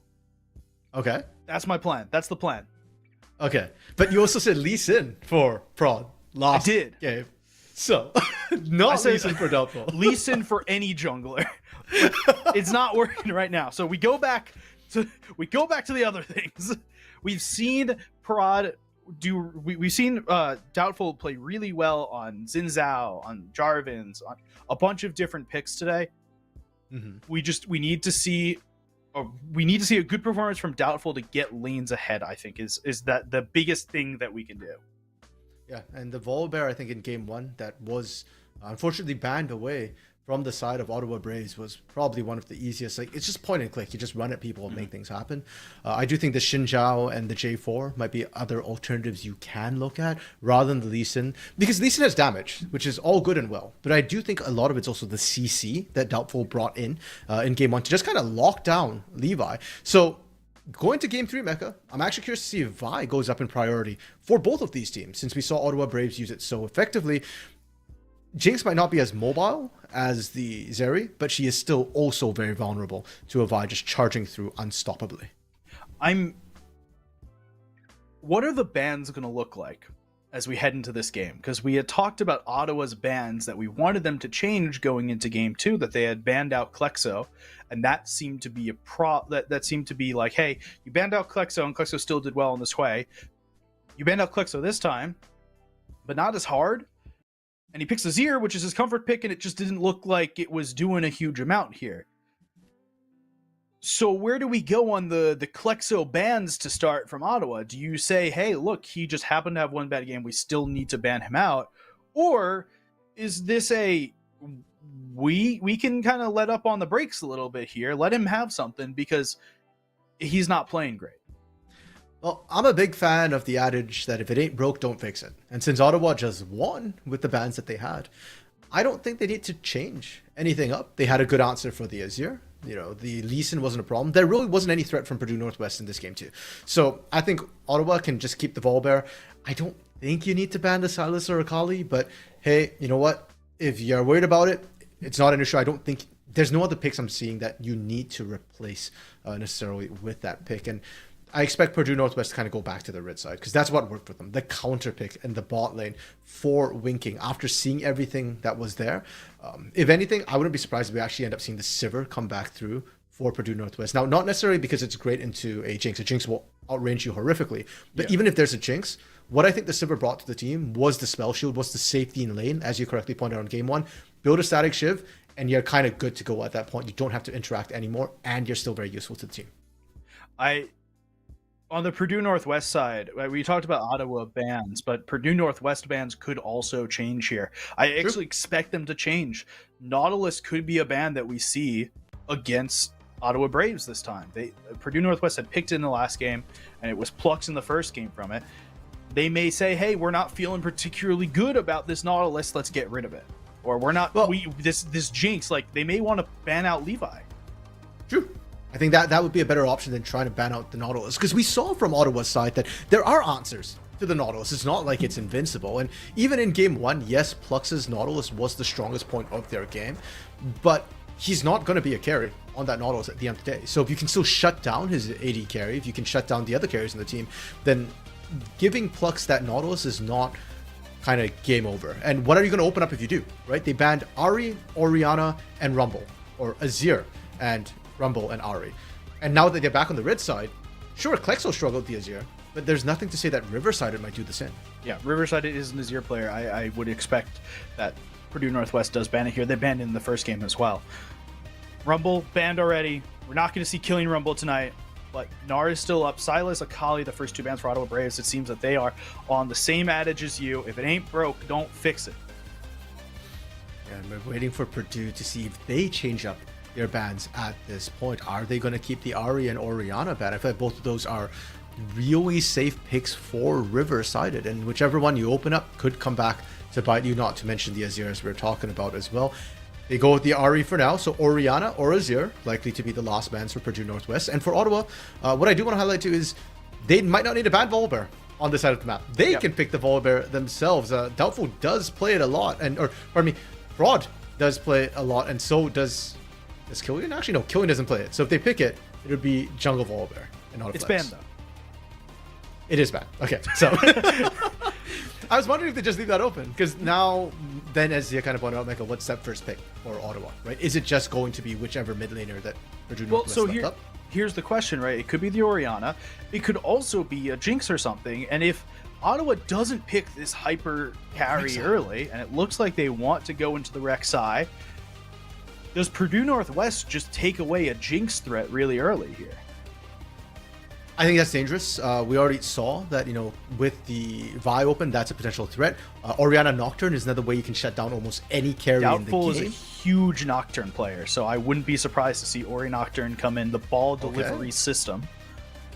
Yeah, the Ori gets locked in, so I'm kind of with you, Mecha. I think that's a really good combo to potentially put out. Like we said, most AD carries won't be able to survive that. Now, you can still counter it with a Tahm Kench, right? And we already saw the Tahm Kench. So that's not a legal champion. It's not enabled. Nope. Skarner is not legal. Okay, so they just, Xin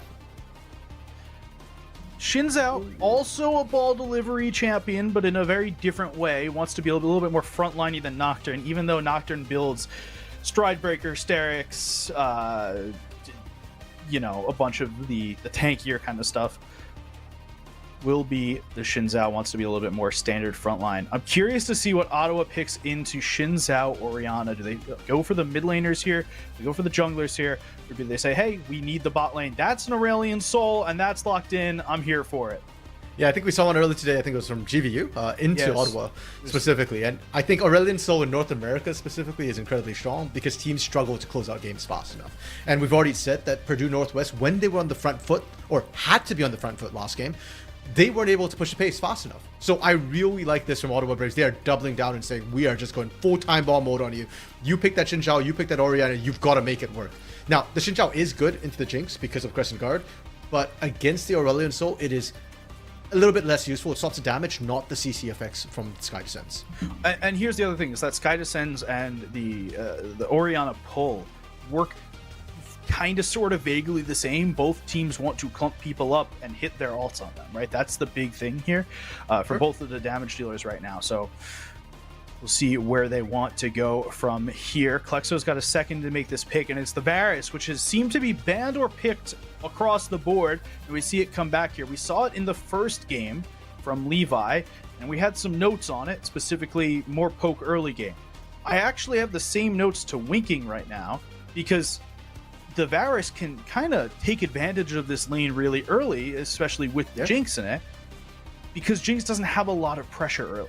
No, and you don't even have the spell shield that Sivir had, right? So if the arrows land, they land, right? You just dodge or get hit. I've actually just been corrected by our producer, Hypertension, that Purdue's actually the fastest team during the regular season with their win. So, okay, I guess there is a shot for them to kind of pressure early. And going to your point, Mecca, I do think Lethality Varus would be the right call here.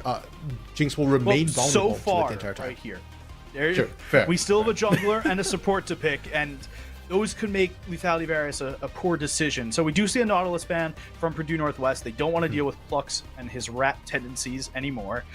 The Gwen does get banned from Ottawa Braves. Prank has played it before. A little odd. Generally, you want to play you want to play Gwen as a solo AP threat in the top lane. There already is an Orianna, but either way, it would be a carry threat for Prank, which feels like more stuff he's itemizing into recently. Obviously, not in the first 2 games this series with Rek'Sai and Udyr, but historically, we saw earlier today with the Aatrox. Yeah, and we kind of mentioned it last game as well with Rek'Sai. One of the generally accepted practice against Rek'Sai, if you can't find a lane counter to it, just pick something that will outscale it, whether it be a hyper tank or a hyper carry. So I think they're just trying to remove Prank's potential for that hyper carry, with that Aatrox also being removed. Not quite a traditional hyper carry, but a very, very strong team fighter with that lethality threat. Now, Purdue Northwest, they did remove the Vi, and they are still looking for their support and top laner. And I kind of want to see a top laner with threat. I want to see sort of early game draft from Purdue Northwest. I don't think there's anything you can pick at this point that will be able to match the skill that Ottawa already have with the Jinx and Aurelion. So,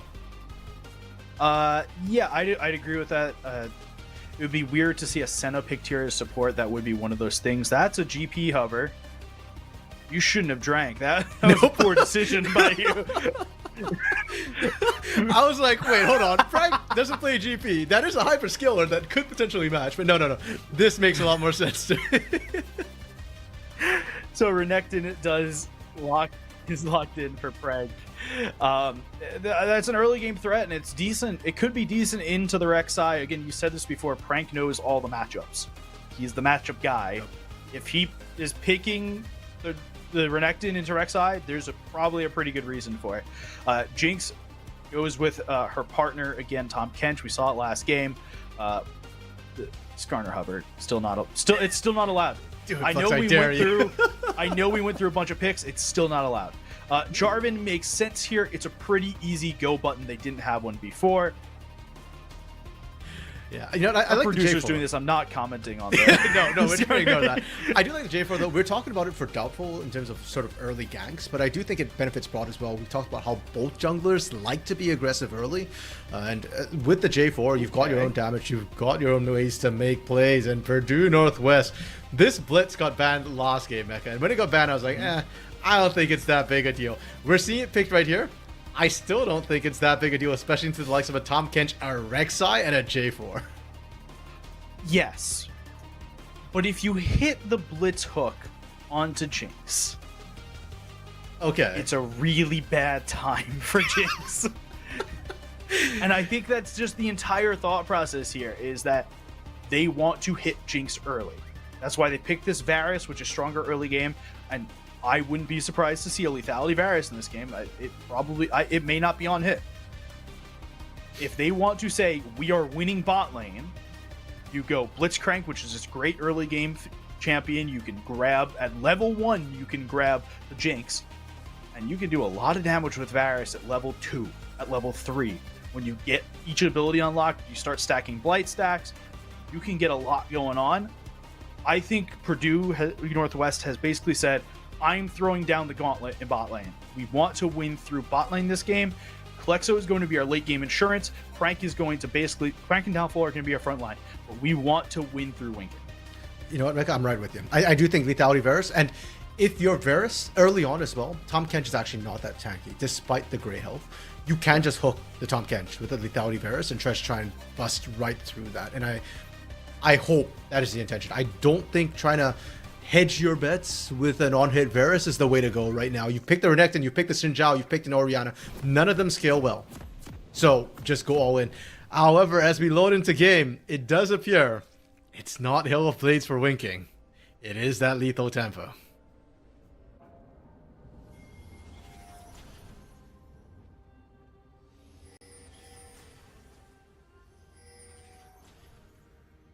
Not sure if we've lost Mecha. Okay, you're so. I'm here. Okay, I'm alive. perfect. I swear. With the tech problems today, you know what? At this point, we've been hit by Solar Flare from Leona. We've been hit by Nocturne's Paranoia, which causes pauses. At this point, I'm just not taking chances. I'm gonna be really honest. I just wanted to sit down and I moved my desk down, so I just didn't want to be heard on the mic. No, that's Perfectly fair. You know what? I use a standing desk too. Unfortunately, I have a green screen, so I don't have space to sit down. But, you know, it's been a long series, and if we feel this way, I'm sure the players are feeling this way as well. This is their second set of best of 3, and the first and only one so far today that has gone the full distance. Yeah, that's correct. And you said there's on-hit build for Winking. I still don't think it's a terrible thing. I think either way, this virus can do a lot of damage early. We'll just have to see what exactly they go for with it.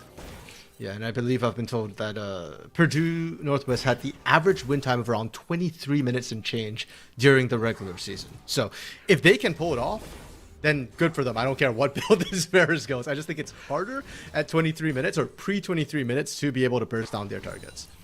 Now, I'd like to note that if this game goes to 23 minutes and 1 second, just assume the Ottawa Braves are winning. That's what I'm being told here. No. They can take longer than 23 minutes, but I want to see at least a 3K goal lead. Okay, so 24 minutes. I see. Okay. Your time is very expensive, Mecha. It's 1,000 gold per minute. Yep. Plux is going to get pulled in early. You said that the Tom Kench doesn't have that much health early, even though he's got the gray health. He doesn't itemize into it first. Generally, it's the Q, and you do see the Tongue Lash come out there from Plux to try and get a little bit of poke onto Winking. We'll see how much they want to itemize into this really early game in the bot lane. As I said before, Purdue Northwest win condition. Play through bot lane. I think there is a side option to play through top side as well with Prank because he is running this early game Renekton and it can be really strong. You're seeing the trades. Oh my goodness. Yep, that with the Conqueror as well, it will continue to be this way for a while. Now, Killian just has to kind of walk off and he will heal up, but Prank's not giving him that option right now. That's why I think side lanes in general for Purdue Northwest are potential win cons. For now, though, Prod first to the small lane. Prod is already in the bushes. Would be a lane gank if the Purdue Northwest side started pushing this wave out. Doesn't look like they will. They're pretty content to just sit under tower here. Winking has a lot of poke. Jarvan doing a little alcove gaming, but it looks like she's just going to recall there. We see Prank getting a lot of trading onto Killian, though, in the top lane.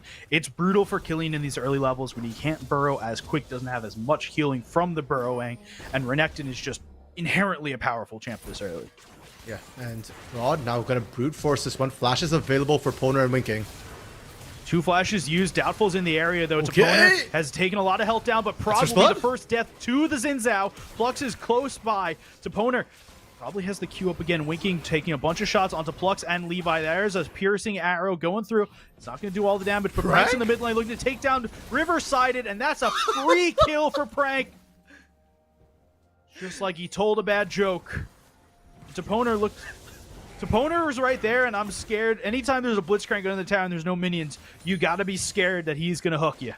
Oh yeah, and that's why we're seeing Plux kind of step up right there because he knows that he can survive sort of the early burst that is put down, and so he's just going to screen for Levi to be able to farm. But Mega, I want to talk about that gank from Prank because who expects it, right?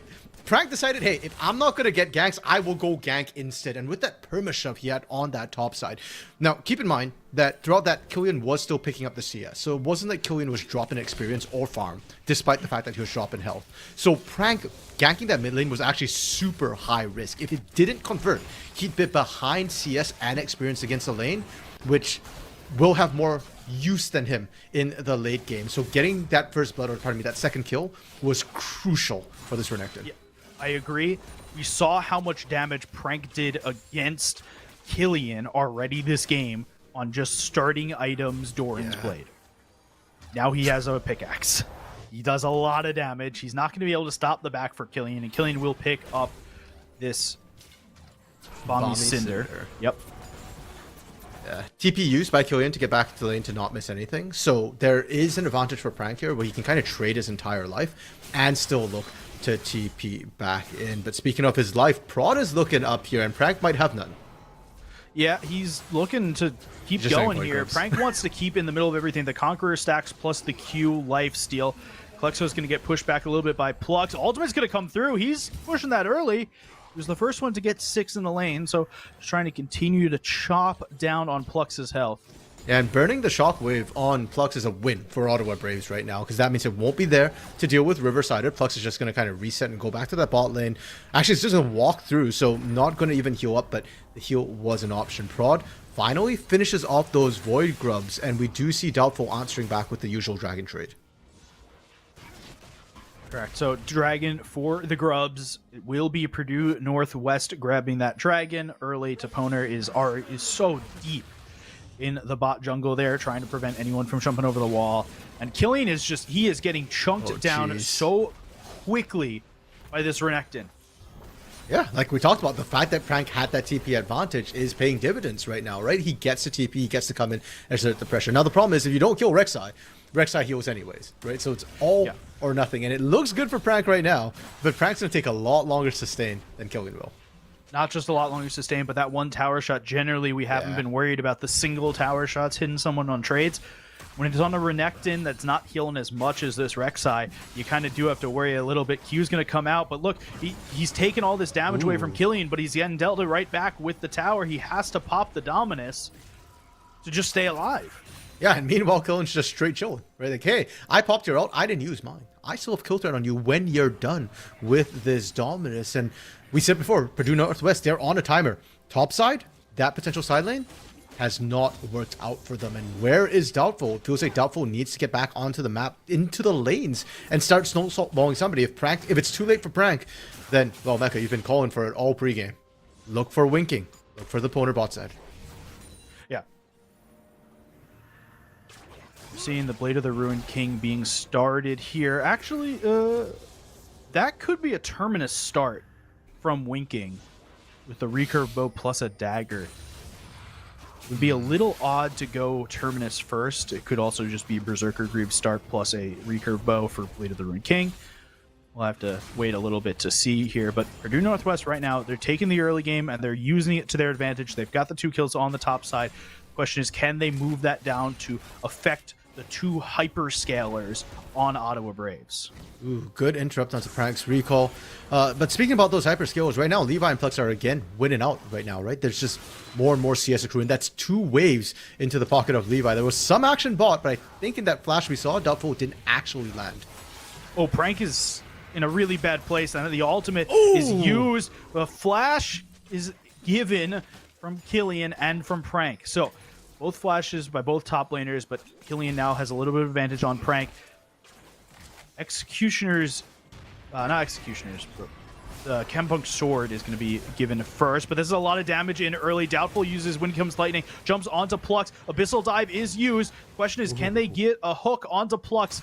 That's their target. Won't go much further. Tons of summoners burnt, but no kills converted. No dragon to take either. That was already taken earlier by Doubtful. So Purdue Northwest commit a lot for very little showing. And now, if anything, Winking and Deponer have to actually be a little bit careful because Prod is in the area. They don't know, but you can safely assume that Prod should be either ganking top or bot at this time. Deponer's just going to get jumped on by the Jarvan. A lot of damage quickly, and that's going to put Levi ahead.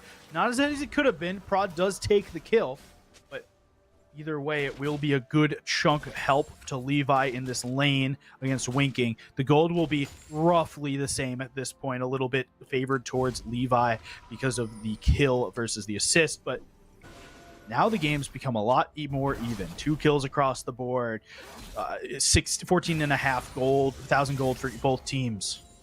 Even is not good for Purdue Northwest Mecha. They need it to be ahead. We're almost at the 10-minute mark right now, and dead even is not going well for them. I'm curious to see actually who's got the gold advantages as well, because it feels like Doubtful right now is up CS, up the kill, or up the first blood onto Prod. Mid lane, Klexo is ahead, but the side lanes, which were supposed to be the strength of Purdue Northwest, are actually starting to fall behind in CS. This is the first time this series we've seen Killian win out the lane against Pranked, and Pranked had counterpicked. This is his answer to Rek'Sai early game. Yeah, this is the Rek'Sai early game is working well enough at this point, right? You're down 20 something CS. It's really brutal if you are playing, and there's now a full item completion on Rek'Sai. Really hard to play.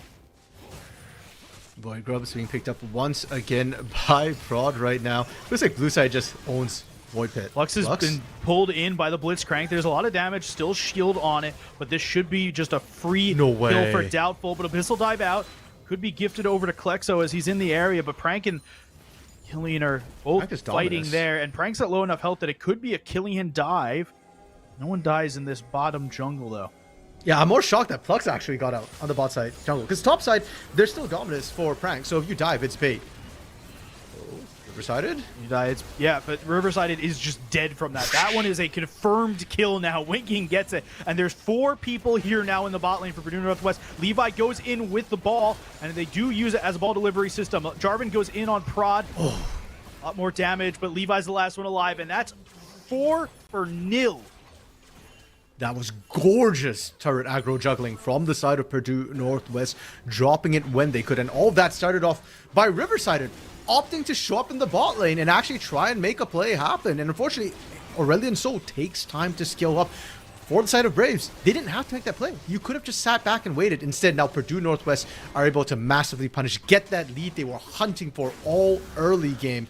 They get those kills, they get the dragon, and look where those kills are. 2 onto Kleck, so I think Winking managed to pick one up as well in the midst of all of that. Those are the people you want to see get that early gold. Yeah, they're absolutely the people you want to see get early gold, and not only that, if you turn your attention to the top of the screen, there is now a 2,000 gold lead for Purdue Northwest. It's not the lead you really need to see, but it's the starts of one. I mean, we call it, what, 2,000, 3,000 at 23 minutes, so they're on track right now, Mecca. They're on track right now, but there's still work to be done, and Levi is still on Jinx, and that was a scary thing last game. It can be scary again. And Plux and Levi are sitting in this bush, and we saw what happened last time. Plux sat in a bush for a long time. True. And that time he didn't even have Levi in his back pocket. Levi to run to lane. Now keep in mind, Levi is 2 levels down from Winking. As much as Levi was dominating earlier, he was actually zoned off multiple waves on that bot side by Doubtful's hover. So this is Winking's power spike right now. I don't think Levi and Plux actually can find the ambush 2v2. Yeah, so Prank is now in a worse position against Killian's Rek'Sai. Rek'Sai will get hit a bunch by this turret, but it won't matter. Prank just doesn't have the health to really contest at this point. You wanted to get a kill or two early as Renekton, and it doesn't seem like you're going to get any at this point in the lane. You're hoping that Prank is going to be this huge helper when you hit the team fights. That's a pull in from Toponer onto Plux. There's a lot of damage done. Flash quickly from Toponer, but Prod has Winking in his sights. Prod takes down Winking. Toponer goes down to Levi. 2 teleports in, though. Doubtful and Prank are right there, and they are still pushing from the Braves. Prank is going to go down just from the skies descend. There's 5 people here now, but just 1 kill for Klexo. Could be more. A lot of damage done from the fire breather, but they're not going to do it. Levi's got the kill onto... Levi dies to Doubtful. Doubtful's still just sitting here. So at the end of the day, it ends up being a 2 for 3, and it could have been way worse. It should have been way worse, Mega. It feels like, first of all, well, way worse for who, I guess is the question here. It felt like Purdue Northwest should have been completely, utterly it felt like routed. It should have been an ace for Ottawa Braves. Yeah, but the Braves overchased a little bit too far. Levi actually hesitated. Do I go in? Do I not? And by the time he flashed, so I don't know if there was a shield, I don't know if it's just the healing from the chugging pots or whatever, but wasn't actually able to get the kill with the rocket, and that's where everything went so incredibly wrong for them. Despite all of that, Ottawa Braves hold the gold difference at just that 2.3 thousand gold mark. So it should have been better, but as it stands, it's not really anything too bad for the Braves. Doubtful trying to take out Prod in the middle of his own jungle. He's dead. Will, yeah, that's a free kill for Doubtful. Just walks in the jungle, takes the kill. There were help around, but no help came in time. Prank, though, we talked about it for a while, just keeps getting chunked down by this tower. And now that there's no plates, a single demolish proc from this Rek'Sai will take the tower down. But unfortunately for Killian there, it is going to be Winking picking up that first turret. Even with the Void Grubs, it just wasn't enough. Mecca, right now, Purdue Northwest are actually in a really good position. This is where they want to be. Klexo is strong, Doubtful is strong. Ideally, Winking would be strong as well. But you're seeing them be able to, with that 4-man unit, just zone out Braves, even from their own turrets. Riverside gets caught. Oh, Riverside gets caught in the jungle. A nice knock up from the Blitzcrank, and that's a free kill for Klexo. So more money into the Oriana's pocket. They're doing it. He's in a really bad place. Cataclysm onto him. Chains of Corruption right onto Winking, but there won't be any more damage given. Levi takes the kill onto Winking, just as Klexo takes one onto Riverside. They're not doing it. They're in fact not doing the thing we said they were. For a second, I was just about to go, Purdue Northwest is doing what they need to do. They are pushing the pace of the game. They are getting advantages. They are snowballing. They're going to get Herald and be able to take turrets on that. Then Winking gets caught without Flash. Flash is coming up in a couple of seconds. If only that was up, I think it would have been okay. But because of that play, unfortunately, well, Purdue Northwest, they're still not going to lose too much. They should be able to secure this Herald and still should be able to fight for that next streak in 30 seconds. Well, Killian's in the area, and the Skies Descend has the upgraded version right now. So this could actually be a quick kill onto Doubtful. It should. The Jinx Super Mega Death Rocket comes in, but somehow Doubtful is still alive. The Sundered Sky, man. Sundered Sky procs are just a huge help to continue to keep him alive. He creates space. He buys time. They got the Herald. Was it worth it for a death on Doubtful? Yes, it was. Because now that dragon that we were talking about will not be able to be contested by Purdue Northwest because their smite's not available. And what should have been easy for Purdue Northwest, unfortunately, stalls out once again. These little stalls by themselves is nothing big, Mecha, right? They're just minor speed bumps on the road. But when enough of them keep stacking up, that just buys Braves the time they need to scale up. And that's ultimately what Purdue Northwest have to be very mindful and conscious of. These little mistakes do set them behind. And now the next big play for me with these objectives down is Herald. It's sitting in the inventory of Doubtful. You need to be able to maximize this one and take preferably 2 turrets with it. So here's the big thing that Purdue Northwest has in favor of them. They've taken top turret and they've taken bot turret. So now, unfortunately, both Purdue Northwest Purdue Northwest bottom turret has down been taken, but they can use that Herald mid lane and take a huge amount of space on the map once all tier 1 turrets are gone. Yeah, but tier 1 to me, Mecha, isn't going to be enough with this one. I need to see more from them with this. I think they can get more, but I think once you've got tier 1 turrets, that's a huge amount on the rip, right? There's one. Okay. The question is, how long does this Herald stay alive for? It stays alive enough for Doubtful to get a charge. He's going in the wrong direction. Sky's Descent comes down, and Doubtful looks like he's getting picked out. Crescent Guard will come down to protect him a little bit, but the fire-breathing dragon breathes some more fire. Oh my goodness. A 3, but he's still alive. Doubtful's still alive for a minute. Prod dies to Winking, but just barely. The Ignite able to pick that one up. Klexo still Klexo's looking gonna try for and more. take out Plux. That's an ultimate already gifted down. TP? Winking right there to push some more damage down after the fact. Klexo does take the frag. In the back, Killian onto Toponer. More like Toponer trying to pull Killian in. Crank trying to come around to help with this kill. We'll see if Killian can make it out of stun, but the tunnel had already been made. It looks like Killian will just be able to get out here. A small win for the side of Purdue Northwest, but that's why I was a little bit concerned with that push with the Herald. Unfortunately, this is a tip I've learned from the movies. If you've got a getaway car, you got to make sure it's running when you run. And unfortunately for Doubtful, he had to rev the engine on that one, and it just went down. He got caught. Even with the Crescent Guard, it wasn't enough to get him out. And because of that, again, Purdue Northwest, they're almost up the 4K gold mark at 19 minutes. They are definitely in a really solid position, but they didn't get a second turret. They did have to reset after that play. And for Ottawa Braves, they still have a hope. It's not the best position for them, but it's not a game over position. That's all you can ask for with double skilling on your side. Yeah, it really feels like all these fights are very even right now. Maybe a little Purdue Northwest favored, but really even. So Ottawa Braves are absolutely still in this.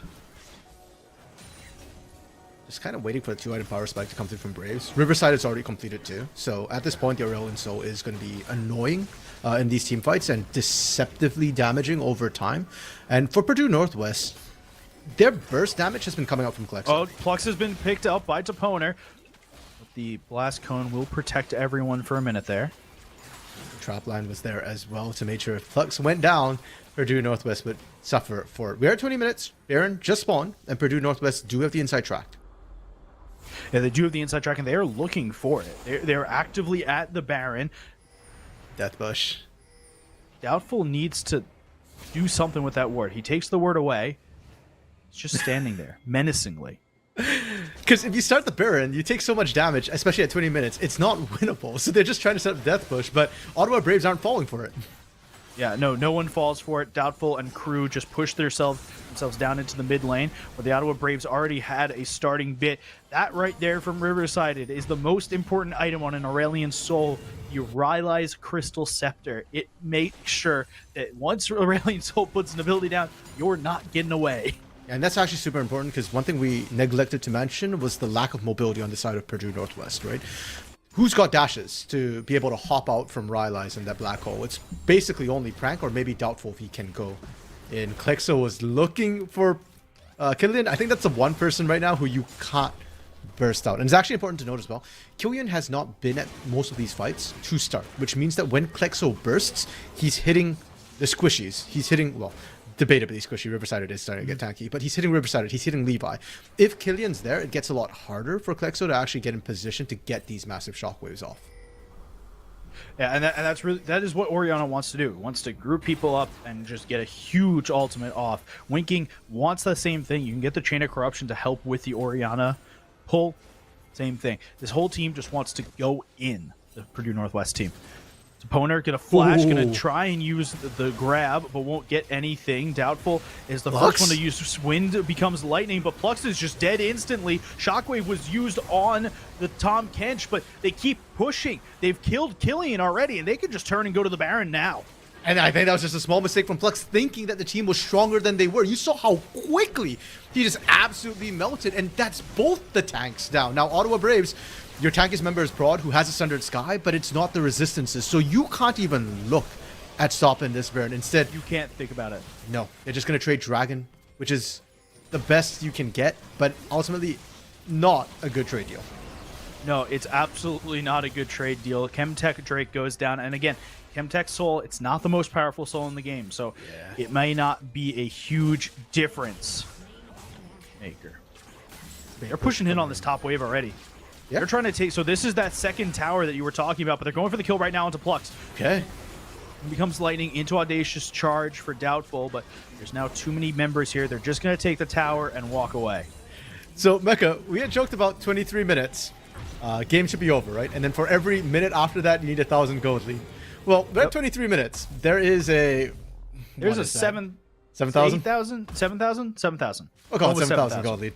We don't do math on air. That's the rule. So, 30 minutes. That's Purdue Northwest timer right now. And I think they can end within that time. They have Baron buff to be able to push in. I think Orianna is actually really good at zone control on sieges. And you've got Varus for the poke as well. And most importantly, you've got Blitzcrank to really punish on this siege. So Ottawa Braves need to be able to survive. I don't know if the wave clear is strong enough. Maybe Aso and Jinx are very good at it. We are now on a timing question, and what I'd like to direct your attention to is the top jungle on blue side. It's just warded up to high hell with red team wards. Crank is going to be sitting right in the middle of an Aurelian Soul Singularity. It looks like Killian is just getting shot right down to the feeding frenzy. The Croc takes Levi? one. Levi gets pulled in by Plux, but Doubtful's going to go right back in. Oh, Doubtful doesn't get the kill. So it is a kill onto Doubtful, but Levi is literally 10 HP. I can't believe Levi has lived on that. And that does mean, unfortunately, that Ottawa Braves will have to abandon that inner turret. But Doubtful went on a solo mission and almost managed to complete it. It nullified everything Killian tried to do. We saw this from Killian throughout this series, where he just distracts everybody. I remember back in game 1, his Gnar, even when his team was falling apart, he actually stopped a couple of these Baron pushes. Riverside walks into it. Pulls a lot in. Oh, that is a dead Aurelian Soul. Prod won't be long for this world. Prank's right there on him. They're not going to keep going on it, but they will take mid tier 2. So there's no tier 2 turrets left for the Ottawa Brave side. It's just Nexus turrets. It's just base turrets. That was a huge Baron push coming through from Purdue Northwest. Now 9k. Last we looked, it was 7k. 2k on that push alone, Mecha. And so we're buying time right now, literally. Yeah, and they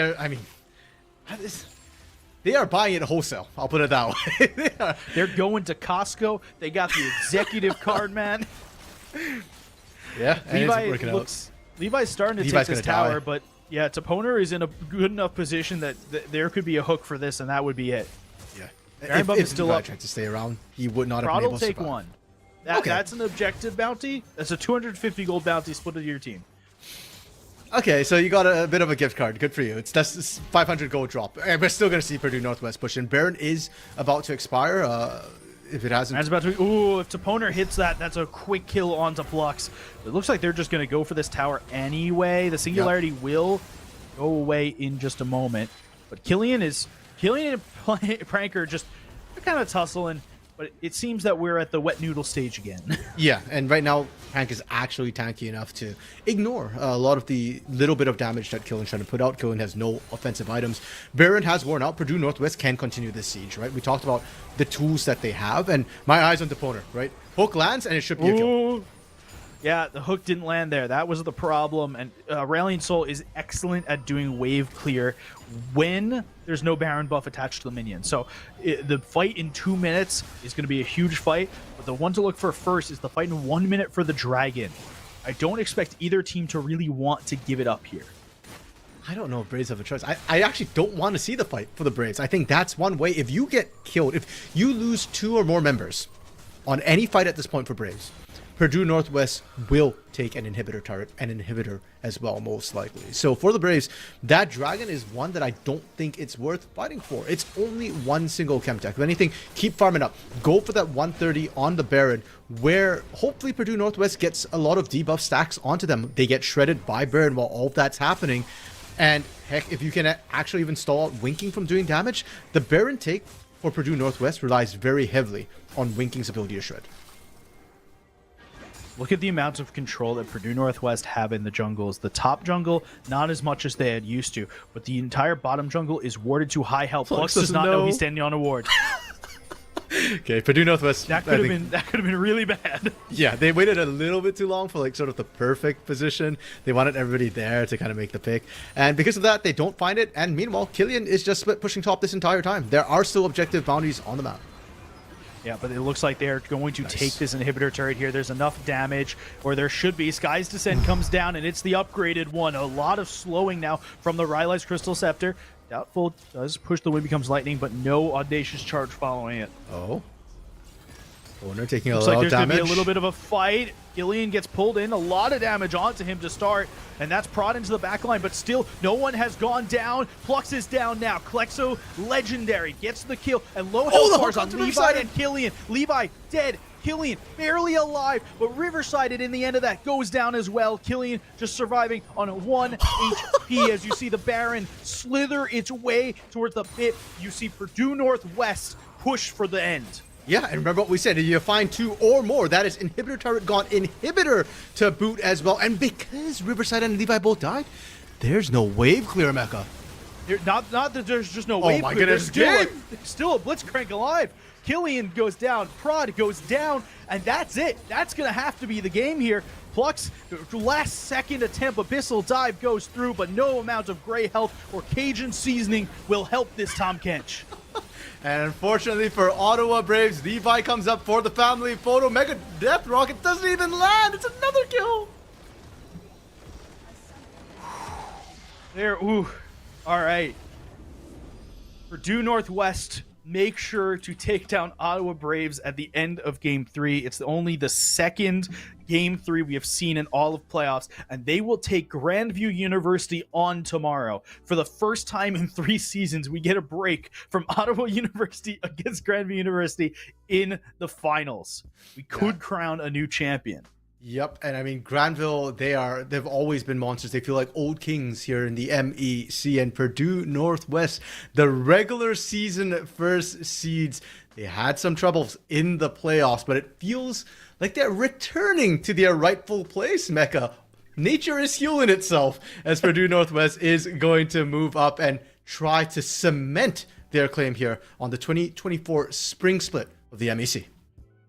Yeah, this team looks good going into playoffs. Now, we saw Grandview beat up on Ottawa earlier today. Purdue Northwest played better than Ottawa did. And the question is, what can Purdue Northwest do against Grandview University? We'll find out tomorrow. We're going to have an interview with one of the players in a couple moments. But before we do that, RMC, you wanted to tell us about something? Yeah, we were talking about these teams coming back and never saying die. Well, let's talk about literally Immortals. The word means undying here. And we'd like to thank Immortals for powering our MEC Spring MVP Awards and the Spring Championship as well. We encourage you to check out their station tomorrow or today. I don't know if they're actually there right now, but they'll be there tomorrow. And check out in person what they've got at their booth. While, the LCS side might not have been so successful for them, they are still investing here in the North American ecosystem here in the collegiate side. Yeah, well, we will be back in just a couple moments with a player from Purdue Northwest. We're going to take a quick break, though. We'll see you in a couple minutes.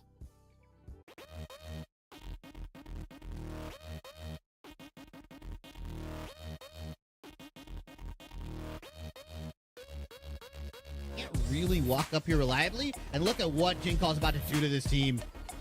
He does get rooted up, but it doesn't matter. He goes flying all over. Absolutely decimated. Orion missed the shockwave as well. Castle has rejoined the fray all the way back from the base. It's a quadra kill. Will it be our first penta? It will be penta kill for Jinqual.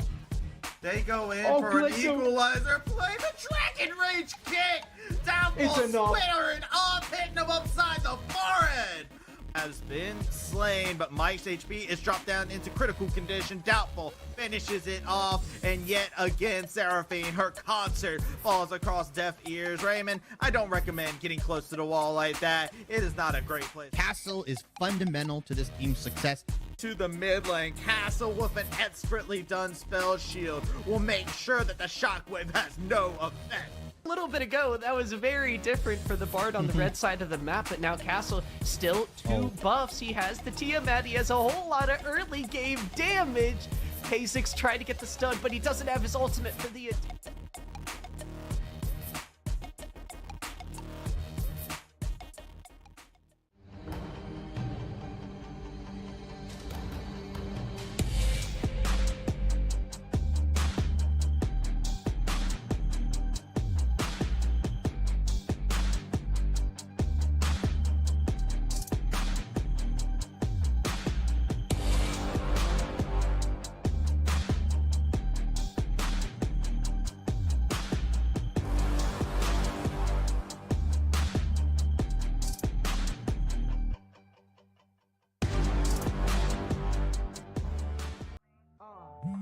Get up. These glasses, jacket and sweats, baby girl, that's a get up. It's chilly outside, but I'm ready to burn. Super hot fire when I move, better feel that burn. Get up before the sun is up, baby, let's work. Good morning. Ready or not, here I come, let's work. Good morning. Get up before the sun is up, baby, let's work. Nobody stopping you today. Low-key walking with a sway. Going for the distance, drop top, hopping in the range. East Coast, baby, but I'm popping in the A, let's go. This ATL, bro, go get it. Trend set it, we're embedded with the avant-garde. The style so synthetic, while I pioneer shine like a golden embellish, oh lordy. This your last warning. I've been waiting in the foyer. You put on the gas, I'm ready to go ahead. We are back at the end of the day. My name is still MEC. I'm still here with RMC, but we are here with Toponer and Prank, both from Purdue Northwest, after their victory against Ottawa University. How does it feel to make a finals, guys?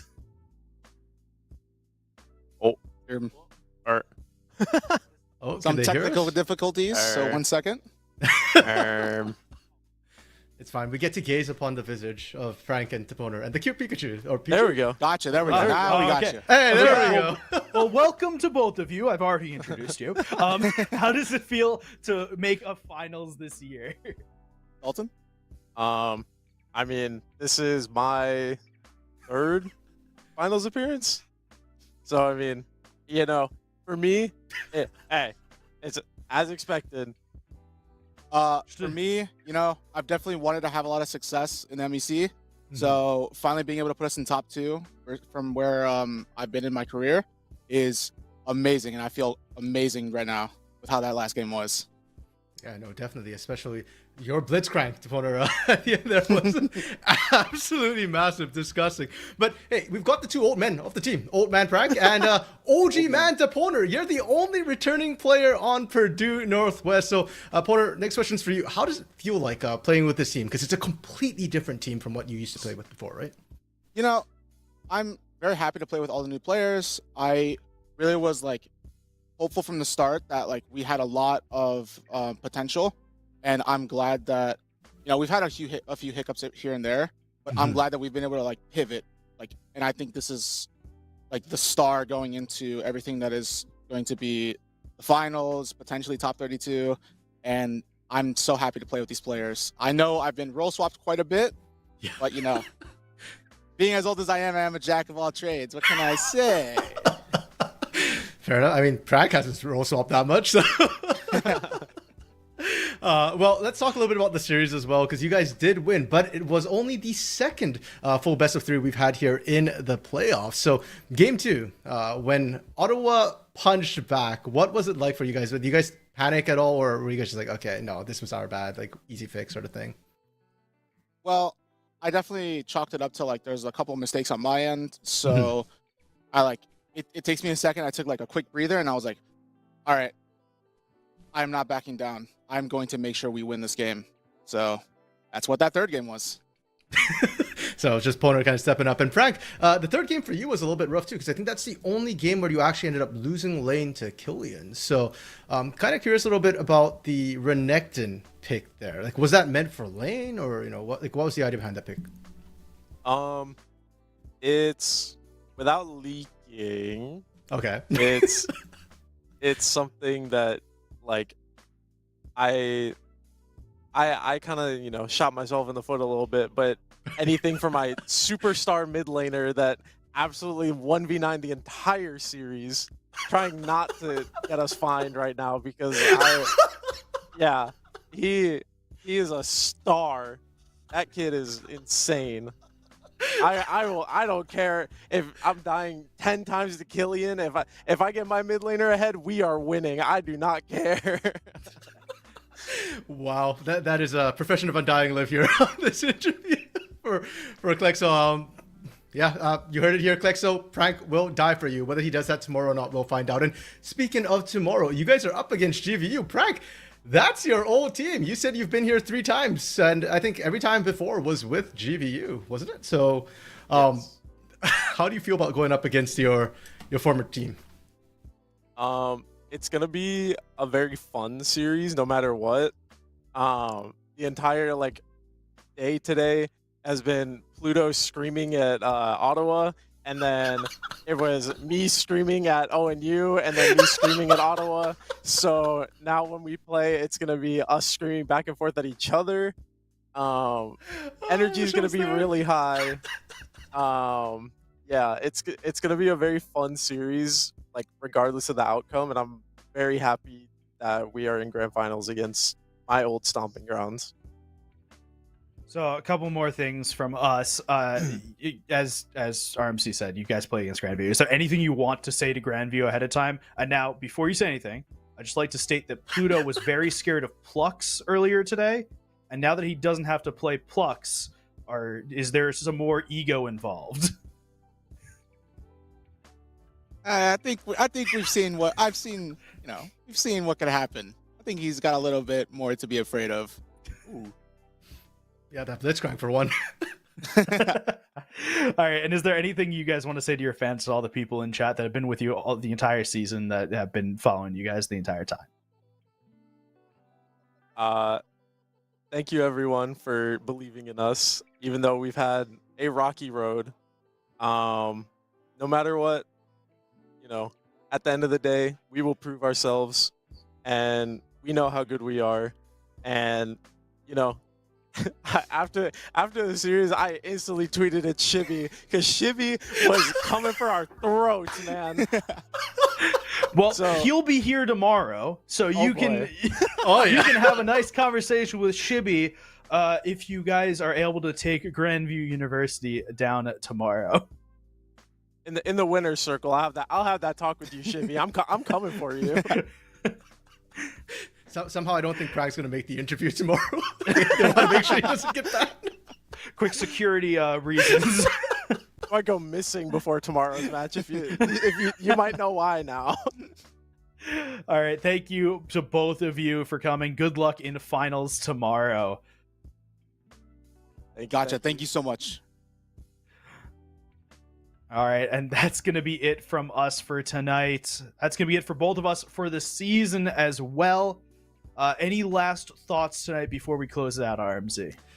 Thanks for having me back on for this lower finals. It was fun. I'm glad we got to go the full 3 games.